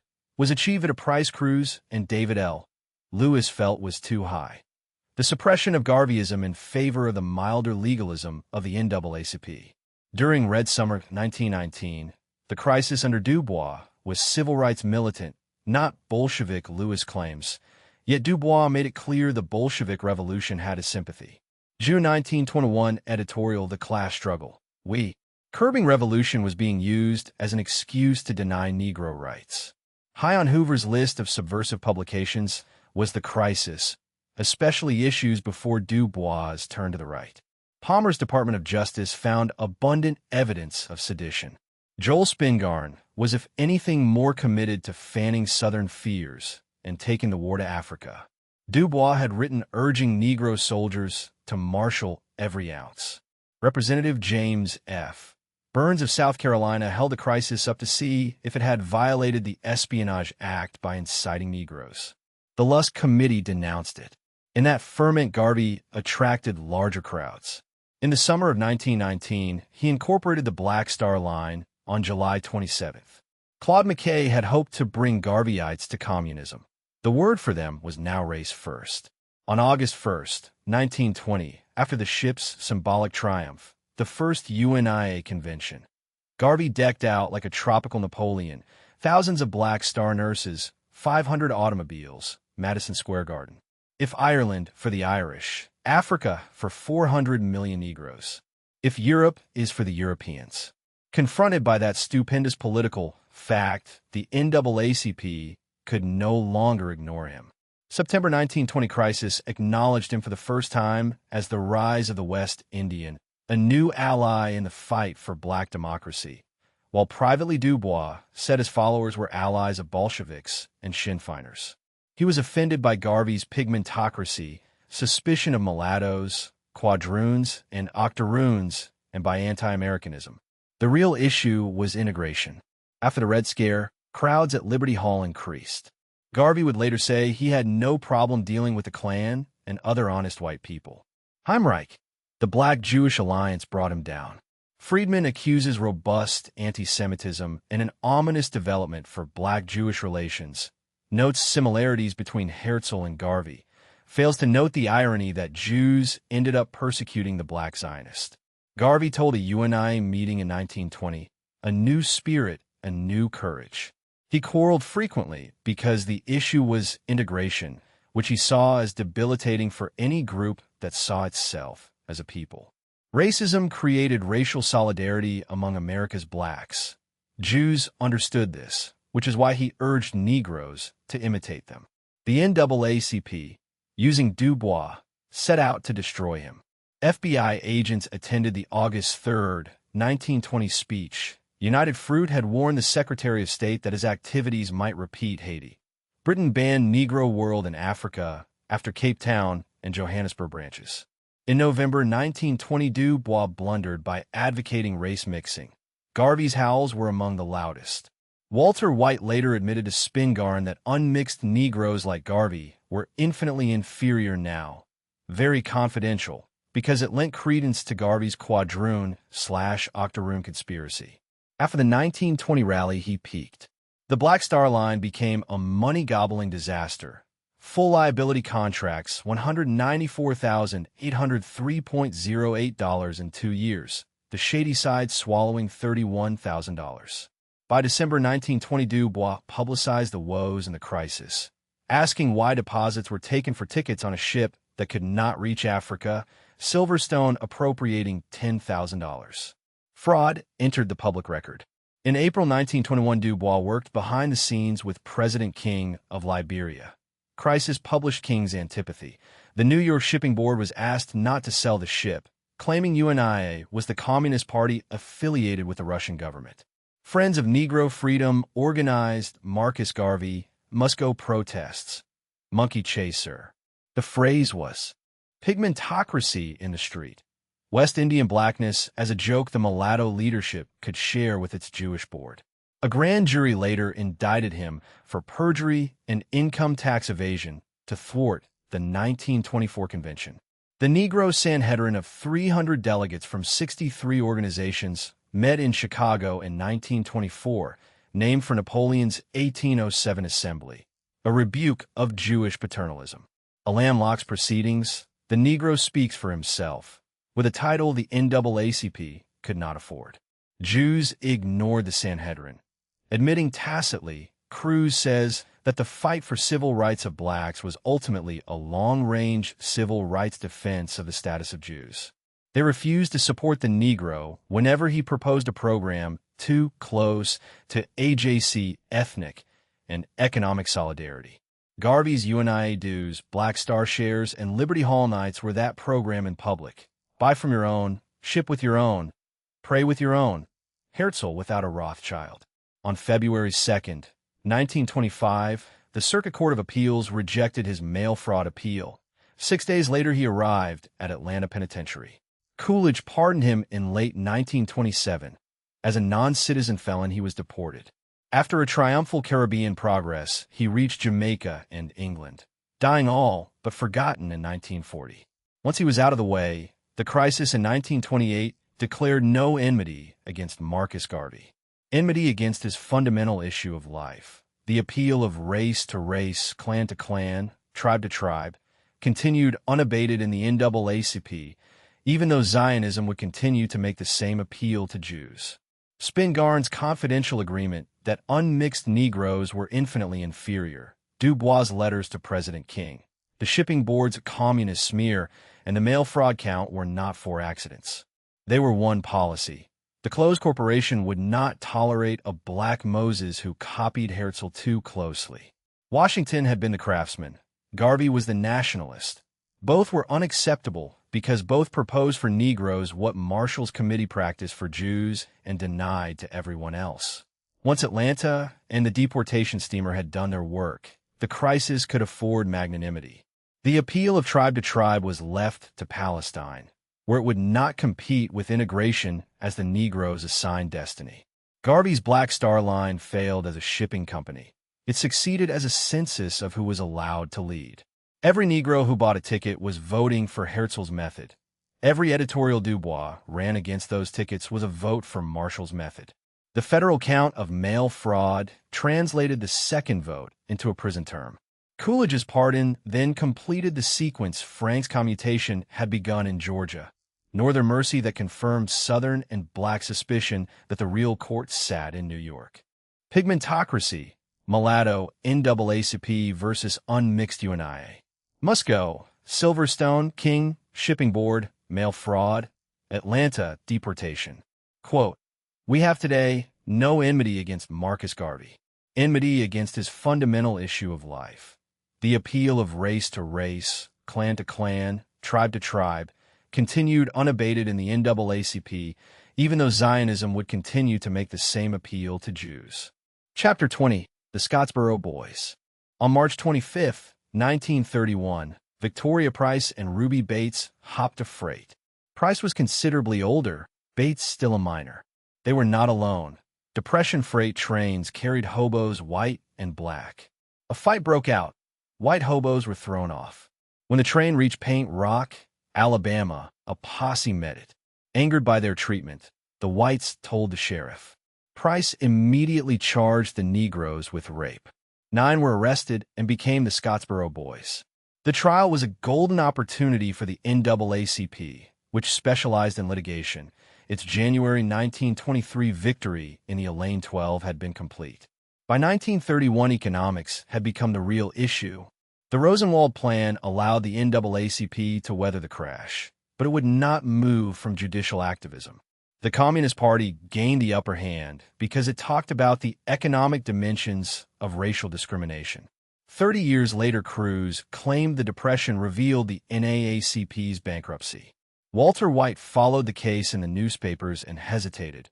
Rape cases were dangerous. Charles Alexander of the Communist Party's Central Committee recognized political value. Through its legal arm, the International Labor Defense, the party seized the boys. The trial was an opportunity to turn Negroes into revolutionaries. Cruz, the communist left, allowed Jewish leaders to play a three-way game. Assimilated Jewish communists assumed the mantle of spokesmanship, often more arrogant and paternalistic than the NAACP.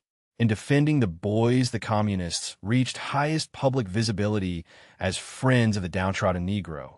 Cynical exploitation also alienated. By the end of the decade, the Communist of September 1938 could still publish as if revolutionary ideology superseded ethnic identity, while as late as the 1930s the top communist leader in Harlem was not a Negro.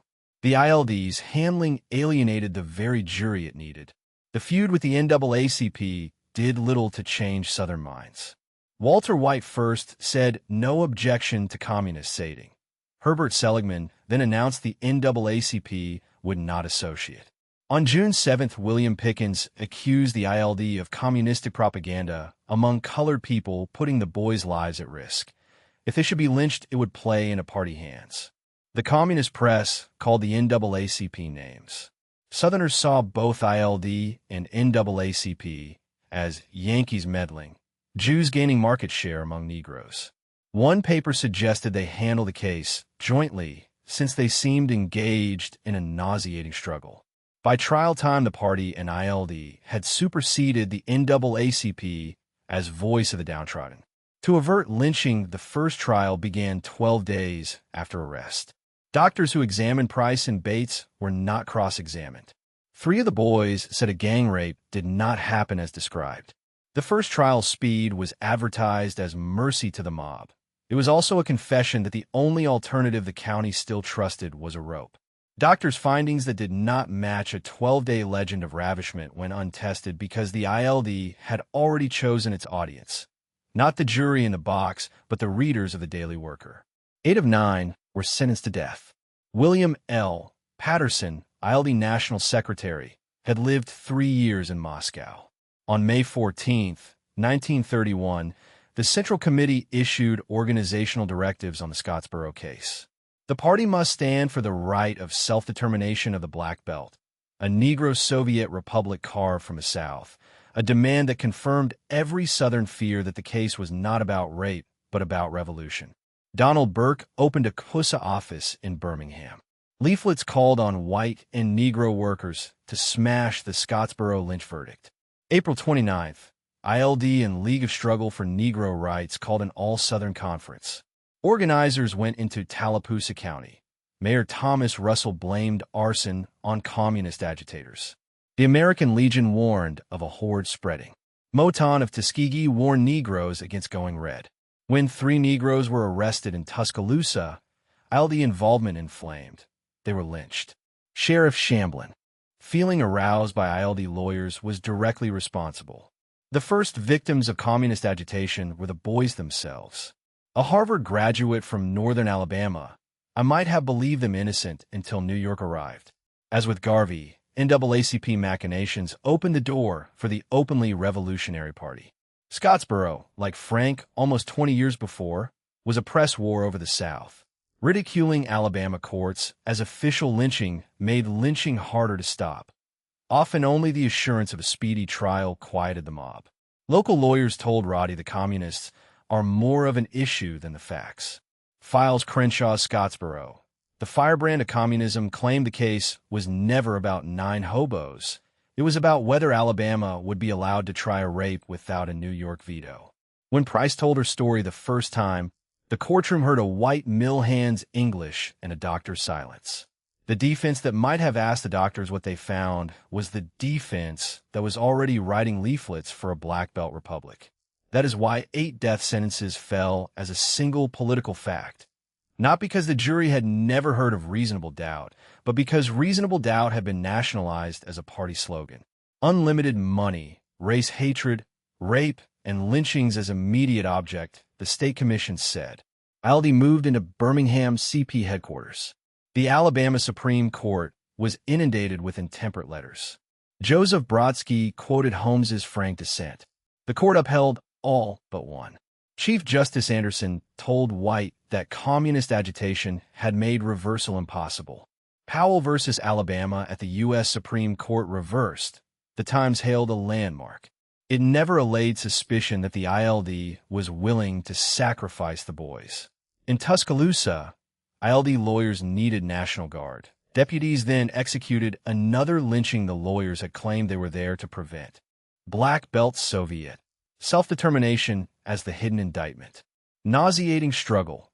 NAACP versus ILD for the Negro franchise. Quote, "The communists are more of an issue than are the facts of the case. If a white woman was willing to swear that a Negro either raped or attempted to rape her, it did not matter what the doctors found. The ILD had already chosen its audience. Not the jury in the box, but the readers of the Daily Worker. McKay in Moscow, Moody and Roddy, the unpardonable sin. Claude McKay was named a special delegate representing American Negroes in Moscow merely because he was the only Negro there at that moment. He contracted syphilis in Moscow or Berlin. The official American Party delegation demanded he be deported. Roddick asked if he had a plan to turn Negroes into revolutionaries. He had none. Revolutionaries had wanted to take the war to Africa since Toussaint and John Brown, but no one, least of all American blacks, knew how. The Negro lost his place at the head of his own revolution. Jews took it because they knew how to start revolutions even though they were not black. Cruz, 40 years later, rails that the decision destroyed the political power Garvey had almost gained. What McKay should have told Roddick, Cruz writes, is that the American Party was not a party of American workers, but an organization in which left-wing power was predicated on national groups, particularly the Jewish group, in a degree all out of proportion to its number. Left-wing Jews dropped Jewishness and picked it up whenever it suited them, functioned as American whites without prejudice in the cultural fields, wielded power through the Jewish Federation, and later as pro-Zionist nationalists within the left. Because McKay had no plan, the communist left allowed Jewish leaders who came out of the Jewish Federation to become experts on the Negro problem in America. W.A. Domingo, another Jamaican, felt that if Negroes wanted to become revolutionaries, they must first go to America and learn advanced thought from the Russian Jews, excepting the few in the garment industry who already felt that wholesome radicalism. Cruz. Domingo preferred to be a revolutionary Marxist first, a West Indian second, and a Negro last. An unwitting stooge, failing to see that the party was a cover for Jewish ethnocentrism. V. J. Jerome could honor a year of Jewish life. A black member honoring a year of Negro life would be expelled for a Garveyite plot. In spite of the claim that ideology superseded ethnic identity, communist Jews used the party to uphold the historical priority of Jewish cultural identity. As late as the 1930s, the top communist leader in the Harlem Party was Jewish. The ILD's handling of Scottsboro was the same verdict in a courtroom. Heavy-handed, ethnocentrically Jewish, alienating the jury it needed. The court assigned Milo Moody, a doddering senile septuagenarian who hadn't tried a case in years, and Stephen R. Roddy, a Chattanooga real estate attorney so stewed on the first day that he could hardly walk straight. The unspoken grammar had already been written in the Klansman. Whenever a white woman accuses a Negro of rape, the Negro is guilty. Race had attained a metaphysical status that challenged morality as the criterion of action.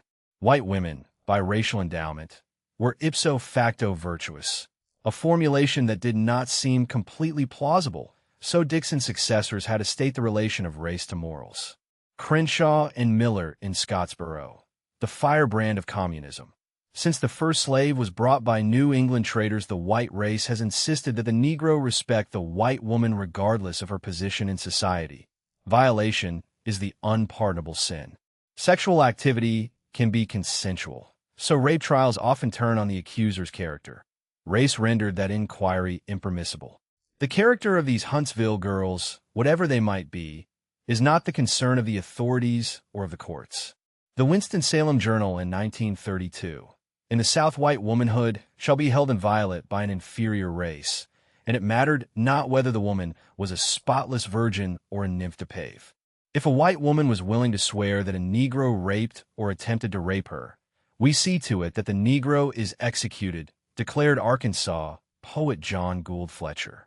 When Price told her story, defense cross-examination was so perfunctory that character did not arise. Physical evidence did not arise because the doctors were not cross-examined.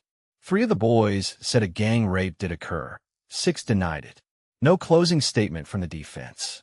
The verdict of guilty elicited a loud roar of approval from the crowd outside, clearly heard by the second jury, still deliberating. 8 of 9 were sentenced to death. The judge declared a mistrial for the 9th, 12-year-old Roy Wright, because 11 jurors held out for death against the one who would not hang a child. That roar, that mistrial, and those 2 drunk or senile lawyers are the first trial Jones once remembered before Leibovitz ever steps off the train in Birmingham, Alabama, trying a metaphysical rape with a bottle in the defense chair, New York already writing the black belt into the indictment. Unpardonable sin, race as metaphysics, character of the Huntsville girls ruled out of court. Stooge of the Federation, Domingo genuflecting, McKay without a plan, Jerome's year of Jewish life. Quote, if a white woman was willing to swear that a Negro either raped or attempted to rape her, we see to it that the Negro is executed. Leibovitz, Horton, Bates, the Apollo. Energized by the Supreme Court, the ILD selected Samuel Leibovitz, not a communist, and Joseph Brodsky, who was. In Alabama minds, communist and New York Jew had become interchangeable. Clarence Darrow had resigned over ILD heavy-handedness. If they were to be won, they would have to be won in Alabama, not in Russia or New York. The NAACP board announced it would not participate. On March 13, 1933, Leibovitz arrived in Birmingham as the second Darrow, an honor the first Darrow knew was misplaced. The second trial of Heywood Patterson began March 30th in Decatur before Judge James Horton. Leibovitz moved to Quash because Negroes were absent from jury rolls. On April 3rd, Victoria Price took the stand. This time character, Huntsville fornication convictions, no Callie Bracci boarding house, affidavits that Bates bragged she could take 5 Negroes in one night, Oliver Love admitting Price used his Negro boarding house for prostitution, Negro night. The Sentinel, filthy affidavits gathered by Chamley, a white Chattanooga lawyer employed by the Communist Party. Negroes paid 50 cents for their marks. ACLU's Hollis Ransdell had already published Price describing the rape with zest, unprintable phrases. Sanders called her a quiet prostitute. Dr. Marvin Lynch took Horton aside in the men's room. He did not believe the girls had been raped. He would not testify because it would destroy his practice. Leibovitz cast doubt on morals, but the strategy backfired. Price was a symbol of white Southern womanhood because of race, not morals. Unaccustomed to Southern juries, Leibovitz failed to take old chivalry into account. The Sylacauga News. The average man in the jury box feels like reaching for his gun. He insisted Knight call a client Mr. Sanford. He wondered why no Negroes on the rolls. The crowd threatened to take the law into its own hands. Horton reminded the court that like St. Paul we know neither native nor alien, Jew nor Gentile, black nor white. Party organs called Horton a lyncher in sheep's clothing while Brodsky paid room, board, and an $11 suit for a witness. Ruby Bates recanted in New York, then appeared as a defense witness, a conversion that looked in Decatur like another Burns operation. Convictions returned. Horton set Patterson's aside, destroying his political career. Callahan took over. Leibovitz's manner worsened. 2 defense lawyers were arrested for alleged attempted bribery of Price. The Washington merry-go-round. Northern defenders quietly looking for a good liberal Southern Democrat with an Anglo-Saxon name, tired of communist affiliation or foreign names. On February 15, 1935, the Supreme Court heard Patterson and Norris. 6 weeks later, Norris versus Alabama overturned. Leibovitz thrilled beyond words. At Patterson's 4th trial, he took a back seat to Charles Watts, less Russianized. In December 1936, Knight met Leibovitz secretly in New York. Dropped 3, 10 years for the others. In 1937, 4 were acquitted on the same evidence that convicted 4, Alabama providing 50% protection for the flower of Southern womanhood. The freed boys went to New York, tried to shake Leibovitz down for the millions he had made at their expense, then appeared at the Apollo with a cast of 50 fascinating females. Sidney S. Cohen added social commentary to his all-girl review, symbol of a struggle for enlightenment. Neither enlightenment nor the females earned them money. They were in debt after the first week. In 1938, Governor Bibb Graves was anxious to pardon. Interviews could hardly have gone worse. Patterson carried a knife.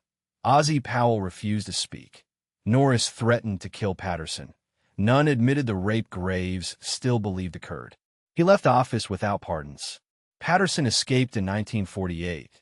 The FBI caught him in Detroit selling an autobiography written with Earl Conrad and the party.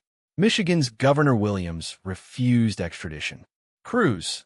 The Black-Jewish alliance collapsed in 1935 over economics. The Harlem Uprising directed at white shopkeepers, landlords, and organized crime was also directed at Jewish shopkeepers. From World War I to 1930, the NAACP would not reorient to economic organization. Jews used civil rights to absolve themselves from the greedy, clannish miser. They could control the press and prove themselves generous. Garvey died June 10, 1940. Black nationalism died with him for the time being. Communism declined after 1946. NAACP integrationism ascended and bred resentment. Jews in the NAACP remained pro-integrationist for Negroes and anti-assimilationist for Jews. Ethnicity in America, Cruz's triple melting pot, is religion. Integration left the Negro an ethnic anomaly. When Glazer insisted Negroes be integrated as fast as possible, Cruz discerned no benevolence. Negroes truly have a Jewish problem. Glazer was magnanimously free with other people's ethnicity.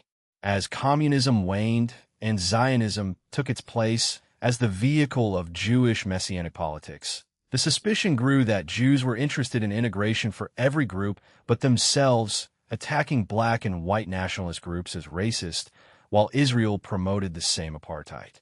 The double standard was covered by civil rights successes in the 50s and 60s. It would reassert itself by century's end. Scottsboro was Frank's sequel with a communist law firm. The same outside money, the same alien names, the same press, and the same instrument. The Negro as revolutionary, now staffed from Moscow, as well as Fifth Avenue. Horton's Pauline Charge, neither Jew nor Gentile, was the last Southern attempt to try a rape as a rape.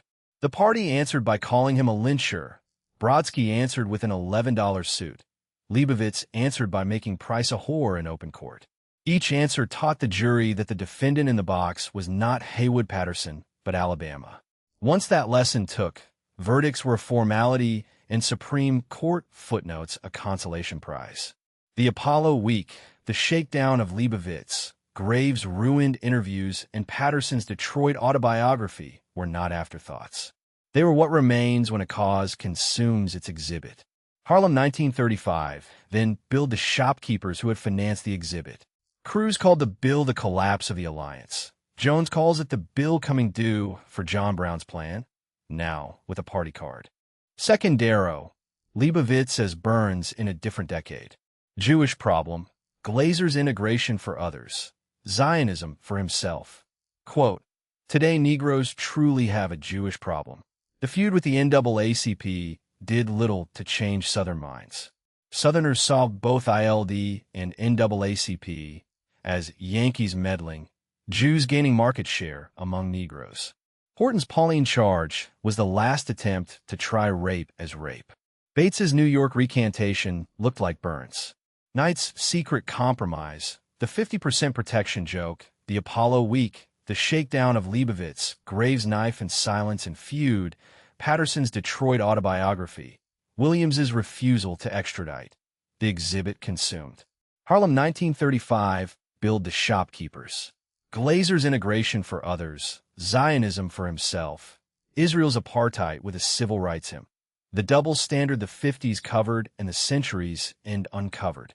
Scottsboro was Frank's sequel. The boys were the caption. Moscow and Fifth Avenue were the text. Darrow knew the case had to be won in Alabama. Leibovitz knew how to win it in the Times. That difference is the chapter. Chapter 21. Revolutionary Music in the 1930s. In 1915, Elizabeth Gurley Flynn wrote in Solidarity that Joe Hill writes songs that sing, that lilt and laugh and sparkle, that kindle the fires of revolt. He has crystallized the IWW's spirit into imperishable forms, songs of the people, folk songs. Thus began the semantic permutation of folk from its original meaning into its opposite. It comes from German Volk, race, nation, ethnos. Ralph Vaughan Williams at Bryn Mawr in 1932 claimed conditions in America do not admit of folk songs because there is no peasant class. Former peasants became workers. Sometimes they sang about their troubles to the same melodies. Folk became national music, then for socialists the music of the people, and since worker and people were synonymous, music for the revolution. Chants of Labor appeared in London in 1888. Lenin in exile listened to revolutionary songs in suburban Paris. Pravda printed the Internationale in its first issue and called for collective singing of revolutionary songs. In the 30s, Earl Robinson wrote The Ballad of Joe Hill, where workingmen defend their rights. It's there you'll find Joe Hill. When Dylan started writing, the left was dropping the working man and picking up sexual liberation. Joan Baez singing I Dreamed I Saw Joe Hill Last Night at Woodstock was only a little less incongruous than Palestrina opening for the Stones. Wildwood Flower is not revolutionary, even if Woody Guthrie turned it into a popular front number. The Composers Collective in New York contains serious musicians. Charles Seeger, George Antile, Aaron Copland. who won a commission to put a May Day text. When Seeger asked whether untrained workers could sing Copland's prize-winning melody to Alfred Hayes's Into the Streets May 1st, Copland admitted they probably could not. The collective had solved the wrong problem. It had written the Internationale for a conservatory. Seeger, under a pseudonym, called for music of propaganda of the most powerful sort. He gave up a concert career for the dilemma. Art music the masses could not sing, folk music that was not revolutionary. A minor song of poor quality blamed on coal barons embarrassed him into the discovery that would staff the next 30 years. I know some young people who want to learn your songs. Those young people were not in Harlan County. They were in Greenwich Village, at Camp Woodland, at Elizabeth Irwin. Hans Eisler, born Leipzig 1898, studied with Schoenberg and Hauer, moved to Berlin, hated folk music especially when dragooned into the revolutionary movement as a relic from pre-revolutionary times. In the 1940s, he was still annoyed at Alan Lomax for thinking folk served the working class. More to his liking were Seeger's revolutionary chorales. Eisler and Sands had few singers. Seeger, not all folk tunes are suitable. Poor quality blamed on coal barons embarrassed him. But I know some young people who will want to learn your songs.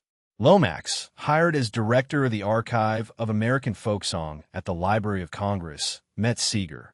Even Seeger complained that the Freiheit Gesangverein was sectarian. In 1935, Earl Browder coined communism is 20th century Americanism. The Popular Front was reality by summer 1935. Party members forsook doctrine for folk as the American skin of revolution. Lomax fostered Guthrie. Pete Seeger led Belly, guiding them through radio and record companies. The Almanac singers sprang from the void created by the clumsy gropings of radical art music. Charles Seeger took son Peter to a festival. The Seegers were old-line New England Puritans. Residual Puritanism made Pete see cultural revolution more clearly than the communists. Pete and the Popular Front were made for each other. Native-born American who could pass on radio. Folk songs had a past. Seeger kept the flame until a generation of youth could be re-educated. An industry emerged from his enthusiasm. Joan Baez, Dave Guard of the Kingston Trio. The singing Okie who sounded like hillbilly was Woody Guthrie, named after Wilson, met through Hollywood and Tobacco Road, arrived anew. York owed his folk song Pantheon induction to a Steinbeck concert. He languished as the singing Okie in California and flourished as the left-wing bard from New York. Eventually, he got disgusted with the whole sissy scene. His music was so at odds with concert manners that the transformation of folk into lifestyle required him. Vogue to folk. Race music renamed the people's music, then the parties. 20th century Americanism. Browder's skin for Eisler's chorale. Quote, folk music is another word for what Vaughan Williams would call national music, but to socialists and communists, it became the music of the people. Music is propaganda, always propaganda, and of the most powerful sort.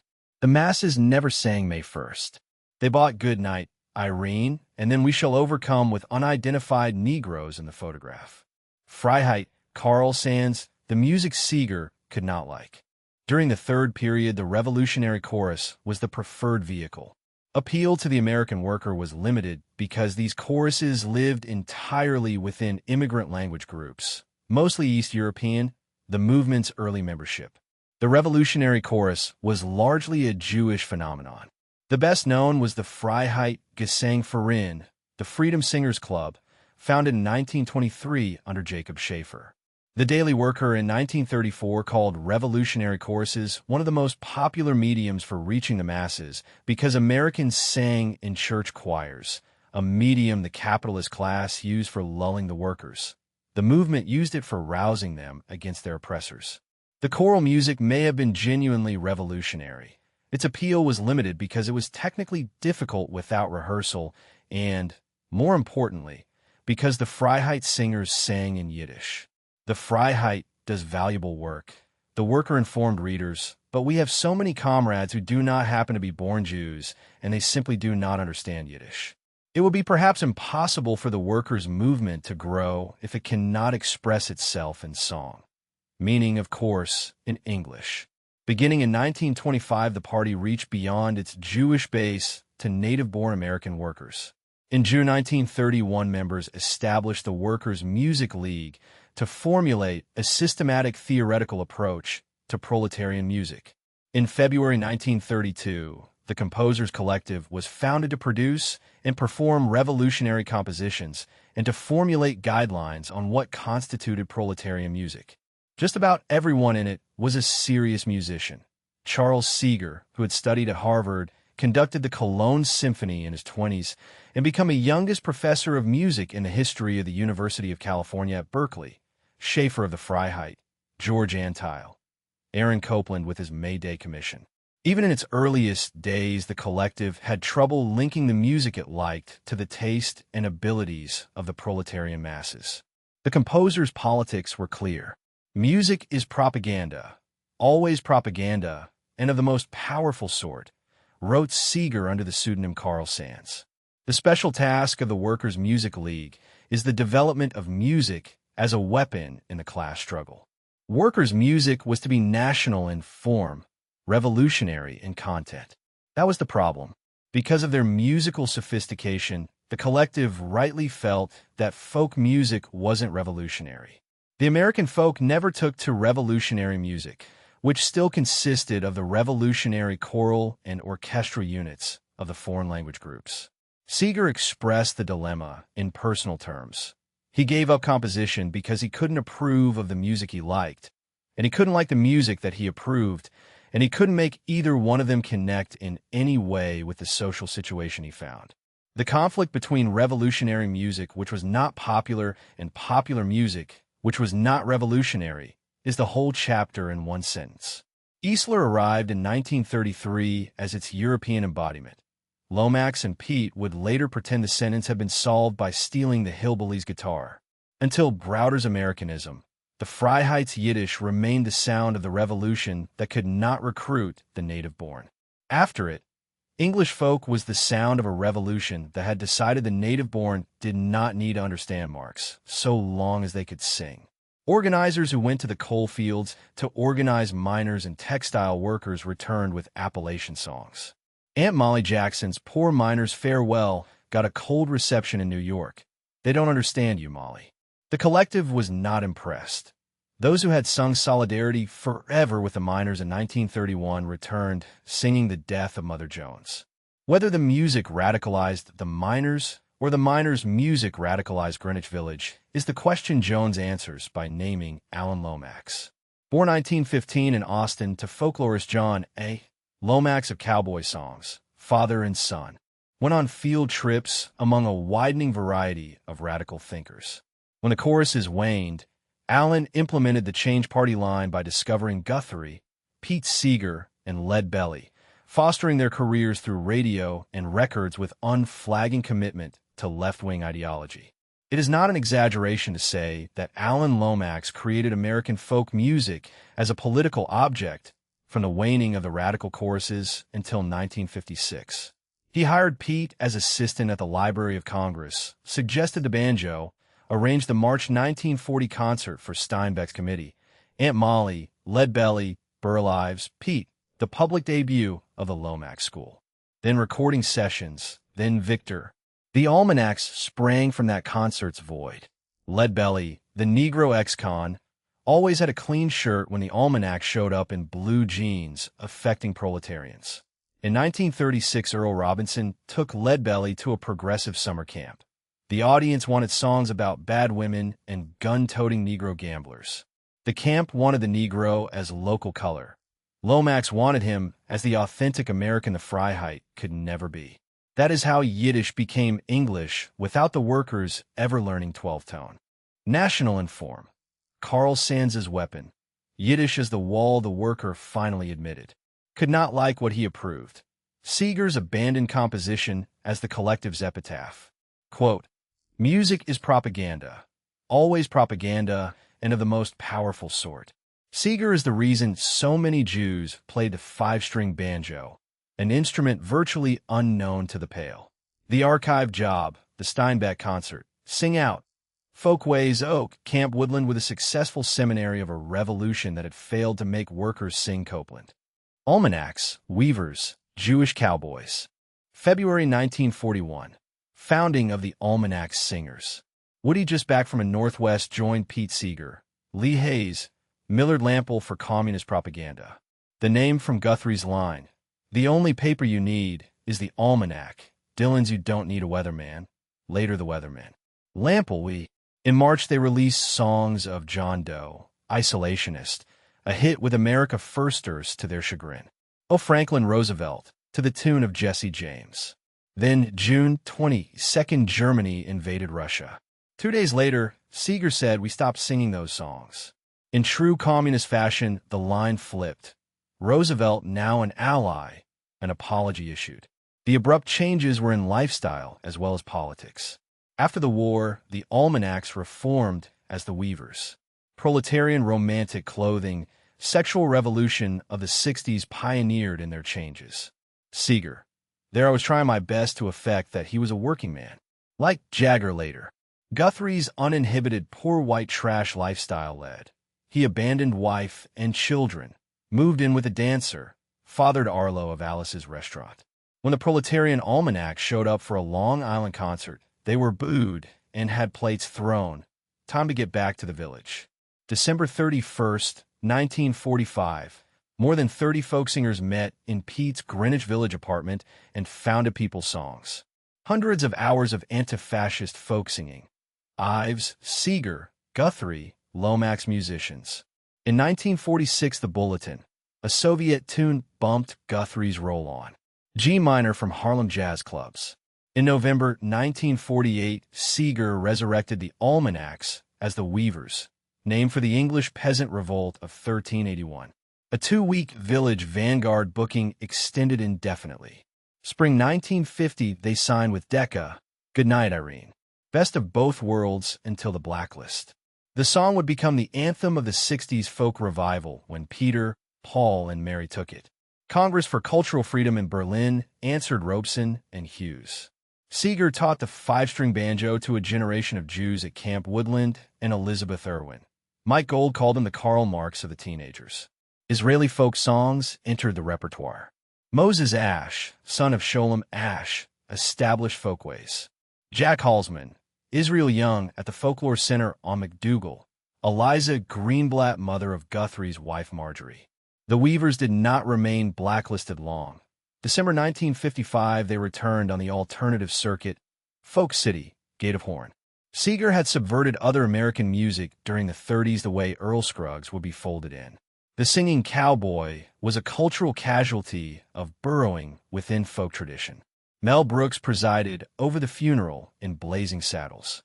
Elliot Charles Adnapaz, a Jewish cowboy from Brooklyn, ran away to Colonel Jim Eskew's rodeo, told him to call him Buck, then after meeting Guthrie became Ramblin' Jack Elliott, model for a generation of singing Jewish cowboys, including Bob Dylan. He moved in with Guthrie and adopted guitar, singing, and rambling. The persona's prime attraction was absolution from family responsibility. The Rambler protested against monogamy.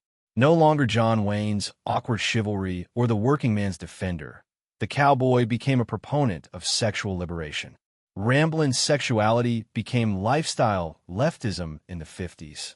In 1953 to 54, Elliott and Guthrie serenaded teenagers in Washington Square, Cowboy Hat and Flophouse. Guthrie in early Huntington's, drinking and womanizing, abandoning his second wife for 20-year-old Annika Van Kirk Marshall. Elliott went through 4 wives by the time his daughter made her documentary. Camp staff could not condemn sex with black campers because of the party's campaign against white chauvinism.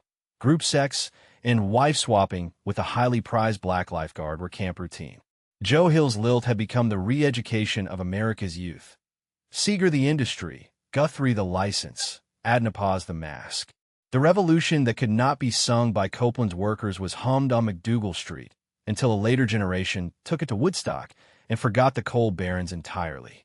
People Songs issued its first bulletin in 1946 as a hymnal for the Popular Front after the Front government had become an ally and then, just as quickly, an embarrassment.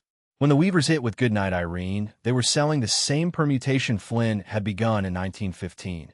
Vote as folk as people as party as product. The blacklist interrupted the product. It did not interrupt the seminary.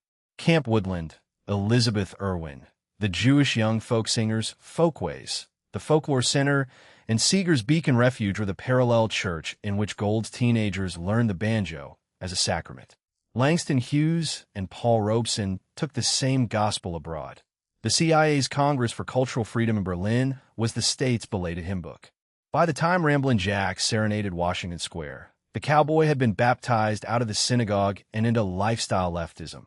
Monogamy as the class enemy, Huntington's Korea as the wages of rambling, 4 wives as the documentary's punchline. Seeger inspired Baez and the Kingston Trio because he had already solved Easler's problem.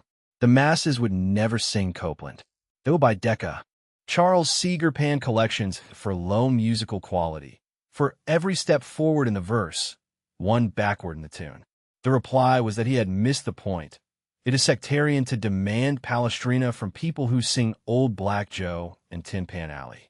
The archive job that paid Lomax modestly paid the revolution in introductions.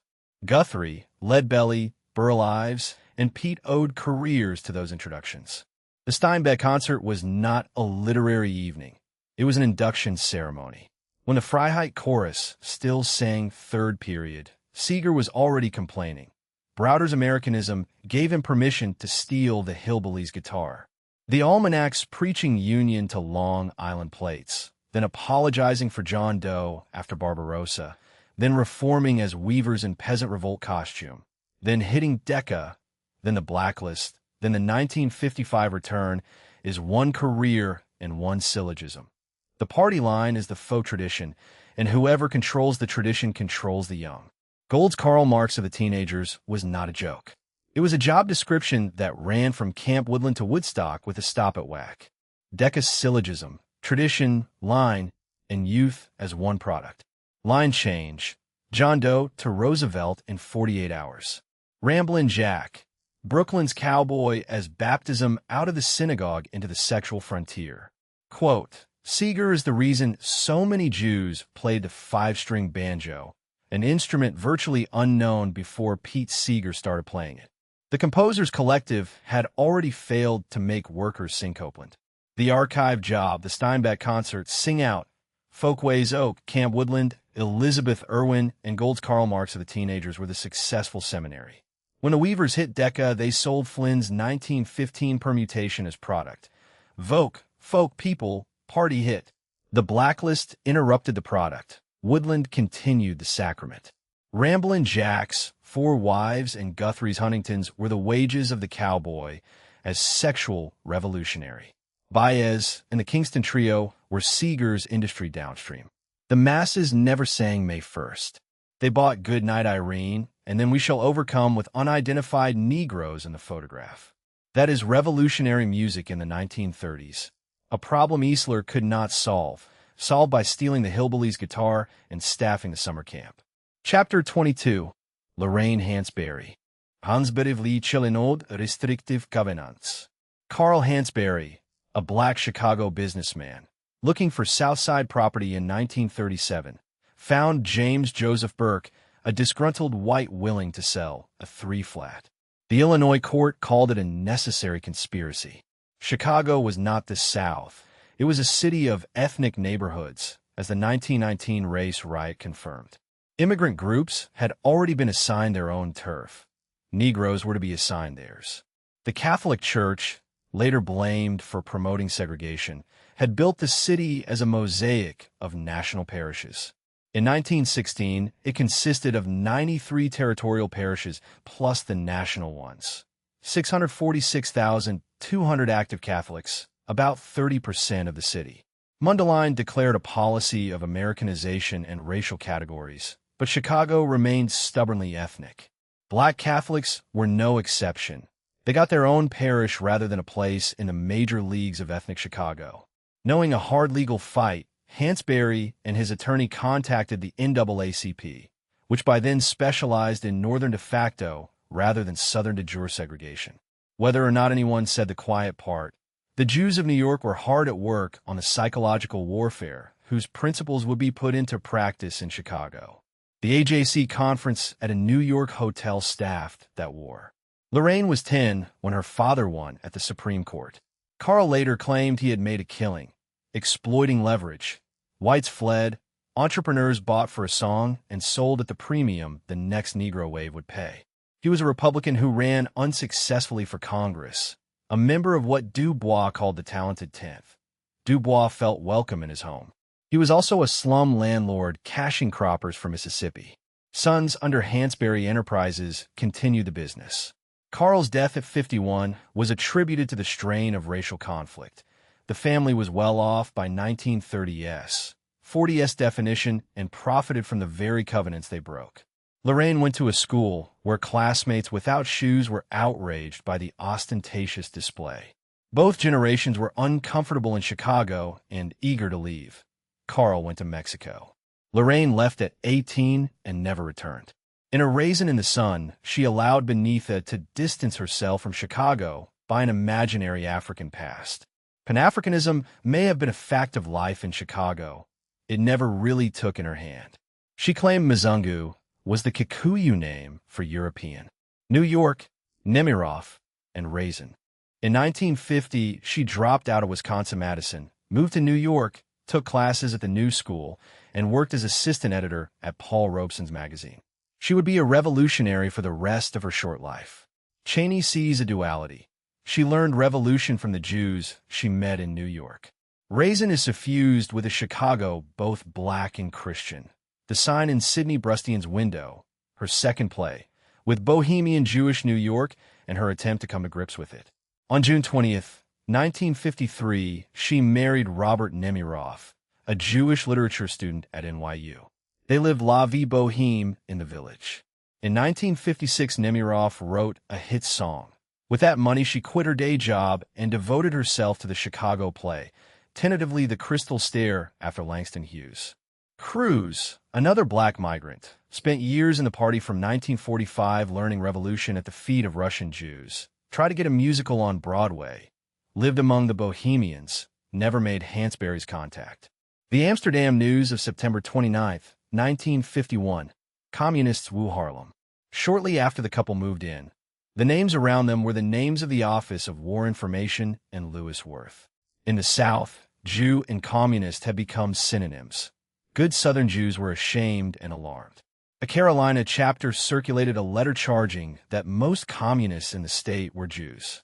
On March 11, 1959, Raisin opened at the Ethel Barrymore, won the New York Drama Critics Circle Award. Congratulations from the civil rights establishment. Fame made her spokesman.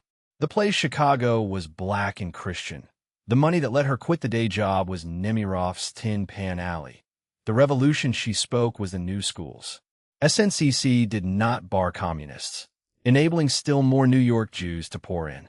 Of 3 civil rights workers murdered, the Jewish names were the ones the press could not drop. Mayor Wagner noted how many of the volunteers were Jews. Robert Moses of Mississippi Summer had attended a Jewish socialist camp. The Alliance's triumph was the 1963 march. Dylan sang, King dreamed. 3 months earlier, the Kennedys told King his organization had ties to the party. Robert Kennedy, Stanley Levison, was acting on Soviet orders. John named Odell the number 5 communist and Levison his handler. King fired Odell on July 3rd, kept covert contact with Levison, his closest white advisor. Deprived of the Jews and communists who were the backbone of money and administration, SCLC staffed by Southern Negroes sitting around the office started to fall apart. Schwerner had no hope of heaven, hence extravagant hopes on earth. Racial justice as secular religion. Rabbi Bernstein. The Jewish radical, ignoring his Jewishness, still wore his yarmulke heading south. Friedman. Virtually every segment of the Jewish community enlisted. Nothing would be the same. A true revolution was underway. Hansberry's Chicago Covenant case had been the real estate prologue. Raisin was the Broadway blessing. Brustian would be the Village's bill. Necessary Conspiracy. Burke's 3-flat. Mundeline's Ethnic City. NAACP's Northern Docket. Yarmulke heading south. Levison, Odell, Dillon. and the SCLC payroll. Quote, eventually, virtually every segment of the Jewish community enlisted in the civil rights struggle. Nothing would be the same again in the South, but a true revolution was underway. Payroll king could not fire. Worth OWI, the Carolina Letter, Ginsburg, CCNY Stalinist alcoves, Rosenberg as financial pillar, Levison's $200,000 a year for SCLC, Odell as number 5. The payroll king could not fire and keep. The yarmulke heading south was messianic fervor ignoring Jewishness. Hansberry's Covenant Case was the real estate prologue. Broadway was the blessing. Brustian would be the bill. Mundeline's Ethnic City had been told it was racism. The talented Tenth's daughter learned revolution at the new school and paid for the play with a Tin Pan Alley hit. That is Lorraine Hansberry in Jones. Chicago's mosaic broken by a necessary conspiracy, then recast as R for the Alliance that was already dying in her second play. Council, Culture, and Conservatism. Chapter 23. The Birth of Conservatism. In 1947, Henry Regnery, scion of a wealthy Chicago industrialist who had been a pillar of America First, founded a house for a new conservatism. Kirk's The Conservative Mind and Buckley's God and Man at Yale appeared under the Regnery imprint in 1951. Kirk was more original. He created post-war conservatism by resurrecting Burke's Whiggery, local autonomy, moral underpinnings of the social order, omitting, as Burke had, the Whigs' role in setting the French Revolution in motion. Like 18th-century Whigs, mid-century American conservatives had a penchant for black operations. In 1955, 2 years after Irving Kristol became co-editor of Encounter, Buckley launched National Review. Revilo Oliver, an early contributor, later claimed it, like Encounter, was a CIA front. Murray Rothbard, who grew up among Messianic Jewish sects in New York, thought the same. Not long after the CIA was founded in 1947, Rothbard writes, "The world was subjected to unprecedented propaganda. At its peak, the agency allocated 29% of its budget to media and propaganda. Because of internecine communist hatred, Trotskyites were willing, if not eager, to grasp the anti-Stalinist machine. Neoconservatives moved from cafeteria Trotskyites to apologists for the U.S. warfare state without missing a beat. The Congress for Cultural Freedom was the premier anti-Stalinist organization until its CIA funding became known. James Burnham, former Trotskyite and CIA agent, co-founded NR and worked for the Congress. When Peter Coleman exposed Encounter, Kristol first denied knowing. If NR was a front, what purpose? It existed to destroy competing conservatisms, especially isolationist and palea. David Frum's Unpatriotic Conservatives, in March 2003, was the late form of the same cherim.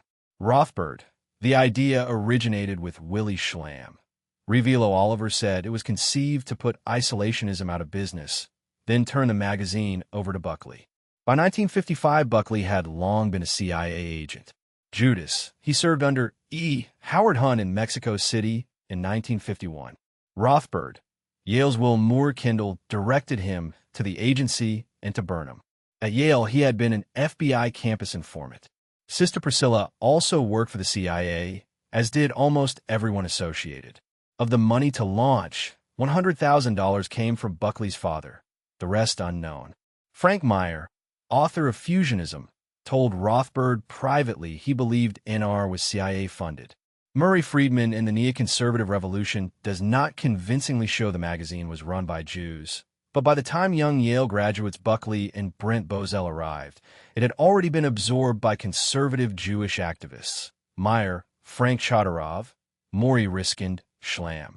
Schlamm, who had worked at Time, hearing Buckley had access to funding, suggested an opinion magazine and co-wrote the business plan. Burnham, Sidney Hook's protege, was also CIA.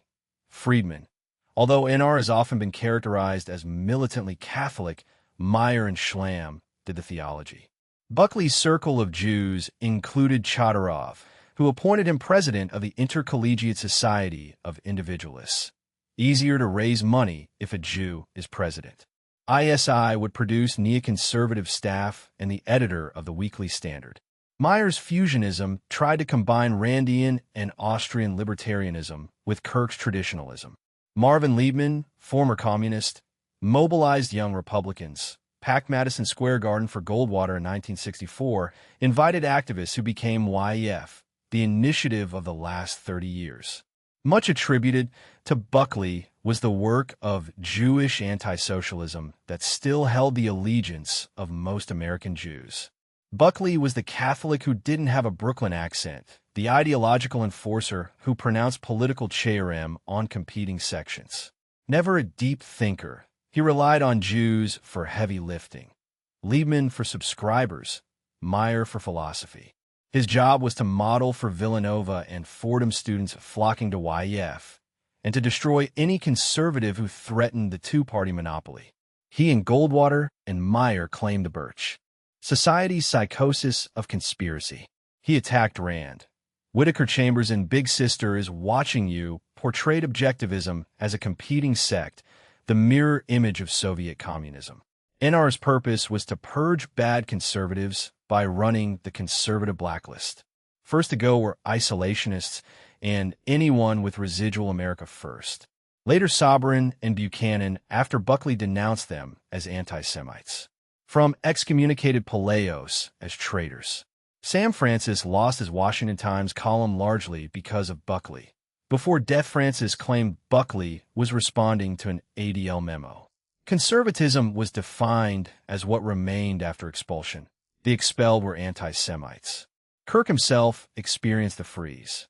The Philo-Catholic Jews at NR could not get beyond the rhetoric.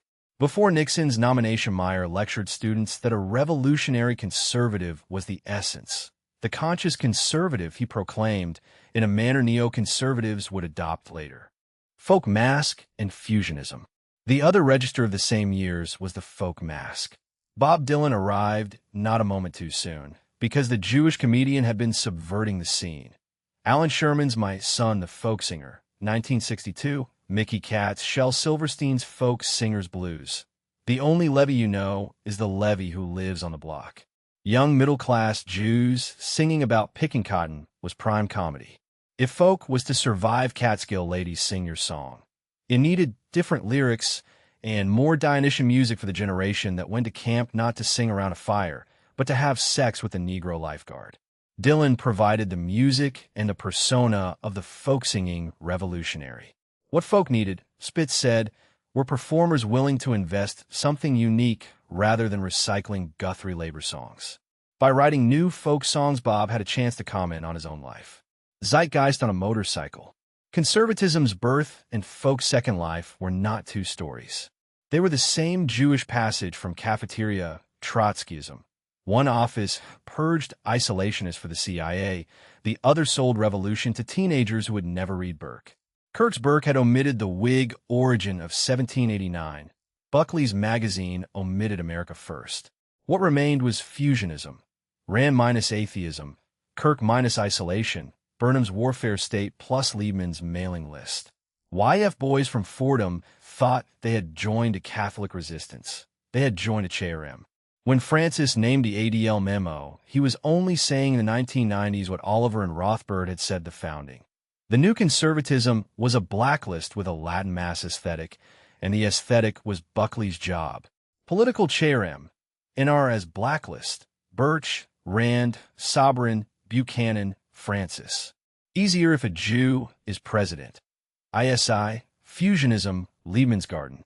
Quote, neoconservatives move from cafeteria Trotskyites to apologists for the U.S. warfare state without missing a beat. If National Review was a front, what purpose? It existed to destroy competing conservatisms, especially isolationist and palea. Conservatism was defined as what remained after expulsion. The expelled were anti-Semites. Liebman, Birch, gas chamber go. Friedman calls Willy Schlamm one of the forgotten Jewish godfathers of NR. Buckley later described him as possessing all the patronizing charm of the Viennese. Marvin Liebman, the organizer in Buckley's circle of Jews, was a former communist who had worked for the Ergensvei Lumi. In 1946, he was captured smuggling Jews into Palestine. The Korean War killed his enthusiasm for communism. He discovered conservatism and created a public relations firm that fronted for anti-communist causes and for the publishing of National Review.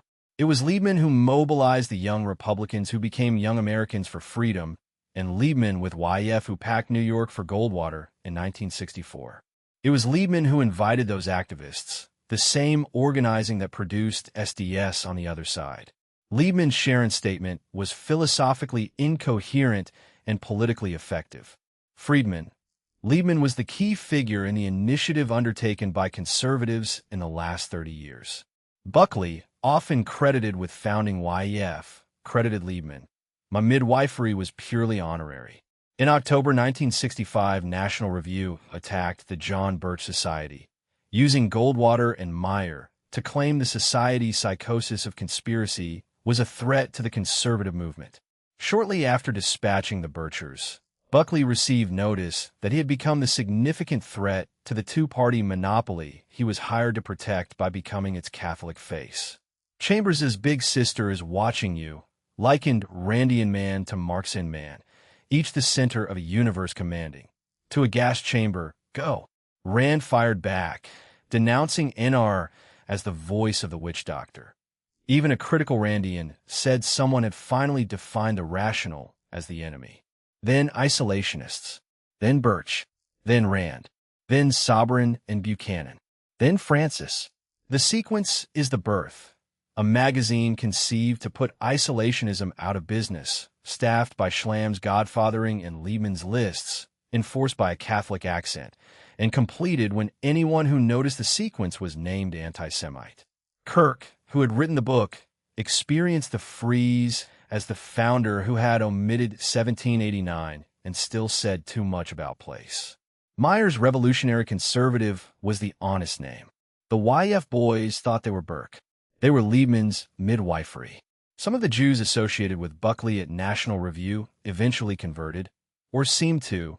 The magazine's job was never their souls. It was the two-party monopoly, and the warfare state Burnham had already chosen when he left Trotsky for the CIA. Isolationism put out of business. America First children taught that the only conservatism was fusionism, and fusionism was Meyer's license to call revolution conservative. That is The Birth. Not Kirk's book, which was more original, but the apparatus that published it under Regnery, and then made sure Kirk could not define what he had founded. The founder wrote Burke. The magazine wrote the Cherem. Sharon's statement. Incoherent philosophy, effective lists, Ergen to Goldwater Garden. Gas chamber go. Chambers on Rand. The same Cherem in a different font. Quote, my midwifery was purely honorary. Neoconservatives moved from cafeteria Trotskyites to apologists for the U.S. warfare state without missing a beat. The magazine existed to destroy competing conservatisms, especially isolationist and palea, and then to turn what remained over to Buckley. Chapter 24. The Second Vatican Council begins. In 1960, shortly before Bob Dylan arrived in New York, Jules Isaac went to Rome to discuss the Church's 2,000-year teaching of contempt. Former Inspector General of France's schools, he had written Jesus et Israel, 1946, and Genèse de l'Antisemitisme, 1948, after losing family in the war. 2 points would dominate Catholic-Jewish dialogue for the rest of the century. The Church had preached anti-Semitism for 2 millennia, and that preaching found its ultimate expression in the mass murder of Jews. Father Paul Demin and Father Gregory Baum, a Jewish convert, spread the thesis. Baum called Isaac's book a moving account of the love Jesus had for his people and the contempt Christians later harbored. In 1947, Isaac participated at Seelisberg in a memo on the rectification of Christian teaching concerning Israel. In 1949, he met Pius XII and wanted an encyclical condemning anti-Semitism. Nothing came of it. Despite National Socialism's pagan ideology, Isaac felt the most dangerous anti-Semitism was the oxymoron Christian anti-Semitism, theological, not racial, rooted in Matthew, John, Chrysostom, Ambrose, Augustine, Gregory the Great. Pacelli had emerged from the war as a hero, a status the world's Jews were already working to reverse. The Secretariat for Promoting Christian Unity fell to Augustine Cardinal B., a German Jesuit who had known Jews as student and teacher in Berlin and was prepared to change all the church disliked about Catholic teaching on the Jews. Isaac was sent first not to John Xi, but to Ottaviani, then to 83-year-old Cardinal Julian, a path that should have led nowhere. After pleading, Isaac sat in silence until the one name he wanted be.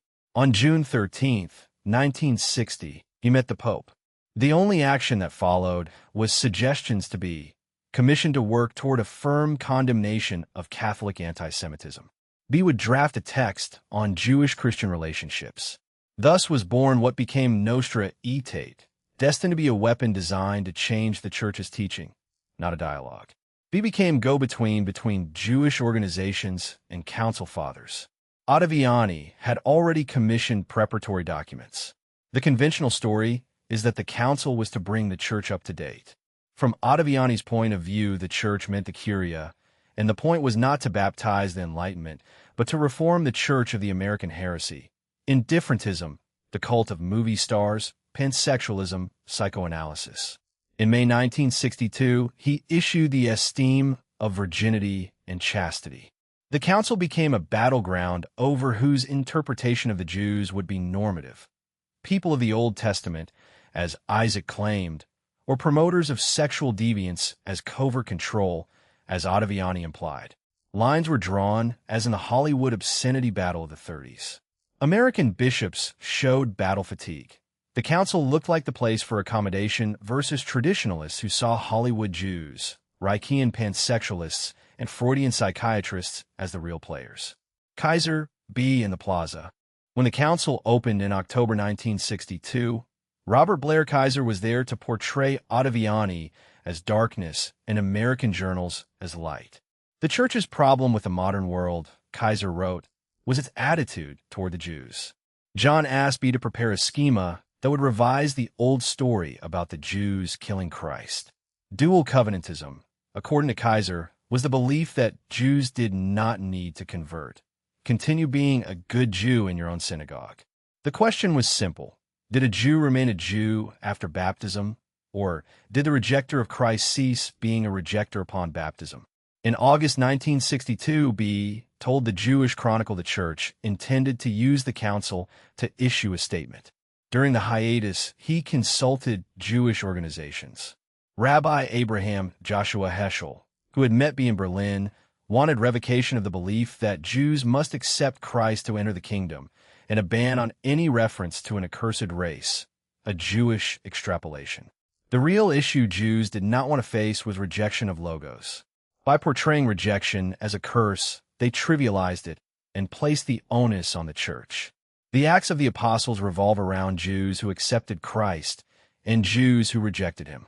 Those who opposed the schema claimed ulterior motives. A limousine picked B up at the plaza in New York and deposited him at the American Jewish Committee 6 blocks away, a latter-day Sanhedrin kept from the press and from the Council Fathers. "I'm not authorized to speak officially," B said. He repudiated deicide and curse. Those in Jerusalem who shouted for the death sentence did not implicate the absent and the unborn. The curse could not condemn later generations. It was wrong to seek the chief cause of anti-Semitism in theology. Religion was an excuse and a veil. Joseph Lichten of B'nai B'rith was assigned to monitor the Jewish schema. They were determined to bring the strongest possible declaration back from Rome. They also sought to change the wartime record. After Hotcheth the deputy opened in London, Montini, soon Paul VI, felt the squeeze. If the incoming pope did not want to be the silent pious, he had better pass the schema. A Jewish convert working under B accused the AJC of using the play as blackmail. Conservatives feared a statement might not be in the church's interest. B countered that he had already assured the Jews, so failure would be mendacity. John Xi died in June 1963. Montini became Paul VI, aware of BEA's expectations. The second session opened September 20th onto Ecclesia. The Jewish schema was postponed. Paul proposed visiting Israel as a gesture. The Jewish lobby demanded American cardinals pressure the pontiff. Pamphlets appeared, Jews as voluntari, Decidis, il complotto contro la Chiesa, 4,000 copies. Otto Preminger, like Ottaviani and Sheen, thought it time we baptized Freud. Martin, Hodghuth, and Cushing. Malachi Martin, Irish Jesuit, BEA's man, worked behind the scenes, showed up at Kaiser's parties. Every cleric talked about the parties. When Kaiser wrote in the Times that the schema was in trouble, B reprimanded him for spreading lies. Martin planted stories to make himself indispensable, sent phony telegrams from BEA's office to the AJC, forged letters on BEA's stationery. The Jews had been taken. Martin was writing his own book, Roger Strauss published. In The Pilgrim, Martin drew a direct line from the burning of synagogues in Mesopotamia in 388 to Nazi pyres as extremist consequence of the normal Christian attitude. In June 1964, the Times reported deicide denial had been cut. BEA's office denied. The rumor was likely Martin. Cushing arranged Heschel's meeting with Paul VI. Heschel wanted a ban on proselytizing. Schuster switched to French mid-interview, freezing him out. Conservatives used the chutzpah to discredit American bishops as Jewish lackeys. Cushing demanded deicide denial back in. Bishop Stephen Lavin of San Antonio called for a ban on converting Jews. Heavy-handed lobbying backfired. Even Cushing concluded the only people who could beat the Jewish declaration were the Jewish lobbyists. The council had opened as Ottaviani's Reform of American Heresy and was being rewritten in New York hotel rooms as Isaac's Rectification of the Gospels. Teaching of Contempt. Isaac's 2 points. Seelisberg, the encyclical Pius would not write. Plaza Sanhedrin, BEA's unofficial voice. Martin's forgeries. Hodghuth as blackmail. Quote, the only people who could beat the Jewish declaration were the Jewish lobbyists. Cushing demanded deicide denial back in. Bishop Stephen Lavin of San Antonio called for a ban on converting Jews. Heavy-handed lobbying backfired. Even Cushing concluded the only people who could beat the Jewish declaration were the Jewish lobbyists. The council had opened as Ottaviani's Reform of American Heresy and was being rewritten in New York hotel rooms as Isaac's Rectification of the Gospels. Chapter 25. Folk Music Meets the Civil Rights Movement. Radosh, Freud, and Sleep Therapy. In 1963, the personal became political. Ron Radosh's first child arrived in February. The marriage involved constant bickering. He repressed the thought they should never have married by throwing himself into the movement and folk music. The movement was defined more by Freud than Marx.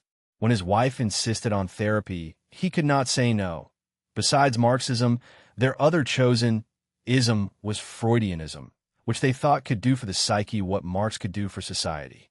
A cut-rate Chicago shrink named Alan Robertson initiated them into sleep therapy, charging for naps during which Robertson also napped. It did not help. When his wife developed a serious medical problem, she moved back to New York. Dylan, Baez, and Newport. The personal became political for Dylan too. On May 2nd, 1963, Gene Shea picked him and Susie Rotolo up at Philadelphia's 30th Street Station for a concert at the Ethical Society on Rittenhouse Square. The freewheelin' Bob Dylan with Susie on the cover was a month away. They were already having problems. Dylan had met Joan Baez. She with his music, he with her career. On tour, she sang a few songs, then invited him on stage, where he stole the show. Culmination, 1963 Newport Folk Festival, induction into the Pantheon, linking arms with Peter, Paul, and Mary, Baez, Odetta, Seeger, Theodore Bickle, all singing We Shall Overcome with unidentified Negro representatives. Newsweek unmasked Zimmerman from the Midwest. Dylan flew into a rage at being shown a fraud. Robert Shelton of the Times, now in the entourage, accused Newsweek of a hatchet job and laid the Roots issue to rest. What the Times did was repress it. Seeger had been sentenced for writing the song the movement was now singing. In Los Angeles, he showed up to perform. American Opinion disabused Keating of naivete. Folk music, approaching saturation under Seeger, Sing Out, Folkways, Oak Publications. People like Dylan did that based not on a party line, but on the lives they were living. He was not a communist. He was a revolutionary Jew. The duets with Baez epitomized the moment and ended Rotolo. After he left, she waitressed on 12th Street. discovered she was pregnant. Dylan dealt with it at a doctor's office on the Upper East Side, a defining moment. He repaid Baez's kindness by turning on her in England with Bobby Newworth. The music took on the characteristics of the deformed life, increasingly opaque, degenerate influence. Folk had met civil rights in a photograph at Newport. The unidentified Negroes were the caption. Zimmerman's rage of being named was the text. Sleep therapy, Freud as the movement's otherism. Newport Arms. We shall overcome with the names left off the Negroes. Quote, Bob Dylan was not a communist, but he was a revolutionary Jew. Folk had met civil rights in a photograph at Newport. The unidentified Negroes were the caption. Zimmerman's rage of being named was the text. Chapter 26. The sign in Sidney Brustian's window. As if in recognition of fame, Hansberry and Nemiroff left the village for a house in the Hudson Valley. She had become increasingly involved with SNCC, attracted by militancy and willingness to take help from sources the SCLC feared. Poised to become a spokesman for the Black-Jewish Alliance, she found the alliance already in question. Mailer's White Negro was a Jewish fantasy of liberation from sexual morals.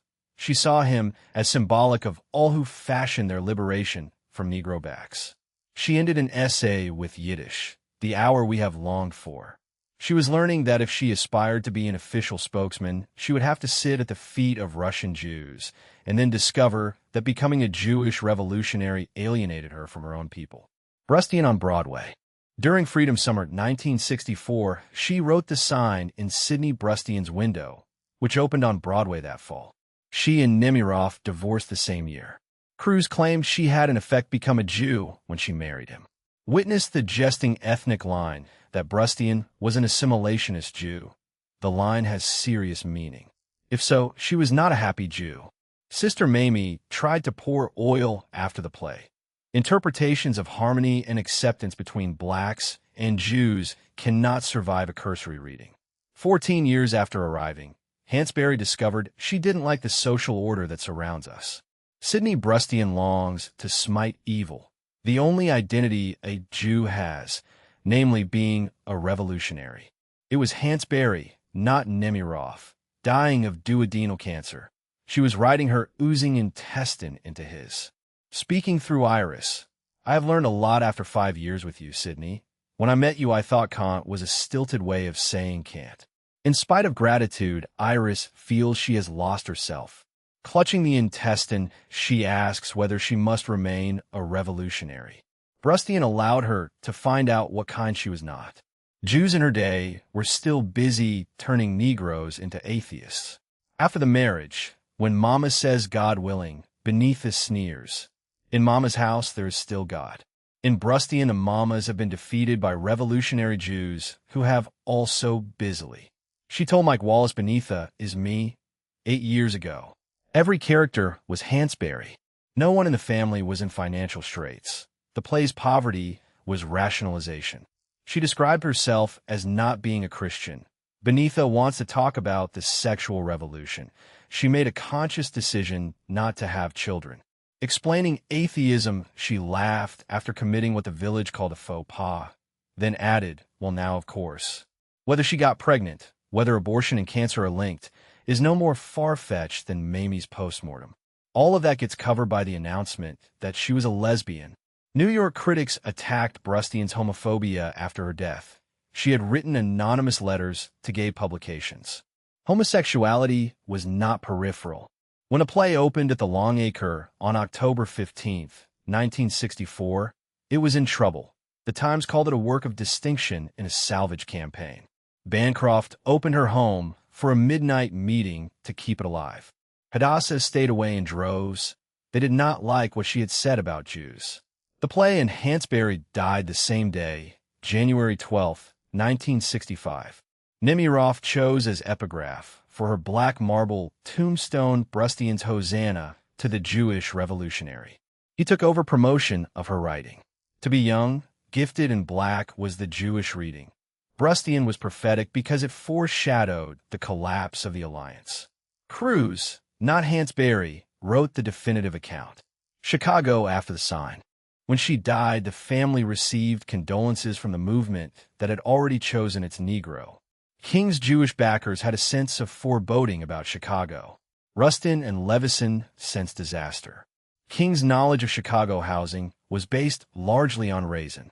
When he vowed a rent strike, unless landlords improved properties, he failed to understand that many landlords were black and Hansberry Enterprises, one of the biggest slum landlords.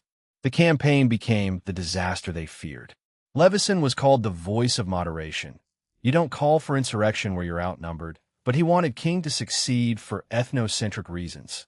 King was the last major black leader to promote Zionism in the black community. Discredit in Chicago would open the door to black nationalists, no friends of Zionism. Like Garvey, Malcolm, and Cruz, they realized integrationism and black nationalism were incompatible. Zionism and black Zionism incompatible on the alliance's terms. After Chicago, assassination was anticlimactic. The beloved community died 2 years before he did. King was befuddled, as Mayor Daley indicated, because he didn't understand Chicago. Dorothy Tillman of SCLC. Down south you were black or white. You wasn't Irish or Polish or all of this. When King announced he intended to end slums, Daley announced Chicago already had a program staffed by people who knew more about the city than he did. What the hell is he doing here anyway? Why Chicago instead of Atlanta or Harlem? When King planned to march in Gage Park, Daley said he was very sincere but lacked the facts. After all, he is a resident of another city. When Daley suggested in April 1966 that King go home to Georgia, 7 Negro committeemen seconded the suggestion. Rustian's sign in the window had already given notice. Assimilationist Jew. Hansberry's marriage as conversion. Iris is caught. Slum landlords. Raisin as King's briefing book. Hansberry Enterprises. Quote, King was the last major black leader to promote the legitimacy of Zionism within the black community. Discredit in Chicago would open the door to black nationalists, no friends of Zionism. Like Garvey, Malcolm, and Cruz, they realized integrationism and black nationalism were incompatible, Zionism and black Zionism incompatible on the alliance's terms. After Chicago, assassination was anticlimactic. The beloved community died 2 years before he did. Chapter 27. The Third Session of the Council. The third session began in fall 1964. On November 19th, the council passed a document on the Jews so heavily influenced by lobbying that many thought it repudiated traditional teaching. The Jews rejoiced. Rejoicing was short-lived.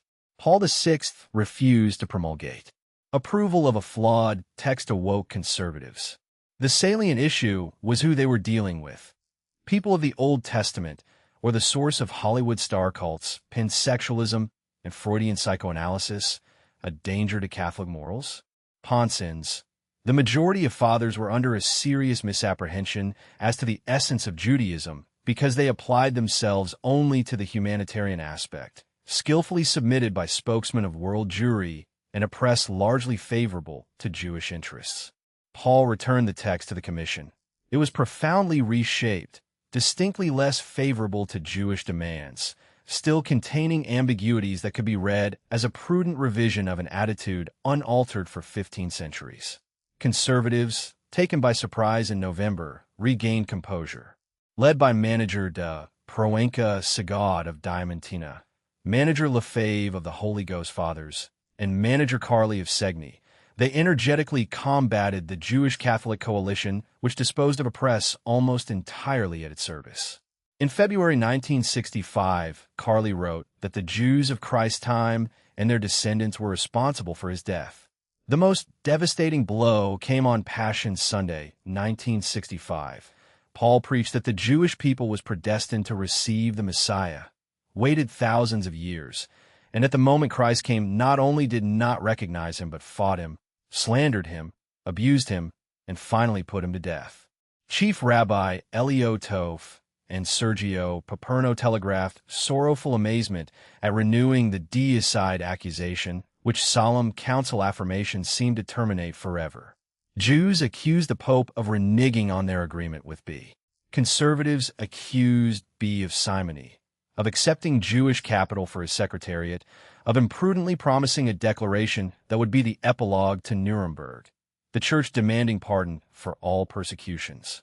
Paul had to rescue B from grave insinuations, as well as the schema. In April 1965, the Times claimed the schema was in trouble.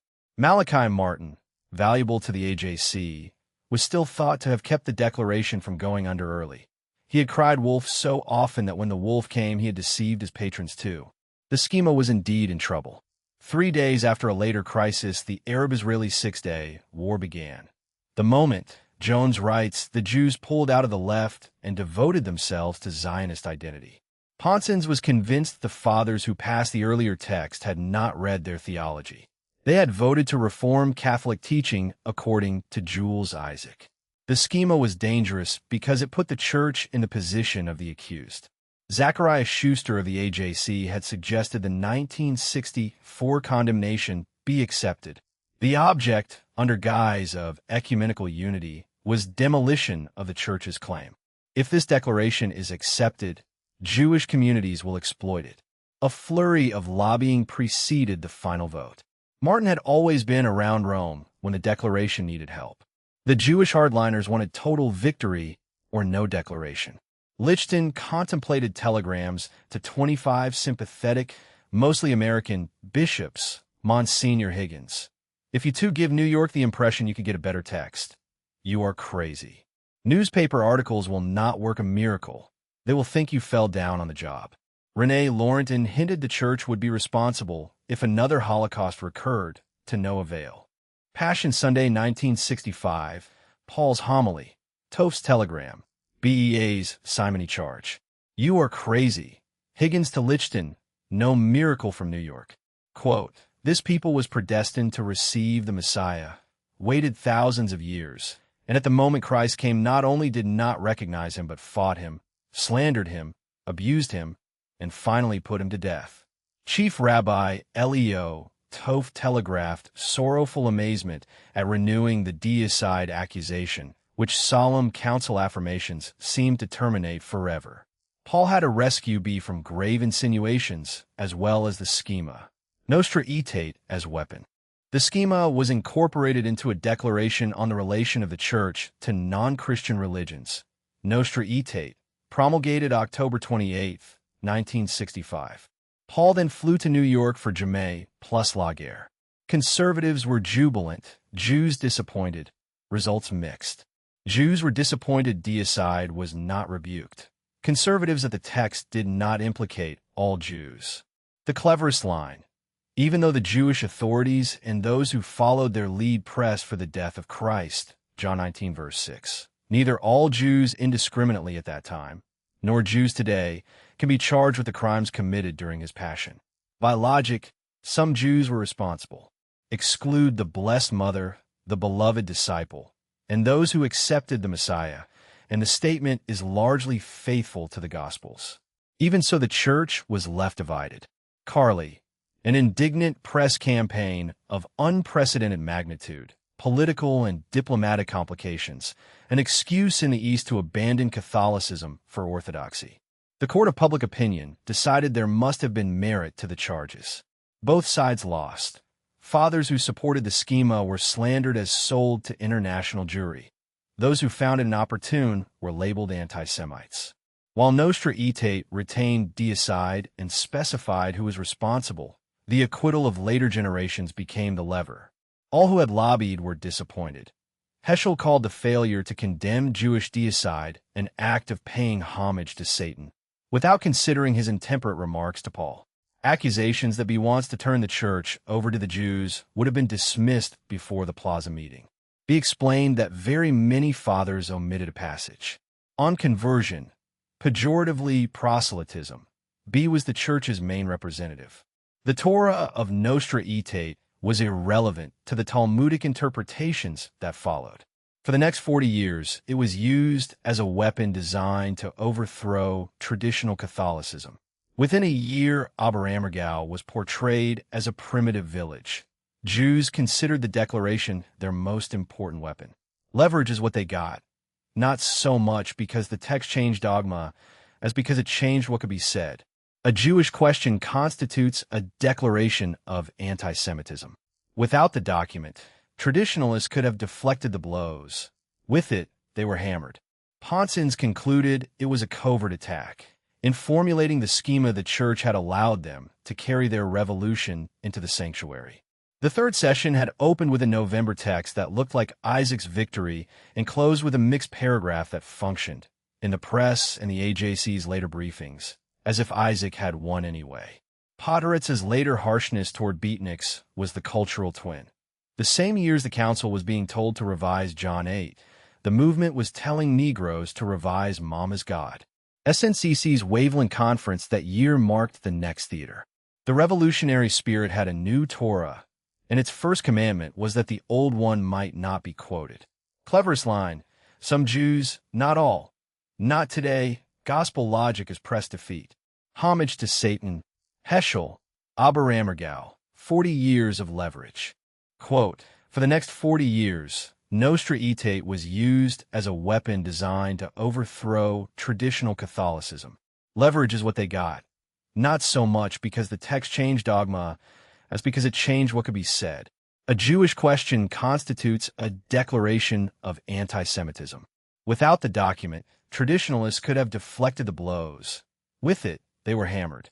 Ponsonby concluded it was a covert attack. In formulating the schema, the church had allowed them to carry their revolution into the sanctuary.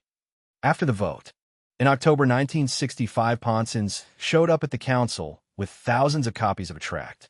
The press cited it as a vigorously anti-Semitic document.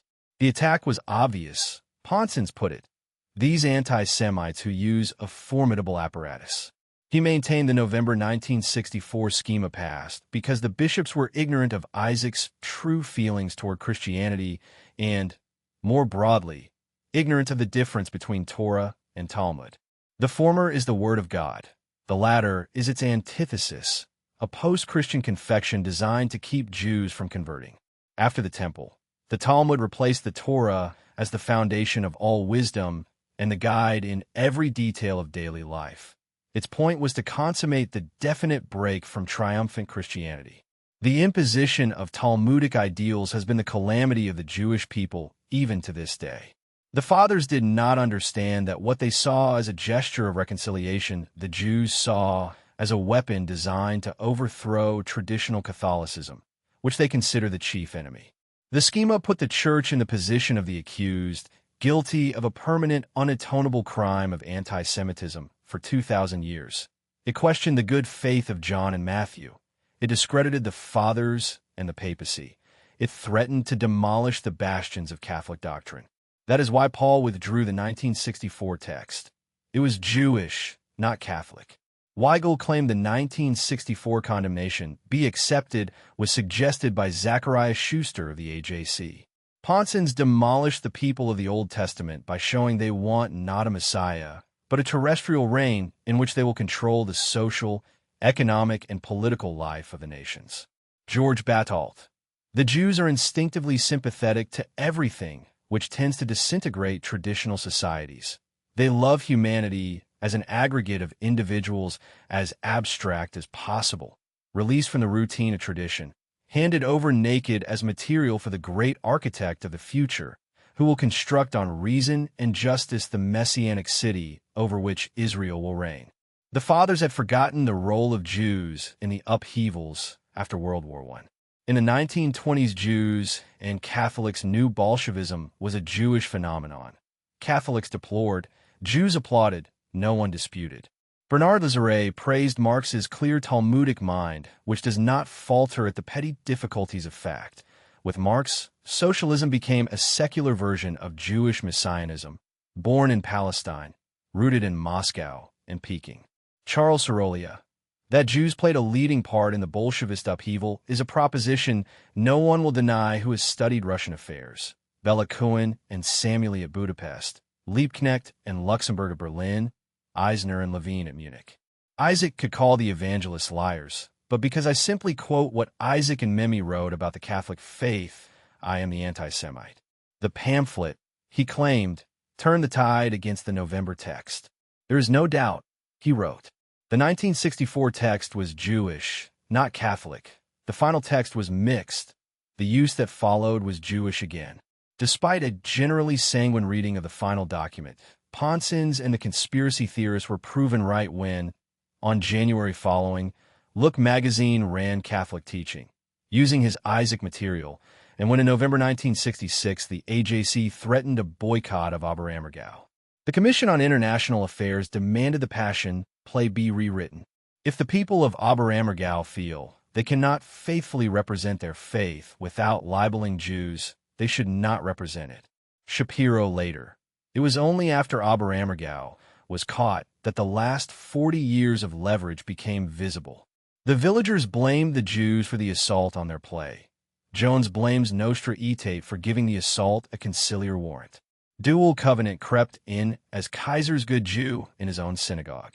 Heschel's homage to Satan was the hardliners' refusal of anything less than Nuremberg for the church. Traditionalists without the document could have quoted John. With it they were hammered. Laurentin's Holocaust hint, Lichten's aborted telegrams, Higgins's "You are crazy," Martin's forgeries, Hotchut's blackmail, Paul's Passion Sunday homily, and Ponsonby's pamphlets are one session. The revolutionary spirit inside the aula, using press and hotel as Sanhedrin. The third session closed with a declaration that satisfied neither side and disarmed both. That is how a weapon is forged. SNCC's Waveland, the same year, opened the next theater while Rome was still counting votes. Quote, the 1964 text was Jewish, not Catholic. The final text was mixed. The use that followed was Jewish again. The imposition of Talmudic ideals has been the calamity of the Jewish people even to this day. The fathers did not understand that what they saw as a gesture of reconciliation, the Jews saw as a weapon designed to overthrow traditional Catholicism, which they consider the chief enemy. Ponsonby's at the Aula. Thousands of tracts. Look, the Oberammergau boycott as the first use. People of the Old Testament. Post-Christian confection. Lazare and Sorolia as the memory the fathers had lost.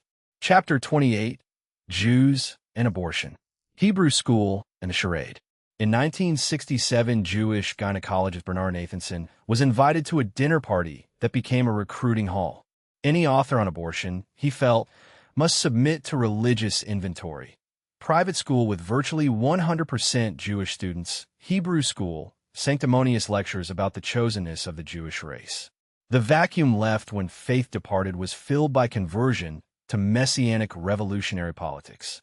Procuring the abortion of his own child coarsened him. In the 60s revolution meant abortion. After murdering his own child, he was more disposed to act on his natural Jewish inclination to revolution and on the promptings of other Jewish revolutionaries. He became a crusader when Wilhelm Reich's face and ideas made the cover of the weeklies. Involvement was a loathsome little charade. Anger at egregious inequity in availability left no luxury of contemplating theoretical morality. Because he considered abortion a revolutionary act and himself a revolutionary, because Jewish, he made use of Dylan lyrics at the campaign against restrictions.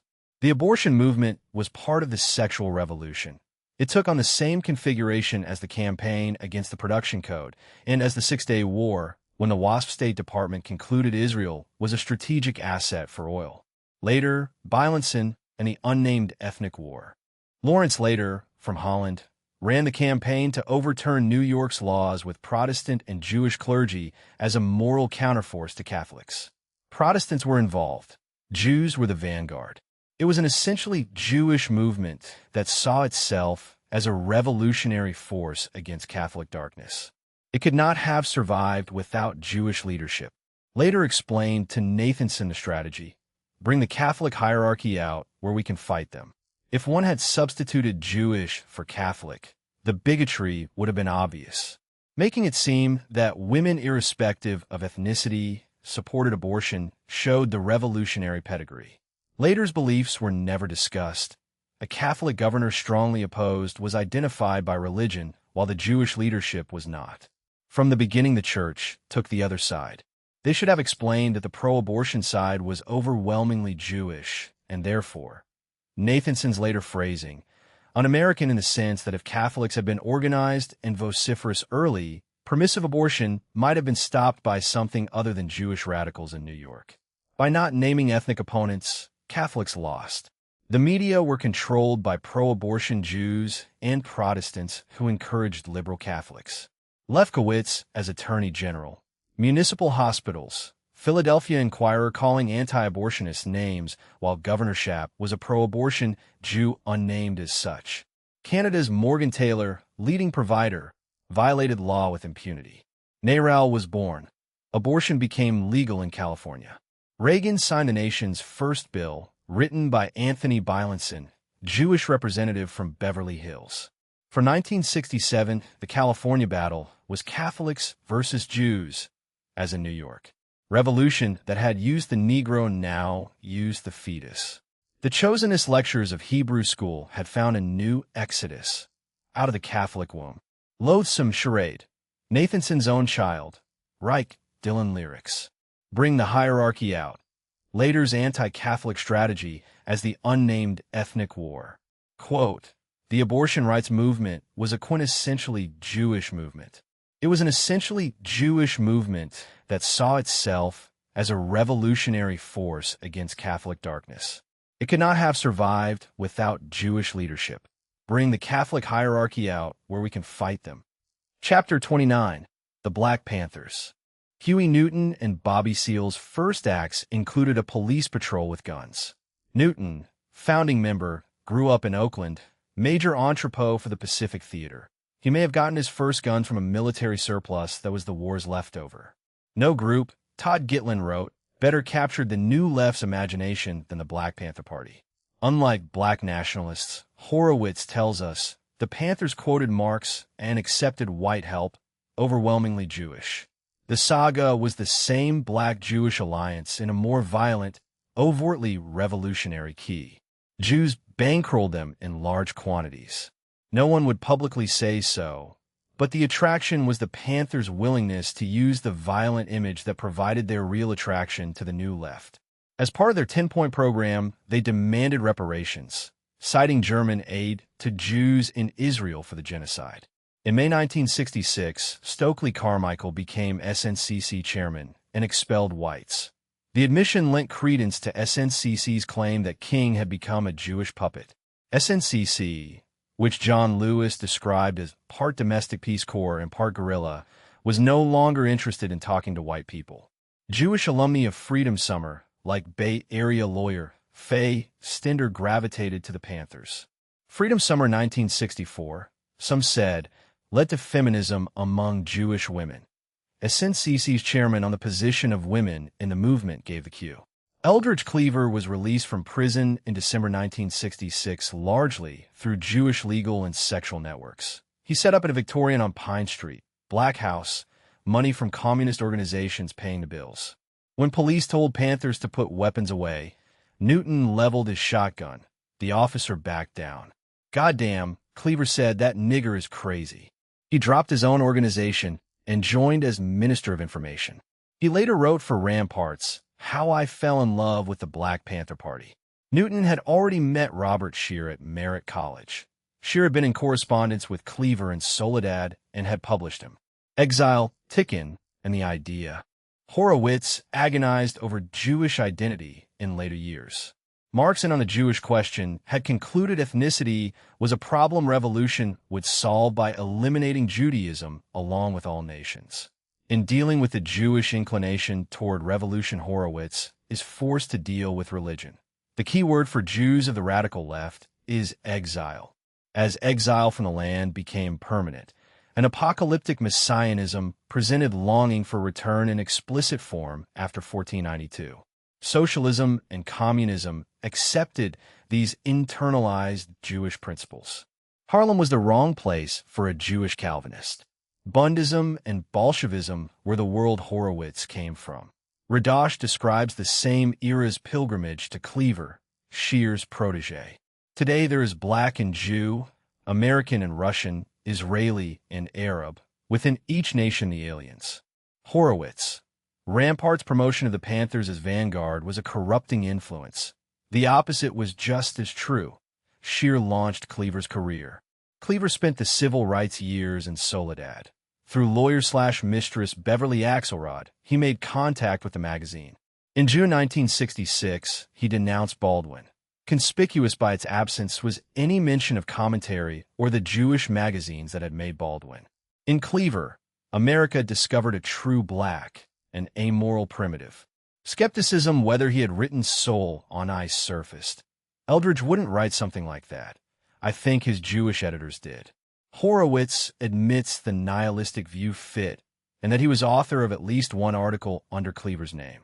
The rape fantasies sounded like Mailer's White Negro, whether Cleaver read the essay or Scheer and Horowitz ministered it in.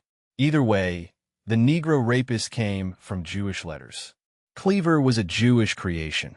The Panthers, a Jewish fantasy. Horowitz changed the title of his second book from How I Fell in Love to Courage to Kill, as if to show the vanguard that would bring eruption. By 1968, the Alliance had never lost its attraction to Jewish revolutionaries. Sol Stern wrote the Times Sunday magazine piece that made the Panthers a household name, cloaking Newton's Gestapo cop rant. You are defending yourself. To these young men, the execution of the cop was Tikkun Olam. All cops were Germans, Nazis, expendable on the instructions of Jewish handlers, flaks, and ghostwriters. Horowitz was offended when Joan Didion denigrated Newton as a young hood. Rap Brown, new SNCC head, made the race war sound as if it had arrived. 2 months after Stern's article, Newton was in a shooting. The Panthers had succeeded SNCC as the cutting edge. The revolutionary Jew had found a new John Brown, this time with a shotgun on an Oakland street, and a Times caption to explain that the Gestapo had it coming. Courage to Kill, Ghost-written Soul on Ice, Mailer's White Negro, Stern's Times. Reparations point, German payments to Israel as the template for Oakland. Quote, Eldridge Cleaver was a Jewish creation, and the Black Panthers were a Jewish fantasy. To these young men, the execution of the cop was Tikkun Olam. All cops were Germans, Nazis, expendable on the instructions of Jewish handlers, flaks, and ghostwriters. Ghostwriters and Gestapo cops. On July 25, 1966, Martin Luther King attacked Black Power in a paid ad in the New York Times. The statement had been written by Stanley Levison. Friedman is quick to add that Levison was only putting into words what King himself felt, without understanding how the admission lent credence to SNCC's claim that King had become a Jewish puppet. Faye Stender was one of many Jewish lawyers in interracial romances with black clients. The sexual phase of the Alliance got its impetus from Freedom Summer 1964. Feminism among Jewish women, and expulsion of whites because black women were outraged at the seduction of what they considered their men. Asked for his thoughts on the position of women in the movement, Carmichael replied, prone. Cleaver was released largely because of Beverly Axelrod, his mistress-cum-attorney, and because of the Ramparts articles. After his release, when he set up in a Victorian on Pine Street in Fillmore, it was Axelrod who raised the money from communist organizations to pay the bills. Using Black House as base, he planned to take up the banner Malcolm had let drop, collaborating with Betty Shabazz. When she arrived at the Ramparts offices for an interview, a confrontation with police ensued. Newton's shotgun made the officer back down. Cleaver later characterized Huey as the baddest motherfucker ever to set foot inside of history. The line was not written by Eldridge, but by a white Ramparts editor named Peter Collier. It was the first of many instances when a white revolutionary put words in Cleaver's mouth. Newton and Cleaver had in common their acquaintance with Robert Scheer. Scheer had a small following from an unsuccessful campaign to unseat Jeffrey Cohelan. He would write for the Los Angeles Times and interview Carter for Playboy, but he began as editor of Root and Branch, the journal that created the New Left at Berkeley. By the second issue, he had defined the style, a fusion of Marxist agendas with the anarchic spirit of American mischief. Once they defined counterculture and youth rebellion, revolutionary Jews like Scheer and Horowitz could assume the vanguard again. Horowitz submitted a critique of contraception. Scheer dismissed any misgivings as a point of view so perverse that only Stender, Axelrod, Scheer, Stern, Collier, Horowitz, the legal, sexual, editorial, and publicity deaths of a party that quoted Marx and accepted white help because the help was Jewish. Newton's shotgun was the photograph. Stern's Times piece was the theology. Cop as German, German as Nazi, Nazi as expendable, murder as Ticken. Didion saw a hood. Horowitz needed a vanguard. Cleaver's soul on ice sounded like Mailer because the white Negro had been ghosted into a Soledad syllabus. Title change from love to courage to kill made the fantasy honest. Carmichael's expulsion of whites from SNCC did not end the alliance. It routed Jewish alumni from Mississippi Summer into the Panthers' orbit, feminism included. Reparations copied German payments to Israel. Gitlin's new left imagination was captured because the Panthers offered what Seeger had offered in song: American skin for a European revolution.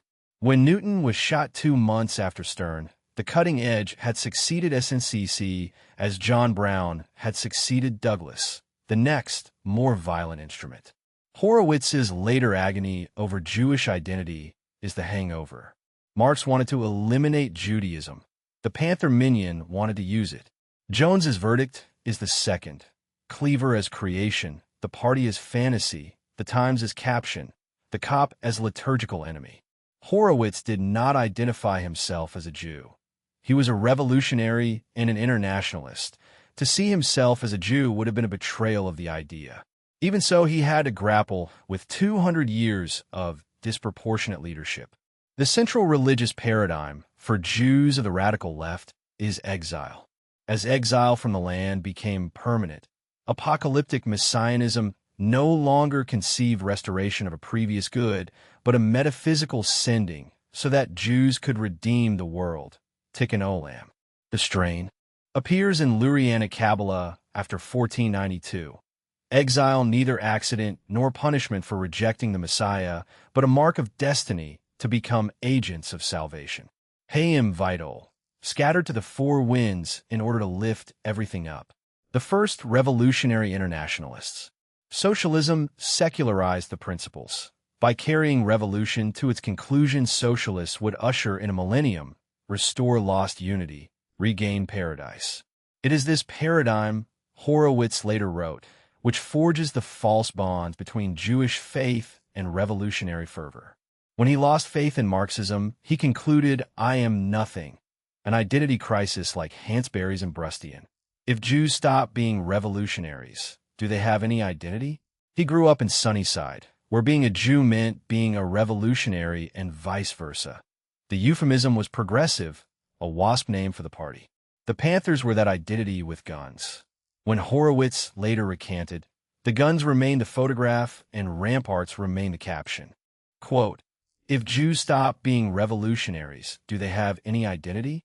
He grew up in Sunnyside, where being a Jew meant being a revolutionary and vice versa. The euphemism was progressive, a WASP name for the party. The Panthers were that identity with guns. Chapter 30, The Messiah Arrives Again. American Jewish funniness, James Bloom wrote, is a form of cultural aggression.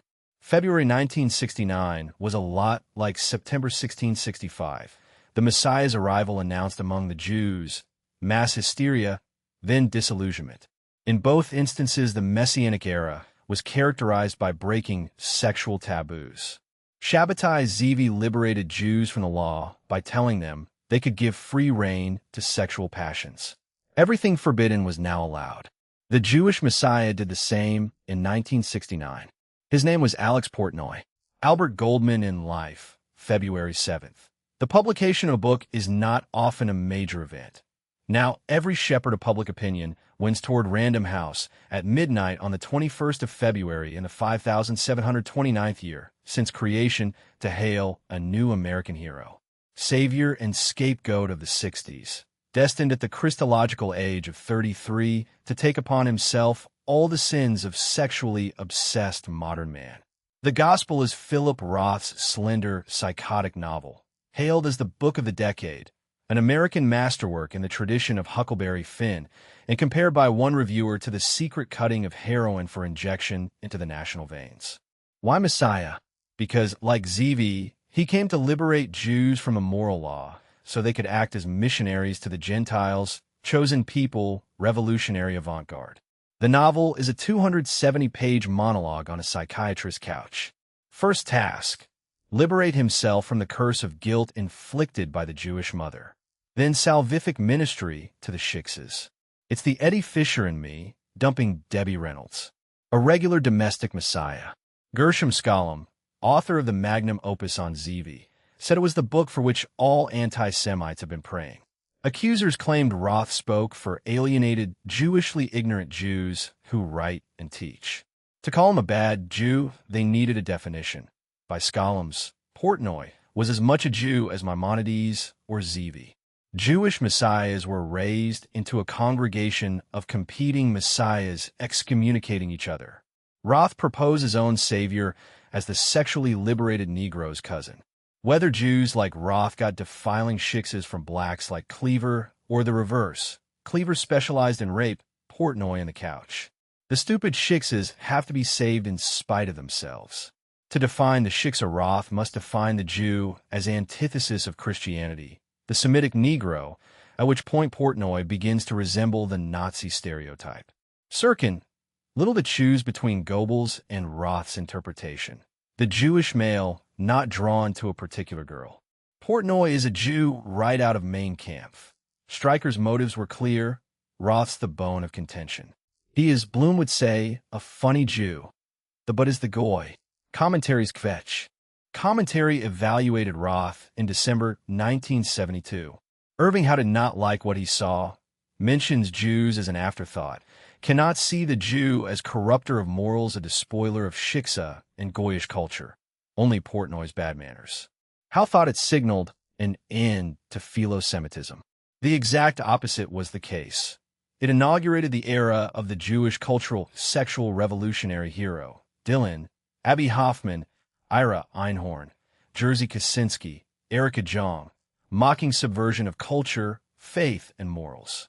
Podhoretz in the same issue was obfuscatory, calling Roth laureate of the new class, steering away from Jewishness.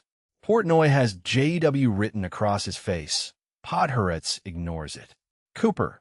Commentary was embarrassed not by class, but by Roth's presumption to speak for Jews whose humor is a function of hatred.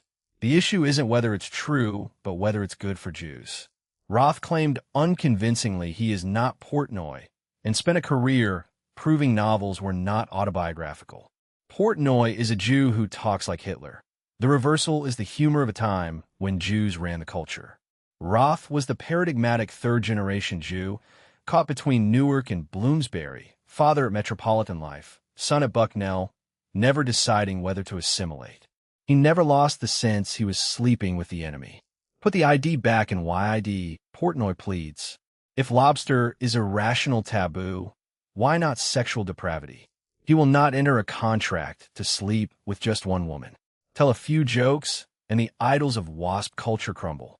Culture warriors trespass on hallowed WASP ground. They worship a Jew, Jake Portnoy tells Alex.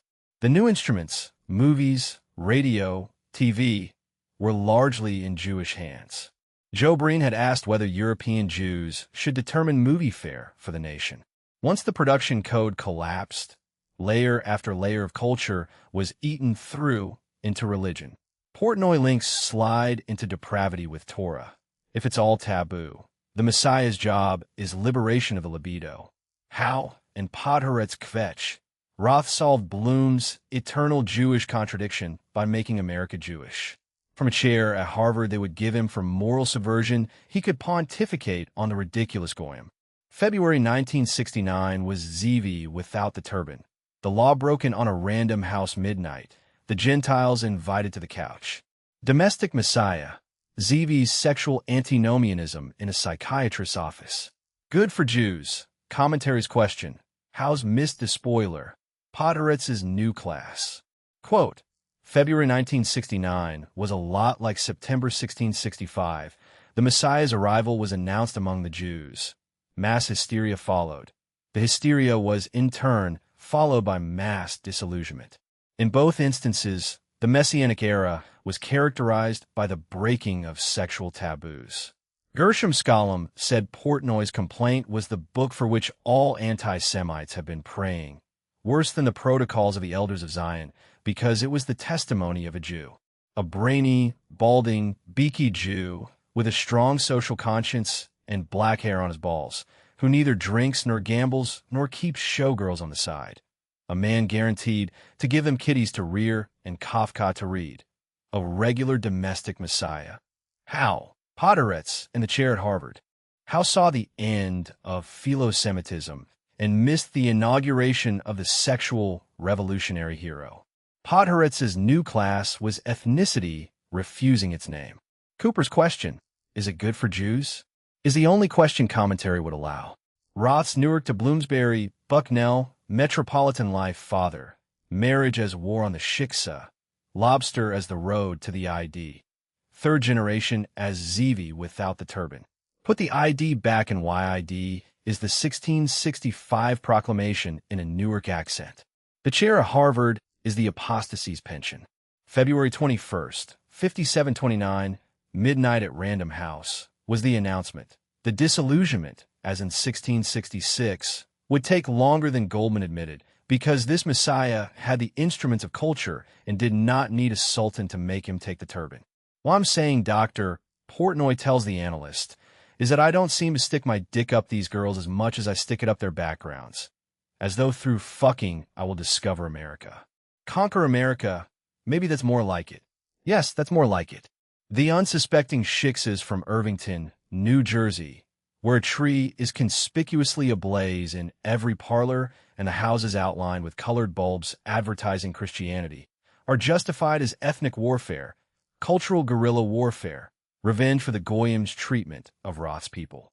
In Screwing the Wasp Patrician he calls the Pilgrim, Portnoy takes revenge on the insurance firm that employed his father. She could have been a Linda Burry, a daughter of my father's boss. Only in ethnic solidarity can he find the anodyne psychoanalysis promised, but could not deliver. The Jew no longer had to become an American because America had essentially become Jewish. The comic Messiah conquered by corrupting the morals of American women. Commentary kvetching about vindictive bleakness was the congregation refusing to admit that Zevi had arrived again, and this time the Sultan worked at Random House. Milton Burley competed head-to-head with Bishop Fulton Sheen on prime time and lost. 50 years later, Bloom notes laconically, shows like Sheen's no longer air. They have been replaced by the shticks of Seinfeld, Reiser, Drescher, Richard Lewis, Jenna Elfman, and the ineffable Howard Stern, whose conquest of cable and radio marks the unequivocal arrival of Jewish funniness and the triumph of sexual degeneracy. Portnoy obviated his father's assimilation problem by conquering the culture, just as Goldman said he would. By the 1970s, being Jewish and being American meant one and the same thing in humor and in other areas too. The average American had become Portnoy's patient. The Messiah had a book contract. Chapter 31, The Jewish Takeover of American Culture. Compared to Roth, Mel Brooks is relatively benign, but leukemia is benign compared to Roth. Cowboy movies might have expired of natural causes. Blazing Saddles held a record for a Hollywood film using the word nigger and officiated at the funeral of the singing cowboy Adnapaz had already rifled.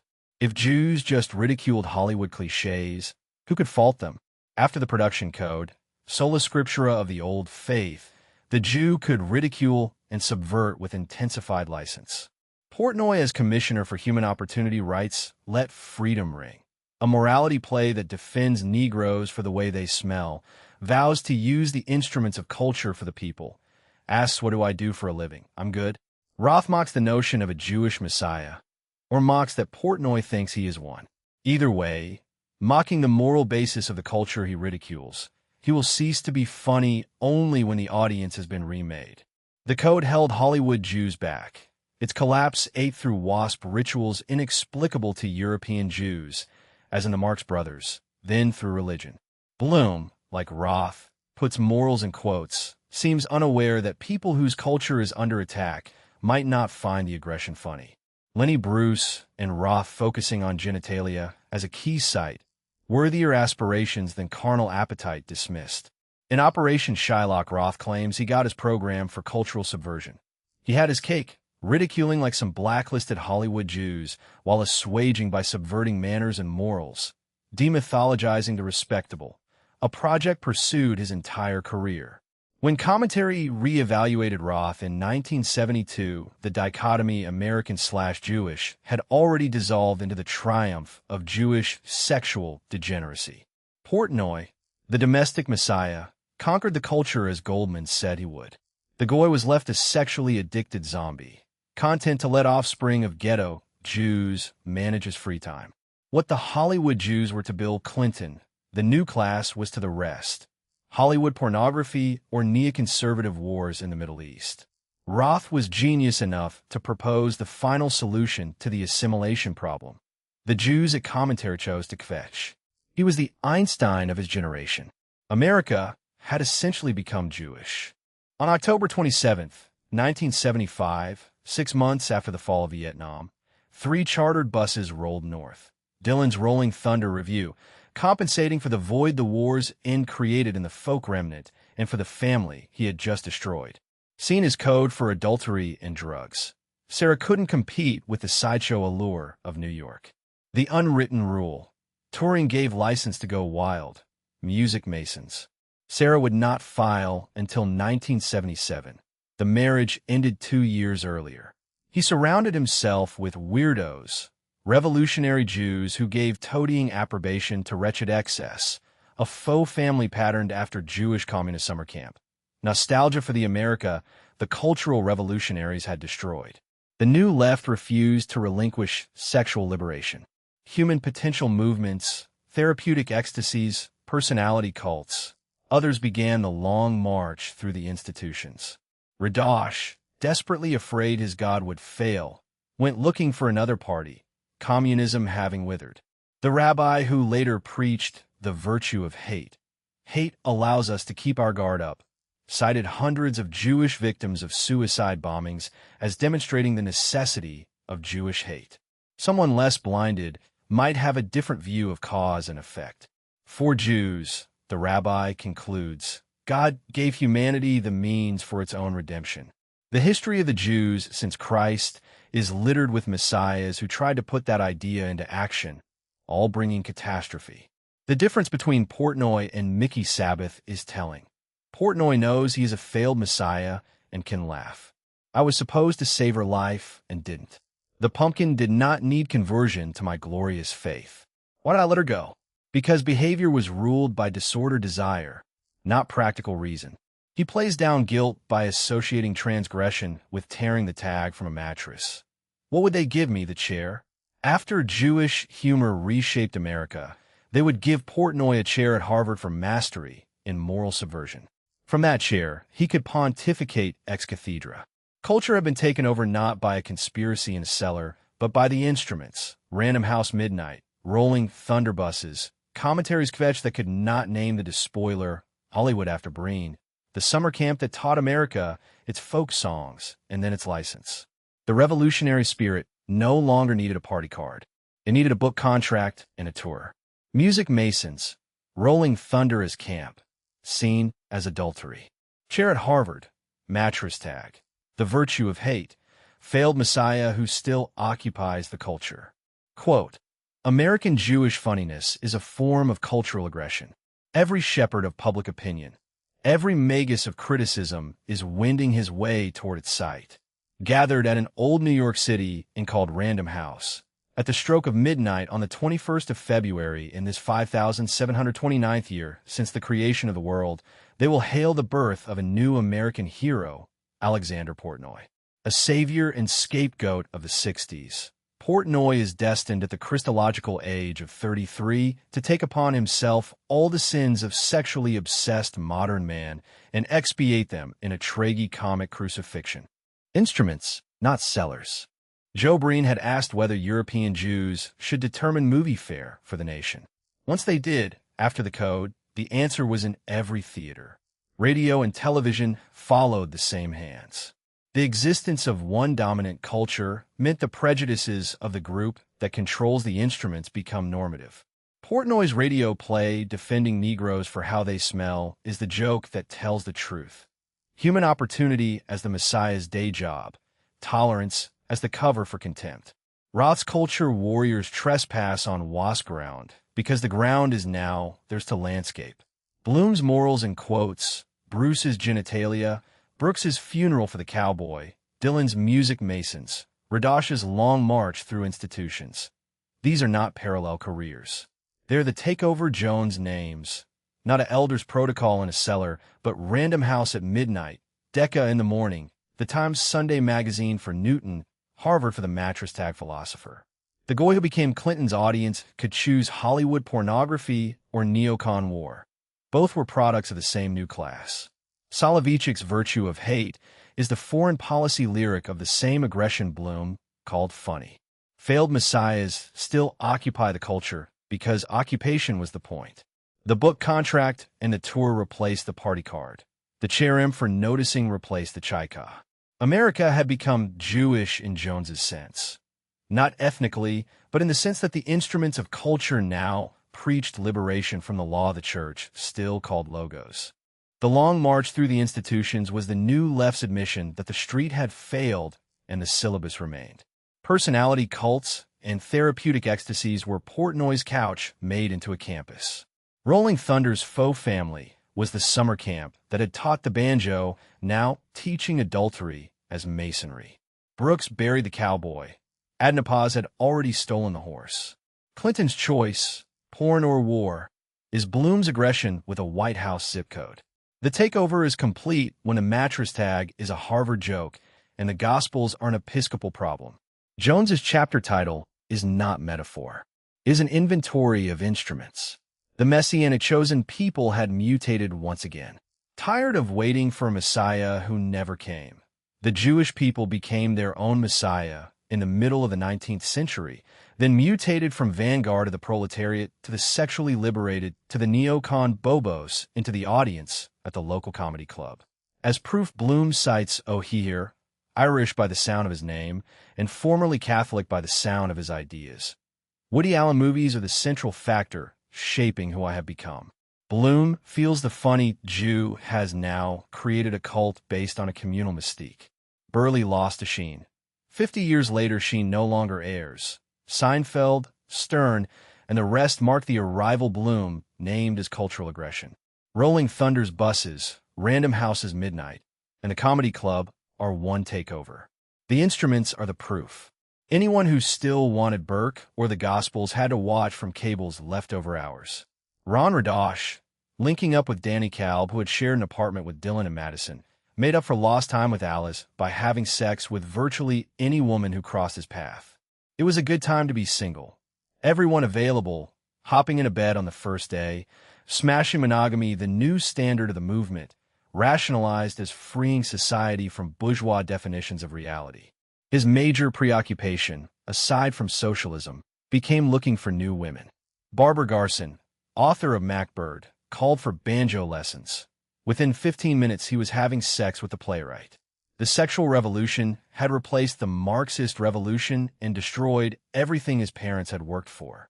The Marxist revolution we had hoped for was stillborn, he writes, but the sexual revolution was alive and well.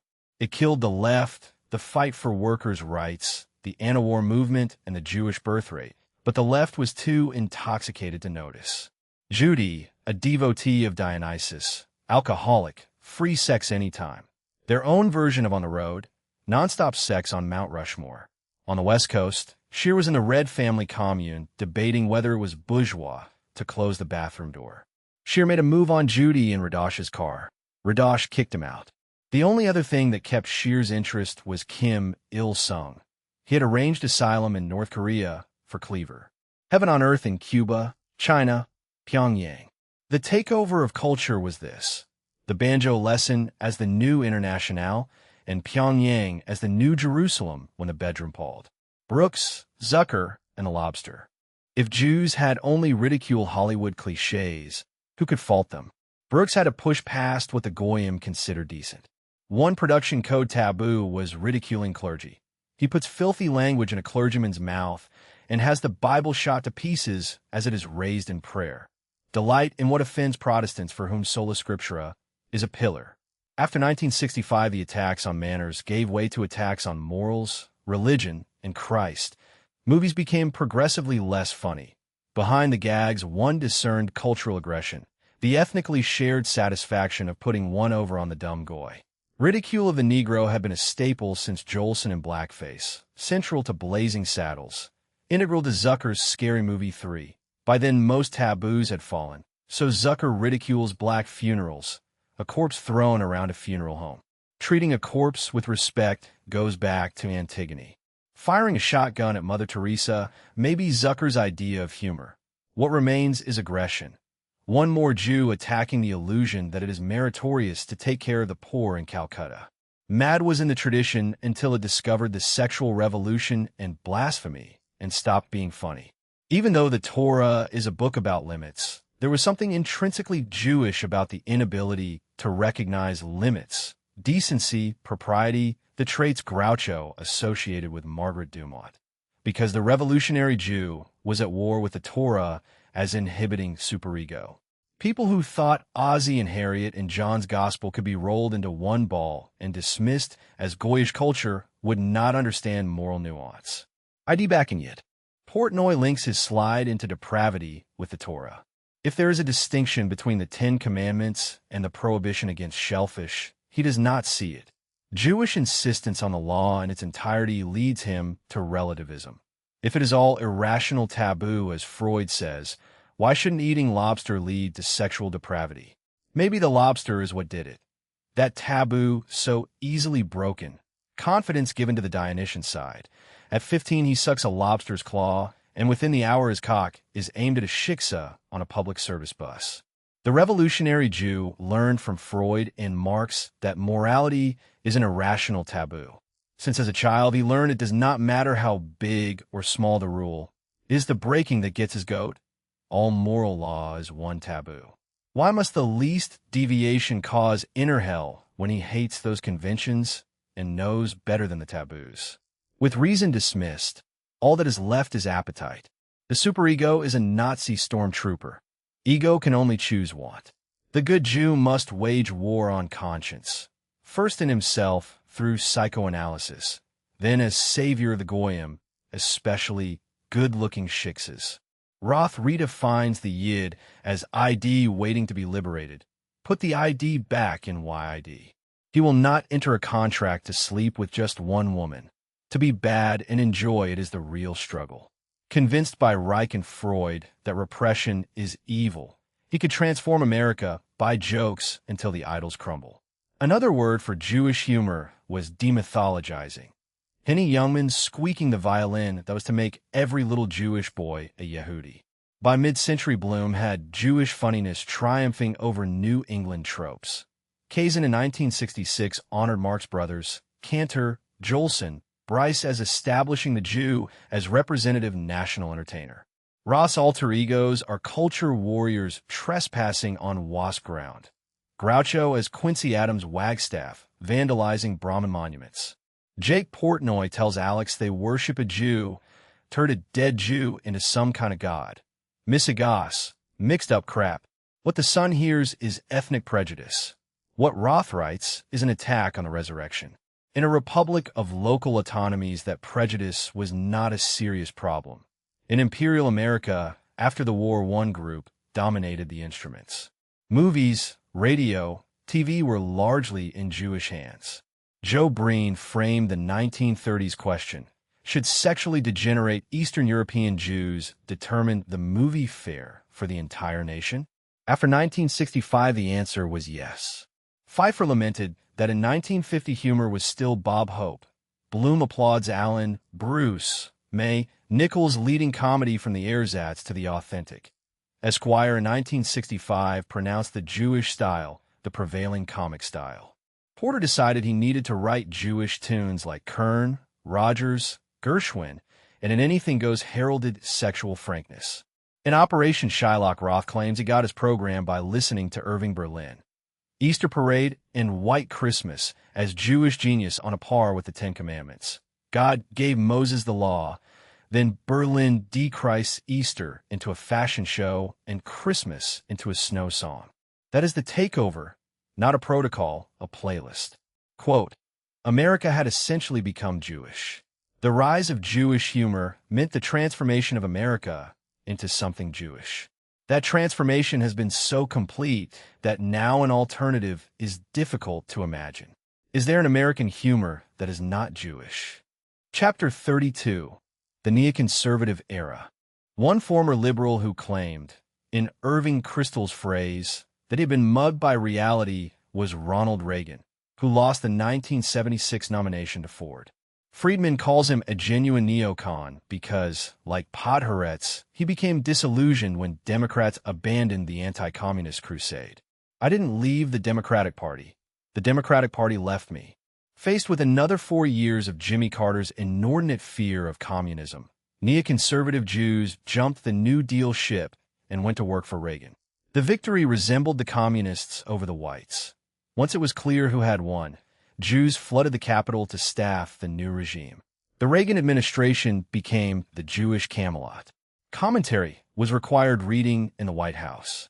Paul Wolfowitz at State under Schultz. Kenneth Adelman at Arms Control. William Crystal under Bennett at Education. Elliott Abrams, Podhoretz's son-in-law, Assistant Secretary. Richard Pipes left Harvard to architect the final battle of the Cold War. Podhoretz himself failed confirmation at USIA. So many appointments that the New Republic complained Trotsky's orphans were taking over the government. At Harvard, Bill Kristol became a Straussian. Leo Strauss taught that the wise must write between the lines for a regime that cannot bear the truth. The pupils wrote policy memos. In 1997, Wolfowitz, a Straussian from the University of Chicago, used the Weekly Standard and PNAC to lobby for war against Iraq. For days after the World Trade Center, he met Bush and urged attack on Iraq, not merely Afghanistan. Bush rejected the immediate advice but put invasion in motion. Douglas Feith, Bernard Lewis, Rumsfeld, Pearl, Wolfowitz urged removing Saddam, an important Israeli strategic interest. In March 2003, the Israel lobby pushed America into Iraq. Colin Powell at the UN, Office of Special Plans run by Abram Shulsky, Wolfowitz's protege, creating false intelligence. Manipulation to make Saddam look like an imminent threat was pervasive. Mearsheimer and Walt. The force behind the war was a small band of neoconservatives, many with close ties to Israel. America's most important Jewish organizations rallied as one. The invasion initially appeared successful, pulling down a statue to a few cheers. Then the quagmire. Fukuyama, spokesman for the end of history, distanced himself. The conservative who remained a revolutionary Jew had as much chance of making Iraq the next democracy as Zevi had of making the world the next Sabbath. Falwell's dispensationalism supplied the Protestant auxiliary. The same personnel who had staffed National Review's Cherim now staffed the Pentagon's. Cafeteria Trotskyism had completed its itinerary, from Finland Station to Foggy Bottom, from encounter to special plans, from Kristol's mugging to a war whose intelligence was a Straussian noble lie. Jones's point is not that every Jew wanted Iraq. It is that the revolutionary spirit, once it put on the flag pin, did not cease to be revolutionary. It merely changed the name of the temple it proposed to sit in. Trotsky's Orphans, Reagan Camelot, commentary as White House lectionary. Noble lie, Strauss to Shulsky. Saddam is imminent, Walt/Mearsheimer. Quote, Trotsky's orphans were taking over the government. The remnant of the deeply chagrined WASP establishment now views its erstwhile Jewish allies as the domestic version of Osama bin Laden. Neoconservatism, like the civil rights movement of the 60s and the Whig/Masonic subversion of France in the 18th century, was a black operation which got out of control. What would John J. McCloy say to spiritual descendants like Francis Fukuyama and Brent Scowcroft? That the Jesuits who wrote for Civilta Cattolica in the 1890s were right? That any nation that rebelled against God's order would end up being ruled by Jews? Probably not. Iraq, logos, the disguise of conservatism. The charge that the invasion was orchestrated by Jews working in Israel's interests can no longer, Jones writes, be dismissed as canard once the names, the Office of Special Plans, and the Organizational Rally are on the table. Jews like Wolfowitz seized the initiative after September 11th and began orchestrating Afghanistan and Iraq with uncanny similarities to earlier Messianic campaigns. A world to be remade, a people predestined, a law, this time international, to be broken for redemption. The conservative remained a revolutionary Jew. Iraq had as much chance of becoming the next democracy as the Pale had of becoming the next Jerusalem under Trotsky. Because of the hold Messianic politics acquired once they rejected logos, the same pattern that ran from Zivi to Portnoy ran from Podhoretz to Pearl. Promoting illegitimacy at home and regime change abroad were not two policies. They were the sexual and military registers of one antinomianism. When the war soured, the kvetch transferred to those who noticed the band. Blame the war on Jewish influence became the forbidden sentence. The permitted sentence was that a small band of neoconservatives happened to be wrong. Jones refuses the permission. The revolutionary spirit had learned from Buckley how to pronounce Cheyrem on anyone who named it. The Catholic who had been hired as enforcer in 1955 had done his work. The orphans no longer needed a Latin accent. They had the Pentagon. Pius XII, the desperation in attacking Iraq, and the outpouring of Jewish organizational support were not three stories. They were the same refusal of logos, now in a conservative suit. The era's last joke was that the mugging by reality had been a self-mugging. Reality was the wreckage in Baghdad, and the muggers still held the think tank chair. Messianic War. PNAC. Falwell. The flag pin as Zivi's turban. Forbidden sentence. Influence named. Cheyrem as national security. Quote, the conservative remained a revolutionary Jew. Anyone who says that there is an Israel lobby runs the risk of being charged with anti-Semitism, even though the Israeli media themselves refer to America's Jewish lobby. In effect, the lobby boasts of its own power and then attacks anyone who calls attention to it. This tactic is very effective because anti-Semitism is loathsome and no responsible person wants to be accused of it. From Camelot to special plans. Reagan's Jewish Camelot was not an accident of resumes. It was the staffing pattern Jones had already named at Finland Station. Once the regime is won, the literate Messianic stratum occupies the ministries. Pipes at the NSC was the historian of the Russian Revolution, now writing the last chapter of the Cold War, as if Trotsky's orphans had switched sides without switching gods. Abrams at Defense was the son-in-law of Commentary, which is to say the magazine had become a personnel office. Crystal Under-Bennett at Education was Strauss with a textbook contract. The New Republic's complaint was sociology, not slander. After the Soviet collapse, the same stratum needed a new Esheten. Iraq was that Esheten, Babylon as the next Jerusalem, Saddam as the next Tsar, democracy as the next Sabbath. Knack's 1997 letters were the sealed train's American rewrite. Wolfowitz's parents had moved from Warsaw to New York. The son moved from Chicago Strauss to the Pentagon and, for days after the towers, told the president that Afghanistan was not enough. The law of nations, like the law of Moses in 1665, was to be broken because the Messiah, this time named National Security, had arrived. Fife, Pearl, Lewis, Rumsfeld, the minion in the Situation Room. Shulsky's Office of Special Plans produced the noble lie the regime could not bear to lack. Powell carried it to the United Nations, as he had carried Isaac's memo to the Fathers. Unofficial enough to deny, official enough to bind. When Mearsheimer and Walt named the lobby, the Cheyrem that Buckley had practiced on isolationists was nationalized. Jewish organizations rallied as one not because every synagogue wanted Fallujah, but because the office of Messiah, one staff, cannot admit it was a revolution. The statue fell to a few cheers. The quagmire was the apostasy that always follows Zivi. Fukuyama's end of history ended in a ditch. Falwell's dispensationalism supplied Protestant canon law for a war the rabbis of geopolitics had already declared.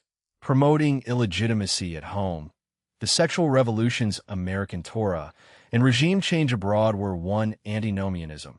The ID back in the Yid, then the ID back in the map of the Middle East. Jones does not need every Jew to have wanted the war.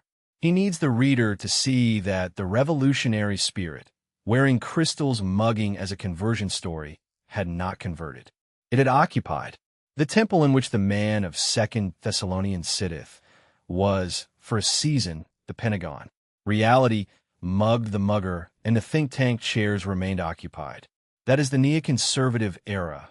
Trotsky's orphans with clearance, Strauss's Between the Lines as national intelligence estimate, and Baghdad as Munster with air power. Sealed Train, American Rewrite, PNAC Letters, Wolfowitz on September 15th, Shulsky's product. Eschaton in a ditch, Fukuma, Falwell, the lobby named and then banned for being named. The itinerary from cafeteria, Trotskyism to the warfare state did not miss a beat because it was never about Russia. It was about who sits in the temple. Burnham's CIA, Crystal's encounter, Buckley's Cherim, Podoritz's mugging, Wolfowitz's memo, and Shulsky's folder are one biography of a spirit that cannot rest in Christian order. When the invasion soured, the permitted autopsy was incompetence. The forbidden autopsy was messianism. Jones writes the forbidden autopsy. Iraq was not a mistake that happened to be staffed by Straussians. It was the revolutionary spirit's last American miracle play, and like Munster and Zevi, it ended in cages, this time at Abu Ghraib, while the prophets kept their columns. The Catholic enforcer of 1955 had taught them how to expel the Palea, who would have said no. By 2003, there was no Palea left in a room. That is why the era is named neoconservative. The prefix is the confession that conservatism had been occupied, and the occupation called itself reality. World War IV, in the Standards idiom, began when Wolfowitz used a think tank letterhead as a sealed train. The Israeli strategic interest in removing Saddam was not a side effect. It was the reason Feith and Pearl could treat international law as the dietary laws of 1665, to be broken now that redemption had a date. Dispensationalist Protestants supplied the Gentile chorus Falwell had rehearsed. Israel as the clock of the end, Baghdad as a verse. When a statue fell, the cheer was the same cheer that met Zevi's name in 1665. When the quagmire came, the cherem fell on Walt and Mearsheimer as it had fallen on Prynne.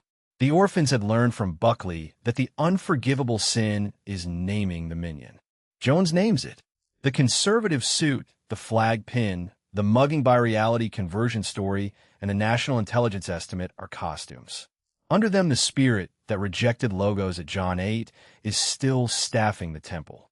Abu Ghraib is Munster with digital cameras. The columns continued. The chairs remained. That is the era's last liturgy. Quote, the conservative remained a revolutionary Jew. Anyone who says that there's an Israel lobby runs the risk of being charged with anti-Semitism, even though the Israeli media themselves refer to America's Jewish lobby. In effect, the lobby boasts of its own power and then attacks anyone who calls attention to it. This tactic is very effective because anti-Semitism is loathsome and no responsible person wants to be accused of it. Kirkpatrick, Reed, and Cleanbreak. Authoring Dictatorships and Double Standards in a November 1979 commentary earned Jean Kirkpatrick, a Democrat, a job as UN ambassador.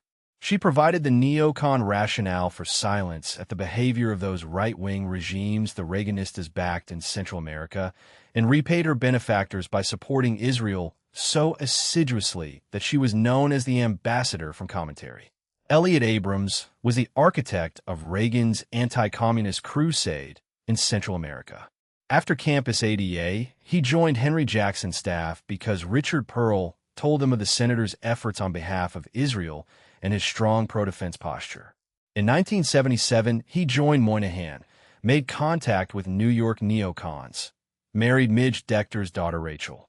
He wrote the memo that led to mining 3 Nicaraguan harbors, became so embroiled in Iran-Contra that he pled guilty to 2 counts of withholding information from Congress, was pardoned by George H.W. Bush on his last day in office, and later served in the second Bush administration, helping orchestrate Iraq. On June 18, 1981, 6 months after Reagan took office, Bernard Nathanson flew to hearings on the Human Life Bill. His defection from pro-abortion ranks did not change the ethnic dimensions. His later conversion to Catholicism confirmed the grammar of a Jewish/Catholic conflict. Between the two conversions, he learned that a pro-life Jew was an invisible man. The Times stuck to the ethnic playbook, credentials for the geneticist on the other side, religion for the Catholic. To the uninitiated, Ralph Reed appeared the protege of Pat Robertson. Theologies identical with Falwell's dispensationalism. In reality, he was the protege of Jack Abramoff, later jailed for influence peddling. Reed was to evangelicals what Buckley was to an earlier generation of Catholics. Abramoff, an Orthodox Jew Friedman describes as a conservative firebrand of Brandeis, gave Reed his first Washington job in 1981, invited him to live in his home, attended services with him. Abramoff found Reed incredibly philo-Semitic.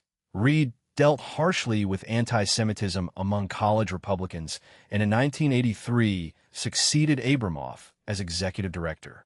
Like Buckley, Reed used his influence to prevent more extreme elements from taking over the GOP, and like Buckley, he consulted a Jewish calculus to determine which elements were extreme. When the ADL shot itself in the foot by attacking the Christian right, Israel's most faithful allies, Reed played healer at the ADL in April 1995.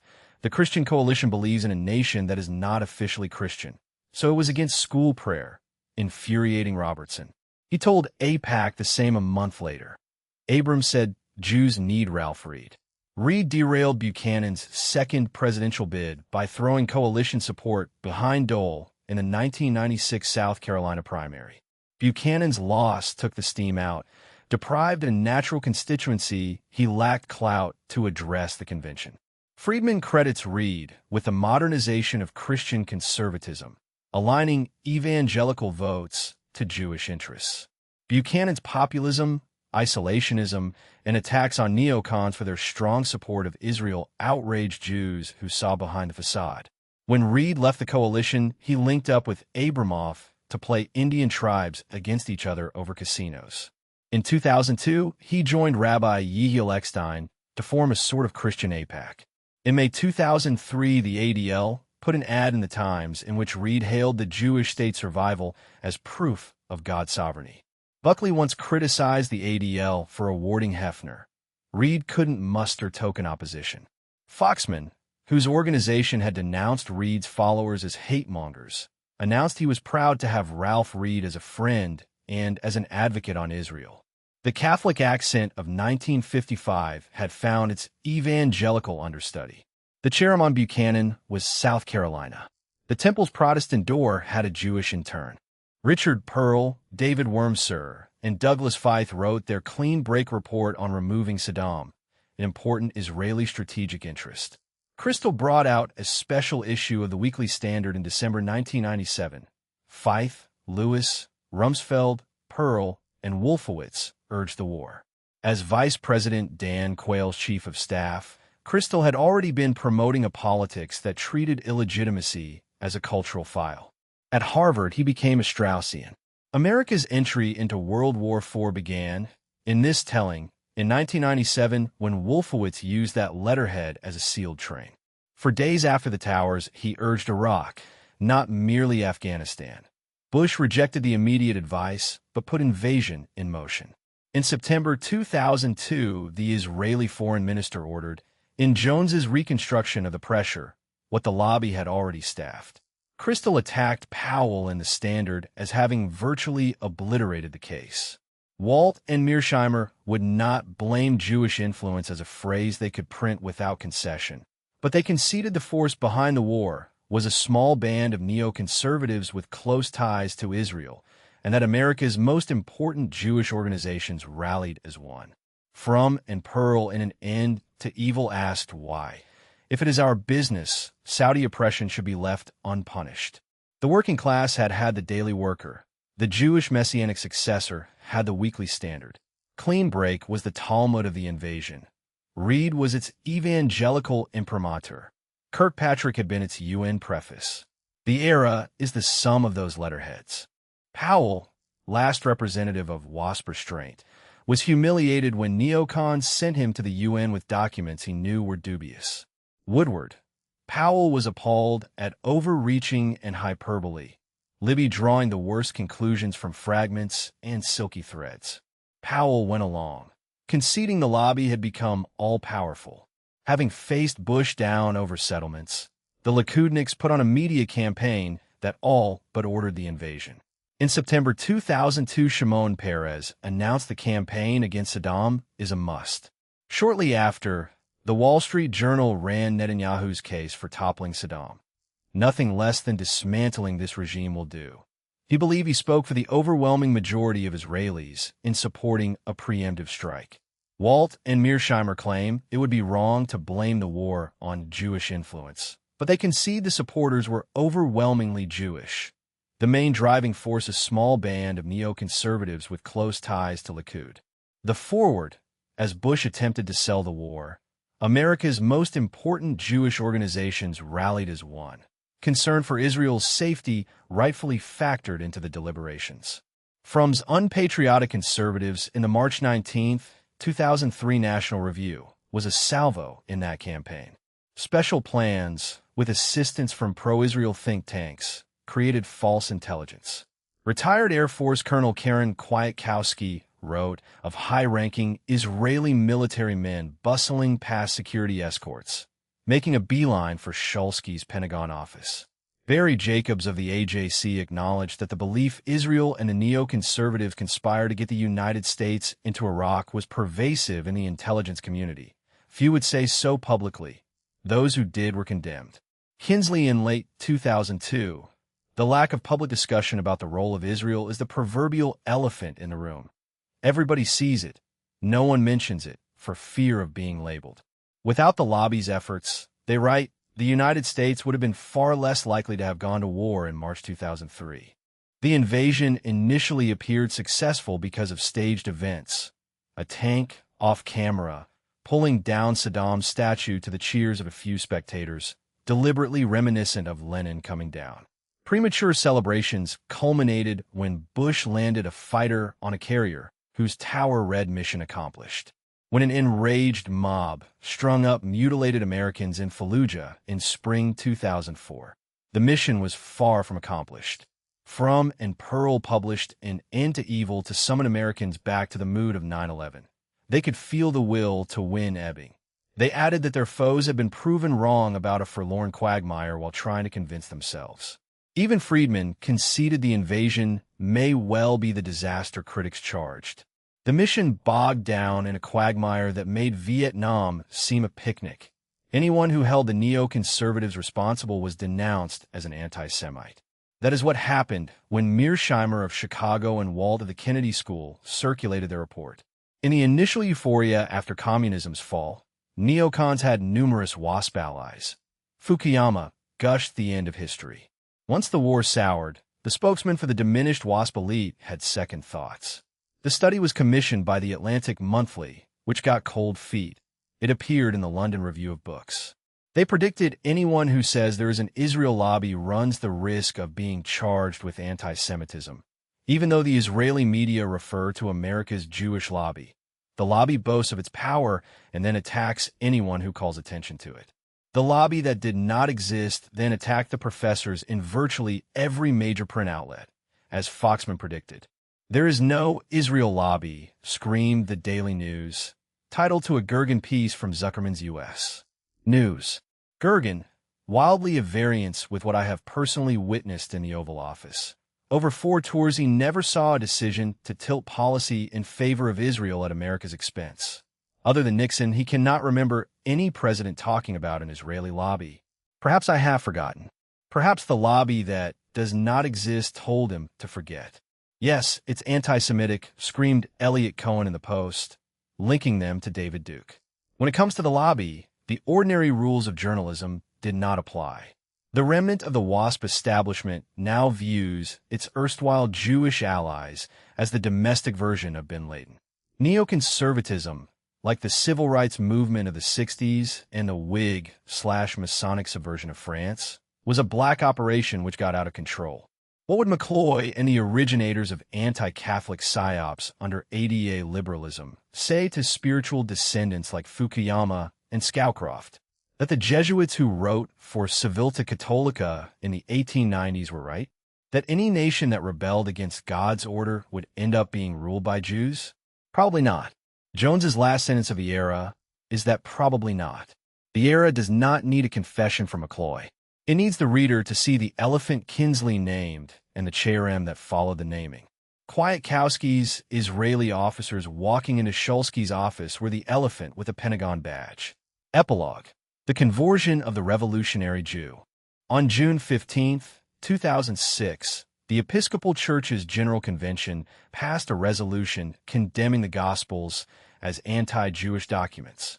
The conclusion was that Scripture should be censored in liturgical use by removing anything a Jew might find offensive. Many Episcopalians saw the final apostasy in a slide that began when Lambeth 1930 approved contraceptives. Whether it is or isn't is beyond Jones's purview. The statement that the Gospels are anti-Jewish is, beyond a shadow of doubt, true. The real question is why it took 400 years to wake up, or why they did not draw the more logical conclusion. If Episcopalians want to be faithful to Jesus Christ, they must be anti-Jewish as well. They did not say the Scriptures were anti-Semitic. That would have been false. Anti-Semitism was popularized in 1870 by Wilhelm Marr. It refers to race, ineradicable biology, and led to Hitler. Defeat of Hitler led to redefinition. An anti-Semite used to be someone who didn't like Jews. Now it is usually someone whom Jews don't like. No Christian can in good conscience be an anti-Semite, but every Christian, insofar as he is a Christian, must be anti-Jewish. The terms are deliberately obscured. Rickman, Fahy, and Pius X. On October 16, 2004, Bush signed the Global Anti-Semitism Review Act. Greg Rickman, who with D'Amato shook down Swiss banks for $2 billion, was sworn in to monitor the globe. The State Department lists a dazzling array of beliefs as anti-Semitic, often merely what certain organizations don't like. In spite of 40 years of exaggeration, facts remain. The church cannot be anti-Semitic because the term refers to race, and its founder was of that race. John's Gospel makes clear a deep opposition to the Jews who rejected Christ. This Judenfeindlichkeit is part of the essence of Catholicism. The church opposes Jews because they have defined themselves as rejectors of Christ. Unlike Rabbi Soloveitchik, who can believe hatred is a virtue, Christians are told to love their enemies. Who chooses logos in any form over Talmud will feel the ire of organized Jewry. The final collapse of Jewish resistance to logos will take place when they have no other fortress. Conversion means conversion to logos in all its forms, from philosophy to the person of Christ. Father Dennis Fahy. 2 programs. One aims at the reign of Christ, the other at protecting Christians from Jewish naturalism and preventing Jewish control. Catholics must know papal condemnations of the Talmud and measures of Pius V and Benedict XIV, or they will call those popes anti-Semites. Opposition to Jewish ambition is not anti-Semitism. The Christian must oppose racial hatred and also the agenda of opposition to logos. The revolutionary Jew, not least when he has adopted the tropes of conservatism. Pius X in 1903 felt the end times had arrived. After World War I, Europe's Catholic empires were toppled and the Jewish communist Antichrist sat on the Tsar's throne. Whosoever weighs these things has reason to fear the son of perdition. Man sitteth in the temple of God, showing himself as if he were God. There have been many antichrists. The Jews, according to Father Lemon, have welcomed them all. In the Great Sanhedrin of 1807, they applied biblical titles reserved to the Messiah to Napoleon. They welcomed the principles of the French Revolution as the Messiah. The Messiah came for us on February 28, 1790, with the Declaration of the Rights of Man. The conversion Jones wants is not a pogrom and not a State Department office. It is the revolutionary Jew ceasing to be revolutionary. Accepting the logos he rejected in John 8, the logos Islam never knew and the Jew knew and fought. Until then, the spirit that ran from Yavne to Iraq will staff whatever regime will have it. Bolshevik civil rights, folk, neocon, and call the opposition hate. The Gospels remain anti-Jewish because they are about that fight. Censoring them is the last revolution. The text itself as the enemy. Anti-Jewish, not anti-Semitic. Mars race word. John's rejectors. Soloveitchik's virtue of hate. February 28, 1790. Lemon's Sanhedrin. Rights of man as Messiah. Pius X's son of perdition. Quote, no matter what conclusions the Episcopalians draw from the fact, the statement that the Gospels are anti-Jewish is, beyond a shadow of doubt, true. The only real question is why it took the Episcopalians 400 years to wake up to this fact, or why they didn't draw what seems to be the more logical conclusion, namely, that if Episcopalians want to be faithful to the example of Jesus Christ, they must be anti-Jewish as well. An anti-Semite used to be someone who didn't like Jews. Now it is usually someone whom Jews don't like. No Christian can in good conscience be an anti-Semite, but every Christian, insofar as he is a Christian, must be anti-Jewish. The Church opposes Jews because they have defined themselves as rejectors of Christ. This Judenfeindlichkeit is part of the essence of Catholicism. Atzmann and the Last Synagogue. Rickman will not have to define the term. The report on global anti-Semitism lists what organizations dislike. The Church cannot hate a race whose founder belongs to it. It must oppose a community defined as rejectors. Love the enemy. Refuse the revolution. Fai's second program, Protecting Christians from Naturalism, has been lost, so Pius V and Benedict XIV sound like more. They are not. Conversion to Logos is philosophy first and Christ at the summit. Until the fortress of refusal falls, every Antichrist will find auxiliaries. As Napoleon found a Sanhedrin, and 1790 found a Messiah in the rights of man. The episcopal censor is the last auxiliary, the text as enemy. Jones's hope is the opposite auxiliary, the Jew who chooses Logos and takes the ire, and the Gentile who will not cross out John to keep a State Department peace. Zionism, Jones writes at the close, finds itself in wretched excess that signals a reaction. Jewish disillusionment with the God that failed, known as communism, came to be known as neoconservatism. The reaction to Zionism appears as proud, self-hating Jews. In response to Danish anti-Muslim cartoons in 2006, Israelis organized an anti-Semitic cartoon contest.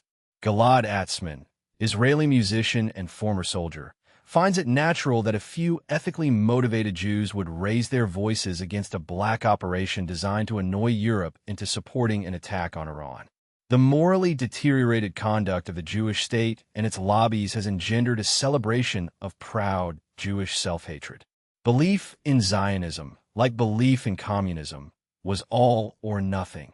Once the first out took root, the edifice was doomed. Atzmon stopped loving himself and somehow failed to hate the Goyim. He realized there was no anti-Semitism around, then questioned the official Zionist and biblical narratives and the Holocaust tale as official dogma. Unlike Ruth Wiss's claim that anti-Semitism is not directed against the behavior of Jews, but against their existence, he entertained the possibility that anti-Jewish feelings may come as retaliation to Jewish acts, often intentionally generated by Jews themselves. Self-loving Jews love to be hated and need it. Zionism is maintained by anti-Semitism. Without the Holocaust, there would not even be a Jewish state. AIPAC and the ADL, he says, are remarkably good at generating hatred against Jews, which generates the fear that keeps the average Jew in line. Jones does not need Atzmon as a saint. He needs him as the sign that the last Messiah, the state, is producing its own apostates, and that conversion to Logos remains the only end that is not another cartoon. The episcopal resolution and Atzmon's contest are the same hour, the text on trial, and the state as the last synagogue. Quote, the statement that the Gospels are anti-Jewish is beyond a shadow of doubt true. Conversion means conversion to Logos in all its forms, from philosophy to the person of Christ. The Christian then holds that the Jewish people have a perjuring role and are at least in part defined by their refusal of the new covenant. Shulman remembers praying, "Let me know your name. I don't mind if you are Buddha and I have to become a Buddhist. I don't mind if you are Apollo, as long as you're not Christ and I have to become a Christian." Conclusion. Jones's book is not a census of Jews in revolutions. It is a theology of revolution that happens to find the same personnel at the switch. The governing claim, rejection of incarnate logos reconstitutes a people as permanent opposition to Christian order, is argued by accumulation rather than by a single proof text. Pompey to Yavne, Julian to the Talmud, Spain's Conversos to Reuchlin, Munster to D, Manasseh to 1848, Assing to Frank, Schiff to Eisner, Spingarn to Garvey, LD to Leibovitz, Seeger to Dillon, Isaac to B, Nathanson to Beilenson, Scheer to Cleaver, Roth to Rolling Thunder, Crystal to Wolfowitz. If even a third of the casework is granted, the conventional story, persecution produced radicalism. Radicalism is incidental to Judaism, has to explain too many coincidences of staffing, funding, and cherem. The method is the argument. Jones piles names until the pattern is harder to dismiss than to name. The arc is conversion refused, then conversion offered again at every catastrophe and refused again. Zeevy's apostasy, Frank's lynching, Garvey's deportation, Nostra Aetate's mixed paragraph, and Baghdad statue are not progress. They're the same antinomian office, changing costume. Antiquity gives the grammar. Spain gives dual identity. The Reformation gives the German street and the English magus. 1848 gives theory. America gives the laboratory in which the revolutionary learns to wear the Bill of Rights, the folk guitar, the civil rights hymn, and finally the flag pin without ceasing to be what John named. The American chapters are not a provincial sequel. They're the point at which the spirit becomes native English and therefore invisible to anyone who still thinks revolution wears a Russian accent. If Jones is right, the cost of the reader's prior picture is high. Anti-Semitism, as currently policed, becomes a weapon against the Gospels themselves.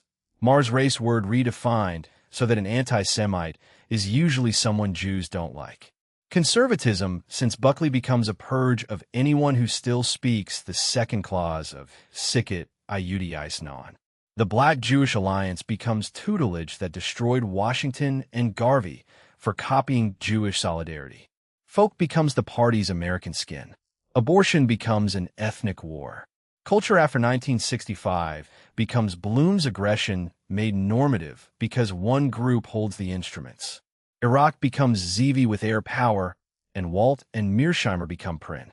The Catholic who had been hired as enforcer in 1955 had done his work. The orphans no longer needed a Latin accent. They had the Pentagon. The book does not settle how many Jews are revolutionaries. It does not offer a political program beyond conversion and Fahey's two programs, the reign of Christ and protection of Christians from naturalism.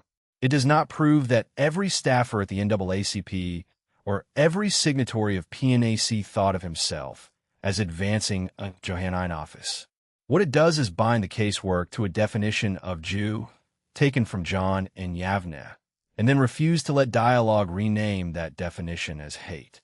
The rival cause, persecution-produced radicalism, is not so much refuted as drowned in instances where the radicalism staffs the persecution of Christians, Southerners, isolationists, and paleoconservatives. A reader who wants that rival cause to survive must do more than invoke pogroms. He must explain Schiff, Spingarn, Leibovitz, Isaac B., Podhoretz, and Wolfowitz as coincidences. The afterlife Jones wants is not a State Department office, and not an Episcopal lectionary with John crossed out. It is the return of the 1962 Good Friday prayer, the restoration of both clauses of Sicut, and the conversion of the revolutionary Jew to the logos he rejected. Pius X feared the man who sitteth in the temple. Lemon noted that the Sanhedrin of 1807 applied messianic titles to Napoleon and dated the Messiah to the rights of man. Atzmann's cartoon contest is only the state's own apostasy. The fragile affirmative is that conversion remains possible because the definition was never biological. Showman can pray that God be anyone but Christ and then become a Catholic. The community's badge can be laid down. The pressure at the close is the Episcopal resolution of 2006. If the Gospels are anti-Jewish, the consistent Christian is not the censor, but the disciple. Jones would rather the church be hated for John 8 than loved for having crossed it out. That is the book's last diagnostic, and it is also the test of whether the reconstruction has been understood. Anyone who finishes 32 chapters and still thinks the issue is tone has not read the definition of Jew, with which the introduction began. Key persons: Jesus/John, Logos incarnate. Jew as rejecter rather than race. The split contemporaneous with the ministry. The entire book is a gloss on John 8 and the Apocalypse's synagogue of Satan. Jochanan ben Zakkai reconstitutes Judaism at Yavneh as a portable book after the temple falls. Jones's hinge between biblical Israel and the revolutionary community. Julian the Apostate attempts to rebuild the temple as a pagan Jewish blow against the church. Fire and earthquake as the empty shrine's last word. Ferdinand and Isabella/Torquemada. Spain as laboratory of dual identity. Inquisition as the Catholic answer to baptism without conversion. Johannes Reuchlin/Johannes Pfefferkorn. Humanist defense of Hebrew books versus the converts' charge that they are weapons. The Kabbalah enters Christian letters here. Thomas Muntzer/Munster Anabaptists. Reformation as Judaizing revolution in German streets. Cages on the Cathedral as the Messianic office's German costume. John D/Edward Kelly. Kabbalah, Enochian angels, and the English intelligence state. Magic as the revolutionary spirit's Elizabethan form. Manasseh ben Israel/Shabbatai Zevi. Readmission to England and the apostate Messiah, whose turban taught Europe that the office can convert to the enemy and still be Messiah. Karl Marx/Moses Hess/Heinrich Heine.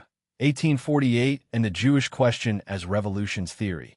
Hess's Zion before Zionism. Heine's baptism as the entry ticket to European culture. Ottilie Assing/Frederick Douglass/John Brown.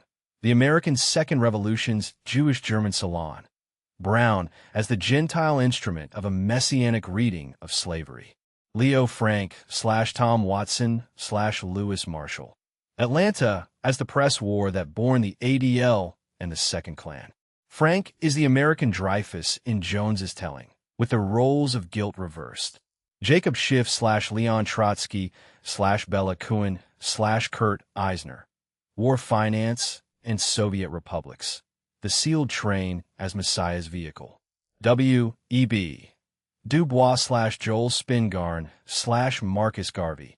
NAACP is closed corporation versus Black Zion. Garvey is destroyed for copying Jewish ethnic solidarity. Samuel Leibovitz/Victoria Price. Scottsboro as Frank with a communist law firm. The Negro as instrument of a New York office. Charles Seeger/Pete Seeger/Woody Guthrie/Bob Dylan/Ron Radosh. Folk as the party's American skin. Rolling Thunder as camp. Radosh's sexual revolution killing the Marxist one. Lorraine Hansberry/Robert Nemiroff. Raisin as alliance propaganda.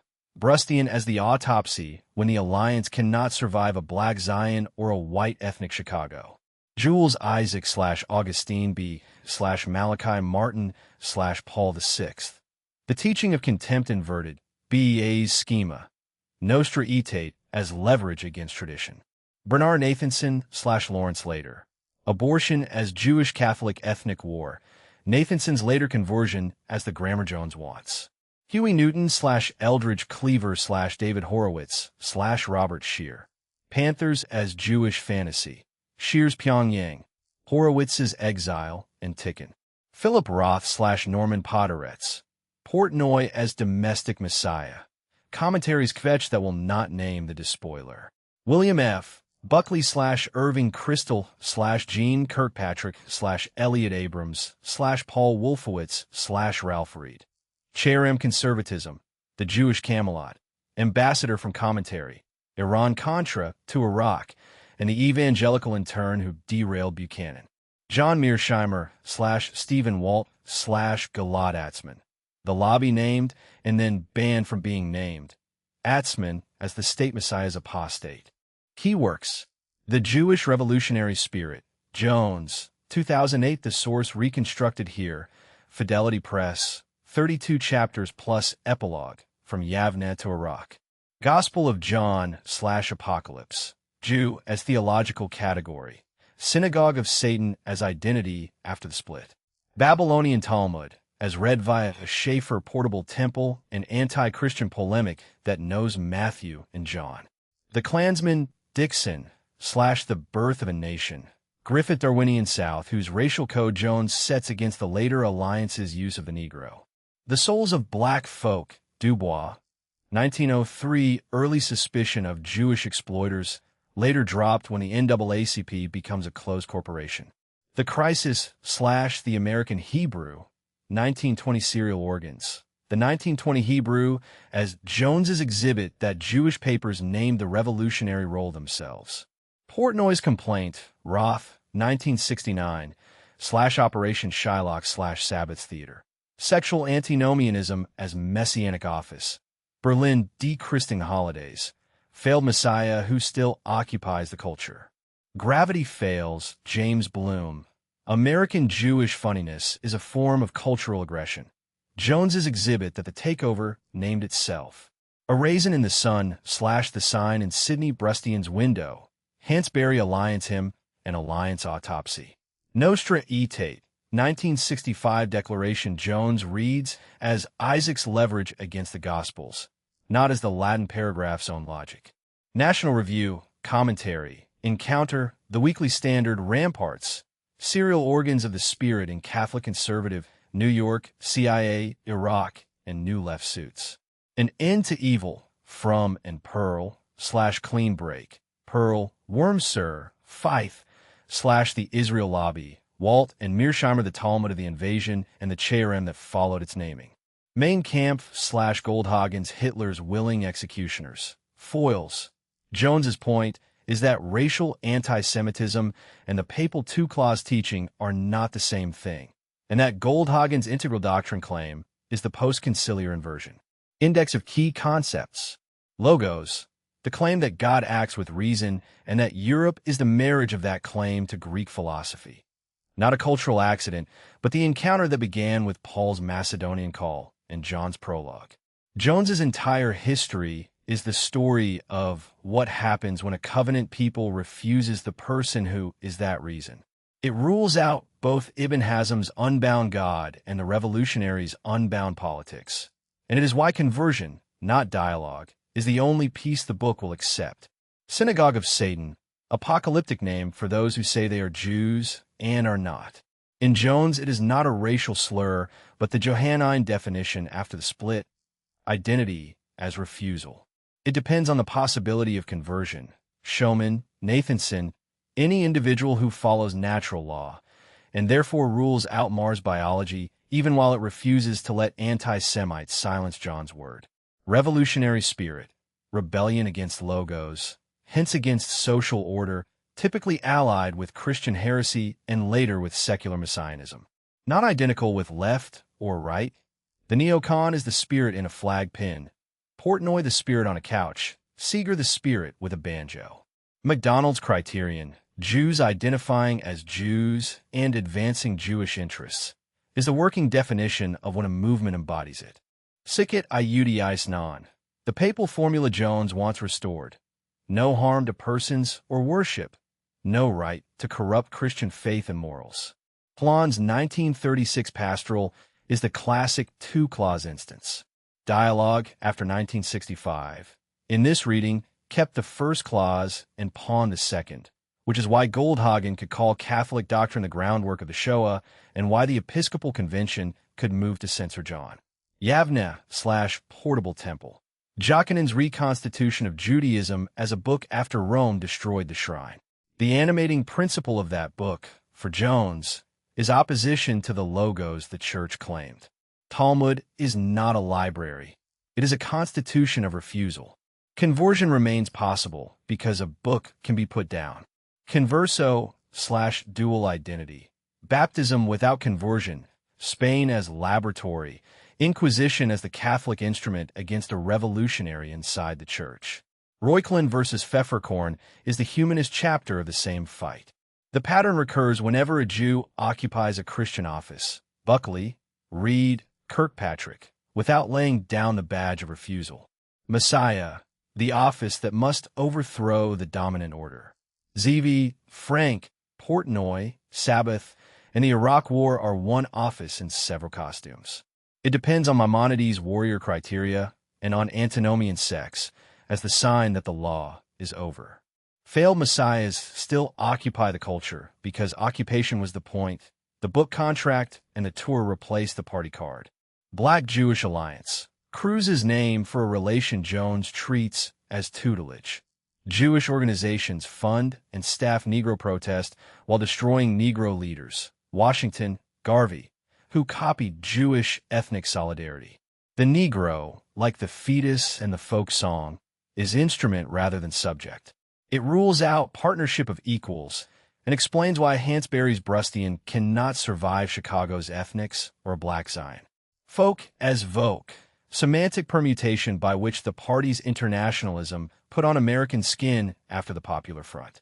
The Almanac's flip after June 22, 1941, is the exhibit. The song follows the line. Rolling Thunder is the summer camp that taught the banjo, now teaching adultery as masonry. Radash's memoir is the autopsy. The sexual revolution killed the Marxist one. Political cherem, excommunication as method, from the 18 benedictions through National Review blacklists, from's unpatriotic conservatives and anti-Semite as the name of the noticing Gentile. The lobby boasts of its power and then attacks anyone who calls attention to it. Function. Keep the second clause of sicut unsayable, and keep Walt and Mearsheimer in the same dock as Prynne. Nostra aetate as weapon. Not the Latin paragraph's gospel logic, but 40 years of leverage. Isaac's teaching of contempt, Bea's schema, Oberammergau, passion plays, dual covenant, episcopal censorship. Jones's afterlife of the council is the church unable to pray for conversion without being called a hater and unable to oppose naturalism without sounding like Marr. Anti-Jewish, not anti-Semitic. Marr's 1870 race word led to Hitler. Defeat of Hitler led to redefinition, so that an anti-Semite is usually someone Jews don't like. Jones's claim, which the epilogue will not soften, no Christian can be an anti-Semite. Every Christian, insofar as he is a Christian, must be anti-Jewish in John's sense, opposed to the community defined as rejectors of Christ, while loving the enemy. Neoconservatism/cafeteria, Trotskyism, the God that failed reborn as the flag pin. Reagan's Jewish Camelot, commentary as White House lectionary. Strauss's Noble Lie as National Intelligence Estimate. Clean Break as the Talmud of Iraq. Reed as Buckley's evangelical understudy. The conservative remained a revolutionary Jew. Baghdad was Munster with air power. Instruments of culture, movies, radio, TV, Random House, Harvard chairs, comedy as prevailing style after 1965. Breen's question, should Eastern European Jews determine the nation's movie fare? Is answered yes once the code expires. Bloom's funniness as aggression. Berlin dechristing Easter and Christmas. Roth putting the ID back in Yid. America becomes Jewish not ethnically, but because the instruments preach liberation from logos. Conversion, the only end that is not another Messiah. Philosophy first, Christ at the Summit. Fahi's two programs. The 1962 Good Friday Prayer. It rules out pogrom, Rickman's global office, and episcopal censorship. Atzmann's self-hatred is only a sign that the state Messiah produces apostates. Jones needs saints who choose logos and take the ire. Reading comprehension questions. What does Jones mean by logos at Regensburg? And how does he distinguish Islamic logos from Jewish anti-logos? How does the Gospel of John's use of the Jews function in his definition of revolutionary identity? And why does that definition depend on the possibility of conversion? What are the two clauses of sicut iudi eisnon? And which clause does he say post-conciliar dialogue dropped? How does Holland's 1936 pastoral illustrate both? What happens at Yavne? And why is a portable book more dangerous to Christian order in this telling than a temple in Jerusalem? By what mechanism does Du Bois' NAACP in this reconstruction destroy Washington and then Garvey? What would a partnership of equals have looked like, and why does Jones rule it out? How is the Leo Frank case made to explain both the ADL and the revived Klan? What rival reading, Innocent Frank, Guilty South, does the chapter have to overturn? What is Van den Hoog's rule of thumb on Jews and revolution? And how does Jones use the American Hebrew of 1920 as a witness against the incidental radicalism story? In what sense is folk music a semantic permutation of Vogue? And what does the Almanac's flip after June 22, 1941, show about who the song serves? How does Jules Isaacs' teaching of contempt become BA's schema and then, in Jones's reading, a weapon against the Gospels themselves? Why does Jones call Portnoy a Messiah? And what does Commentary's 1972 response refuse to name? How does Bloom's cultural aggression complete the same thought? What did Joe Breen ask in the 1930s? And what does the collapse of the production code in 1965 allow Jones to say about who determines the nation's movie fare? How does Buckley function as Catholic enforcer for a Jewish occupancy of conservatism? And how is Ralph Reed, the evangelical intern of the same cherem? Trace cafeteria Trotskyism from encounter to special plans. What is a Straussian noble lie in this context? And who produces it for Iraq? If anti-Semite now means someone Jews don't like, what follows for a Christian who will not censor John 8? What rival cause, persecution-produced radicalism, does the book underweight? And how would that cause reread Schiff, Spingarn, and Wolfowitz without Jones's Johannine definition? Jones claims the Negro, the fetus, the folk song, and the Iraqi state are instruments rather than subjects.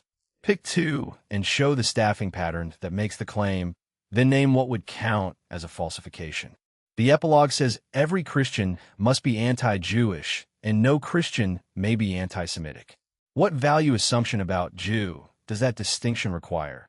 And what happens to the argument if Jew is only a race word? Atzmon appears as a sign, not a saint. What work does proud Jewish self-hatred do for Jones's close? And what wishful thinking would treat Atzmon as the conversion the book actually wants?